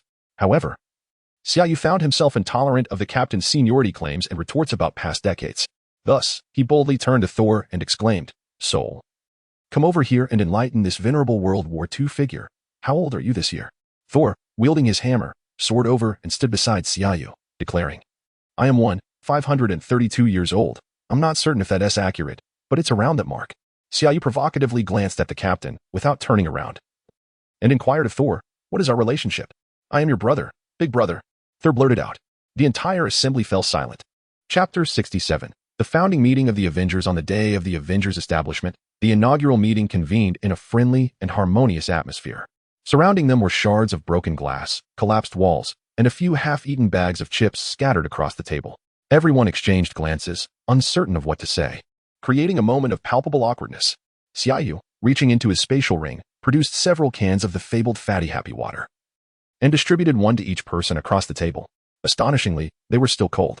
Tony Stark exclaimed, "How is this possible?" "Of course, there is nothing I cannot produce," Xia Yu replied with a hint of pride. "I don't believe you. Do you have a banana?" Tony inquired. Bang. A banana appeared before Tony. "How about dried blueberries?" He continued. Bang. "Captain America's trading cards. This is from Coulson." Bang. A thick stack of cards materialized. "Director's eye patch," Hawkeye exclaimed, presenting a golden metallic eye patch. "This seems reminiscent of my father's," Thor remarked, curiously reaching for the eye patch. Xia Yu quickly retracted it, saying, "You are mistaken, Thor. I did not produce the eye patch, especially not your father's." "I don't believe you can conjure anything," Tony challenged. After a moment of contemplation, he declared, "Jericho missile." Bang. A Jericho missile stood upright on the conference table, head facing up. The gathering included high-ranking agents, heads of intelligence agencies, world-class billionaires, and even superheroes who had fought in World War II. Yet, the moment Xia Yu unveiled the missile, everyone leaped from their seats except for Thor, who was still unaware of its nature. "Where did that come from?" Nick Fury inquired. "I brought it back from Afghanistan," Xia Yu replied nonchalantly. "Hey, what's wrong with you all? Is a mere metal pillar enough to frighten you? Watch me smash it to pieces," Thor declared, rising with his hammer. "Hey, stop," the group shouted in unison. "Xia, please put the missile away," Nick Fury urged. "You better inform me how many heavy weapons you are carrying." Wiping the sweat from his brow, he addressed Xia Yu. Following Xia Yu's antics, the atmosphere lightened slightly, and Nick Fury began his address. With a single eye surveying the table, he felt a surge of excitement. The Avengers Initiative had finally taken shape, fulfilling his long-held dream. "I have envisioned the Avengers Initiative since 1995, Nick Fury stated, his voice tinged with emotion. "I aspire to gather the world's mightiest individuals to safeguard this planet in times of peril or danger." Although most present were already aware, Nick Fury reiterated his motivation for founding the Avengers, mentioning Captain Marvel, the Skrulls, and the Kree, and recounted the incident of Thor's exile to Earth. "In the vast expanse of the universe, we are but insignificant specks. Beyond our realm, there exist numerous civilizations far more advanced than ours, as well as formidable races such as the Asgardians, often referred to as divine beings. This world is fraught with peril." Nick Fury commenced yet another session of persuasion. "Do you wish to end war?" he queried. Captain America interjected, "I do not seek to end war. I merely desire that when conflict arises, we possess a shield to protect ourselves. You, Rogers, wield a commendable shield for your own defense, yet the world lacks such protection. I wish for you to become that shield for the world." Fury's fervor was palpable. "Is Earth currently facing any threats of war?" Thor inquired, curiosity evident in his tone. "Danger is not ours to control, Prince of Asgard. Your brother, in a bid to gain a modicum of affection from your father, laid waste to one of our towns and reportedly obliterated half a planet belonging to the Frost Giants," Fury stated, fixing his gaze upon Thor. "The universe encompasses more than just Asgard. Should another sibling of yours emerge, vying for your father's favor, what then? Would you annihilate half the Earth?" In the recesses of his mind, Xia Yu silently commended Fury, contemplating how close he was to becoming a seer, albeit with a blind eye. Thor, oblivious to the truth about his sister, retorted, "I have no sisters or brothers. Moreover, Asgard stands with humanity. We shall protect you. But I cannot entrust the fate of the world to the protection of others. Do you comprehend? We may refrain from drawing swords, yet at the very least, we must possess a shield to deflect the blows of others," Fury asserted, slamming his palms onto the table. A hush fell over the gathering. Fury's reasoning resonated. One must always be wary. Seeing the silence, Xia Yu took the initiative. "I shall be the first to speak. Those who wish to join the Avengers undoubtedly align with Nick's perspective, for our overarching goal is unified. In Chinese, there is a saying, 'Speak the unpleasant truth up front.' Thus, I shall voice my concerns. I have previously conveyed my trust in Nick Fury, yet I harbor reservations about the director of SHIELD. You are correct. The Avengers serve as a shield for the world, and we do not aspire to be wielded as weapons by certain politicians. Therefore, whether it be SHIELD, the government, or the World Security Council, we wish to remain unaffected, even by you, Nick. You may oversee us, but as you stated, our collective strength is akin to a nuclear warhead. I understand your concerns, yet I believe the Avengers should maintain a degree of autonomy. That is my suggestion. What are your thoughts?" Xia Yu addressed the assembly. Tony Stark naturally raised his hand in agreement. Thor, in his naivety, followed suit. Captain America pondered briefly before also expressing his support. Natasha, too, readily concurred. Among the esteemed Avengers, only Hawkeye remained silent, prompting the others to turn their gazes toward him. He sat there, serious and contemplative, while the group awaited his words. "Hey, Clinton, speak up," Natasha urged him. "Oh, what is the matter? What is going on?" Hawkeye replied. clearly distracted. The others pressed him for his thoughts, demanding his attention. Come on, focus, Natasha insisted. Oh, my apologies. I was pondering whether the Frost Giant's planet, upon its destruction, would lose the upper half or the side half. Would it resemble the iconic Apple logo, as though it had been bitten into? Furthermore, could the planet continue to rotate even after losing half of itself? Chapter 68. Bruce Banner in Truth. As long as a team shares a common overarching goal, the rest can be gradually honed through collaboration. Thus, the initial assembly meeting proved to be quite successful. All pertinent matters were addressed, allowing the first day to be dedicated to familiarizing one another. Given the earlier altercation, a team-building exercise was indeed necessary to foster camaraderie. With great enthusiasm, Xia Yu retrieved an assortment of items from his spatial ring, inviting everyone to partake in a barbecue to celebrate the formation of the Avengers. There remained much work ahead, but that was a matter for another day. As he contemplated the forthcoming tasks, Xia Yu cast a glance towards Tony Stark and Captain America. The Winter Soldier, Bucky, was undoubtedly a potential liability, necessitating a clever strategy for future interactions. Captain America was engaged in conversation with Nick Fury, suggesting that since the alliance had been established, it might be prudent to embark on a mission together to familiarize themselves with each other's combat styles. Nick Fury placed a reassuring hand on the captain's shoulder, saying, "Patience. Rogers, your first mission is to acclimate to this world. You ought to converse with your teammates and explore. For the pace of change in this world is beyond your imagination." Captain America gestured towards the array of items Xia Yu had produced, replying, "I'm already accustomed to the unexpected, sir." Nick Fury chuckled. "I'll wager $10 you're mistaken." Suddenly, Xia Yu chimed in, "I'll raise you $10. "Captain, you're wrong." He then produced an inflatable doll still in its packaging, handing it to Captain America along with an instruction manual. A minute later, Captain America retrieved two $10 bills, giving one to Nick Fury and the other to Xia Yu, who winked at him. In a conspiratorial tone, Xia Yu remarked, "Captain, did you know that the item I just gave you is the top-selling product on a certain website? It's modeled after your likeness. And they even include a shield with the purchase." Ultimately, the first mission was confirmed, although it could not truly be classified as a mission. It entailed the recruitment of an individual whose danger level was exceedingly high, none other than Bruce Banner, the Hulk. General Ross was tirelessly searching for him across the globe, oblivious to the fact that Bruce had been under the surveillance and protection of SHIELD. This clandestine oversight had thwarted many who were interested in him or his transformation. Given the uncontrollable factors associated with Bruce's transformation into the Hulk, SHIELD needed to maintain constant oversight. With the Avengers now assembled, Nick Fury believed that keeping such a ticking time bomb close at hand was wiser than letting it roam free. At the very least, with Thor, Xia Yu, Captain America, and others present, they could temporarily contain any incidents. Thus, an invitation was extended. As this was the inaugural mission, it was decided that all members would participate.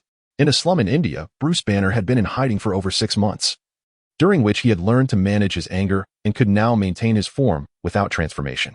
The adage that skill begets audacity holds true, for in the film, it was Natasha who lured individuals to a secluded location, while SHIELD dispatched an elite team as a precaution. However, this time, Xia Yu boldly ventured to the residence of Bruce Banner alone, with others lingering at a distance. After assessing their capabilities, it was concluded that Xia Yu could engage in dialogue with Banner. Even in the event of turmoil, he would not be crushed by the Hulk. As for Thor, he could likely extricate himself from an encounter with the Hulk, yet it was deemed wiser for him to abstain from the discussion. After approximately 10 minutes of waiting at Banner's abode, Bruce Banner returned. "Who are you?" he inquired, maintaining his composure. "Yes," Xia Yu responded, disregarding the expected protocol. For Banner harbored considerable suspicion toward agents of the government. "I recall seeing you on television. They refer to you as the Dragon Knight. Are you here as a representative of SHIELD to confront me with a superpowered individual?" Bruce Banner remarked. Xia Yu nonchalantly tossed his SHIELD credentials towards him, asserting, "Take a look. I merely hold the title of consultant at SHIELD. In truth, I am not a government operative, nor do I possess any desire to assist them. And what, pray tell, is your purpose in seeking me? I am quite well as I am, and do not wish to be disturbed. I suspect you will leave disappointed," Banner stated, preoccupied with organizing the medical kit slung over his shoulder. Xia Yu confidently replied, "I am certain I will not be disappointed. Dr. Banner, you have persistently viewed the Hulk as an affliction, resisting and rejecting him. I assure you, this approach is futile. The more you suppress the Hulk, the greater the chaos he will unleash upon his emergence. You cannot contain him indefinitely. What you perceive as evading disaster is, in fact, the accumulation of it." In a fit of frustration, Bruce Banner slammed his hands against the table and towering over Xia Yu, bellowed, "Do you possess a solution? Damn it. I have even attempted suicide, yet to no avail. Tell me, apart from suppression, what other options do I have?" Xia Yu remained unfazed. Aware that Banner feigned anger to gauge his reaction, he recalled that during the first Avengers film, Natasha had employed a similar tactic, successfully revealing Banner's defensive demeanor. Xia Yu had indeed come alone and felt no trepidation regarding the Hulk's potential emergence, thus dismissing the concern entirely. "You need not test me. I genuinely arrived alone and do not represent the government. I am here on behalf of a newly established organization, the Avengers, to extend an invitation for your participation," Xia Yu declared. "The Avengers? Not a government entity? A terrorist organization, perhaps? What are your intentions?" "I have no interest, I'm afraid," Banner retorted, outright refusing. "This is somewhat intricate. You may consider us a collective of superheroes tasked with combating crime, terrorism, and saving the world, among other endeavors." Xia Yu proceeded to recapitulate Nick Fury's narrative in its entirety, elucidating the current relationship between the Avengers and SHIELD, along with the composition of their personnel. Bruce Banner fell silent, and it was evident that he had pondered deeply for a moment before responding. "I must decline your invitation. Mr. Xia, or shall I say, Dragon Knight. Although your arguments are noble and your endeavors commendable, I find myself utterly disinterested. I am a scientist possessing 7 doctoral degrees, weary of conflict, and disinclined to engage in battle, let alone transform into the Hulk for such a purpose. You seem to have overlooked my previous words, Dr. Banner. Suppressing the Hulk is not a sustainable solution. I am aware that you are researching ways to prevent your transformation into the Hulk, and we will not hinder your efforts. On the contrary, if you accompany me, you will gain access to superior facilities, laboratories, and funding provided by Stark." Xia Yu gazed intently into Bruce Banner's eyes and continued. "Moreover, until that time, if you were to transform into the Hulk, we could assist you in managing him. I cannot trust you. The last time I appeared in New York, I wreaked havoc, destroying half of Harlem. I cannot gamble on the potential catastrophe that the Hulk could unleash. You claim you can control him. I find that hard to believe. Nothing can truly contain the Hulk. Are you attempting to confine me within a cage?" Bruce Banner retorted. "You may attempt it, though not here. Come with me. Let us journey to the largest desert in the world. Transform there and see for yourself. Trust us, Dr. Banner. We have witnessed the Hulk in action through footage and records, and we possess confidence that we are stronger than you might assume," Xia Yu urged earnestly. Bruce Banner shook his head resolutely. "No, I cannot agree to your terms." Xia Yu smiled, and suddenly a Gatling gun appeared in his hands. Its muzzle pointed directly at Bruce Banner. "I fear you have little choice in the matter, Dr. Banner." Chapter 69, The Hulk Transformation. Bruce Banner chuckled, remarking, "If you have perused the records on the Hulk, you would recognize that this endeavor is futile for me, though I am indeed curious about where you procured it." Without hesitation, Xia Yu unleashed a volley of gunfire towards the ceiling, nearly provoking Banner into his transformation. Xia Yu aimed the firearm back at Bruce Banner, asserting, "I harbor no intent to threaten your life. What I mean to convey is that you must either transform here, allowing us to demonstrate, or accompany us to the Sahara." With another series of shots directed at the ceiling, he continued, "You see, I possess numerous methods to compel you beyond control. Let us proceed, Dr. Banner. With your 7 degrees. Bruce Banner was taken aback. He had not anticipated Xia Yu would actually fire a weapon, even if it was directed at the ceiling.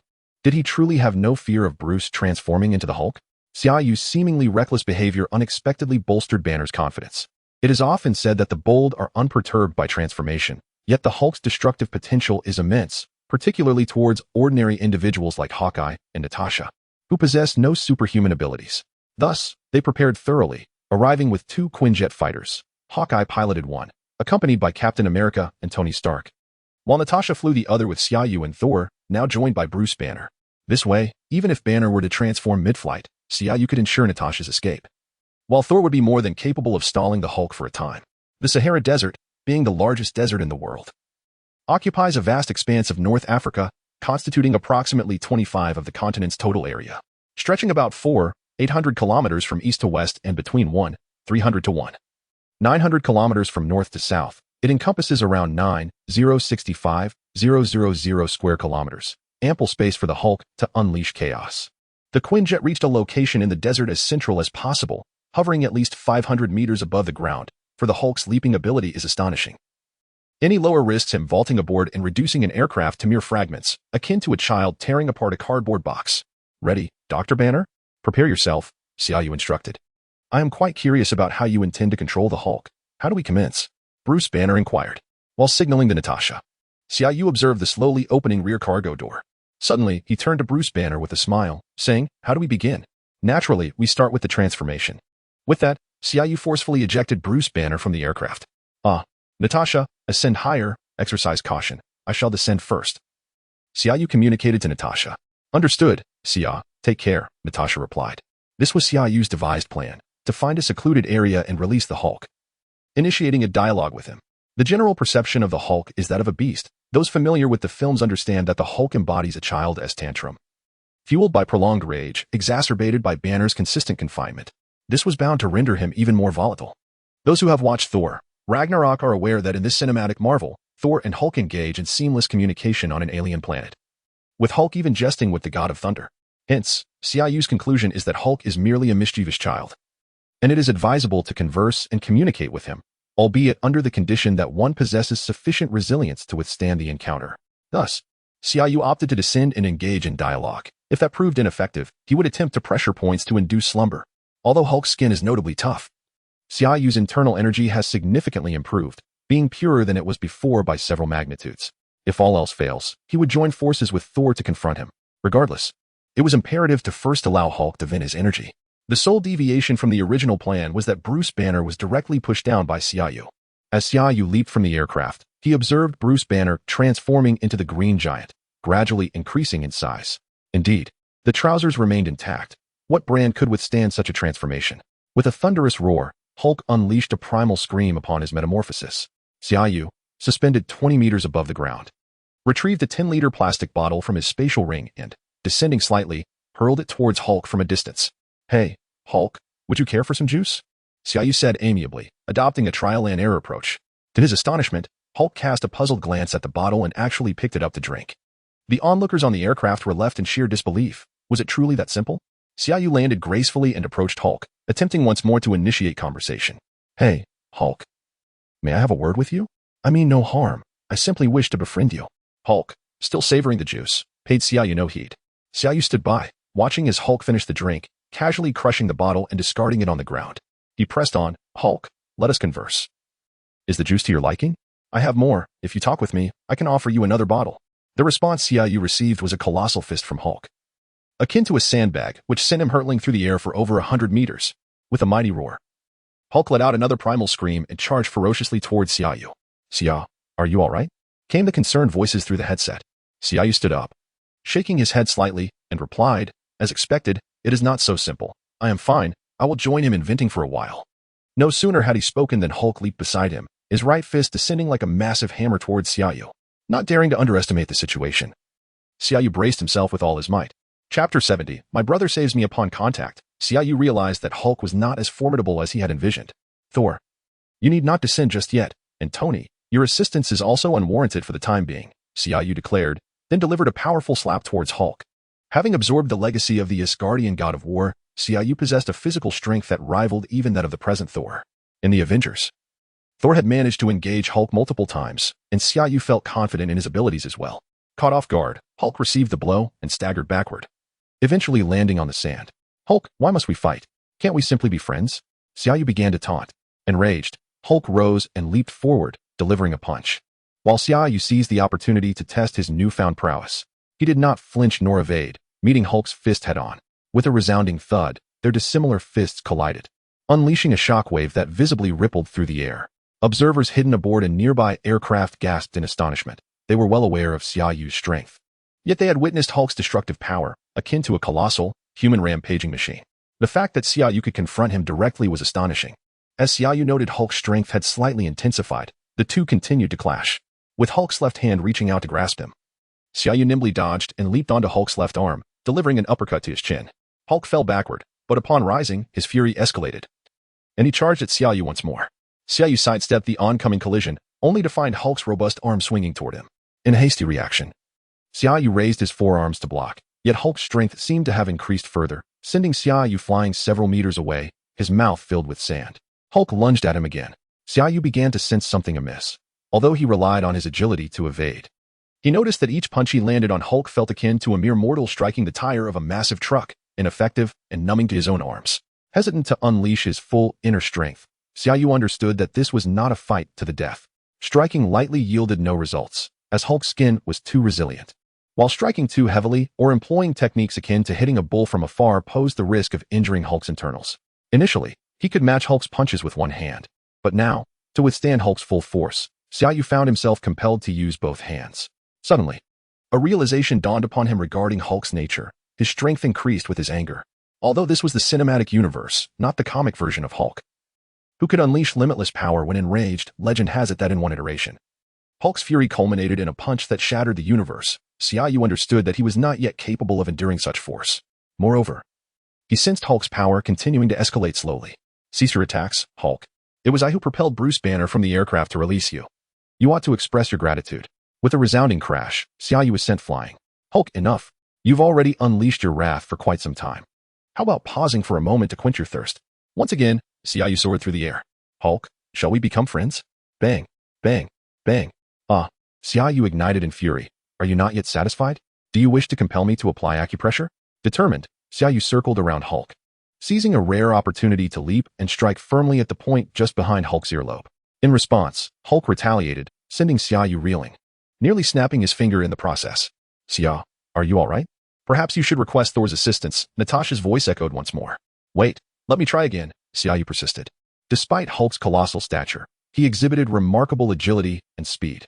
The acupressure point Xia Yu sought, known in traditional Chinese medicine as the Anmian or peaceful sleep point, lay precisely behind the earlobe, rendering the task exceedingly challenging. After several attempts, Xia Yu intensified his internal energy, his fingers almost splitting under the strain. Yet each time Hulk swatted him away without any effect. Feeling on the brink of surrender, Xia Yu contemplated summoning reinforcements to deliver a thorough beating, thinking that perhaps knocking him unconscious would suffice. Xia, has your plan faltered? Does Hulk possess the acupressure points you mentioned? Tony inquired. I'm uncertain. I have struck that area multiple times, and my energy has penetrated, yet there is no reaction. My fingers feel as though they might break. Tony, his skin is impenetrably resilient. Xia Yu shouted while evading Hulk's onslaught. Given Hulk's immense size, could it be that your fingers are too slender? Perhaps you should try using your fists, suggested Tony Stark. Xia Yu's eyes brightened. Tony was indeed a genius. Let me give it another attempt, he exclaimed with enthusiasm. Engaging Hulk in conversation was vital as they needed his cooperation during the battle. Although in the film, Hulk eventually distinguished friend from foe, it was worth attempting communication. Akin to the scenario in Thor, Ragnarok, the strategy of acupressure was essential. Xia Yu did not wish to resort to the so-called lullaby that Natasha employed to pacify Hulk, for it posed dangers and stirred jealousy. Thus, discovering a swift and effective method was paramount, a reminder from Nick Fury. Digressing slightly, Xia Yu's repeated strikes behind Hulk's ear only fueled Hulk's ire, amplifying his strength and fortifying his defenses.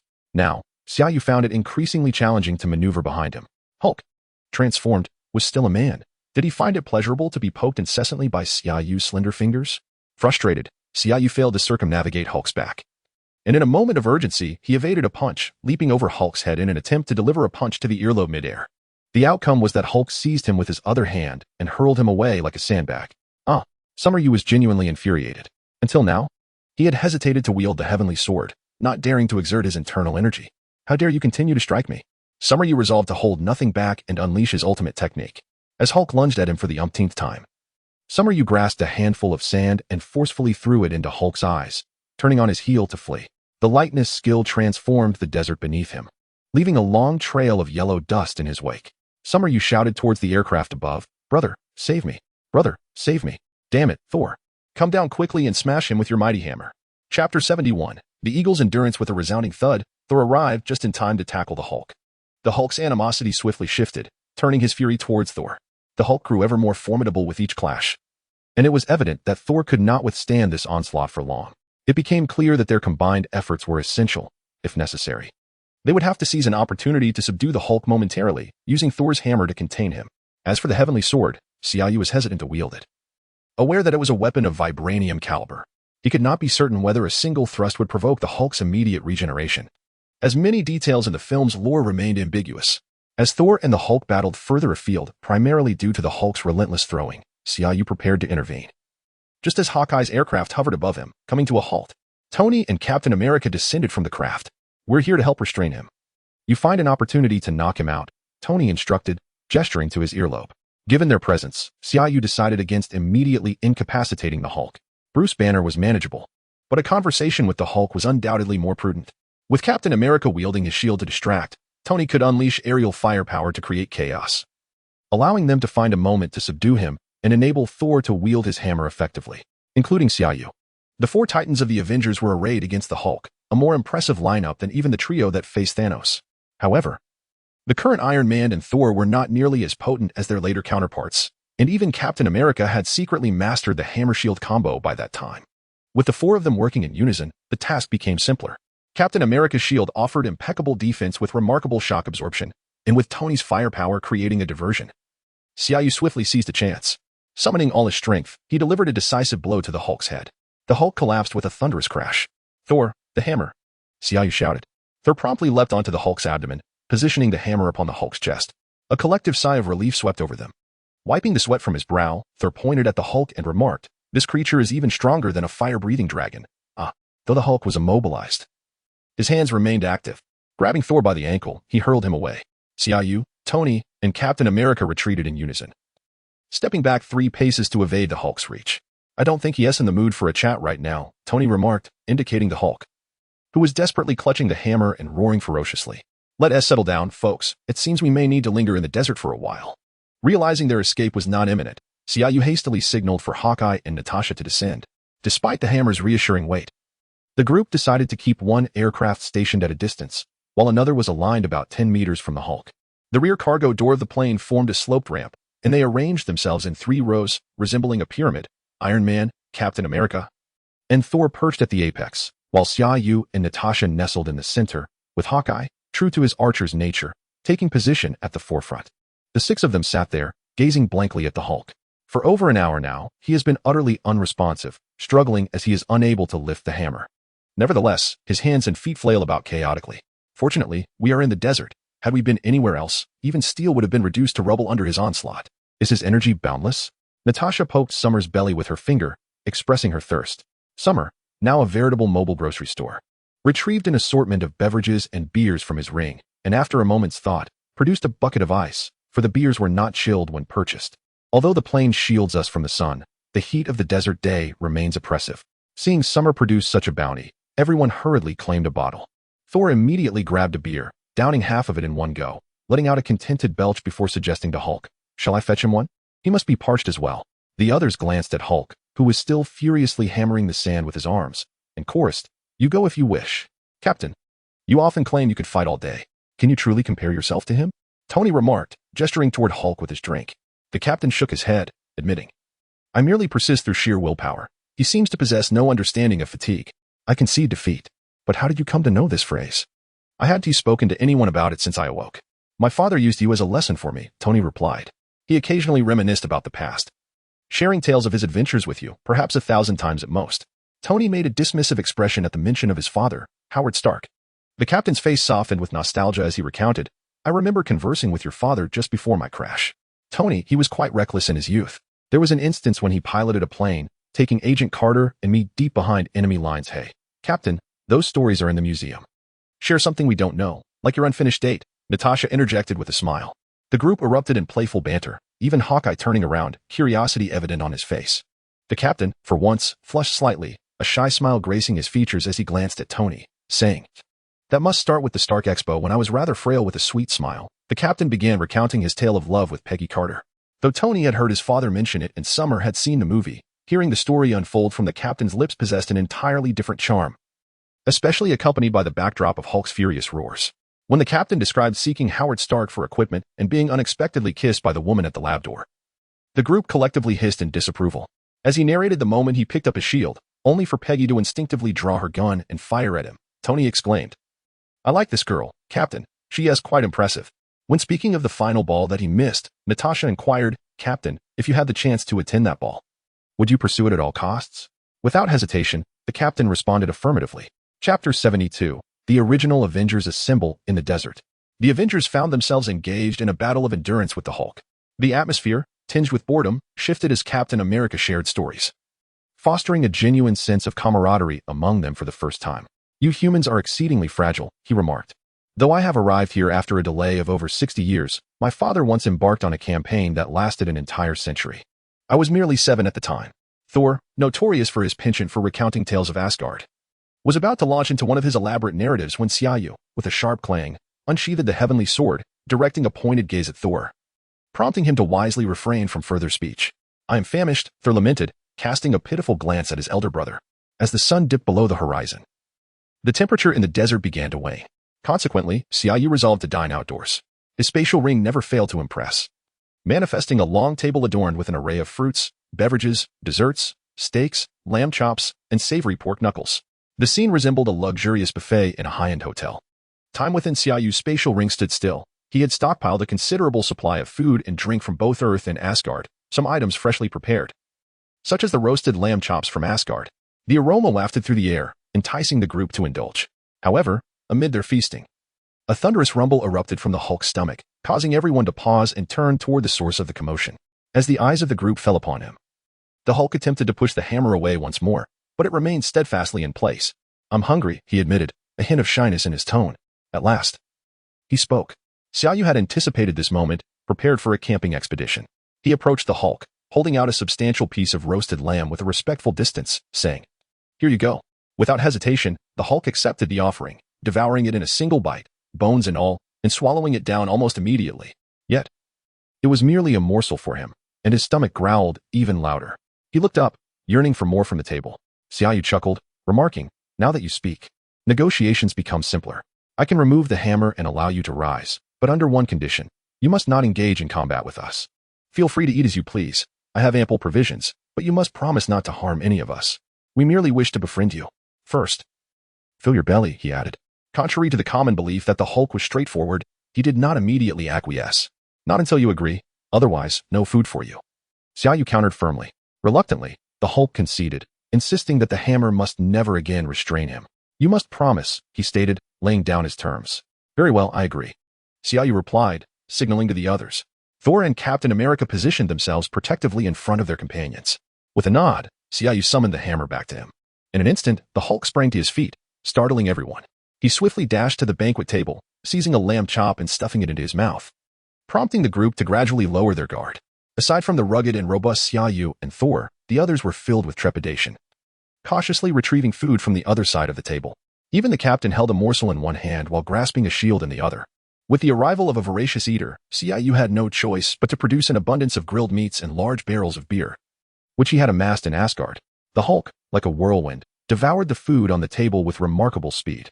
You, Hulk's friend, he declared as he plopped onto the sofa, pointing at Xia Yu. Since we are friends, let us converse. We have come to invite you to join our Avengers team. We will provide you with everything you need. We require your strength in battle, Xia Yu stated as straightforwardly as possible. The Hulk revels in combat. Do not press me with the hammer again. The Hulk evidently harbored some trepidation regarding Mjolnir. Xia Yu chuckled reassuringly. I shall not press you with the hammer again. However, we have one condition. When not engaged in battle, you must revert to Dr. Banner. Not Banner. Hulk, not Banner. The Hulk's fist slammed violently against the ground as he began to roar. Xia Yu quickly gestured for calm. Steady yourself, Hulk. Listen to me. Your strength is immense, and you might inadvertently damage things or harm others.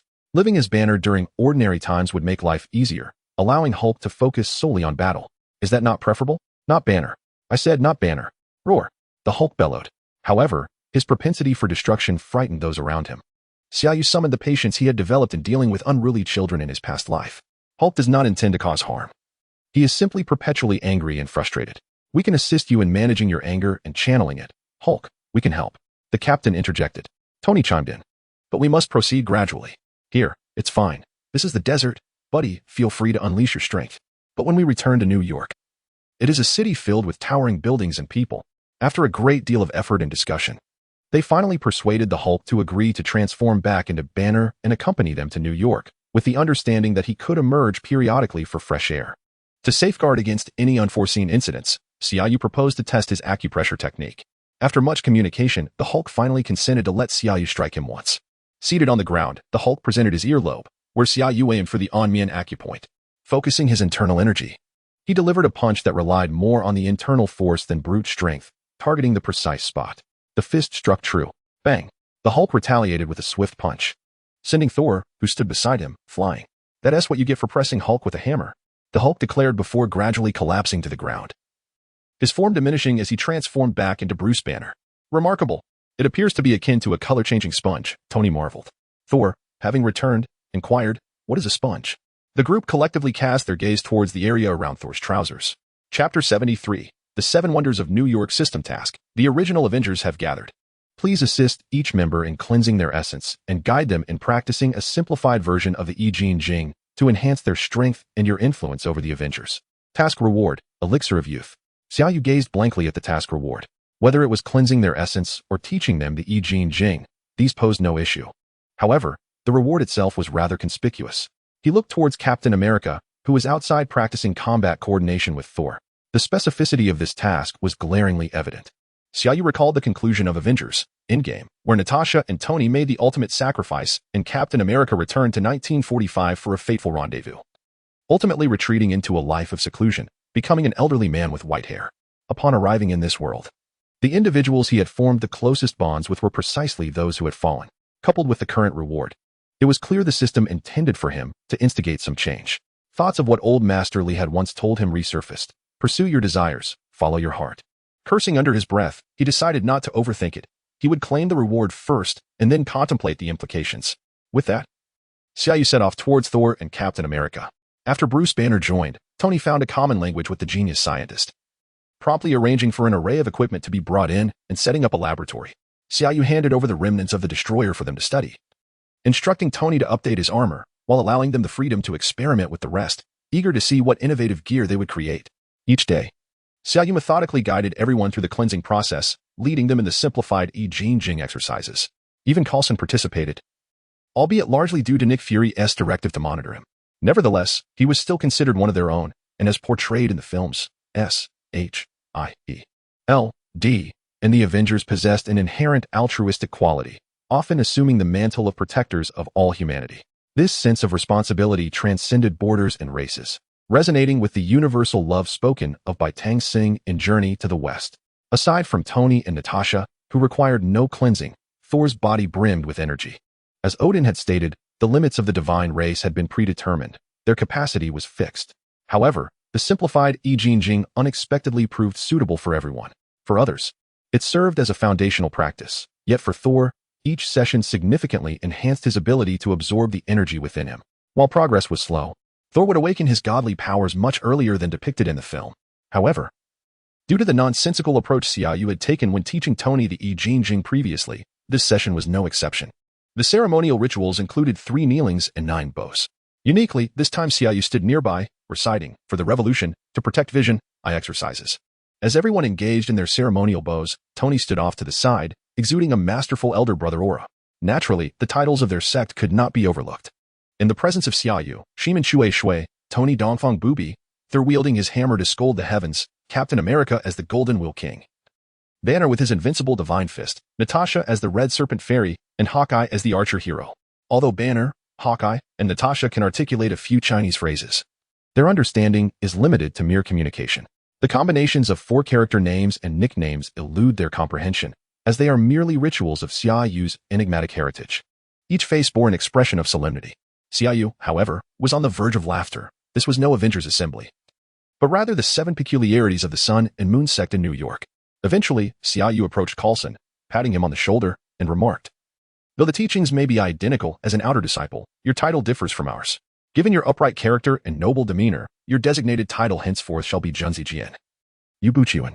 Coulson earnestly repeated the title several times in silence, nodding to Xia Yu in acknowledgement of his retention. The Avengers had seemingly established their roles. Tony and Bruce Banner took on the mantle of laboratory scientists, developing equipment and attire for the team. Xia Yu assumed the role of instructor, dedicated to enhancing their physical capabilities, particularly for Captain America, Natasha, and Hawkeye, whose combat relied heavily on physical prowess. Surprisingly, Captain America exhibited remarkable skills in team coordination and tactical training, proving that the title of captain was not bestowed lightly. In the cinematic realm, Captain America's leadership transcended mere idealism. It embodied a profound sense of justice. Gradually, everyone immersed themselves in their designated roles, engaging in exercise, training, and research. With Xia Yu's successful refinement of each individual, the system acknowledged the completion of its task. Congratulations, Master, for completing the mission. You have received a youth restoration pill. Ignoring the chattering team all, Xia Yu focused on the youth restoration pill. This elixir promised to swiftly restore the user's bodily functions and appearance to that of their 20s, with effects noticeable within an hour, ineffective for those over 35 years of age. After considerable contemplation, Xia Yu resolved to use this pill to help Captain America realize his dreams, especially now that Peggy Carter was still alive. In the narrative of Avengers 4, Captain America was likely in seclusion alongside Peggy Carter. Thus, with his arrival, history had undoubtedly shifted. However, for safety's sake, it would be prudent to first meet with Peggy Carter. If his assumptions were correct, he would prepare a delightful surprise for Captain America. Chapter 74. The Stuck Club. Everyone has experienced the wonders of Xia Yu, yet when he produced the rejuvenation elixir, jaws collectively dropped. Do not inquire about its origin. I too am oblivious, a relic passed down through generations, now forgotten in its provenance. We adhere to the laws of nature, as our ancestral teachings caution against its use. Were it not for the captain's tale of Peggy Carter, I might have entirely forgotten this artifact. Xia Yu spoke with a serious facade, yet his words were whimsical. In the Marvel Universe, the significance of personal principles is well understood, exemplified by Doctor Strange's odes regarding the Time Stone in Avengers Endgame. Are you suggesting that Coulson should summon the captain to discuss this matter? Tony inquired. Indeed.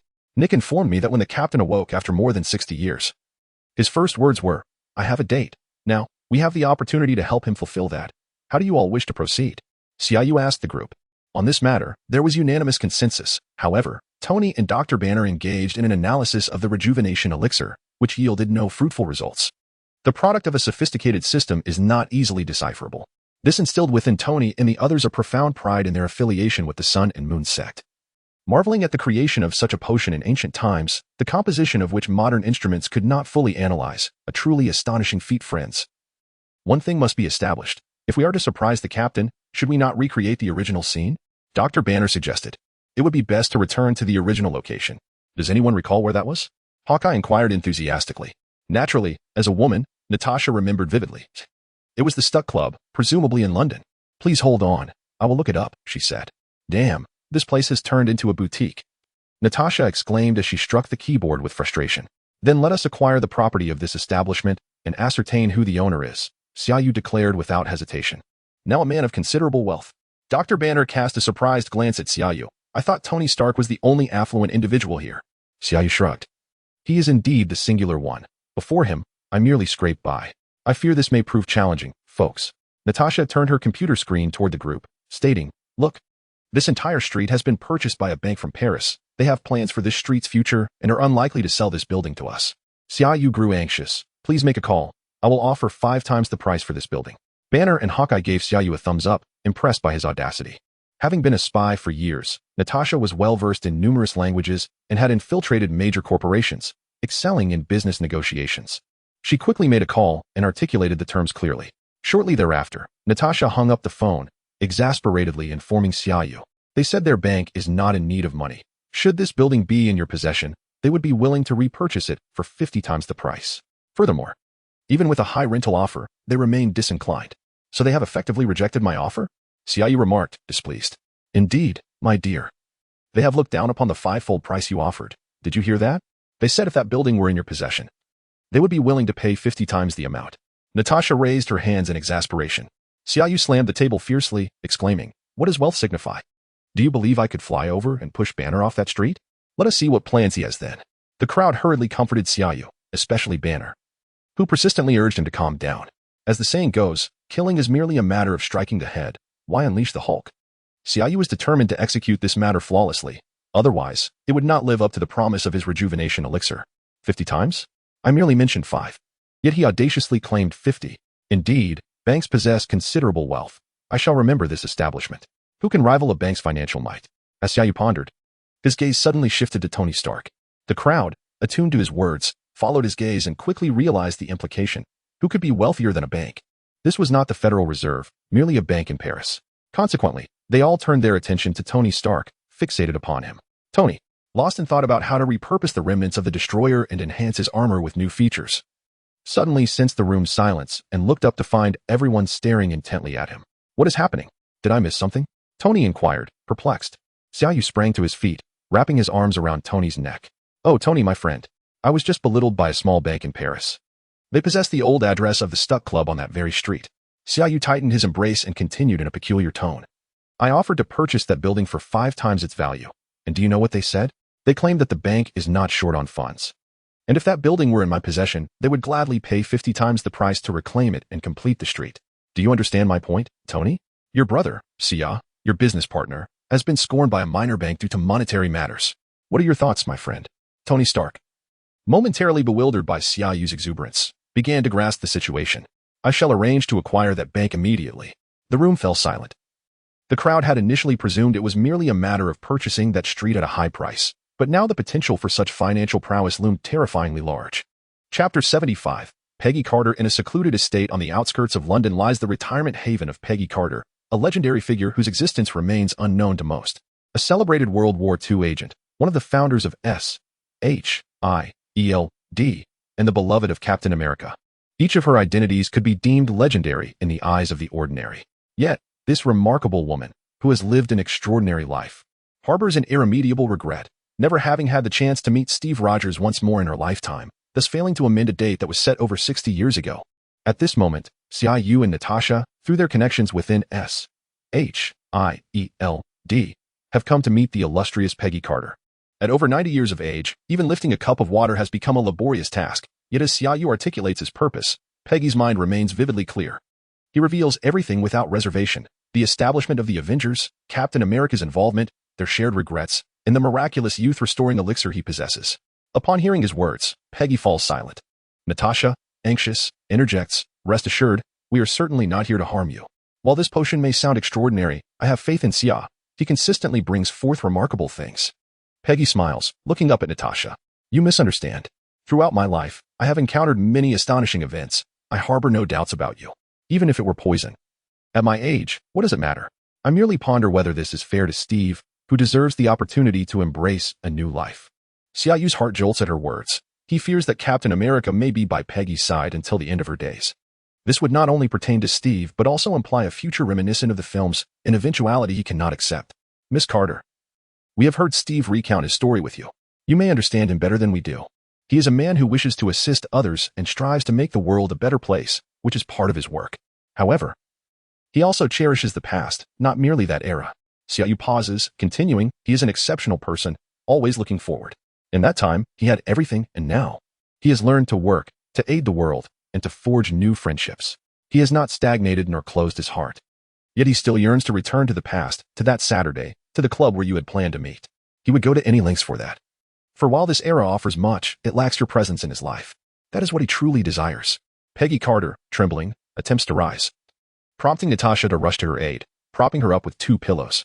Peggy, grasping Natasha's hand, remarks, "He is quite the orator. You have a wonderful boyfriend. I thought I would be content merely seeing Steve once more, yet here I am, granted a second chance.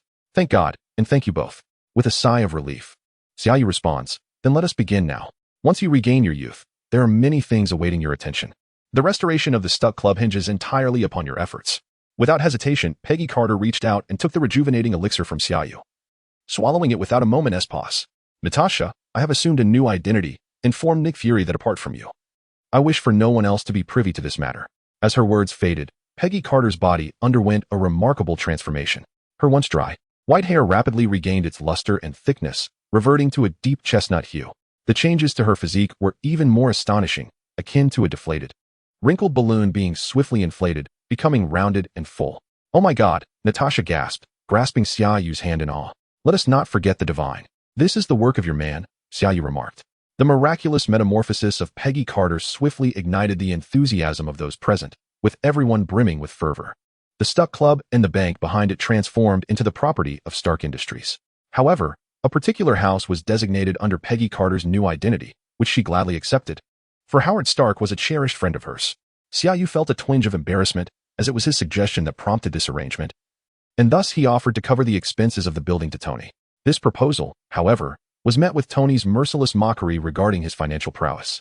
With a slight lift of his chin, resembling a proud rooster, Tony said to Xia Yu, "Forget it, save that little sum for a yacht instead." Thus, the proceedings officially commenced. Coulson summoned the captain back to SHIELD's training facility, enlisting his help to train new operational team members. Leveraging the captain's iconic status, Xia Yu concocted an excuse to take Natasha on a covert mission to Iran, while Thor stated his intent to return to Asgard for pressing matters, and Banner planned to join Tony in Los Angeles for research on new equipment. Although the captain expressed skepticism over so many being occupied simultaneously, under Coulson's meticulous orchestration, the captain found himself preoccupied with little more than eating and sleeping, leaving no room for further contemplation. After an exhaustive endeavor involving research, photographs, Peggy Carter's memories, and the formidable financial backing from Tony. The Stuck Club was finally restored to the visage that Peggy Carter remembered. On that day, Xia Yu called Coulson. All preparations are complete. We can commence the operation. Remember. Saturday night at 8. Chapter 76. The delayed rendezvous at long last. The day arrived. The familiar venue, the old club, adorned with antiquated decor. This occasion ignited both Xia Yu and Tony's compulsions, as they meticulously endeavored to replicate the era. From their attire to the bottles of liquor and the matches and cigarettes upon the table. As Peggy Carter once remarked, I cannot ascertain if this is indeed the case. Yet it appears rather fitting. Except for Coulson, who accompanied the captain, the entirety of the Avengers were present, all attired in garments reflective of that bygone era. In harmony with the evening's rendezvous, why don't we take a car? The captain inquired of a young man beside him on the streets of London. This individual was a recent recruit to S.H.I.E.L.D., residing in London.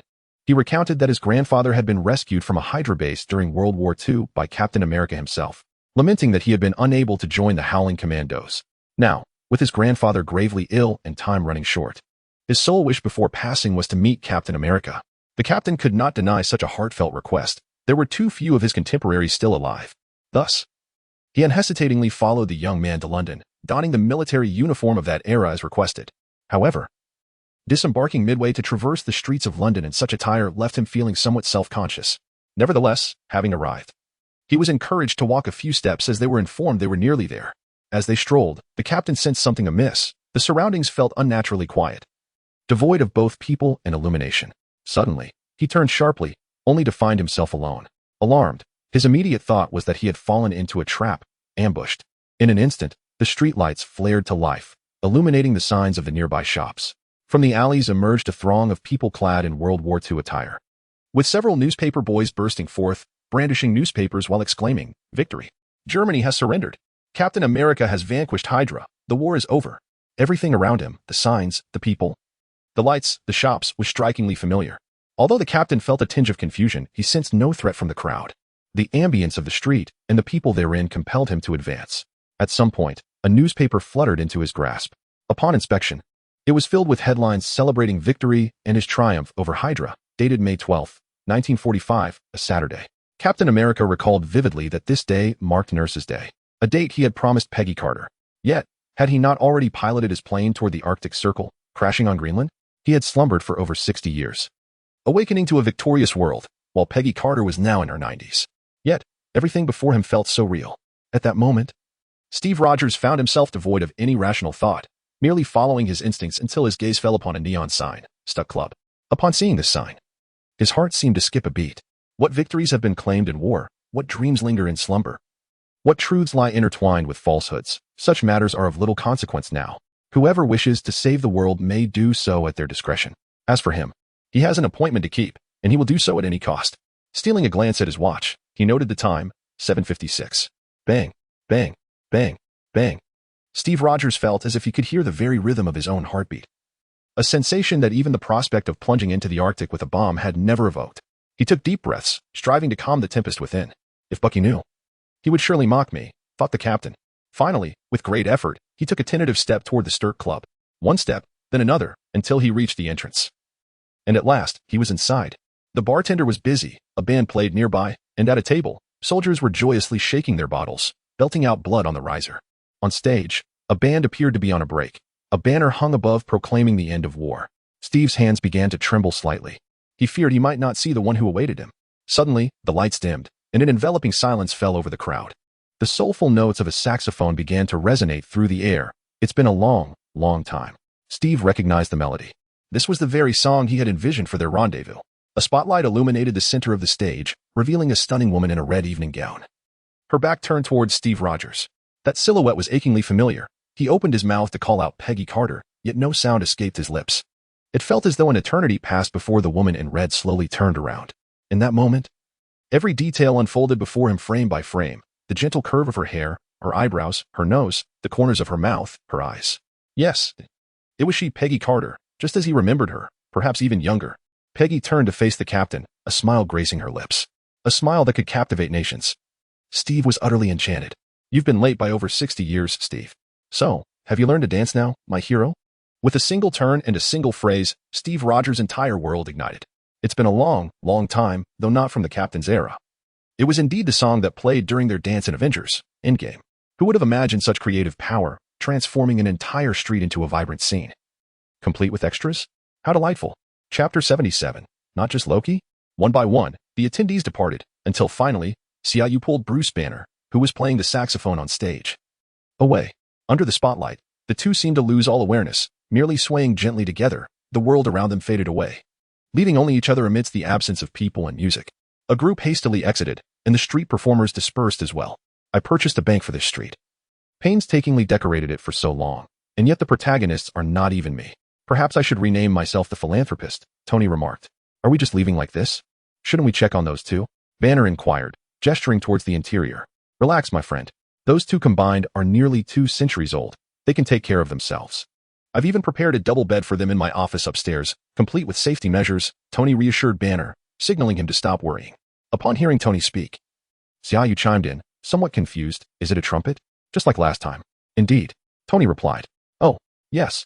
The two joyfully high-fived in celebration. With their mission accomplished, the group returned to New York.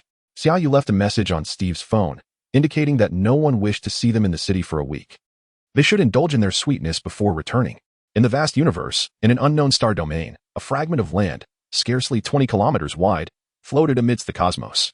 Such broken land masses or meteorites are abundant in the universe, but what was peculiar about this particular land was the presence of inhabitants.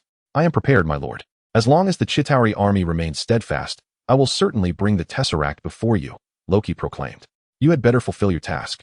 Remember, it was the master who granted you this opportunity for a resurgence, you wretched, defeated hound. A figure cloaked in black admonished Loki. Do not remind me. I will reclaim the Tesseract. I am the king of Asgard, Loki retorted, his voice tinged with anger. Maintain your humility before the master, you wretched hound. The cloaked figure warned. Mind your own affairs. I hope your army does not disappoint me, Loki countered defiantly. How dare you question the strength of my kin's army? The cloaked figure's anger flared. Enough of this quarrel. Complete your mission, Asgardian. I sense the Tesseract has re-emerged. You must depart for Earth immediately. Above them, a floating throne revealed none other than Thanos. With a casual gesture, Thanos plunged a gem-encrusted scepter into the ground before Loki. Take this and go, Thanos commanded, and Loki, bowing slightly, departed. My lord, this Asgardian is not worth trusting, the cloaked figure informed Thanos. Odin still lives, albeit weakened, yet none can ascertain how much power that old man still possesses. He is the king of the gods, and there is no better candidate than Loki. Let him try, Thanos responded, showing a hint of caution even towards a frail Odin. My lord, I too wish to go to Earth. Please grant me the opportunity, another voice interjected. Before the floating throne, a dark figure emerged, kneeling on one knee to challenge Thanos. A hint of amusement graced Thanos' face. I offer you a chance to redeem your disgrace. Take the sanctum too, and when necessary, lend Loki a hand. If all goes smoothly, do not act recklessly. Thank you. My lord, the figure replied. In a subterranean research facility of S.H.I.E.L.D., Nick Fury stood quietly behind a table, seemingly awaiting someone's arrival. On the table lay a white box, and Fury's gaze was fixed upon it, suggesting its significance. At last, two S.H.I.E.L.D. agents escorted an individual down, his head encased in a hood. Fury gestured, and the agents removed the hood to reveal a middle-aged white man, Dr. Eric Selvig. Jane Foster's father. I thought they were going to kill me, Dr. Selvig remarked, recognizing the circumstances as an indication that a secret government agency sought him for research. Nick Fury approached with measured steps. I have heard about the events in New Mexico. Your research has garnered admiration from many brilliant scientists. I still have much to accomplish. Foster's theories, the portal to another dimension, these are uncharted territories. Dr. Selvig subtly declined the invitation. Fury turned towards the table, stating, legends and history often diverge greatly, yet if one is astute, there are always elements that resonate within both realms, transcending mere myth. As he spoke, Fury opened the box. Inside lay a square object emanating a blue glow, the Tesseract, encasing the space stone. Dr. Selvig gazed at the Tesseract with curiosity. What is this? Power, strength, energy, interpret it as you will, Fury replied, meeting Selvig's gaze. If we can harness and understand its energy, we could unlock boundless power. I believe this warrants thorough examination, Dr. Selvig concurred. Nick Fury nodded in satisfaction, confident that the doctor would stay to assist in its development. Unbeknownst to him, a shadowy apparition of Loki loomed behind Dr. Selvig.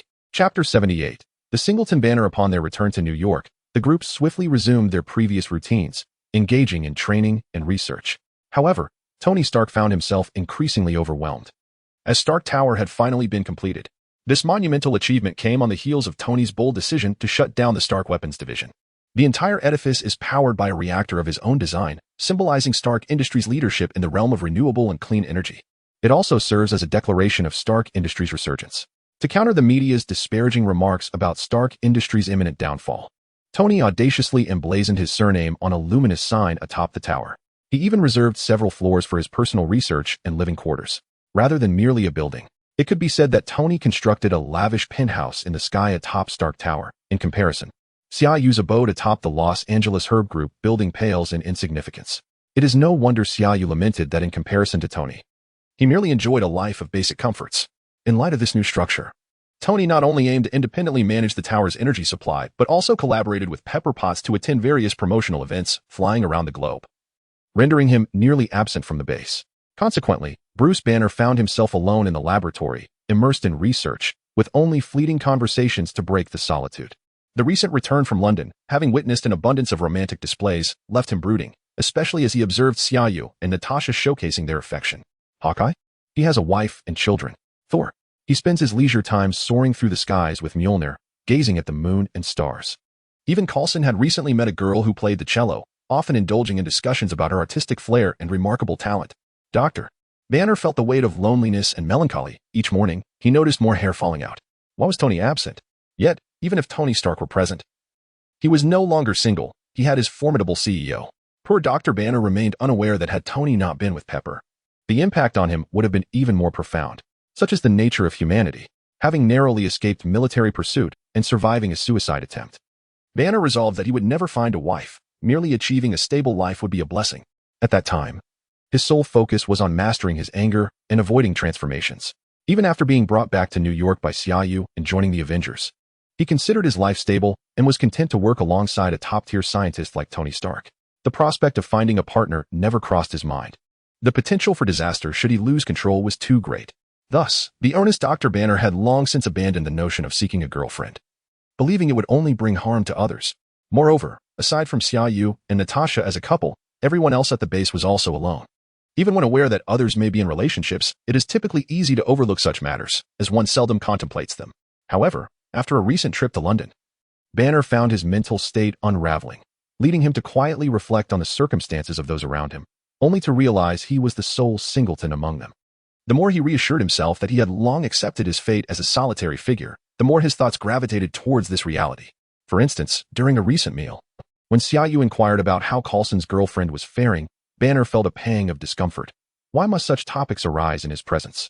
Was it simply because he was single? He understood that no one intended to target him, yet once one's mindset falters, it becomes exceedingly difficult to restore it to its previous state. In recent days, he had begun to suffer from insomnia, as memories of his time with Betty Ross incessantly replayed in his mind. Each night before sleep, Banner would engage in self-hypnosis, repeating affirmations that he was unworthy of such thoughts, a person destined for misfortune, one who could only bring calamity, and unqualified to live a life of normalcy, among others. Such experiences are not uncommon for individuals, yet an outsider could easily discern that this approach would likely yield counterproductive results.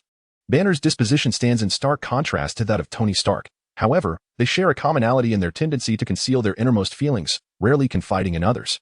Consequently, in recent days, none of their companions had perceived anything amiss with Banner.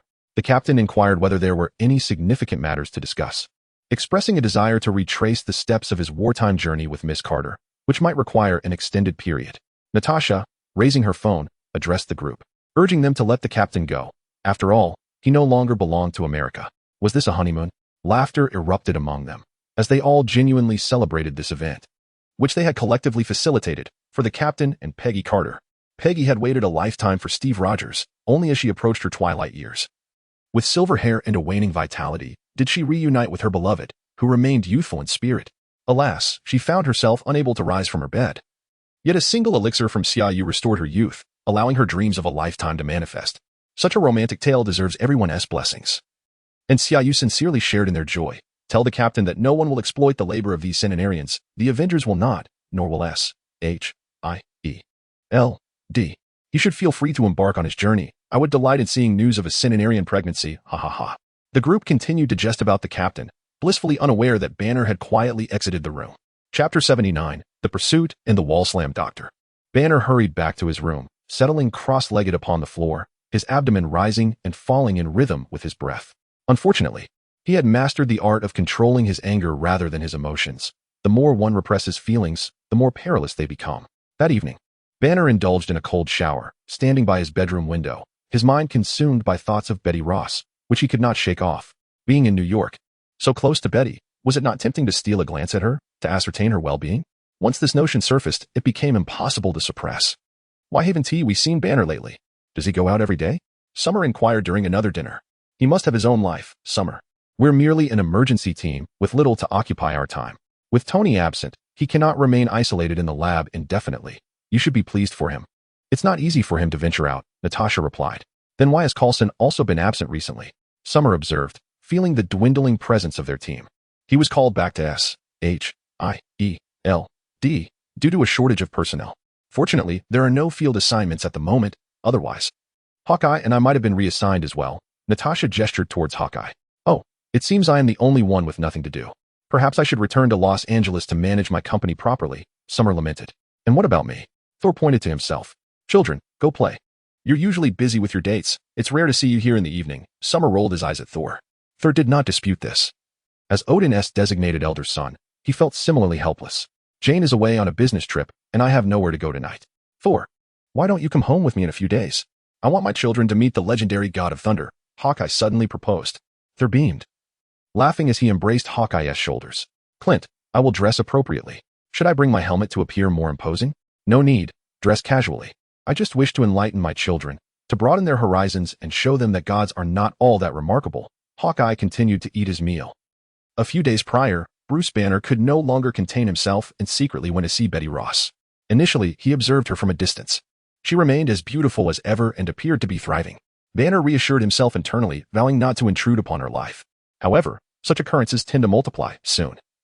He found himself waiting every day after work along Betty's route home, merely to catch a glimpse of her. Strangely, learning that Betty was still single brought him immense joy.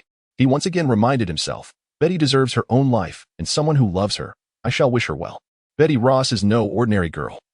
Having accompanied Banner through experiences unimaginable to most, she is, after all, the daughter of General Ross.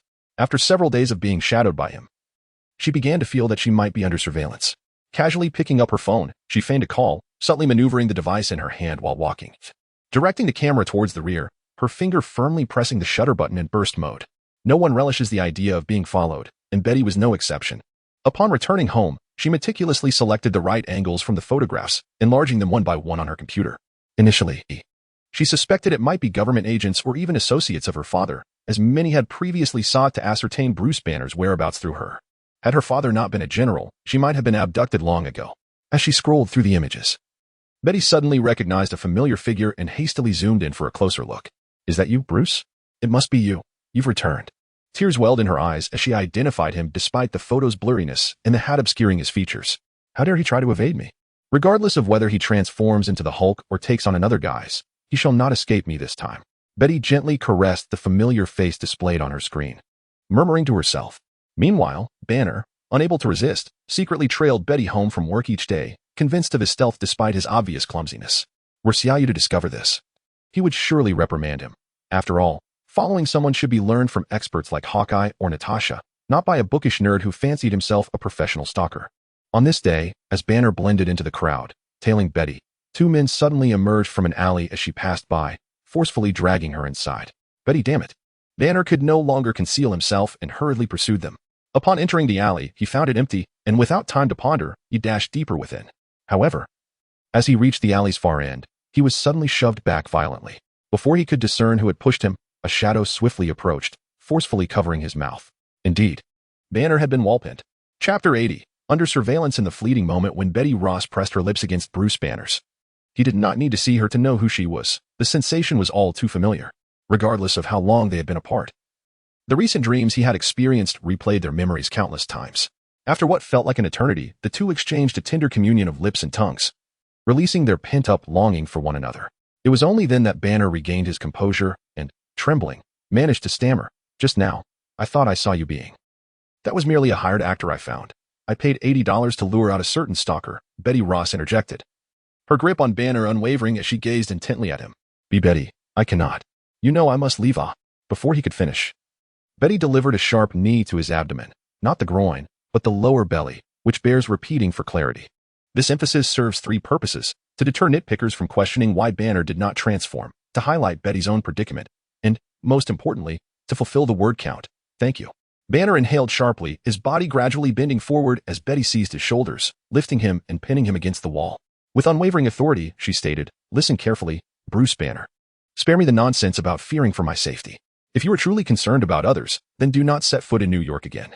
Stop shadowing me furtively. Since you are here, I have no intention of letting you go. We will face whatever comes together. I am not afraid. Why should you be? If you dare to leave me again, I will jump from the Empire State Building." She had initially intended to mention Stark Tower, but recalled Men in Black 3, paying homage to Will Smith, one of her favorite actors. Bad Boys for Life is set to release tomorrow. May it soar at the box office. Bruce Banner, already at a loss for words, found himself rendered speechless by Betty's fervent declarations. His lips trembled, yet no words emerged. He could deceive others, but not himself. And turning away was no longer an option. Somehow, Banner found himself following Betty Ross, unaware of how they arrived at her home, how he ended up in her bed. Or how? You mean to say you are now part of a secret squad with an S-H-I-E-L-D, right here in New York? Betty sat up in bed, a spark of excitement lighting her eyes. Indeed, it includes Captain America, Tony Stark, and others. It is an emergency response team assembled by the director of S-H-I-E-L-D. We primarily address global crises, although presently there is little to occupy our time, Banner recounted in detail. Betty, however, seemed uninterested in the specifics. She interjected, "So, you no longer need to fear the military? I mean, my father or anyone else causing you trouble, correct? In theory, it should be so, yet they suggest it is best to remain discreet for the time being. After all, our abilities may attract the attention of various factions, and should the pressure become overwhelming, even S-H-I-E-L-D may not be able to resolve all issues unless a global crisis were to arise, in which case we could potentially save the world and gain immense acclaim. However, the feasibility of such a scenario is exceedingly low. Comparatively, we have made significant progress. Listen, Bruce, I am not jesting. If you vanish from my life once more, I shall leap from the Empire State Building." Betty Ross once again cautioned Banner. Suddenly, with tears welling in her eyes, Betty embraced Banner and choked out, "I have considered starting anew, but I cannot do so. Your image fills my mind. I do not care if you transform into a green giant or something else entirely. Please do not leave me again, all right?" With a blend of firmness and tenderness, Bruce Banner, already harboring feelings for her, could not withstand Betty's heartfelt plea. He softened and replied, "I promise you, I shall no longer evade. No matter what transpires, I will not abandon you. I swear." Upon hearing his repeated assurances, Betty's smile returned, and she bestowed upon him another passionate kiss. What Summer did not anticipate was that her arrival and the premature formation of the Avengers would rekindle the romance between Bruce Banner and Betty Ross. Even if Summer were to learn of this, she would find solace in it, especially since Natasha later held deep feelings for Banner. Had it not been for Banner's insecurities, they would undoubtedly have been together. Summer felt a twinge of guilt when it came to Banner. Yet, it was merely guilt, devoid of regret. For Banner had not provided Natasha with the dream home she desired.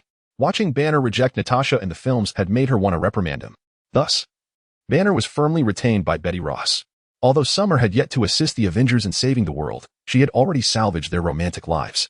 Not only Banner, but Captain America and Carter, as well as Tony Stark and Pepper Potts, destined pairs, all entered the realm of love sooner due to Summer's influence. Should Summer be aware of Banner's situation, she would likely refer to herself as Marvel's matchmaker. Returning to Banner and Betty Ross, the two had not seen each other for quite some time. A brief separation only heightened their affection.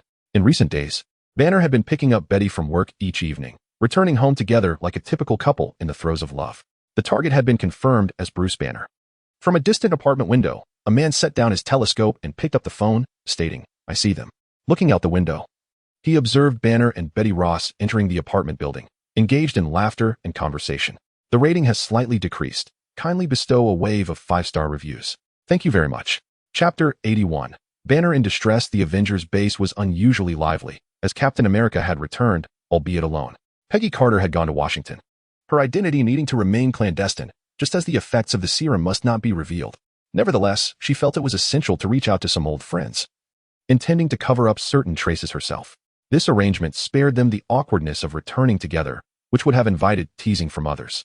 Captain America, once resilient and inherently imbued with a sense of justice, now seemed to embody a more human warmth. Thank you all. Thank you, Sam. Captain America expressed his heartfelt gratitude, his joy immeasurable. Sam Wilson looked earnestly at the captain.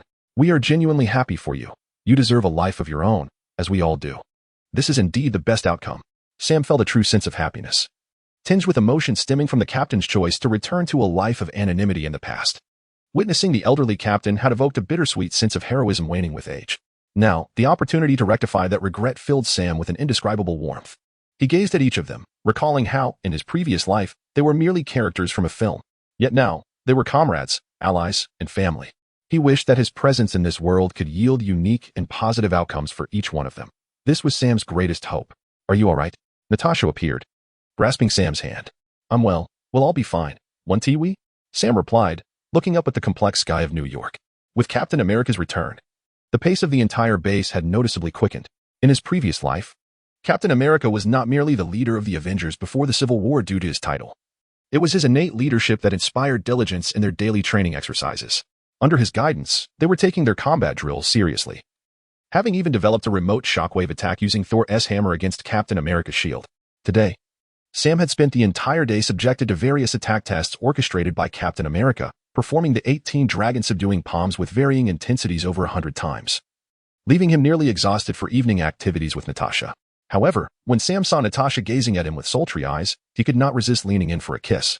Life, after all, necessitates striving and relentless self-improvement, does it not? Just as Sam was preparing for more, an abrupt phone call interrupted their intimate moment. Whoever you are, you better have a good reason, Sam replied tersely. It's Betty Ross. Bruce is in trouble. He has been taken by my father's men. He needs your help. The caller was Betty Ross, the girlfriend of Dr. Banner. Banner? You're his girlfriend? Sam exclaimed, realization dawning as he recognized her as the daughter of General Ross. Where are you? I'm coming to find you. Without further ado, Sam requested her address, intent on rushing to Betty's side. However, Natasha intercepted him, saying, You mustn't go. I will accompany Hawkeye. Why? Summer Yu asked, feeling a tinge of urgency as he sensed a degree of responsibility resting on his shoulders. The military has taken him. What do you intend to do? Storm a military base to rescue him? That would escalate matters significantly. Moreover, we are not fully aware of the situation. What if the military is currently monitoring Betty Ross? We should quietly bring her to the base and assess the circumstances first. Hawkeye and I are more equipped for this. Rest assured, they will not harm Banner, Natasha advised. Then be cautious. Change your clothes. I will summon Hawkeye. Heed the counsel given, and as long as Banner is involved, there should be minimal safety concerns. With that, Captain and Thor were soon roused, and they all sat together awaiting news. Natasha, indeed, exhibited her professionalism. Within the hour, the individual returned. Summer Yu had never truly paid attention to the film The Incredible Hulk in his past life, and thus did not recall what Betty Ross looked like. She was rather attractive, albeit lacking refinement, appearing somewhat rugged. Yet, it was rare to find someone of such elegance in the West as Natasha, who consistently maintained her peak beauty since her encounter with Summer Yu. What about Clinton? The captain inquired. He is dealing with some loose ends at the back, Natasha replied, urging Betty Ross to take a seat while she rose to pour some water. Let us discuss the situation, Betty.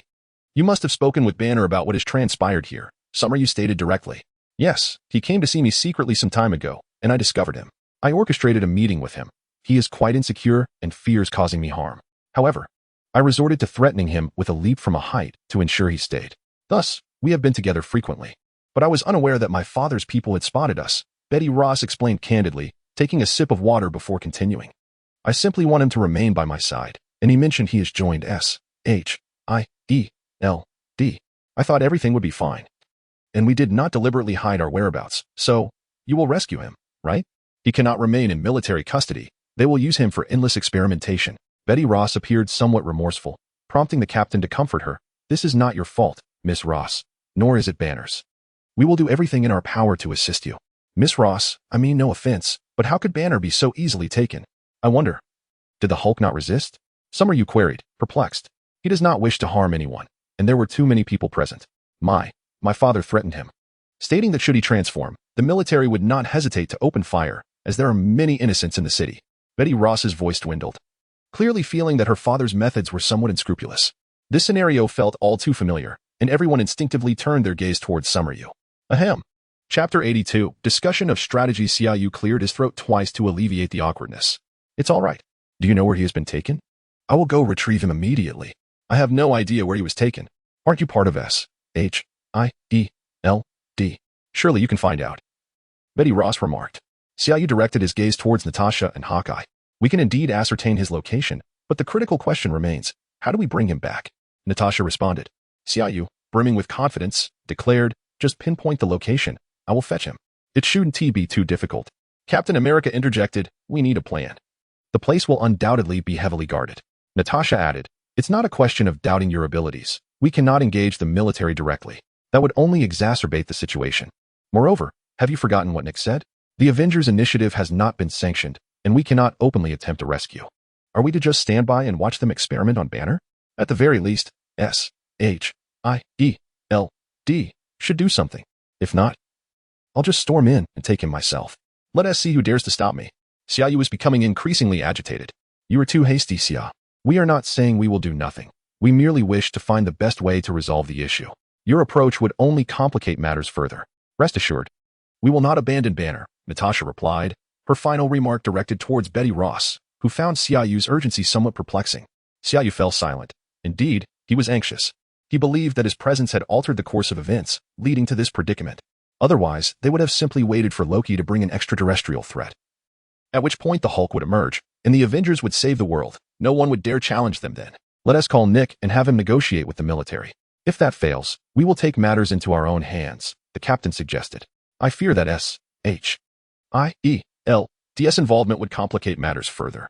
The last time, due to Tony's iron armor, S-H-I-E-L-D dealt the military a significant blow. Tony still holds the title of S-H-I-E-L-D consultant, but Banner does not. According to the military, the Hulk is their property. Hawkeye expressed his thoughts. I understand now. Normal communication is futile, and storming in would not be justified. So, what are we to do? Sit here and pray to the gods? Xia Yu exclaimed, slamming the table. Calm down, Xia. We are merely analyzing the situation, all right? Natasha interjected. Gods. Natasha began, then recalled something, turning to Thor. Everyone suddenly focused their attention on Thor. Why is everyone looking at me? I do not comprehend the intricate relationships among your earthly departments. I am only responsible for action. Thor said, feeling unsettled by their gaze. Thor, do you hold any position within S-H-I-E-L-D? Xia Yu inquired. None. They merely issued me an ID, stating I was your brother. Wasn't that provided by you? Thor replied. Not that. Think about it. Beyond being my brother, what other identity do you possess? Reflect on it. Xia Yu gently prodded. Thor gazed at everyone and amplified his voice slightly, saying, I have already rectified that habit. It has been quite some time since I spoke in such a manner. Are we not discussing how to rescue Banner? Why am I being brought into this? Xia Yu continued, look, Miss Ross has been here for quite a while and you don't even know each other. Shouldn't you introduce yourself? Thor, somewhat bewildered, extended his hand for an introduction. Greetings, Miss Ross, I am Thor. Betty Ross, equally puzzled by Xia Yu's intent, politely reciprocated, hello, I am Betty Ross. You did not introduce yourself like that before. Shouldn't you take pride in being an Asgardian? Xia Yu pressed on. Thor, feeling a twinge of annoyance, retorted. That is precisely what you urged me to say. I am Thor, the god of thunder, son of Odin, and prince of Asgard. Bingo. Xia Yu snapped his fingers in approval. Natasha remarked, I will investigate where Banner has been taken. Hawkeye stated, I'll prepare the aircraft. We'll depart shortly. Xia Yu explained to Betty Ross and the still confused Thor, S-H-I-E-L-D, directly demands individuals, which is quite troublesome and puts us in a reactive position. However, we cannot simply storm in, as that would provoke the military and the government. Thor is different. He is an Asgardian, an extraterrestrial. If the military feels their authority is challenged, they can seek Odin in Asgard. I am the god of thunder, not just an alien, Thor complained. Understood, god of thunder. Your followers require your assistance, Xia Yu replied, patting Thor on the shoulder. Nick Fury once claimed that no disturbance in the world could escape his notice. While this may be an exaggeration, the North American continent truly holds no secrets from S-H-I-E-L-D. Without going through the upper echelons of S-H-I-E-L-D, Natasha swiftly uncovered the temporary detention location of Banner through her network and connections. Captain, we have arrived in your territory. Banner is currently being held in the basement of the Brooklyn Museum, a secret military base surrounded by schools and residential areas. I suspect General Ross is using this as leverage to compel Banner's cooperation. Natasha opened an electronic map on the table, stating, it is right here. I estimate the military is constructing a cell or containment room to hold the Hulk, giving us ample time to rescue him. This location is discreet. However, being in the city, there won't be many heavy weapons. Thor, you simply need to charge in and rescue him. We must act swiftly to prevent Banner from getting injured and transforming. You will need to go in alone and bring Banner out. We will provide aerial support. Unless absolutely necessary, only you should engage, Natasha emphasized, casting a significant glance at Xia Yu. Xia Yu scratched his head, feeling somewhat bashful. Let us set off. Chapter 83 General Ross. In the aftermath of the events of September 11th, the military established a significant presence of emergency anti-terrorism forces in every major city, primarily focusing on air defense missiles, which can be found in nearly every park and museum underground. Natasha explained this to everyone aboard the aircraft. Hawkeye, piloting the plane, interjected. Take our current objective, the Brooklyn Museum. Beneath it, there exists not only air defense systems, but also an array of reconnaissance and communication systems such as radar and radio. While those details may seem trivial, what truly matters is that these bases were hastily constructed in secrecy to conceal the reality of missiles being positioned beneath the populace. The government has kept the associated cost undisclosed. What does this have to do with our operation? Xia Yu inquired. It bears great significance. The extensive covert construction, coupled with the lack of transparency regarding expenses, has led to a shortfall in military funding. Consequently, this secret base is actually divided into two interconnected segments. The first is the section housing the air defense missiles, encased in reinforced steel plates 20 centimeters thick. However, due to budget constraints, the personnel offices in this area are comparatively under-resourced. Natasha continued. Thus, once Thor enters and locates Banner's position, he need not retrace his steps, as that would pose a significant risk of transformation. Instead, he can create a large opening in the ceiling to access the sewer system of New York City and then, following our guidance, find a less frequented exit to emerge. Why can't I simply break through the ground? Thor asked.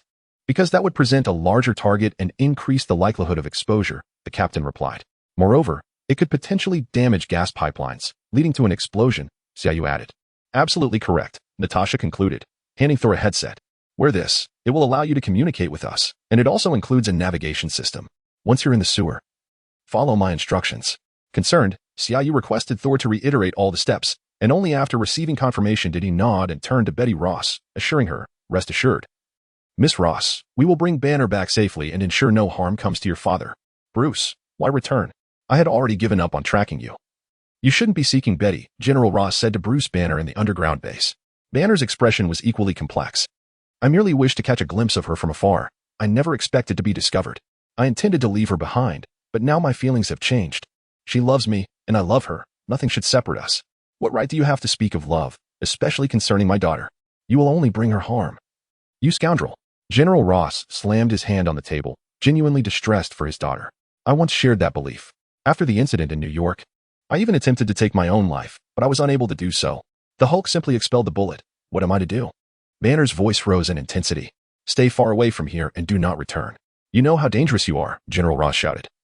Then took a few breaths to calm himself before continuing. Upon your return, do not depart again. The serum within Bronsky pales in stability compared to that which resides in you. Remain here to assist with my experiments, and in return, I shall grant you an opportunity to research a cure for yourself. Dr. Banner shook his head in refusal, desiring no further discourse. It seemed futile. You have ample time to ponder this. In a few days, I shall facilitate your departure from this place. Do not blame me for the warning. Should you choose not to aid me, prepare to languish in this cage as a mere subject for eternity. With that, General Ross turned and exited. Keep a close watch on him. As long as he remains in this room, he may do as he pleases. Any attempt or intention to leave this chamber, and you are to shoot on sight, Ross commanded the guards at the door, his voice deliberately loud for Banner to overhear. Banner had no intention of escaping, unless transformed into the Hulk. However, engaging the military in such a state would inevitably lead to collateral damage. He would rather face death and unleash disaster once more. Meanwhile, General Ross returned to his makeshift office, lighting a cigar and exhaling a deep sigh. Once upon a time, Bruce Banner was his most esteemed scientist. Although Ross had deceived him under the guise of a radiation research project, he held a certain respect for the young man who was his daughter's boyfriend. Yet, due to the unforeseen consequences of human experimentation, he could not allow his daughter to associate with such a perilous individual. The events of late had created a profound rift between himself and his daughter. Capturing Banner once more would likely mean she would never speak to him again. So be it. After all, he had returned of his own volition. The super soldier program must proceed. Warfare requires soldiers, not the peculiar team Stark envisions. As for his daughter, he would have to win her back in time. A father and daughter cannot remain estranged for life. Ross exhaled a cloud of smoke, his face tinged with guilt and regret, yet predominantly marked by a fervent obsession. Suddenly, a loud explosion echoed from outside, accompanied by the screams of soldiers and the sound of gunfire. Rat-a-tat-tat. Damn it, has he transformed again? Ross's heart raced. Although he had employed threats to keep Banner in check, should chaos erupt in the city once more, he would find himself at a significant disadvantage. The previous clash between the Hulk and Abomination had already caused him tremendous trouble. If another uproar ensued and he failed to deliver a perfected super soldier program, his project would undoubtedly face permanent cessation. This was one of the reasons he had ultimately resolved to capture Banner upon his return. The super soldier program had been delayed for far too long. As Ross's mind raced, he dashed out of the cramped office, yet before he could comprehend the unfolding chaos, a massive hammer loomed into his line of sight, growing larger and filling his vision entirely. Boom. General Ross was hurled through the air, collapsing unconscious to the ground. Chapter 84. Family. United upon hearing the commotion outside, Banner stood and peered through the small window of the door, just in time to witness Thor send General Ross flying with a single blow. A chill of fear ran down Banner's spine. He hoped Thor wouldn't inadvertently kill him. After all, he was Betty's father, and potentially his future father-in-law. Thor, don't kill him. Banner shouted towards the entrance. Thor, upon hearing Banner's voice, brightened and strode confidently toward the room. In a mere 5 or 6 seconds from Thor entering to Banner's exclamation, the scant 20 soldiers present stood no chance against him. Several lay unconscious, while the remainder either hid or cowered in place. The 2 soldiers guarding the door observed the scene, watching Thor charge through like a rampaging beast, unperturbed by bullets. As Thor approached, they exchanged knowing glances and, in unison, discarded their weapons, feigning unconsciousness. Rest assured, I controlled my strength. They advised me to go easy, Thor declared as he kicked the door open and addressed Banner. Thor, move quickly. The alarm has been triggered and reinforcements are on their way. Natasha's voice crackled through the earpiece. Without hesitation, Thor swung his hammer, creating a large hole in the ceiling. We'll exit through here, he said, lifting Banner into his arms and leaping upwards. To ensure their safety, Natasha guided Thor and Banner through the sewers, traversing half of Brooklyn, until they emerged in a secluded area. They crawled out of the drainage system into an abandoned factory, where they spotted a Quinjet parked nearby, its crew waiting for them. The moment Banner emerged, Betty Ross rushed forward and embraced him tightly. Oh my God, I'm so relieved to see you safe. Thor glanced at the 2, then stepped forward to address the others. Aren't you all going to give me a hug? I'm a hero tonight. The group recoiled in mock disdain. Thor, dear brother, keep your distance. Your aroma is more offensive than a restroom. You'd best return on your own to avoid soiling the aircraft. Even Captain America, usually radiant with a heroic glow, discreetly shrank behind Hawkeye, attempting to minimize his presence before Thor. Bruce, let us leave New York, this country, anywhere, just the 2 of us. Betty implored, her gaze fixed on Banner. She longed to escape the constant fear, yet was reluctant to part from him. Fear not, Miss Ross, we shall protect you. Banner will not be taken again, Captain America reassured, stepping forward. Nowhere is safe, trust us. Betty, Natasha joined in the persuasion. However, Banner once again succumbed to his indecisiveness. Betty, perhaps your father is right. My presence only brings you harm. Bang. This time it was a blow to the nether regions, indeed, a most unfortunate strike. Betty Ross, fueled by resentment, struck with great force, causing Banner to curl up like a shrimp on the ground, his hands tightly clutching his groin. Ignoring the pain, he hurriedly focused on regulating his breathing to lower his heart rate. Each inhalation and exhalation was accompanied by a peculiar gasp, resonating strangely. Without hesitation, Betty delivered a knee strike, prompting a collective intake of breath from the onlookers.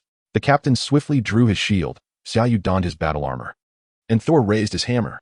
Observing Banner on the ground, still deep in breaths with no other signs of change, they gradually lowered their guard. This is my final warning to you, Bruce Banner. Should you dare to utter anything about leaving my side again, I will drag you down from the Empire State Building with me. With that, she turned and boarded the aircraft without a glance back. Is he okay? He seems seriously hurt. Should we take him to the hospital? Someone suggested. It's fine. Once Banner transforms, all injuries will heal. It's nothing to worry about. Look at his face. It's turned purple. Should we lift him onto the plane? A circle formed around the fallen Banner as they began to whisper among themselves. Finally, Hawkeye expressed his opinion. He's definitely fine. Just leave him be. He'll recover shortly. Why do you say that? Thor inquired curiously. I noticed that Miss Ross's technique was quite practiced. This surely isn't her first time. Banner has likely grown accustomed to it, Hawkeye analyzed expertly. The others nodded in agreement but regarded Banner with pity, pondering the absurdity of his girlfriend being so adept at knee strikes to the groin. After regaining his composure, Banner slowly extended 2 trembling fingers, stammering, TW. Twice. If there were no secrets from S.H.I.E.L.D.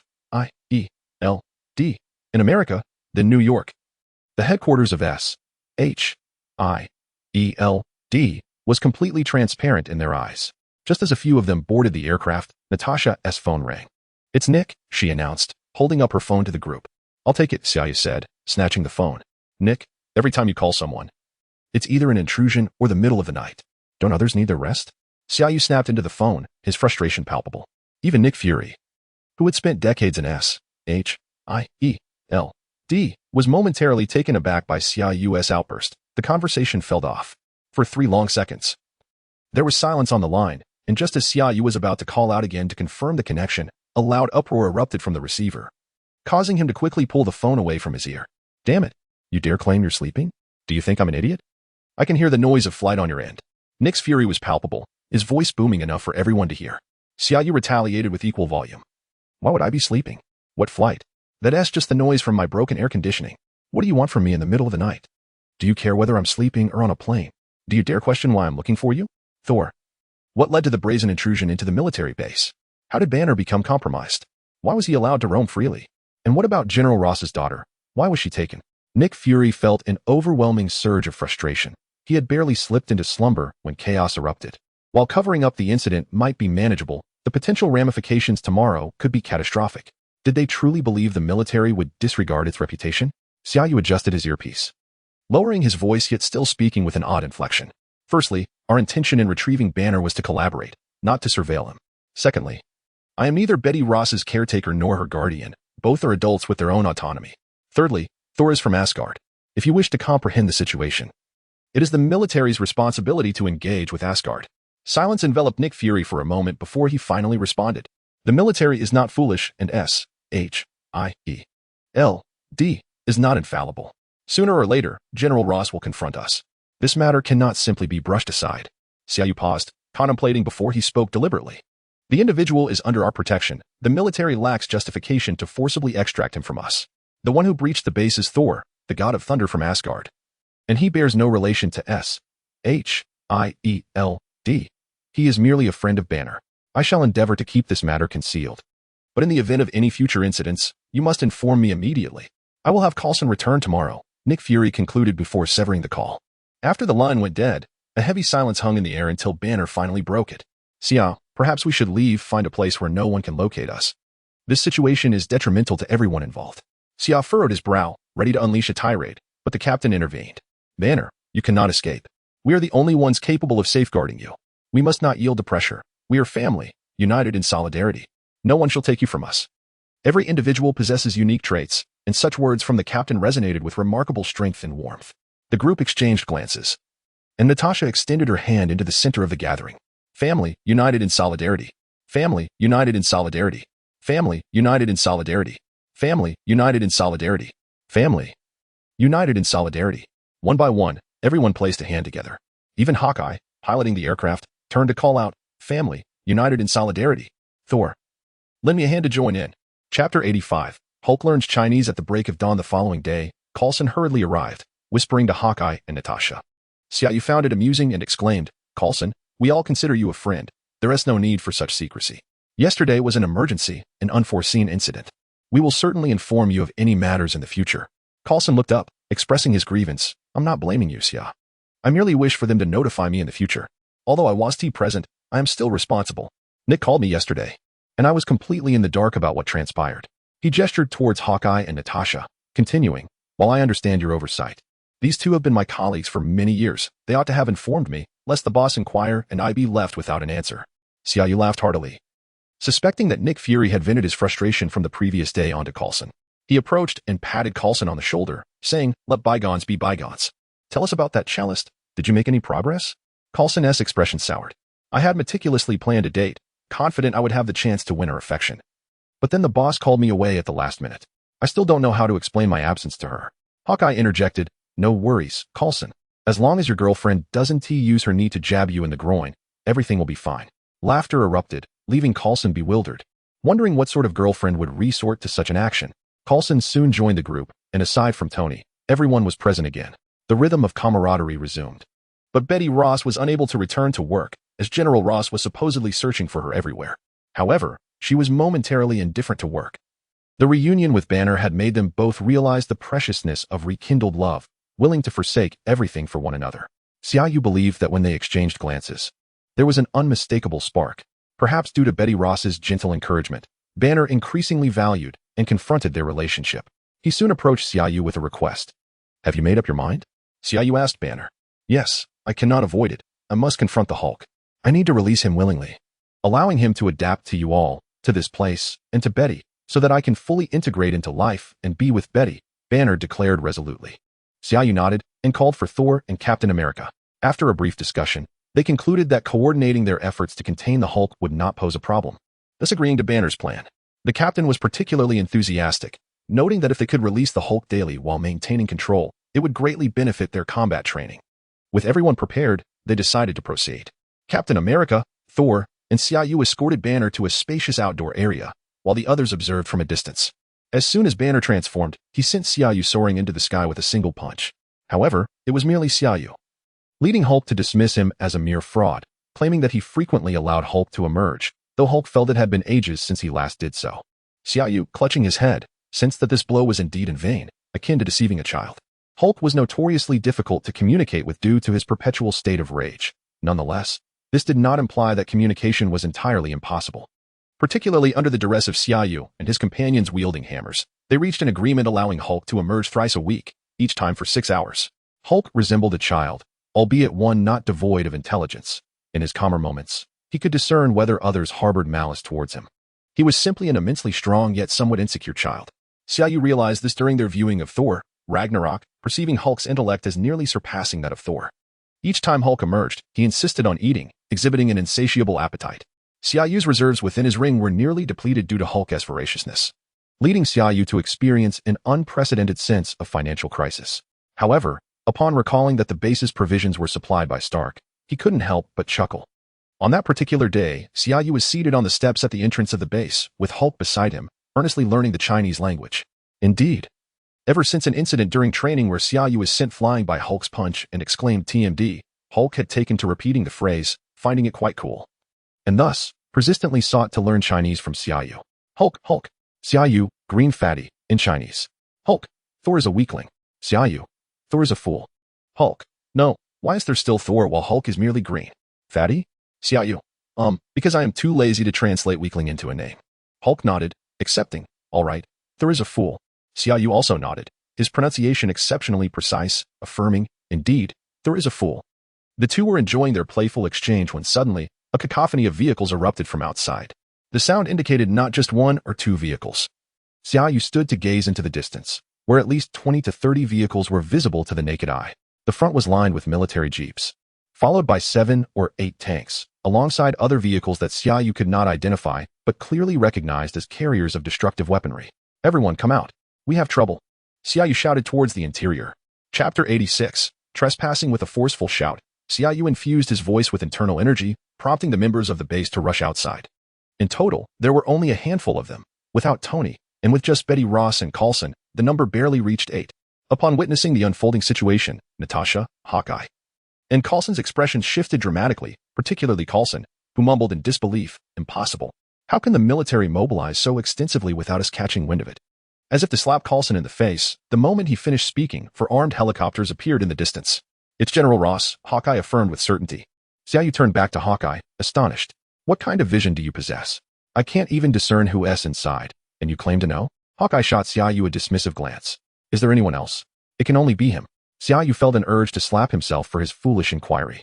As the military's imposing presence approached, the recently concluded training session prompted everyone to arm themselves swiftly. Xia Yu donned his battle armor and gently patted Hulk's arm, saying, Stay calm. If you don't, I might have to pin you down. I'll let you know when to engage. Hulk let out a reluctant roar, but nodded obediently. Go negotiate with them. Ensure Xia Yu and the others remain composed. I'll contact the military immediately. Something feels amiss. We received no information at all. You must maintain control of the situation. Nick Fury concluded his call with Coulson. Don't panic, folks. I'll handle this negotiation. Let us not escalate the tension. Coulson reassured as he stepped outside. A convoy of military vehicles disregarded the road entirely, driving straight onto the lawn and halting about 20 meters from the gate.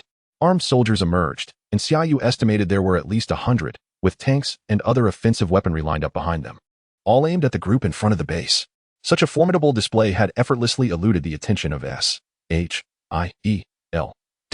It seemed Nick Fury's efforts at secrecy were lacking, For something to bypass him, it could not merely be attributed to General Ross. There were likely others harboring ulterior motives. Xia Yu glanced upwards as the lead helicopter prepared to descend. The show of force was ostentatious, but they had chosen the wrong venue for it. Xia Yu quickly advanced 2 steps, maneuvering skillfully, and unleashed a barrage of palm strikes towards the soldiers at the front. Dozens of golden eastern dragons surged forth, startling the line soldiers, who had never encountered such a phenomenon. Was this magic? They instinctively recoiled, their formation breaking, with some stumbling over their comrades in their panic. The pilot of the descending helicopter, startled, inadvertently pulled upward, creating the illusion that the helicopter, which evidently carried a dignitary, was descending only to suddenly jolt upwards several meters. Xia Yu even caught sight of General Ross nearly colliding with the helicopter's interior due to the unexpected movement. In a swift motion, Xia Yu unleashed the dragon, subduing 18 palms, creating over a dozen gaping holes, each 2 meters deep, in the lawn before him. The soldiers, clad in full armor and arranged in formation, were thrown into disarray, and General Ross found himself momentarily dazed. The imposing presence he had intended to establish was reduced to mere farce by Xia Yu's singular strike.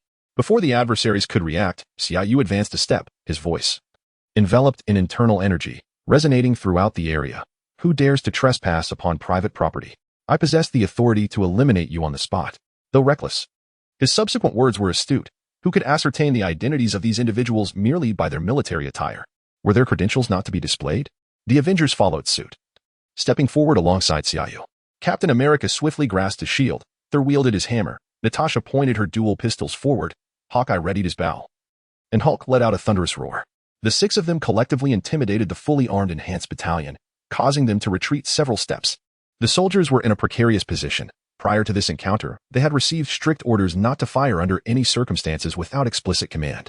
Among them were formidable beasts and dragons capable of explosive attacks. Retreating was preferable to remaining and facing annihilation.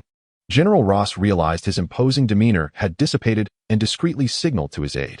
The aide seized a microphone connected to the aircraft's loudspeaker system and announced, "We are from the Department of Defense and require your cooperation for an investigation." Xia Yu, showing no sign of deference, retorted, "We have received no notification, nor have you presented any identification. Regardless of who you are trespassing on private property. You have 1 minute to vacate the premises. We possess credentials, along with a document jointly signed by the Department of Defense and the New York District Attorney. I can retrieve it for you." The aide called out again, "Stay where you are. There are too many of you, armed to the teeth, while we are merely the elderly, women, and children. What if you launch a surprise attack? How can I ascertain you are not terrorists?" Xia Yu pointed to Natasha, Thor, and Captain America in turn. "Prepare your credentials and withdraw from our territory. We will arrange for someone to receive you outside. The countdown begins now, 1 minute, or else." Xia Yu gestured toward Thor. This time, Thor displayed wisdom, raising his hammer to summon a bolt of lightning, which struck the ground near the helicopter, nearly sending the pilot into a panic as he hastily maneuvered the aircraft to safety. Hulk roared again, recognizing those in military attire who had previously fired upon him. The aide, overwhelmed with frustration, contemplated shooting Xia Yu, muttering, "Is this how you define the elderly and children?" Faced with the untenable situation, he turned to General Ross and inquired, "What now?" General Ross, seething with anger, wished to shoot the helicopter pilot for retreating, yet felt helpless. "We must withdraw," he conceded. Internally, he raged. Yet the confusion exhibited by the opposing party had reached such a level that there was little recourse. If they pressed the attack, they risked being defeated while clinging to the flimsy justification of trespassing without credentials. Thus, a throng of individuals swiftly boarded the vehicle, departing at a significantly quicker pace than their arrival. Coulson hastily followed suit, engaging in negotiations, undoubtedly because of his considerable expertise. Chapter 87. Unreasonable this time. General Ross arrived in a vehicle, accompanied by 4 helicopters hovering at a distance. The soldiers did not disembark, and Xia Yu approached from afar. "Coulson, why don't you introduce this esteemed military general? I have always held the utmost admiration for soldiers, ha ha ha." Xia Yu laughed heartily, his smile so genuine that General Ross almost believed the previous encounter was but a figment of his imagination. Even Coulson, a seasoned fox in the intelligence community, was momentarily taken aback by Xia Yu's rapid transformation before he managed to respond. "This is General Ross from the Department of Defense. General Ross, meet our consultant from S.H.I.E.L.D., Xia Yu." General Ross was renowned for his iron-fisted approach within the military, having just been apprehended by Xia Yu for illegal entry. Coupled with the fact that Banner and Betty had been taken away, and he himself had been struck by Thor, there was little goodwill left for Xia Yu. Humph. General Ross intended to utter some harsh words, but hesitated, recalling how he had already been bested. Thus, he merely grunted and proceeded to walk away. In military affairs, the protocol usually dictates that one captures first and discusses later, regardless of any governmental backing. Strength prevails, and they are accustomed to this practice. However, this time, Xia Yu and his cohort were decidedly stronger, leaving Ross at a disadvantage. Xia Yu pointed at General Ross and remarked to Coulson, "Look at this man. How utterly devoid of grace. He can't even extend basic courtesies." I was prepared to shake his hand. Coulson, observing Xia Yu's earnest demeanor, found himself at a loss for words. How had he treated Ross just moments ago? He had nearly brought down a helicopter. Who would engage in pleasantries after that? With someone of General Ross's stature, one would typically expect him to enter and take a seat to begin serious discussions.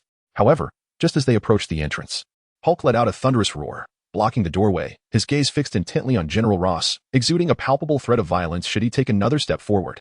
In the presence of anyone else, regardless of their formidable combat prowess, there would always be an understanding to coexist within the same nation and system, even if one harbored murderous thoughts. Yet, who could guarantee Hulk would not act on such impulses? General Ross glanced at the assembled Avengers, only to find them deliberately averting their eyes, with the exception of Betty, who met his gaze, infused with a hint of animosity. With his daughter unable to speak on his behalf, General Ross was left with no choice but to halt and inquire of Coulson, "Agent Coulson, what does this mean? Is this how S-H-I-E-L-D welcomes its guests?" Before Coulson could respond, Xia Yu jogged forward, declaring, "General Ross, Hulk is still quite young and lacks understanding. Please do not take offense. However, the interior is currently undergoing renovations, with excessive dust and severely compromised air quality. For your health, it would be best if we refrain from entering. Let us discuss matters here." Xia Yu's words were a blatant falsehood, regardless of Hulk's disposition. The entire first floor was lined with expansive floor-to-ceiling windows. Did he presume others were blind? General Ross's face was a deep shade of purple with anger as he turned to Agent Coulson, who, despite his seemingly honest demeanor, averted his gaze, pretending not to notice. Coulson, not being foolish, understood that Xia Yu was adamantly blocking their entry. With Hulk standing guard, he dared not approach. Taking a deep breath, General Ross said, "Very well. We shall proceed with official business. We need to consult with our Department of Defense."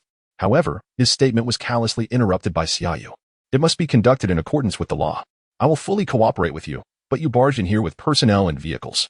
I may overlook your trespass, but you must compensate for the damage to the lawn." "Enough. What do you mean?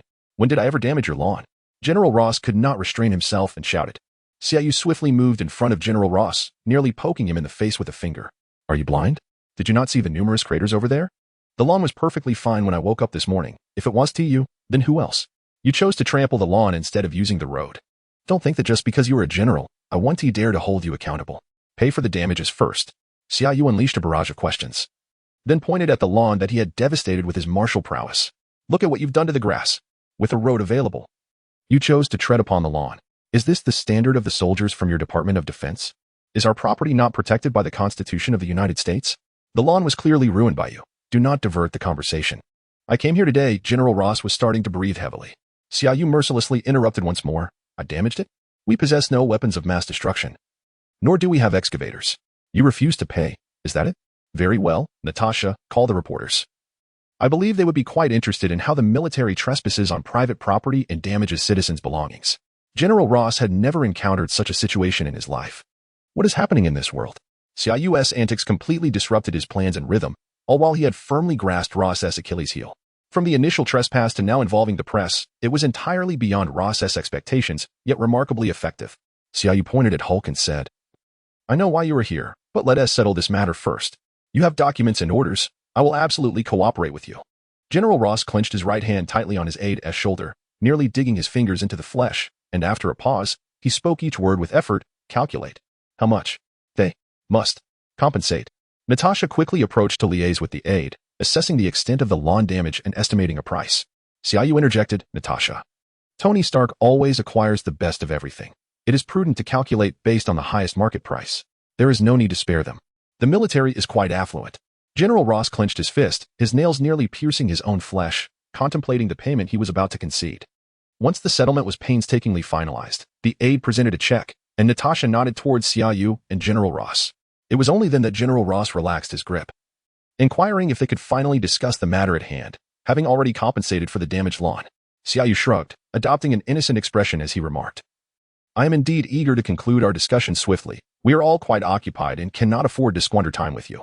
While it is true we have compensated for the lawn, the road has also been ravaged by your tanks and warrants recompense as well. Coulson, unable to tolerate the situation any longer, interjected, advising Xia Yu. Summer, you are mistaken. The road is not damaged at all. Xia Yu chuckled, extending his left hand to point at the road ahead, exclaiming, behold, you claim it is undamaged, yet there are gaping holes. With that, his right hand swiftly struck down. Boom. The pavement erupted, revealing a crater approximately a meter deep. The entire assembly was left in stunned silence, particularly the military personnel, who were accustomed to imposing their will upon others, who dared challenge their authority. This was not merely a case of unreasonable behavior. It bordered on extortion. Xia Yu imparted a valuable lesson to the military representatives today about the meaning of being unreasonable and the audacity of fabricating falsehoods. Chapter 88. You are surrounded. General Ross could no longer contain his fury. He seized Xia Yu by the throat, pulling him close enough that their faces nearly touched, and demanded fiercely, do you wish for war? Is that your intention? Xia Yu gestured behind him, signaling the Avengers to remain calm, and with a provocative smile, retorted, do you dare? I do not care how many of you wish to witness our strength today, with your meager numbers, if you truly wish to gauge our might. You had best summon the entire Department of Defense. War? If your men dare to make a move. I assure you that Thor alone could obliterate you all and return to Asgard. Releasing General Ross's grip from his neck, Xia Yu leaned in and whispered, do you think the military would wage war against Asgard for your sake? Or do you believe you can even locate Asgard? I have stated. Let us proceed according to due process. I will cooperate, but if you intend to come here to flaunt your power, you shall not succeed. Infuriated, General Ross abruptly raised his right hand, a clear signal of impending aggression. A tense silence enveloped the room. No one dared to speak, save for the heavy sound of Ross's breathing. Natasha approached and gently patted Xia Yu's palm, urging him to remain composed. Xia Yu responded with a reassuring glance. After what felt like an eternity, General Ross slowly lowered his hand and stated, very well, I hope you remember your words. Now, the payment. There was no room for negotiation as the aide produced a check. Upon receiving it, Xia Yu's eyes widened at the numerous zeros, and he let out a whistle. Realizing the military was indeed quite affluent, a radiant smile returned to his face as he inquired, esteemed general, with so many of you present today, how may I assist you? Suppressing the urge to draw his weapon and strike Xia Yu, General Ross replied impassively, a crucial researcher, Bruce Banner, has defected from our Department of Defense, and I intend to take him with me. Xia Yu's smile remained unwavering. General, I believe this must be a misunderstanding. As you can see, we are all government employees here, accompanied by His Highness, the Prince of Asgard, and even your daughter. Where is the defector you speak of? Perhaps you would like your soldiers to conduct a search? The aide pointed toward Hulk, about to speak, but Xia Yu pressed his arm down, saying, do not point recklessly. That is Hulk, a titan of the green race, a companion of Prince Thor. His strength is immense, and his temper matches. It would be unfortunate if you were inadvertently harmed. Nonsense. This is clearly, the aide began, only to be interrupted once more. This is a mistake on your part. Bruce Banner is not here, Xia Yu declared, unambiguously playing the fool. I warn you, boy, do not play these games. Do you truly think we arrived here unprepared to apprehend someone, especially a monstrous green creature like Hulk? With a sweeping gesture, General Ross signaled for 8 small trucks to emerge from behind. 8 vehicles, each spaced 10 meters apart, formed a semicircular formation, subtly suggesting an encirclement of the entire base. Upon halting, the cargo compartments at the rear automatically opened, revealing objects reminiscent of large loudspeakers. Xia, these are ultrasonic weapons, custom ordered by General Ross from Stark Industries a few years ago. Activating both simultaneously would be sufficient to render Hulk immobile, even severely injuring him back into Banner. A tense Natasha observed as she beheld the soundwave weapons. The agents of S.H.I.E.L.D. were indeed well informed. General Ross cast a glance at Natasha before addressing Xia Yu. The soldiers inside are on high alert. It would take but a moment to activate those devices. Are you confident that all of you can retreat unscathed? Xia furrowed his brow, aware that his daughter was among them. It is precisely because of my daughter that I have refrained from launching an immediate attack. Perhaps you are correct. A single Thor could obliterate us. But how many of you can guarantee the safety of the remaining individuals? I must take Bruce Banner with me today. Not even my daughter, nor the president himself, could save him, General Ross asserted fiercely. Xia fell silent. While General Ross might hesitate to initiate hostilities, the current situation was unmistakable. Continued resistance would be tantamount to defiance. The prevailing notion was that possession equated to justification. If they retained control, they could deny any allegations. At worst, they could relocate Banner to another safe haven. Yet, if he fell into military hands, the narrative would shift entirely, and surrendering him would guarantee his return was impossible. However, fighting was fraught with peril, as those soundwave weapons possessed an extensive coverage area. No casualties could be afforded. This battle was precarious. Xia's gaze remained fixed on General Ross, recognizing that the optimal strategy was to subdue him directly. Yet, the presence of so many government officials made the situation complicated. General Ross seemed to perceive Xia's thoughts. Taking me hostage is a viable strategy, but it would render you all fugitives. Perhaps Mr. Thor would remain indifferent, but what about you? Today, kid. You've exploited enough advantages. It's time to relinquish the individual. Damn Tony Stark, Xia muttered under his breath. General Ross felt assured of victory. While Stark was indeed a wretched individual, one could not deny his brilliance as a weapons innovator. Xia, we cannot compromise. We must not surrender him, regardless of the outcome. We must stand united. This decision weighed heavily, but Captain America stepped forward to lend his support to Xia. This had always been Captain America's philosophy. No compromise, unity, and collective responsibility, regardless of whether the results were favorable or not. A glimmer of determination ignited in Xia's eyes. The only course was to seize General Ross and depart together. He cast an apologetic glance at Coulson, preparing to take action. Suddenly, a series of miniature missiles descended from the sky, each striking the ultrasonic weapon's loudspeakers with precision. The explosions, though modest in size and sound, obliterated all the ultrasonic devices, rendering them unusable. A look of ecstatic joy spread across Xia's face. Are modern-day bandits truly so well-equipped? With such impressive armaments, one would think they should be robbing banks instead of targeting Stark Industries warehouses. Accompanied by this thought, a red and gold armored figure descended from the sky, executing a flamboyant half-circle before landing before Xia Yu and the others. As Tony Stark touched down, he aimed both hands at the advancing army, his distinctive, irreverent voice emanating from the armor. Listen up, you lot. You are now encircled by me. Surrender your weapons and raise your hands. I shall advocate for you in court in due course. Why had Tony returned so promptly? Upon General Ross's arrival, Jarvis had already informed Tony of the situation, even detailing Xia Yu's pretense of madness. Who would have guessed that General Ross had brought such an array of ultrasonic weapons? Engaging in combat would surely incur casualties. Yet to stand idly by while Banner was taken was not an option. Thus, the only course left was to seize Ross, a notion that Xia Yu could conceive. Tony could envision as well. However, unless absolutely necessary, there was no need for such drastic measures. Having arrived just in time, Tony decided to follow along with the script Xia Yu had devised, maintaining his facade of eccentricity. As long as he could disable those ultrasonic weapons, they would not be able to take anyone today. As for the future, that would inevitably lead to drawn-out disputes among the parties involved. To his astonishment, no one raised their hands in surrender. It seemed that without Iron Man's wrath to contend with, they regarded him as mere child's play, a toy of Lego bricks. The laser cannon in Tony Stark's palm began to glow ominously. Chapter 89. The Avengers Initiative begins. Stark, enough. General Ross bellowed. Oh, General Ross. What a surprise to see you here. Have you too fallen prey to these terrorists? Tony quipped, tapping his helmet with a finger. Apologies, my helmet isn't quite fitting, so my vision is somewhat obscured. Then, shifting his tone, he continued, Pray tell, who dares to abduct you on American soil? Which scoundrel leads this band of miscreants? I shall assist you in apprehending him. Cease your pathetic theatrics, Stark. This matter is far from resolved. Bruce, you cannot escape. We must depart. General Ross seethed through clenched teeth. Tony, unfazed, retorted with a grin, I shall bear that in mind for our next encounter. I recently met a Hollywood actor named Robert Downey. Not the most handsome chap, but a commendable performer. I shall seek his counsel. As General Ross strode toward the jeep, raising his leg to board, Tony Stark's voice rang out once more. Damn it, my lawn. Expect a bill from me. I know where your office is. General Ross stumbled, nearly colliding with the seat, while his aide audibly clarified, We have already issued a check, Stark. Silence. Let us move, Ross commanded. Do you truly know an actor named Robert Downey? Xia Yu inquired of Tony. Indeed. At a soiree, he and a director expressed their desire to cast me in a film, with him portraying Iron Man and seeking my investment. Why do you ask? Are you acquainted with him? Tony shot back. Oh, just curious. Did you agree to his proposal? Xia Yu probed. No, he is far too unattractive. And his reputation is questionable. How could he possibly portray me? Well done, my friend. With General Ross temporarily retreating, Xia Yu, concerned for Banner's safety, suggested relocating. Tony Stark dismissed the idea with a wave of his hand, asserting, no need, as long as they cannot apprehend anyone overtly. I doubt anyone would dare to seize individuals from my domain.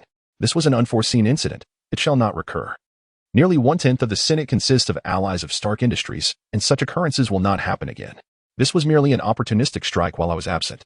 Xia Yu felt a surge of admiration. Stark had eloquently elucidated the power of capital in a capitalist society. Not to mention, Tony Stark had inherited a formidable network from his father, one of the founding members of S.H.I.E.L.D., Truly audacious, Stark. Xia Yu silently bestowed upon Tony a fitting moniker. In New York, the newly completed Stark Tower stood tall. Tony Stark was before Xia Yu and the others, extolling his own virtues. Once, when people spoke of New York, they would mention Times Square, Wall Street, and the Empire State Building. However, from this day forth, the first thought that would spring to mind when one mentioned New York would be Stark Tower. Tony spread his arms wide and continued. This will become the most luminous landmark in all of New York, a paragon of clean energy for the entire globe. This building will be entirely self-sufficient in energy, powered by a reactor. Do you comprehend what this signifies? It heralds the dawn of new energy, indicating that oil is no longer an indispensable resource. This is a groundbreaking invention that will transform the world, and you, the luckiest individuals on the planet, will soon witness the moment when Stark Tower is illuminated. Rejoice. Oh. Come on, you are too self-absorbed, Stark, the crowd chimed in, mocking Tony Stark's narcissism. You are merely envious. Wait for me.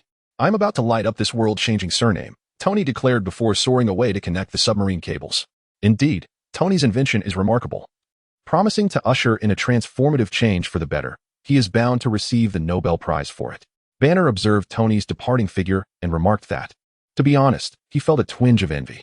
For a scientist, the greatest achievement is to alter the world through one's inventions, leaving a lasting legacy, rather than transforming oneself into a powerful green monster.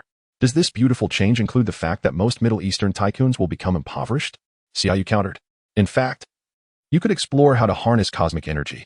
For instance, Asgard utilizes cosmic energy to float in space, employing certain magical circles, Thor remarked casually.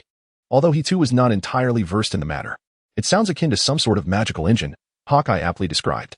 Isn't it spectacular? Tony's voice resonated throughout the room.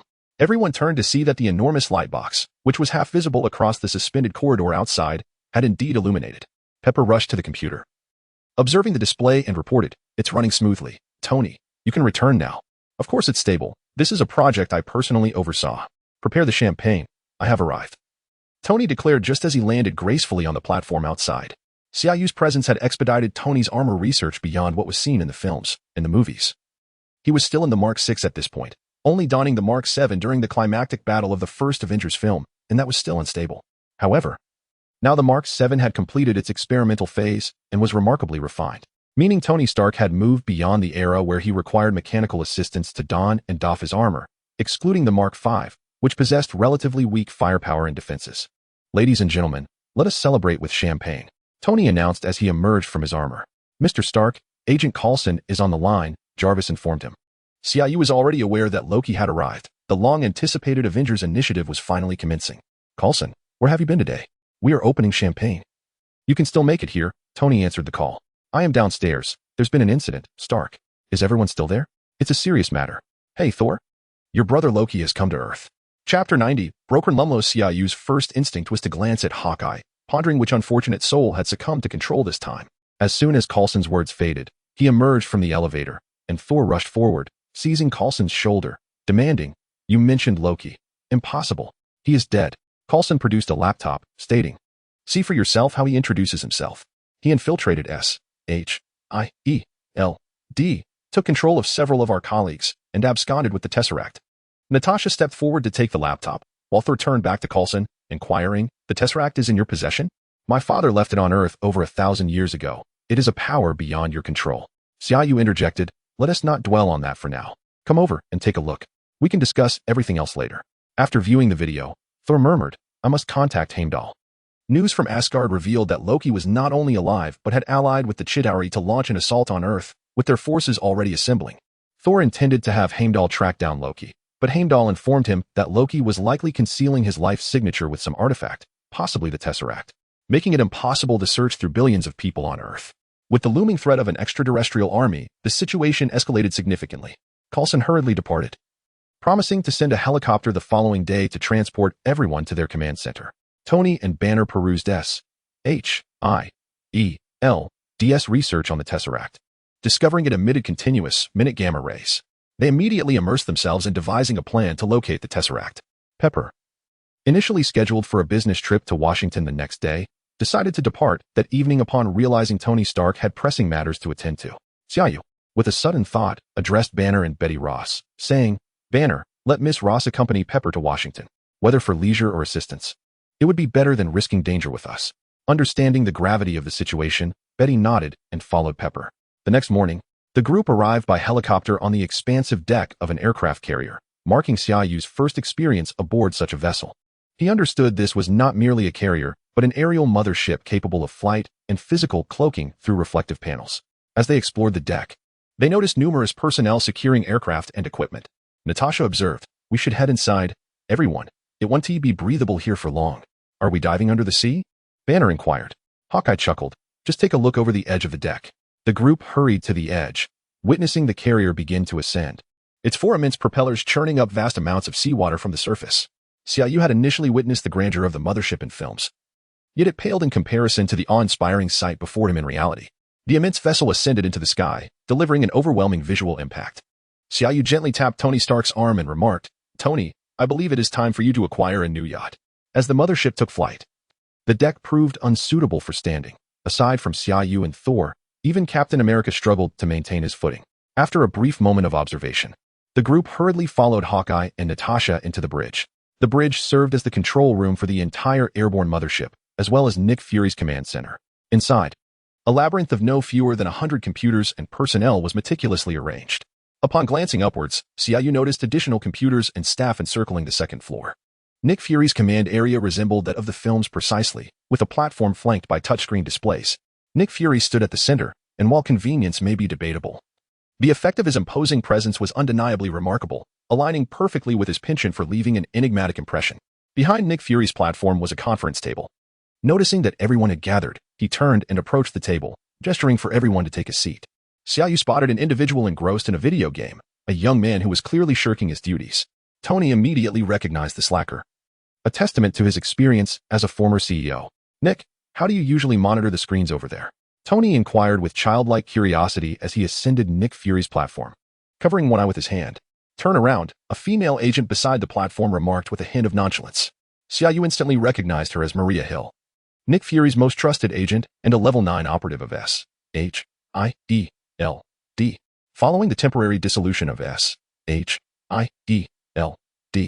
in Captain America, the Winter Soldier, she had joined the Avengers, assisting with logistical support. "That does sound rather inconvenient," Tony replied before stepping away from the platform and casually placing a small circular metal device beneath the screen. This device would enable JARVIS to breach SHIELD's servers. As discussed the previous night, after Tony and Banner examined SHIELD's research on the Tesseract, they expressed skepticism about the agency's claims that their study of the Tesseract was solely for energy purposes. They suspected SHIELD of utilizing the Tesseract to develop weaponry. "All right, Stark, everyone is here. Let us commence the meeting," Nick Fury stated. "First and foremost, I wish to congratulate you all. In light of the impending threats of war, I successfully persuaded the World Security Council last night to officially establish a crisis response team. This means the Avengers are now fully legitimized." Xia Yu scoffed at this proclamation. "We hardly concern ourselves with that. Let us discuss Loki instead. He commands an army of Chitauri, who do not belong to Asgard or any planet. They have chosen to ally with Loki. I suspect the condition of their allegiance is the Tesseract," Thor interjected. Banner added, "Thus, his objective is to open a portal. He requires the transmission of an army. Thus the stability of the portal must be ensured. He needs metal to maintain this stability, preventing the portal from collapsing as it did upon his arrival.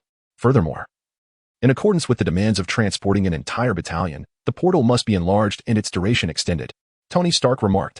"He also requires a high-density energy source to activate the Tesseract, theoretically needing to heat it to a minimum of 100 million degrees Fahrenheit," Banner stated. "At this juncture, locating Loki is of paramount importance. We have already initiated a worldwide surveillance match using cameras from smartphones, laptops, public cameras, and so forth. Dr. Banner, you and Stark are tasked with tracking the Tesseract. Is that agreeable?" Nick Fury inquired. "I need as many spectrometers as possible. Call all the laboratories and set up the spectrometers on the rooftops, calibrating them to gamma rays. I will establish a tracking algorithm to identify the source, effectively narrowing down our search and enabling us to find a suitable location for our operations," Banner declared. "Loki has established a temporary base underground, and Dr. Selvig is assisting him in constructing the apparatus to activate the Tesseract. Where can we find these items?" Loki asked a nearby white man clad in combat attire. Had Summer been present, he would undoubtedly recognize this individual as Brock Rumlow, a member of SHIELD's operational team and an agent of Hydra. who is notably known as the villain Crossbones in the comics. I know which laboratory possesses them, but I require your assistance in diverting their attention, preferably by staging a performance, Brock Rumlow suggested. Just as I had envisioned, Loki chuckled. The developments have diverged significantly from those portrayed in the film. Despite the narrative's strong inertia, numerous details exhibit considerable discrepancies, all of which Summer is aware of. However, what he is oblivious to is that the adversaries this time are not limited to Loki and the Chitauri. Many believe that the protagonists are too weak. In truth, they are quite formidable. If the protagonists were invincible, the villains would necessarily have to be strengthened, rendering the Avengers mere bystanders, thus transforming the tale into a narrative of invincibility, which would be easier to write. The formula allows for 20 chapters content to be expanded into 400. But then there would be no necessity to pin the Avengers saga. Chapter 91. Loki in existential doubt in a small square of Stuttgart, Germany. A multitude of individuals knelt densely, surrounded by 4 phantoms of Loki, clad in armor and wielding staffs, clearly indicating that he had taken these people hostage. You were destined for this. It is a truth yet unrecognized by humanity. The allure of freedom has robbed you of your joy. Loki's true form sauntered through the crowd, speaking eloquently. It was evident that he relished the sensation of superiority that came from witnessing the throng kneel before him. Suddenly, a whoosh followed by a thud erupted as a hammer soared through the air, striking Loki squarely on the mouth. He fell backward, his true self toppled by the assault, and the surrounding phantoms dissipated, causing the kneeling individuals to scatter and panic. Swiftly, Loki, unfazed, wiped a trickle of blood from the corner of his mouth. As he gazed upon Thor, who approached him with measured steps, a smirk crept across his face, as if to greet his brother. Yet, with a sudden flourish, he thrust his staff forward, unleashing a laser beam towards Thor. Alas, it was intercepted mid-flight by Captain America, who deflected it with his shield, causing the laser to ricochet back onto Loki himself. Once more, Loki found himself on the ground, but this was merely the beginning. Following this, Iron Man's repulsor beams and Xia Yu's dragon subduing palm descended upon him. Loki flailed about like a discarded plastic bag, mercilessly battered by a cadre of children wielding sticks, sent tumbling repeatedly. Tony landed parallel to Captain America, while Xia Yu descended directly before Loki, extending his right hand to seize the hammer from Thor. In the face of Loki's terror-stricken gaze, the hammer was raised high and brought crashing down upon his head. This is what you get for causing trouble on Earth. Bang. For colluding with the Chitauri army. Bang. For stealing the Tesseract. The hammer fell with relentless fury, raining down blows upon Loki's head, body, and thighs, punctuated by Xia Yu's expletives and the occasional kick. What is wrong, Xia? Do you have a personal vendetta against this guy? Tony inquired, glancing between Captain America and Thor. The captain shook his head, equally perplexed. Thor, however, turned away silently, as this invoked some rather unpleasant memories for him. What troubles you, Thor? You seem to be recalling something distressing, Tony asked. Enough, Xia. We must take him away now. Cease this, the captain intervened. Let you not learn. Well, Xia Yu delivered several more swift kicks before finally relenting at the captain's behest. Turning to address both the captain and Tony, Odin once entrusted me with the task of educating his son should he misbehave, so long as I do not kill him. Upon hearing this, Thor covered his face in utter embarrassment. Tony and the captain exchanged knowing glances, their eyes filled with understanding as they regarded Thor. Loki, lying on the ground with a distinctly blank expression, was secured and taken aboard the aircraft, where a specialized aerial prison had been prepared for him. No longer did he resemble the elegant figure from the films, surrendering gracefully while seated, or exchanging banter with Iron Man and Captain America upon boarding. This time, he was roughly tossed into a corner by Xia Yu, who even delivered a harsh kick, leaving Loki, despite his Asgardian constitution, battered and bruised, his appearance utterly dismal. Silently brooding in the corner, Loki was gripped by fear, terrified that speaking would provoke Xia Yu's wrath once more. He found himself ensnared in profound self-doubt. Who was this individual? He had encountered him in Asgard. How could he wield Mjolnir? Why did he appear more barbaric than that wretched Thor? I had already submitted. Prepared to surrender, wasn't I supposed to be taken away? Why the brutal beating first? It would be unjust to blame Xia Yu for this. Loki shared a peculiar trait with a novice Thor, a fervent sense of racial superiority stemming from their pride as Asgardians, long esteemed across the 9 realms. In simpler terms, these 2 brash youths, privileged by their lineage and status, had never suffered the harshness of reality. Without experiencing a proper humbling, they would not engage in civil discourse. Reflecting upon the cinematic narrative of Thor, Ragnarok, Thor's initial defiance when captured by the Grandmaster, proclaiming himself the god of thunder and Odin's son, was palpable until the destruction of Asgard and the death of Loki and others at Thanos' hands finally tempered his arrogance. Thus, for Xia Yu, irrespective of their current adversarial relationship, this chastisement was undeniably essential. The frequency of such reprimands would depend on Loki's demeanor, should he persist in his haughty attitude. Xia Yu would not hesitate to enlist Hulk's assistance. The journey proceeded smoothly, devoid of the tumultuous events depicted in the films. In contrast to the cinematic timeline, the Avengers had not only been established earlier but had also undergone significant experiences, having surpassed the initial phase of adjustment. Upon arriving at the aerial fortress and securing Loki within, Nick Fury elaborated on the perilous nature of this airborne confinement, subsequently granting Thor an opportunity for a private conversation with his brother. Thor rushed to persuade Loki to abandon his violent ways and seek redemption, while Xia Yu and the others accompanied Nick Fury to the bridge. We have all been deceived. Loki is merely a bait. In another part of Germany, a lab has been raided for the metal alloy, orchestrated by agents of S.H.I.E.L.D. Under external control, Hawkeye remarked. With the metal alloy in hand, acquiring other materials poses no challenge for our agents. We must swiftly locate the Tesseract, Tony interjected. The captain furrowed his brow, questioning. Why would Loki orchestrate such chaos in Germany? If his aim was simply to obtain the metal alloy and divert our attention, he could have evacuated before our arrival. Banner is more prudent. Let us hasten to locate the Tesseract. Loki's thoughts are difficult to decipher. I perceive him as a madman. You would do well to be cautious in your speech. Loki is one of our own from Asgard and my brother. It seems Thor has finished conversing with Loki. During his time on Earth, he has undoubtedly taken the lives of dozens. Natasha remarked coolly. He was adopted by my father. Thor quickly distanced himself from any association. Xia Yu turned to Thor and inquired, did you glean any insights? None. Thor replied with resignation. He merely inquired about you and spoke of little else. In truth, he felt a pang of sympathy for Loki's wretched state. I have a suggestion, my friends, Xia Yu addressed Nick Fury.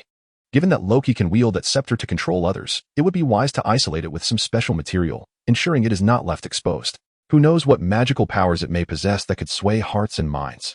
Seeing Nick Fury nod in agreement, Xia Yu continued, since we currently lack direction, let us persist in our search for the Tesseract. I shall speak with Loki. Thor, lend me your hammer. I will attempt to reason with your brother. Chapter 92. The frenzied Hulk. When Xia Yu encountered Loki, the latter had nearly restored himself, his noble and elegant appearance meticulously crafted with magic, his hair impeccably styled.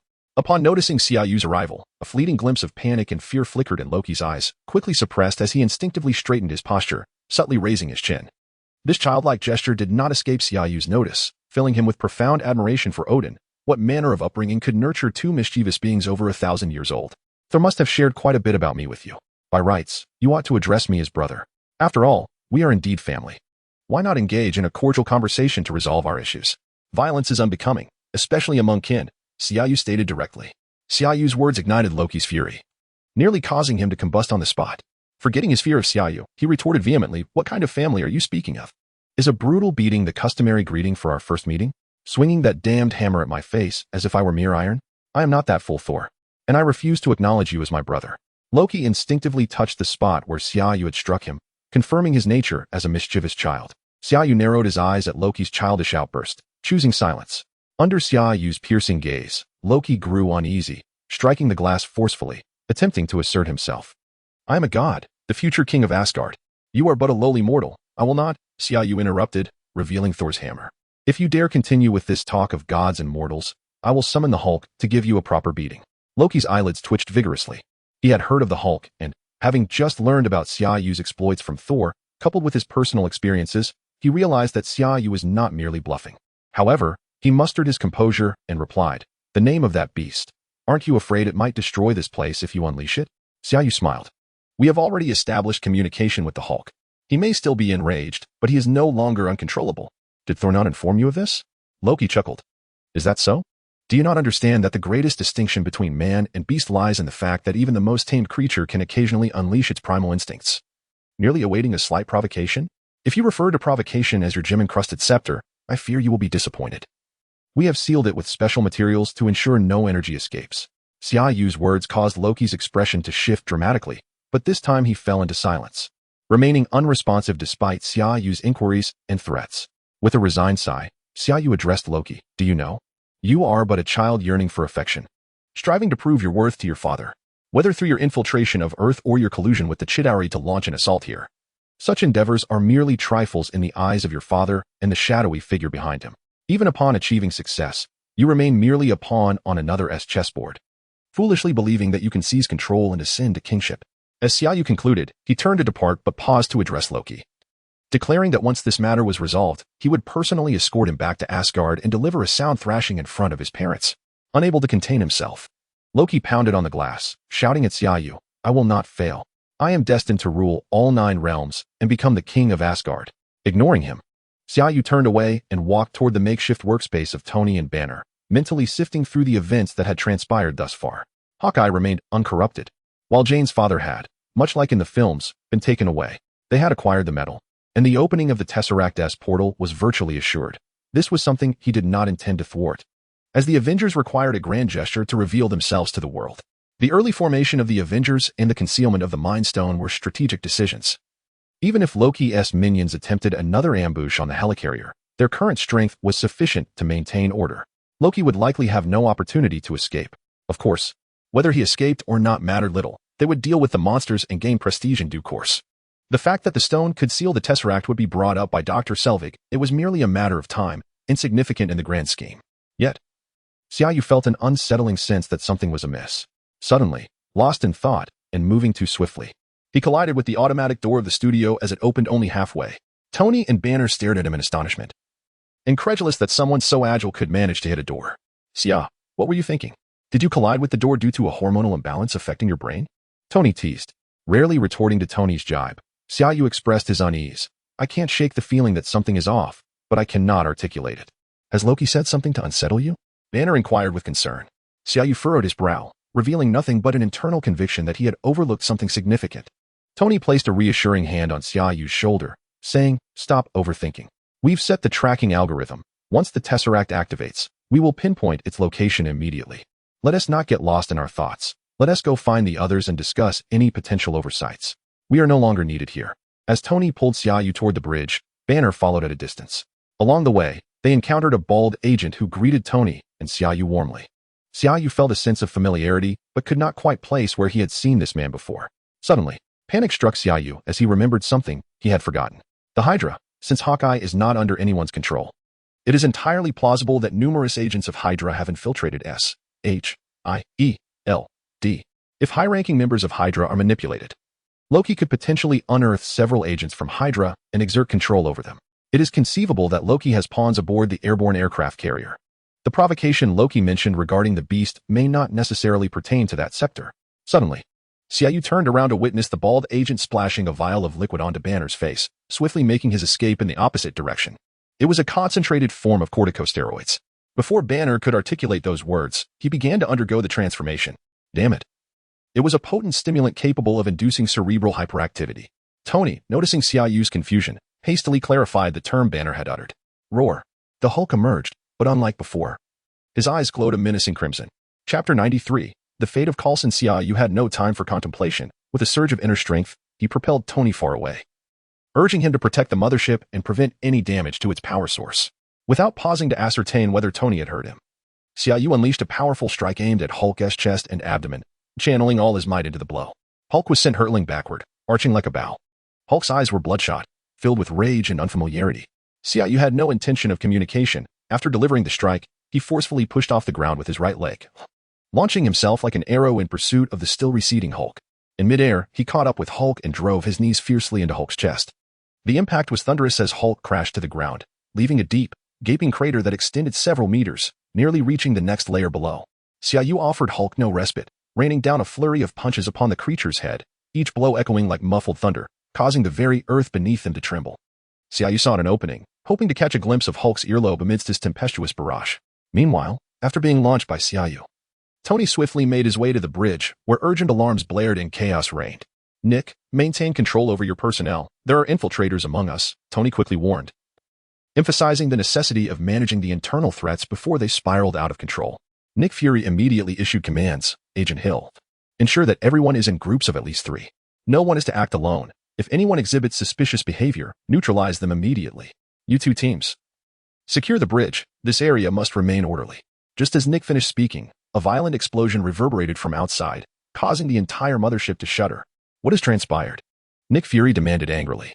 There has been an explosion. The number 3 turbine engine has been damaged and is non-operational, sir, came the response. Can it be repaired? Nick inquired. It can be, but we need to land first. As long as we're in flight, we cannot dispatch anyone for repairs. If we lose another engine, we will plummet, sir, was the answer. Stark, don your armor. The engine is your responsibility. Captain, assist him. Thor, go help Xia stabilize Hulk, whether you incapacitate him or throw him away. We must prevent him from damaging the mothership. Natasha, you and Hawkeye stand guard against enemy incursions. And Coulson, take your team to keep an eye on Loki. Do not let him escape. Nick Fury's commands flowed rapidly from his lips. While chaos ensued around him, he remained resolute. It was his duty to ensure the safety of all. Agent Hill, continue executing my previous orders. All pilots must remain at their stations, just in case. Steer the mothership towards the sea.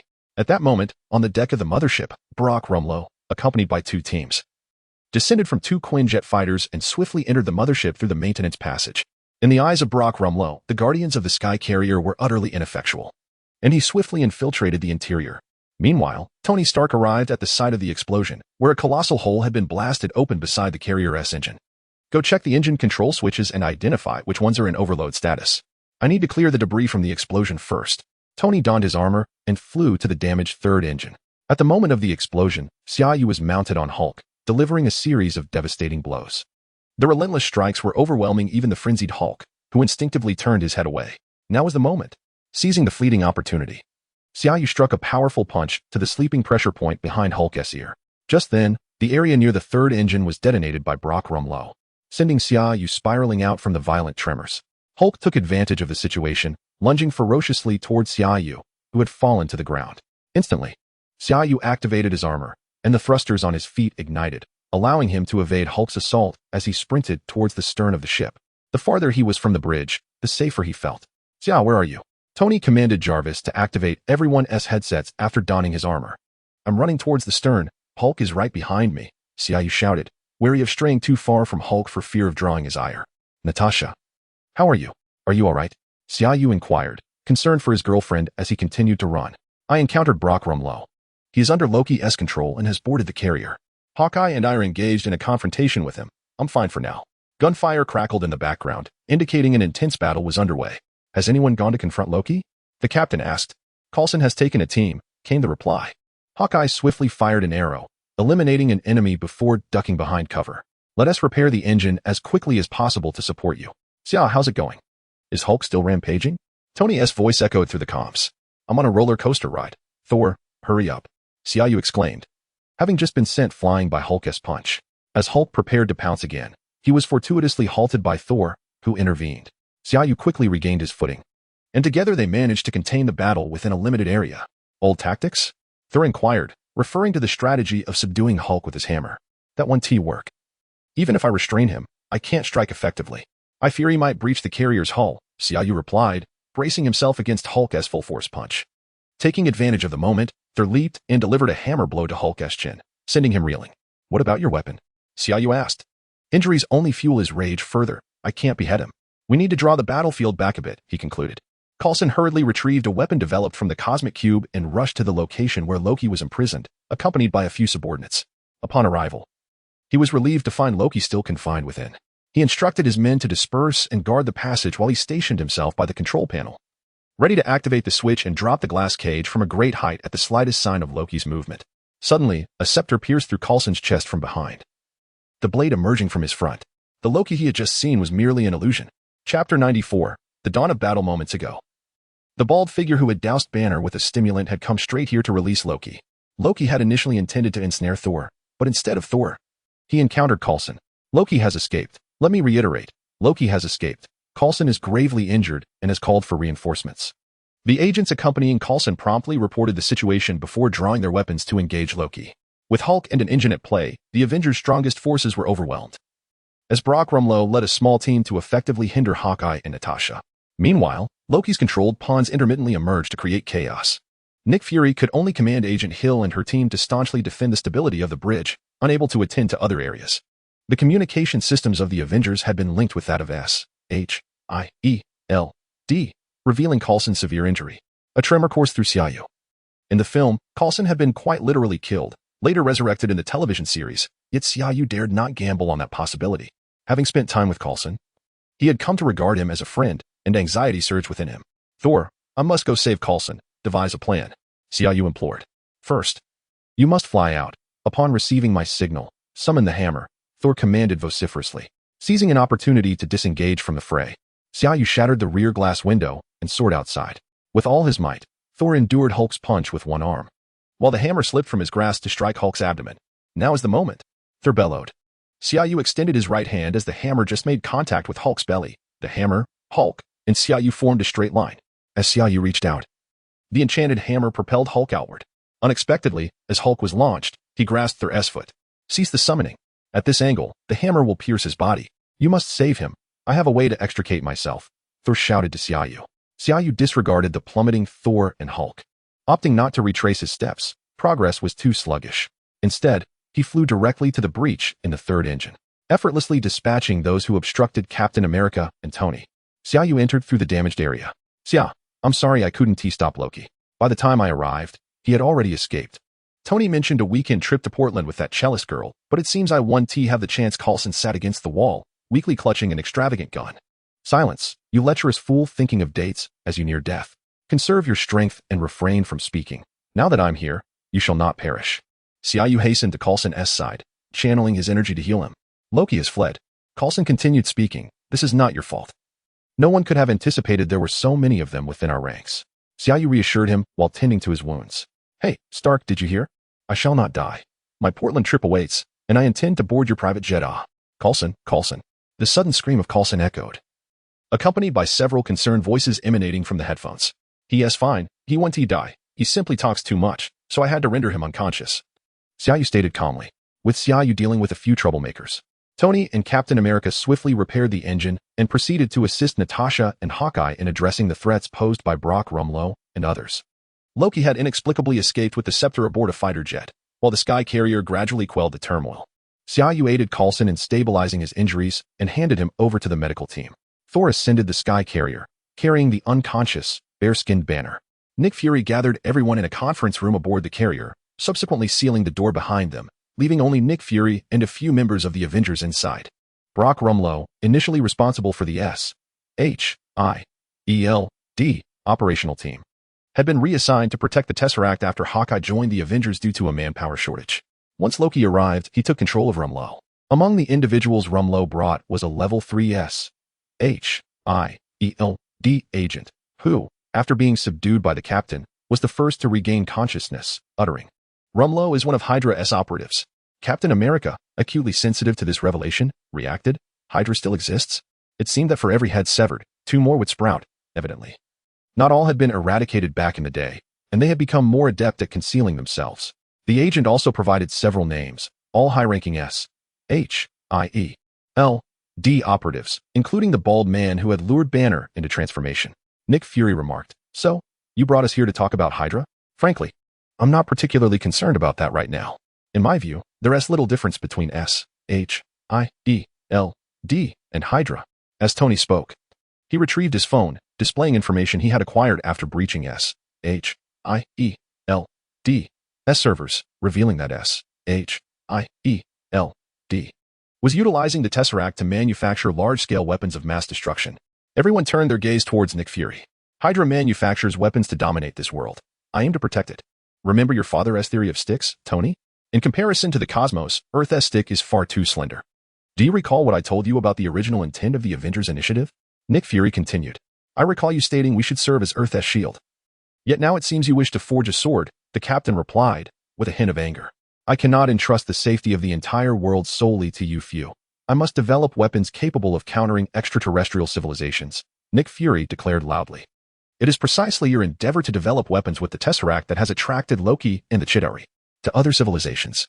This appears as Earth preparing itself for advanced warfare in the cosmos. Thor expressed his dissatisfaction as well. You refuse to place the world's safety in our hands. Yet you trust it to SHIELD, which is riddled with Hydra? Nick, while your words may hold some truth, you have developed weapons without ensuring that the hands wielding them are either virtuous or stained with blood. You cannot provide such assurances. You promised me that the Avengers would remain a secret, yet how do you explain the recent military incidents? You stand unable to guarantee anything. Xia Yu remarked to Nick Fury. That is precisely my point. I must manage my own affairs diligently and avoid causing you any further complications. Loki is in your hands now, Nick Fury replied. We will handle Loki, but once this matter is resolved, I require a thorough discussion with you regarding Hydra, Nick. Captain said, for no one understands the threat posed by Hydra better than he does. Xia Yu interjected once more. Nick, first stabilize the situation. We will take care of Loki. You must devote your efforts to eliminating all obstacles. Once this ordeal concludes, the Avengers shall no longer be beholden to S-H-I-E-L-D. As I mentioned earlier, I can place my trust in you, but I harbor no faith in the director of S-H-I-E-L-D. Nick Fury said nothing and turned to depart. Everyone understood that the opening of the portal might be inevitable. What remained was to prepare for battle with utmost resolve. A great conflict was imminent. Chapter 95, The Battle of New York. As Nick departed, Banner gradually awakened, bewildered. What on earth transpired? Did I harm anyone? You had leapt off the mothership, clutching Thor's foot, and delivered a barrage of punches. Aside from that, nothing else of consequence occurred. Forget those matters. The original equipment has been destroyed. Is there any swift method to locate the Tesseract? Xia Yu knows its whereabouts but cannot disclose it directly. Banner shook his still slightly dizzy head. If Loki is eager to open the portal, then Stark Tower is undoubtedly the most fitting location. Where else would there be such high-density energy, more suitable than his arc reactor? Xia Yu nodded in agreement. That makes sense, and Loki is a quintessential egomaniac. He revels in applause and accolades, relishing the elevation of his name. Tony, does this sound familiar? That son of a gun, let us set off. Stark Tower has only recently been constructed. We cannot afford to delay. Everyone, prepare yourselves. We depart in 5 minutes. Banner, stop wasting time dressing. It will only end up torn, Xia Yu declared resolutely. At Stark Tower, Xia Yu, Tony, and Thor, those capable of flight, arrived first. Indeed, atop Stark Tower, they discovered Dr. Selvig, who had already activated the device. Cease immediately, Dr. Selvig. Thor was the first to land. It's too late.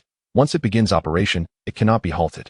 It will unveil a brand new universe to us, Dr. Selvig exclaimed, his eyes alight with excitement. You are mistaken, Doctor. It merely opens a portal to hell. Thor retorted as he raised his hammer and struck fiercely at the Tesseract. Unfortunately, the Tesseract had already commenced its operation, and an energy shield enveloped it, repelling Thor's hammer with astonishing force, sending him crashing down to the base of the tower, while Dr. Selvig collided with a nearby crate, losing consciousness. Allow me to give it a try. Tony aimed his hands at the Tesseract, unleashing a dual laser blast. Boom. Tony too was propelled backward. Xia Yu glanced down, noticing Loki standing on the platform below, a mocking glint in his eyes. That brat is getting cocky, Xia Yu thought to himself as he descended swiftly. You are late.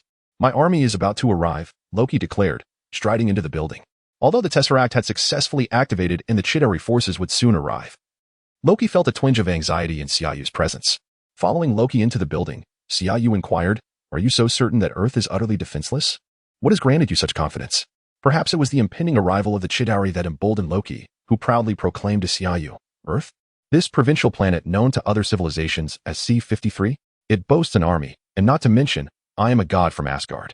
Sighing softly, Xia Yu shook his head and remarked, How is it that you remain so forgetful? With that, Xia Yu delivered a resounding slap to Loki's face.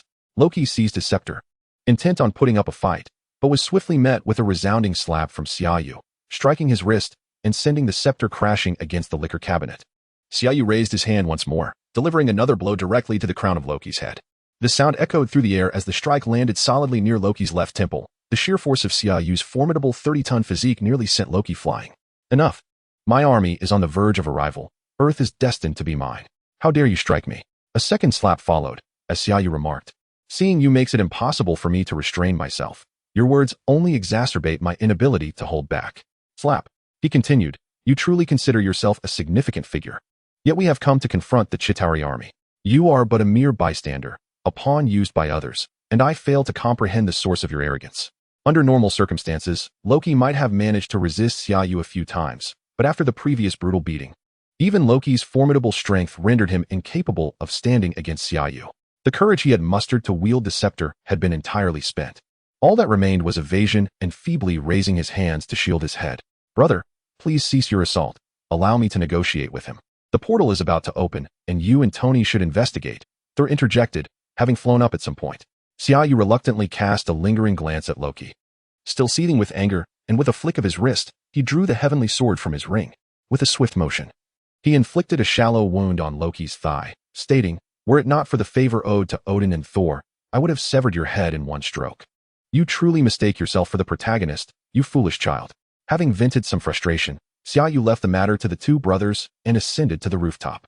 There, the device housing the Tesseract was spinning rapidly, gaining speed until it emitted a visible blue beam towards the sky, signaling the portal's activation.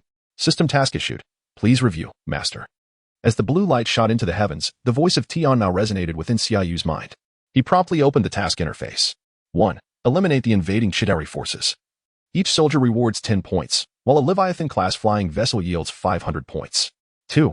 Achieve victory in the Battle of New York. The victory criterion requires the destruction of the Chitauri mothership or the closure of the Tesseract. Reward, 50,000 points. 3. Eliminate hidden enemies. Reward, absorption of some of the Tesseract's attributes. Dear Tian Mao, what constitutes a hidden enemy? Indeed, the team battle tasks were compelling.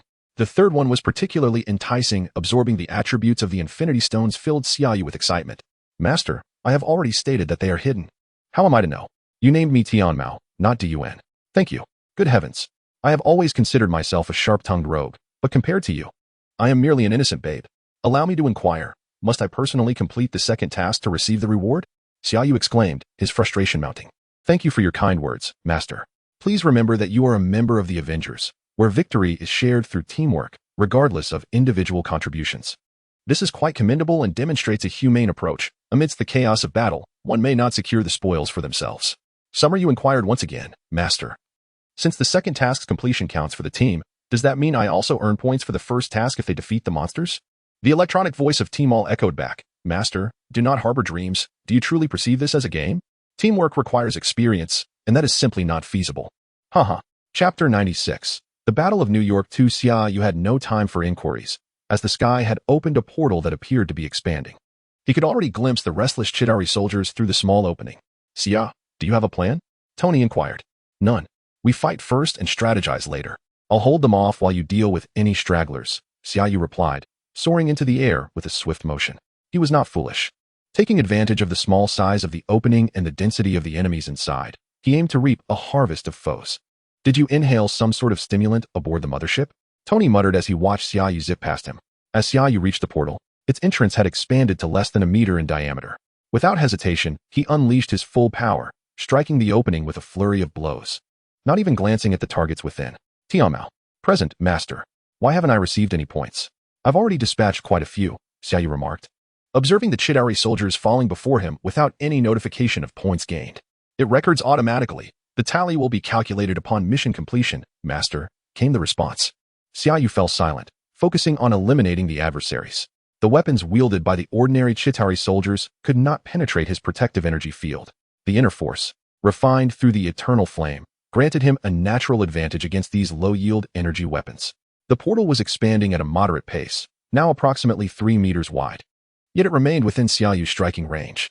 He refrained from drawing the heavenly sword, relying instead on the long-range attacks of the 18 dragon-subduing palms and the regenerative properties of the 9 yang divine art to keep the Chitauri forces at bay outside the portal. Xia, what's the situation over there? Has the portal opened? Natasha's voice crackled through his earpiece. Xia Yu was too engrossed in the fray to respond.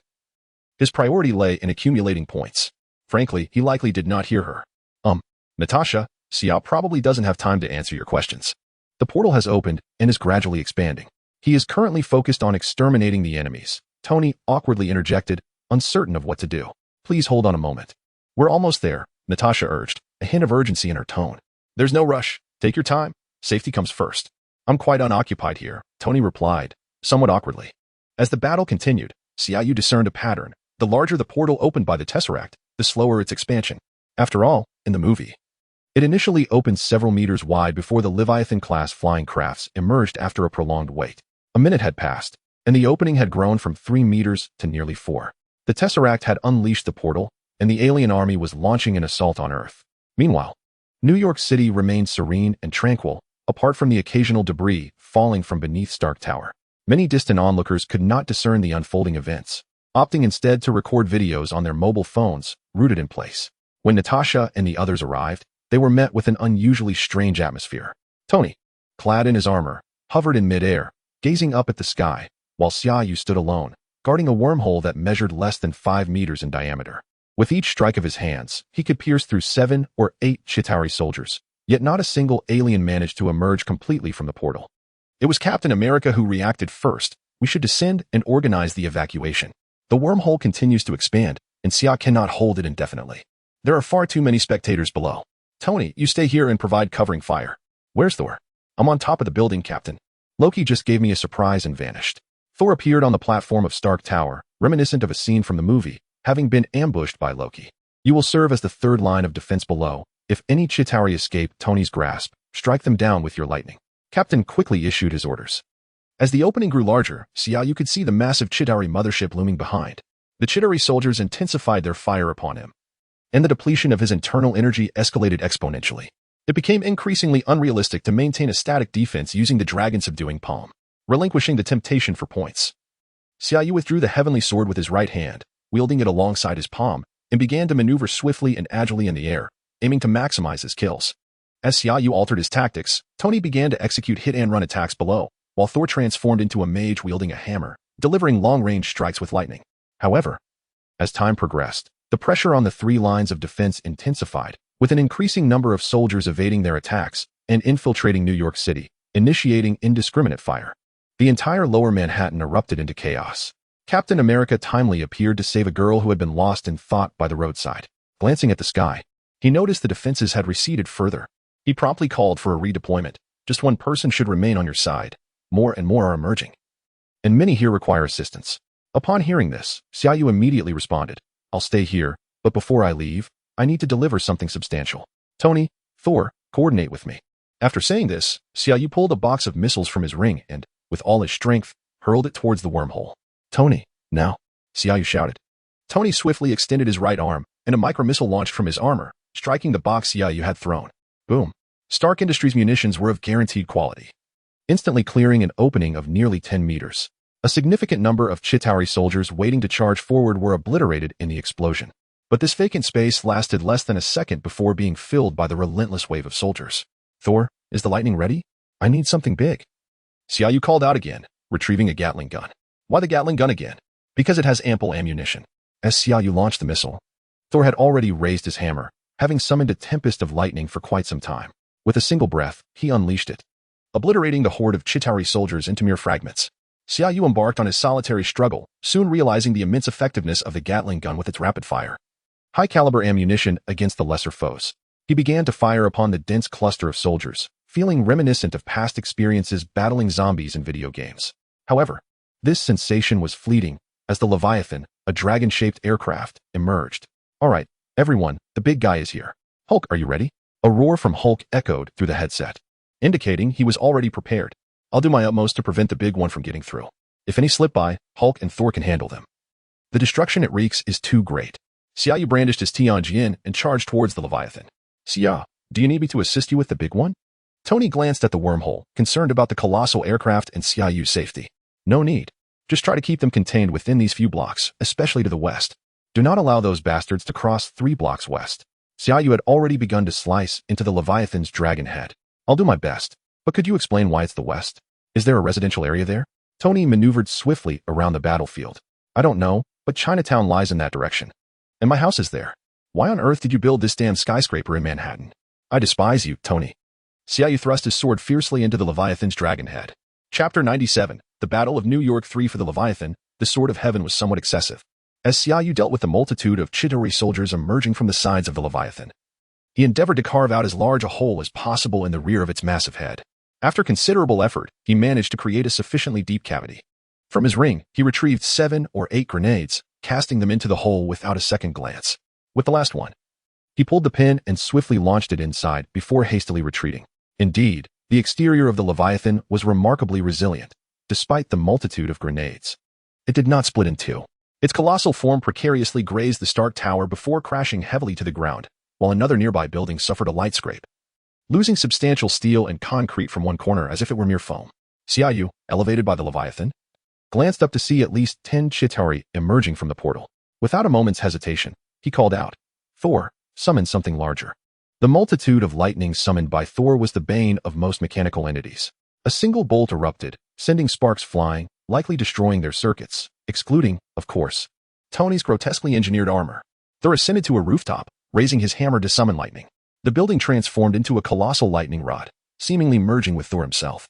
Surrounding the immense discharge of electricity, dark clouds gathered above, from which bolts of lightning erupted, cascading onto Thor's hammer. Approaching his limit, Thor swung his hammer, unleashing a bolt of lightning over 0.5 meter in diameter that collided with the Leviathan's head, which was just about to breach the wormhole. The current surged through its massive body, illuminating it with flickers of blue lightning and flames from burnt circuitry, swiftly rendering the Leviathan powerless as it plummeted. Moreover, Thor's lightning had linked the Leviathan to at least 7 or 8 others and dozens of Chitauri soldiers on flying vehicles. This tremendous strike caused Xia Yu to silently lament his own diminishing points. If only everyone could gain points from their contributions. With the portal temporarily entrusted to Thor, Xia Yu emulated Tony's aerial maneuvers, dispatching foes while striving to maintain control over the battlefield. The streets were a cacophony of frantic cries, as police endeavored to assist civilians in finding refuge within buildings or underground garages. Natasha and Hawkeye were using a few taxis as cover, exchanging fire with a contingent of Chitauri soldiers on the ground. Much like a scene from a film, one wielded 2 handguns while the other drew a bow, engaging in a spirited exchange. As Xia Yu approached, he effortlessly dispatched several soldiers who were targeting them. Your equipment and skills are ill-suited for dealing with such small fry. Your efficiency is far too slow. Allow me to serve as your armory. Xia Yu promptly produced several heavy machine guns and rifles, tossing them onto the ground. He then retrieved several crates of ammunition and grenades, ensuring Natasha could stow them in her ring. The duration of this battle remains uncertain.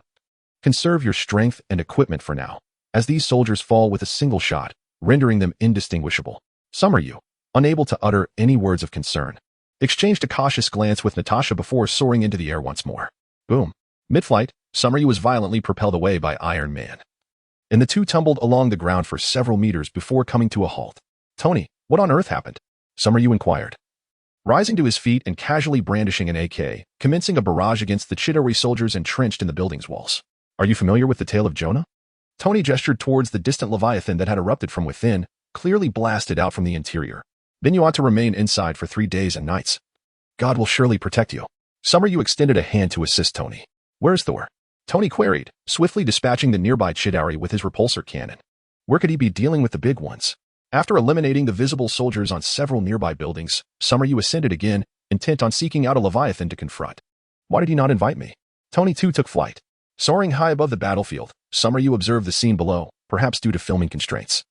He noted that the number of Leviathans far exceeded what had been depicted in the movies. A casual glance revealed at least 10 still airborne. Tony, can we possibly lure a few more together to take them down? If these creatures continue their aerial assault, by tomorrow Manhattan may find itself bereft of any skyscraper exceeding 20 stories. I'll draw a few over. You locate Thor and Hulk. It would be best to engage them on the nearby bridge, where there's ample space and fewer people, Tony urged, activating the small armaments on his suit to attract the Leviathan's ire. Everyone, head to that bridge. Loki is undoubtedly orchestrating from the shadows. I've noticed these forces prioritize attacking us. The captain, having just intercepted a small explosive with a shield, spoke with a hint of breathlessness. I'll go retrieve Natasha and Hawkeye. Summer Yu quickly flew to the bridge, where Hawkeye and Natasha were poised amid an expanse of abandoned vehicles, establishing a stronghold while drawing fire from the Chitauri. Tony, let me know when you're on your way. Captain, can you still move? Do you need me to come get you? Summer Yu inquired. The classic words of Captain America echoed through the earpiece. I can keep this up all day. Summer, I'm on my way, followed by 3 of them. You all better hurry.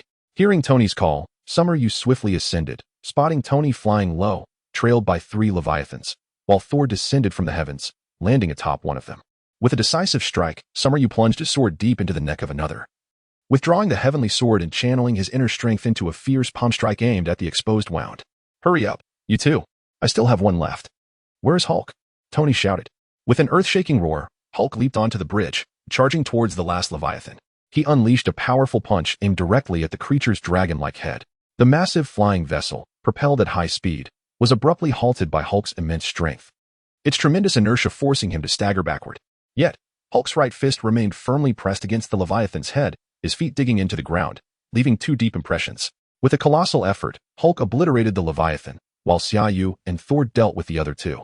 The group, whether soaring through the air or bounding forward, gathered beside Hawkeye and Natasha, with Captain America having arrived moments earlier. Xia Yu and Iron Man hovered over a meter above the ground, facing the furious Hulk. In front of them stood Thor, Captain America, Black Widow, and Hawkeye, forming a semicircle. The Avengers assembled, and the surrounding Leviathans and ordinary Chitauri soldiers seemed drawn towards them like metal to a magnet, converging in a dense throng. Roar. Chapter 98.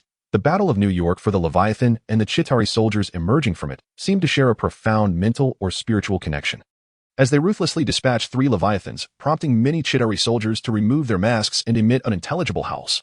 Their cries were met with the even more ferocious roars of the Hulk.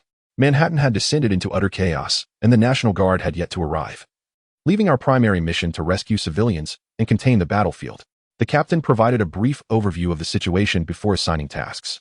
Hawkeye, seek a vantage point. Call for support wherever necessary.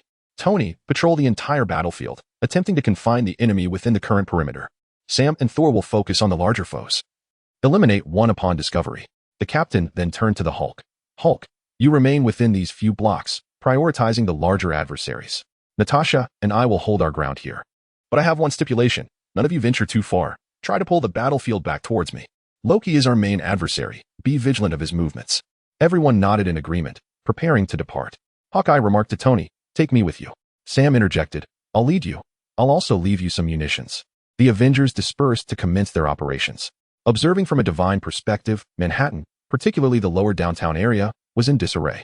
Other regions had only scattered Chitauri soldiers roaming the skies and ground, but their numbers were minimal, and the police's defensive measures and evacuation efforts mitigated the damage.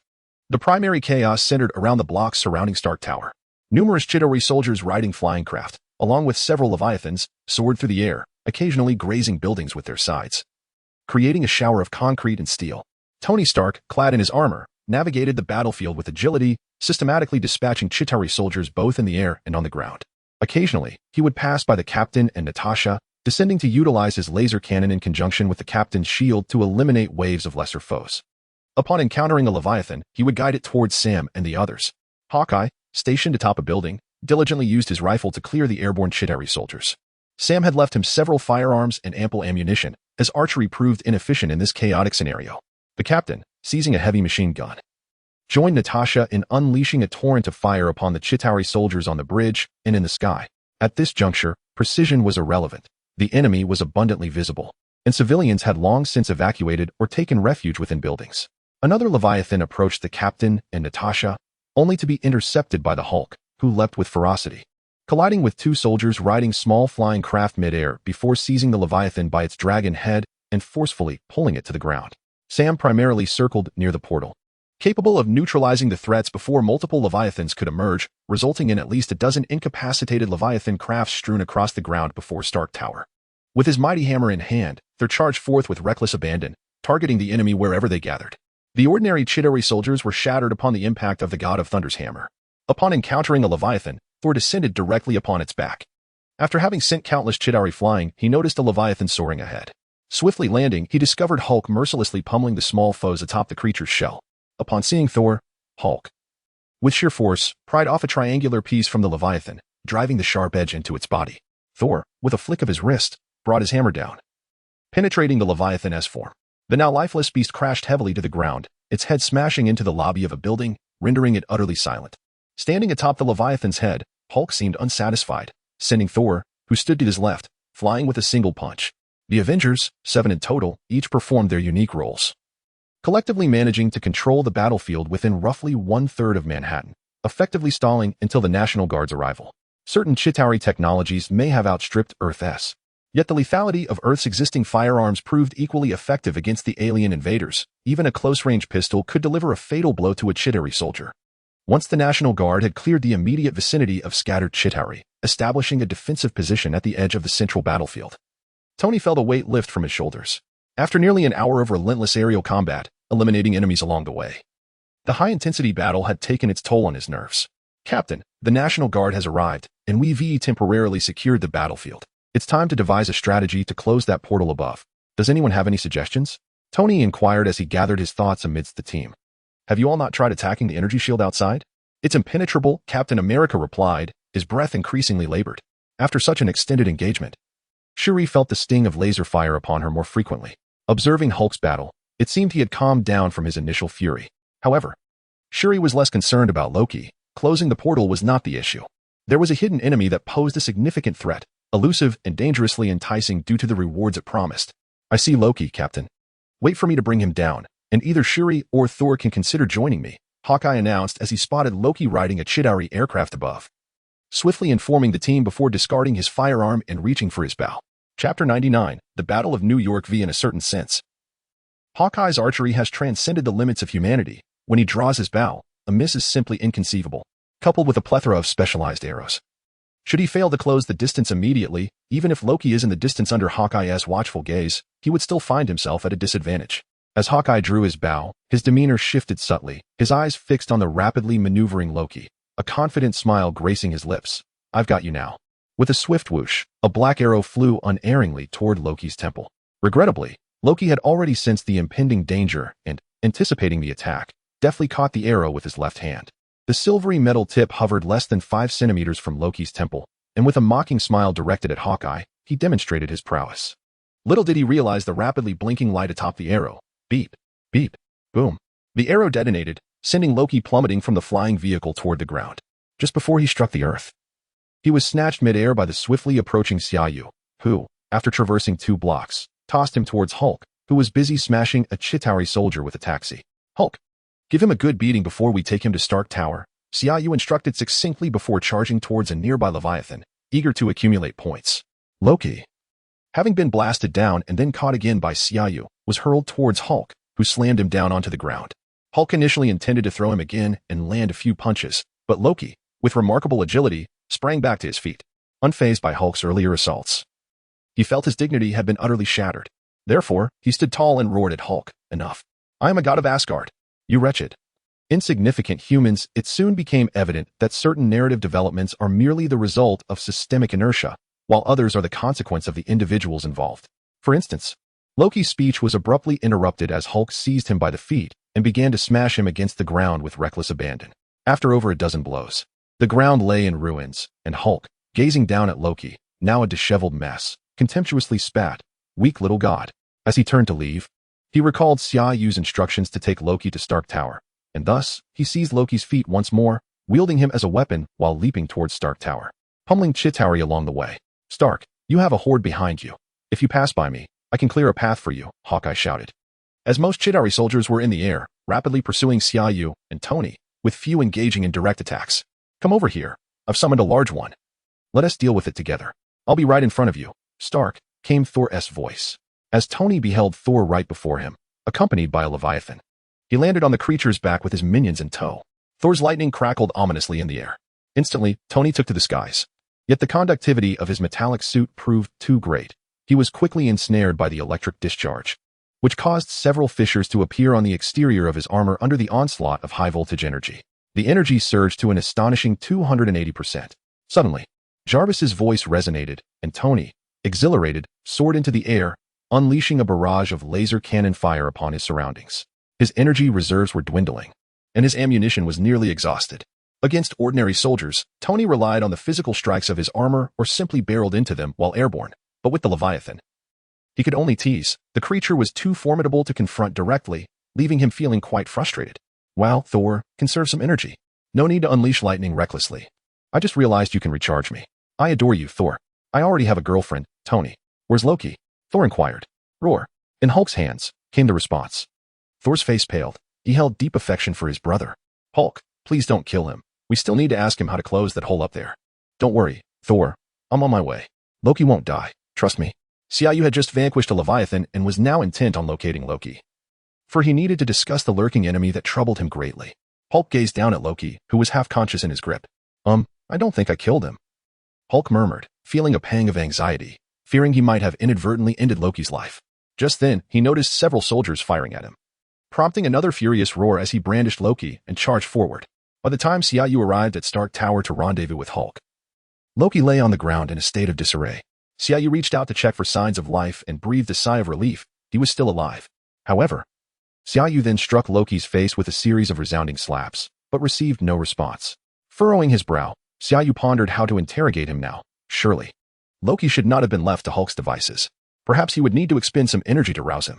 Xia Yu glanced up at Hulk, who was looking at him with eager anticipation, much like a child awaiting praise after completing a task.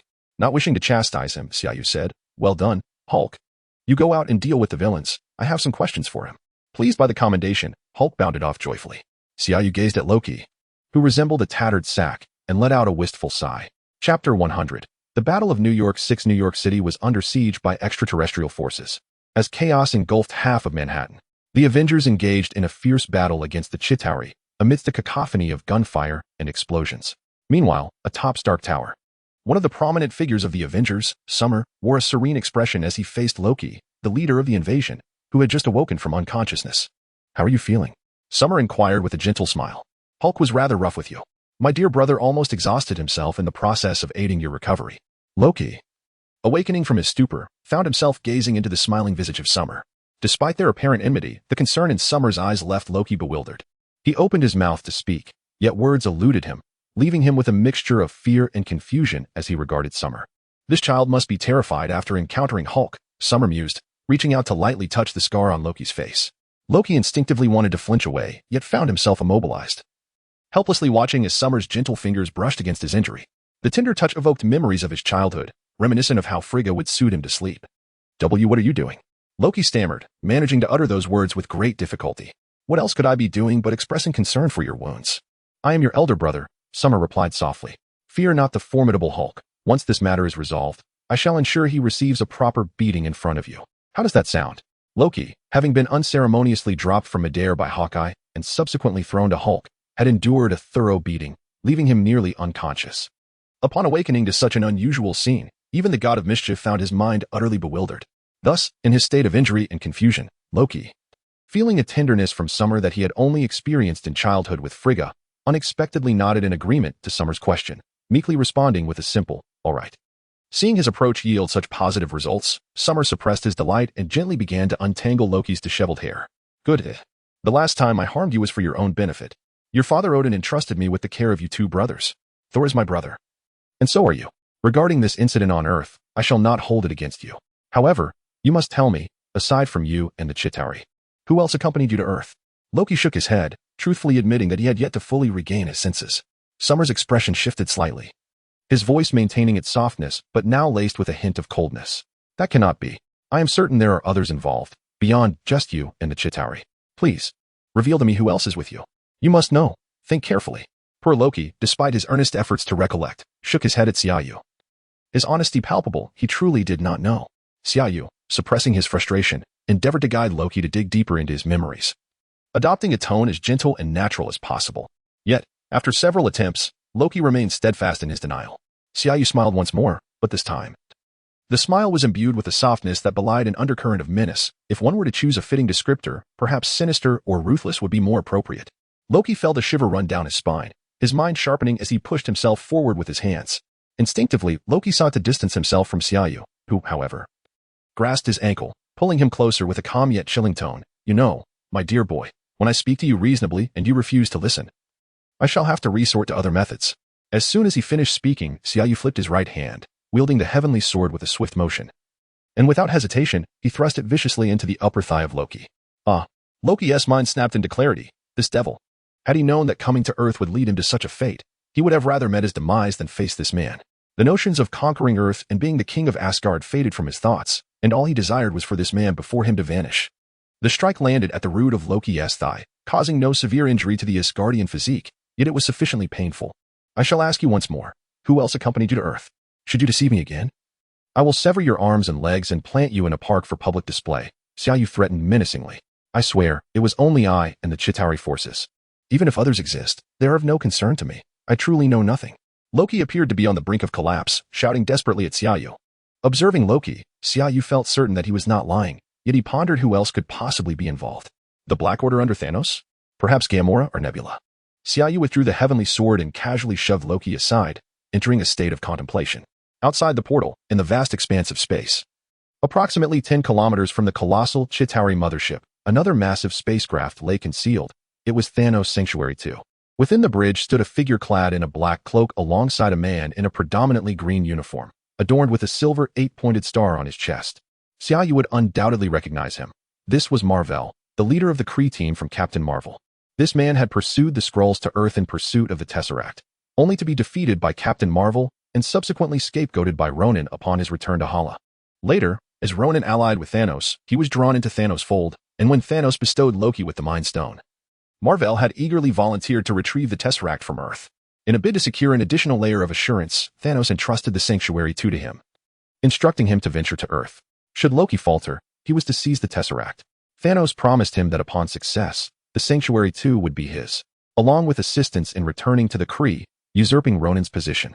Before this mission, Thanos had repeatedly emphasized that Loki's failure must precede any action, and that direct assaults on Earth were strictly forbidden. The singular objective was to retrieve the Tesseract, with the Sanctuary 2 serving as a reward for success, not the vessel for this offensive. Thanos was acutely aware of the formidable powers of Asgard, or rather, Odin. While Loki, accompanied by the Chitauri, could assault Earth without repercussions, any act of aggression from his own warship towards Earth, or even its mere presence near the planet or the Nine Realms, would render Asgard's Bifrost capable of obliterating any fleet in an instant. The Chitauri had mobilized nearly their entire force, and Loki, that fool, had lost sight of the primary mission. It was now time for decisive action. Remember, Thanos' directive was to reclaim the Tesseract. This is your solitary opportunity, the cloaked figure admonished, pointing at Mael. Rest assured, esteemed envoy, I shall not prove as inept as Loki. Mael replied submissively, bowing his head. His fists clenched tightly as he silently vowed. Furious. Ronan, in this wretched C-53 planet, once I seize command of the Sanctuary 2 and reclaim my rightful glory among the Kree, you shall all pay dearly. Unbeknownst to anyone, a cloaked small rescue ship stealthily traversed the wormhole, entering Earth. Today, I encountered some delays and updates, and the word count is rather modest. Last night, a fellow reader commented that they would be starting school tomorrow and inquired about an additional update. I sincerely apologize, it truly is not feasible today. I extend my best wishes for your academic endeavors. Chapter 101, The Most Daring Act Commander. The Council has reached a decision to relieve you of your command and to launch nuclear missiles towards Manhattan, Agent Hill said anxiously to Nick Fury. After a moment of silence, Nick Fury replied, regardless of the foolish decisions made by those imbeciles, I shall not unleash nuclear weapons upon innocent civilians. I have faith in the Avengers. Just as Hill was about to respond, an unexpected incident occurred. An aircraft took off from the deck without his authorization. It was evident that the Council had bypassed Nick Fury and directly issued commands to the soldiers. Attention all personnel, an aircraft has taken off without approval. Shoot it down. I repeat, the launch was unauthorized, Agent Hill commanded decisively. Nick Fury sprang into action, swiftly grabbing a rocket launcher as he rushed onto the deck. There. An aircraft was accelerating along the small runway, preparing for takeoff. Without hesitation, Nick Fury aimed a rocket launcher at the tail of the plane and fired, bringing the aircraft down just as it was about to lift off. However, another plane quickly ascended from the deck, indicating that the Council was well prepared for this scenario. Fury drew his pistol but soon realized the futility of his efforts. The distance was too great for a handgun to have any effect on an aircraft. Meanwhile, on the rooftop across from Stark Tower, a small escape pod landed stealthily, unnoticed by anyone, including Maywell, who descended from it without drawing attention. Observing the cosmic cube still maintaining its portal on the opposite rooftop, Maywell silently cursed Loki and proceeded downstairs towards Stark Tower. Amidst the chaos of explosions, Maywell stood out. Yet no one seemed to notice as he entered Stark Tower. A fighter jet armed with a nuclear warhead raced towards Manhattan. Nick Fury quickly contacted Tony Stark. A low-yield nuclear warhead will reach your location in 3 minutes. Its power is sufficient to obliterate the entire Manhattan area. Summer, Dr. Selvig has awakened. To close this portal, we require Loki's scepter, Natasha's voice echoed in Summer's earpiece. Without hesitation, Summer activated Loki's sleeping spell, retrieved the scepter from the liquor cabinet, and flew to the rooftop. Natasha had somehow managed to join him, possibly having hitched a ride with the Chitauri, but Summer had no time to inquire. Instead, he aimed the scepter at the energy shield surrounding the cosmic cube and, to his relief, found that it could penetrate it. But where was the nuclear bomb? We found a way to close the portal. Natasha was already notifying everyone. Shut it down immediately, the captain urged. Wait, I have a nuclear warhead here. And I believe I know where it should go, Tony's voice chimed in. Nuclear bomb? Damn, how long until detonation? Summer inquired urgently. Just over a minute until it explodes. For over a minute, the hidden adversaries had yet to reveal themselves. Xia Yu surveyed the ravaged streets and towering edifices before him, casting a glance at the weary Natasha by his side. Even through his earpiece, he could discern the labored breaths of their captain and Hawkeye. Perhaps it was best to leave the final mission to fate and conclude it swiftly, he mused, surrounded by living beings. This was not merely a game, nor a simulation. Natasha, be prepared to disengage at any moment. I shall assist Tony, Xia Yu declared, taking to the skies. In stark contrast to his cinematic counterpart, Tony Stark possessed a considerable advantage. His armor had been sufficiently recharged by Thor. In the film, his suit would have been nearly depleted of energy by this point. Xia Yu spotted Tony hurtling towards Stark Tower, bearing a nuclear missile. Even with foreknowledge of the film's outcome, the sight of him racing forward with such a perilous payload sent a jolt through Xia Yu's heart. He swiftly propelled himself towards Tony, joining him in lifting the missile's head. This is undoubtedly the most audacious act in history, manually altering the missile's trajectory. Tony shouted. The fact that I am here with you is the true madness. You still have a helmet, don't you? Xia Yu retorted, his voice echoing back. Release it upon reaching the aperture. Tony, Xia Yu instructed. You let go. I must ensure the missile strikes their mothership. These bastards must not leave Earth unscathed, Tony replied, his demeanor bordering on reckless. Your armor cannot sustain you in space. You cannot go in, Tony. Xia Yu exclaimed anxiously. I can remain briefly. I will aim at them and return, Tony insisted. I'll grant you 15 seconds, Tony. If you haven't descended by then, I will ascend to rescue you, Xia Yu said, loosening his grip as they approached the opening. 15 seconds will suffice. My energy is ample. This is the coolest thing I have ever done, Xia, Tony continued. Xia Yu pondered for a moment, then smiled and replied. The coolest thing I've done was watching a fool in the pool as he peered at a bikini-clad beauty while she urinated in the water. Chapter 102, Natasha's Crisis. Natasha, shut it down now. Unlike in the films, Tony Stark's armor was fully charged. He merely entered for a moment, aimed at the target, and then released it. It was not like the dramatic falls depicted on screen. Rather, it soared back on its own. On the rooftop, Natasha grasped the scepter and slowly inserted it into the energy shield of the Tesseract. As the two primal energies harmonized, the Tesseract gradually returned to tranquility, ceasing its energy transmission to the colossal portal in the sky. The immense portal finally began to close, with Xia Yu and Tony positioned beneath it. Just before the portal sealed, they witnessed the Chitauri mothership suspended in the cosmos being struck accurately by a nuclear missile. In an instant, a fiery explosion engulfed the entire ship, extinguishing all Chitauri forces that had invaded Earth, from soldiers to leviathans, as if Tony's armor had run out of power, all shutting down simultaneously. The agents of S.H.I.E.L.D.,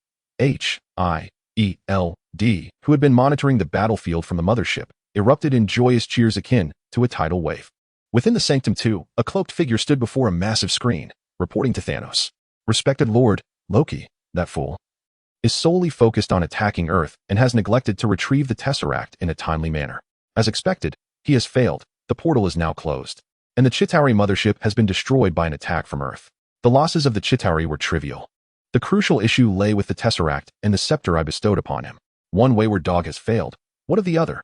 Thanos' tone remained calm, masking his emotions. However, the cloaked figure bowed his head lower and responded, Respected Lord, Mavel has departed for Earth. Following your directive, my instructions to him are to retrieve the items, including the scepter you granted to Loki and the Tesseract. He descended in a small rescue craft. If he succeeds, I shall provide support. Very well. If he returns with the items, assist him in reclaiming authority among the Kree. However, if he returns empty-handed, he will be of no value to us. Furthermore, ensure he does not approach Earth too closely. Do you understand? Thanos concluded, and the cloaked figure nodded in acquiescence. It was not until Thanos ended the communication that he slowly lifted his head. Loki, your foolish actions have cost us a whole army. I shall settle this score with you in due time. The cloaked figure, also a Chitauri, dared not express anger towards Thanos, redirecting all his ire towards Loki instead. This truly marks the fireworks of our victory. I ought to record this, Tony said to Xia Yu. Xia Yu was indeed in a daze, pondering the hidden mission. The system had not signaled the completion or failure of the task. Did the mission still exist? The portal had closed. Could it be that the hidden adversary referred to enemies on Earth?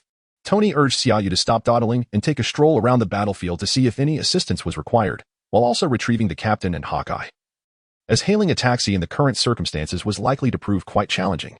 As Tony and Xia Yu glided through the streets of Manhattan, they observed a few audacious individuals daring to emerge from their homes. Some of those whom they had previously aided were shouting towards the heavens, Iron Man, Dragon Knight. It seemed prudent for me to adopt a more appealing moniker, as Dragon Knight felt somewhat distasteful, Xia Yu mused. At the moment the Chitauri ceased their attack, the remaining fighters, including Captain America and Thor, collapsed onto the ground, utterly exhausted. Although they still managed to persevere, claiming they were not fatigued would have been a falsehood. Even the Hulk had grown quiet. Natasha, upon the instant she deactivated the Tesseract, also sank to the ground, lacking any extraordinary abilities. She and Hawkeye had undoubtedly expended the most energy during the encounter, as the Tesseract closed and the Chitauri outside fell to the ground as if drained of energy. Natasha's taut nerves finally relaxed, completely unaware of the extraterrestrial visitor that had arrived atop Stark Tower. Tony eventually located the captain and Thor on the bridge, while Xia Yu retrieved Hawkeye from the building above. We've had a long day. Let us take a break tomorrow. There's an Arabic barbecue just 2 streets away. Though I'm not sure what that entails, I'm eager to try it. Care to join me? Hulk chimed in. Hulk want meat.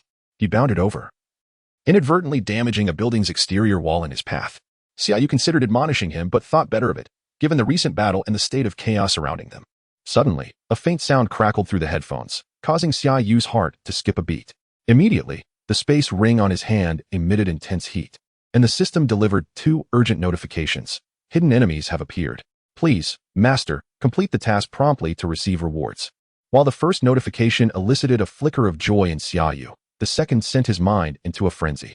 The system reported, life threat detected for bound ring host, Natasha Romanoff. Would you like to teleport to her immediately? Without time to explain to his companions, Xia Yu hastily selected the teleportation option. A surge of blue light enveloped him, and in an instant, he vanished from their sight. Chapter 103. Cruel Abuse. Natasha, accompanied by Dr. Selvig, secured the Tesseract and descended from the rooftop to the level with the aerial platform. In the film, the means of ascent from the roof is not apparent. So let us assume the presence of an elevator. Dr. Selvig, you may take a seat on the couch for a moment. They should return shortly. Thor is quite worried about you. Suddenly, a beam of high-energy laser shot forth from the corner by the liquor cabinet, piercing through Natasha's left side with the width of a pinky finger and shattering the glass window behind her. Who are you? Natasha fell to the ground, clutching her wound as she gazed at Maywell. Maywell emerged cautiously from behind the liquor cabinet, his gun still trained firmly on Natasha. Such a foolish question. Knowing that I am your adversary is sufficient, he replied, stepping closer to Natasha to seize the scepter and the box. I loathe this planet. Damn C-53. The last time I visited, I lost everything. My honor, my status. Once again, I am compelled to return to this wretched sphere for that insufferable fool. He gestured towards Loki on the ground. However, I must also express my gratitude to this imbecile. Were it not for his stupidity, I would not have the opportunity to reclaim what I have lost. Noel crouched down, looking at Natasha. You will not succeed. You cannot take those 2 objects. I assure you, Natasha managed to utter, feeling increasingly weak. Truth be told, I am not one to engage in indiscriminate slaughter. Maywell glanced at Dr. Selvig, who was not far off. I shall spare your life. Yet, you have succeeded in provoking me, reminding me of another woman from this planet whom I once admired, taught, and even molded into a formidable Kree. I did not anticipate that the teleportation would require such an extended duration. Fortunately, villains tend to be quite verbose. Suddenly, a blue aura illuminated the space beside Natasha, slowly revealing a voice that interrupted Maywell. Spatial transmission? Maywell, indeed, refrained from inquiring about Natasha's identity. Instead, he cautiously retreated a step and aimed directly at the aura, pulling the trigger. Maywell fired 4 or 5 shots, but they had no effect on Xia Yu, who stepped out from within the aura without so much as a glance at Maywell, first assessing Natasha's condition. Her injury was severe, yet she would be all right now that he had arrived. Observing that his bullets had no impact while the woman lay injured, Maywell realized he was no match for this man. With the prize already in hand, he took a tentative step to depart. Meanwhile, Dr. Selvig was about to call out a warning to Xia Yu when Xia Yu, without raising his head, reached out and grasped Maywell's arm. Did I permit you to leave? Xia Yu inquired, staring intently at Maywell, enunciating each word. Having just examined Natasha's injuries and channeling his energy to protect her internal organs, Xia Yu then turned his attention to eliminate Maywell. Xia Yu grasped Maiwei's hand firmly and slowly rose to his feet, refraining from any immediate aggression, his visage devoid of any trace of anger. Yet, Maiwei felt as if he were being scrutinized by a ferocious beast. He understood that a mere flick of the opponent's claw could render him into a mere pulp. This sensation was reminiscent of his encounters with Thanos. Confronted by the overwhelming aura of Xia Yu, Maiwei found himself incapable of even raising his hand to fire a shot. Who granted you the audacity to raise a weapon against my woman? Xia Yu's hand moved in sync with each word he uttered, gradually shifting from Maiwei's forearm to his shoulder. With a resounding pop, Xia Yu crushed Maiwei's arm with ease. The quality of the Kree uniform was commendable, as evidenced by Captain Marvel's lack of change over the years. There was no spattering of blood or flesh. Instead, the area Xia Yu had gripped swelled slightly, and soon, a trickle of blue blood mixed with mangled tissue began to seep from Maiwei's wrist. It was only when the blood coursed down his arm that Maiwei began to feel the excruciating pain radiating from his shoulder. Without mercy, Xia Yu proceeded to shatter Maiwei's other arm. Surely you do not naively believe that Earth is a place you can enter and exit at your whim, especially after you have harmed my woman. With a forceful shove, Xia Yu toppled Maiwei, pressing his foot firmly against the latter's thigh. Xia, enough. Just kill him. Natasha interjected from the ground, her concern not for Maiwei, but for the psychological toll Xia Yu's actions might impose on him. To the naysayers, do not claim the protagonist is psychologically fragile. In truth, every government agency with a license to kill has professional psychologists on staff. Xia Yu looked down and offered Natasha a reassuring smile. I am fine, my dear. He cannot die just yet. I still have questions to pose. As he spoke, he delivered another brutal kick, shattering one of Maiwei's thighs. Originally, it had been decided not to take any leave this month, yet I must apologize to my readers as I will be taking a day off tomorrow. I need to take my child for vaccinations. I have a daughter who is not yet 6 months old. After a long day, I returned home with a splitting headache. I consider my writing skills to be quite modest, truly, and I have merely relied on the Avengers IP to garner some popularity for this book. Since the first, I have been updating over 8,000 words daily, with one day achieving a staggering 13,000 plus words, which is my limit. The crux is that I currently have no backlog, and at this rate, I fear I may not even maintain my current level of writing. Therefore, I will take a day off tomorrow to properly develop the upcoming plot. Yes, I will soon address Hydra and the false Mandarin, followed by a venture into Asgard, and then into the cosmos for some adventures, including a dance-off with Star-Lord. Additionally, I kindly request a few more 5-star reviews, as the rating has been brought down to 8. 9. My expectations are modest, a score of 9 would suffice. Thank you, everyone.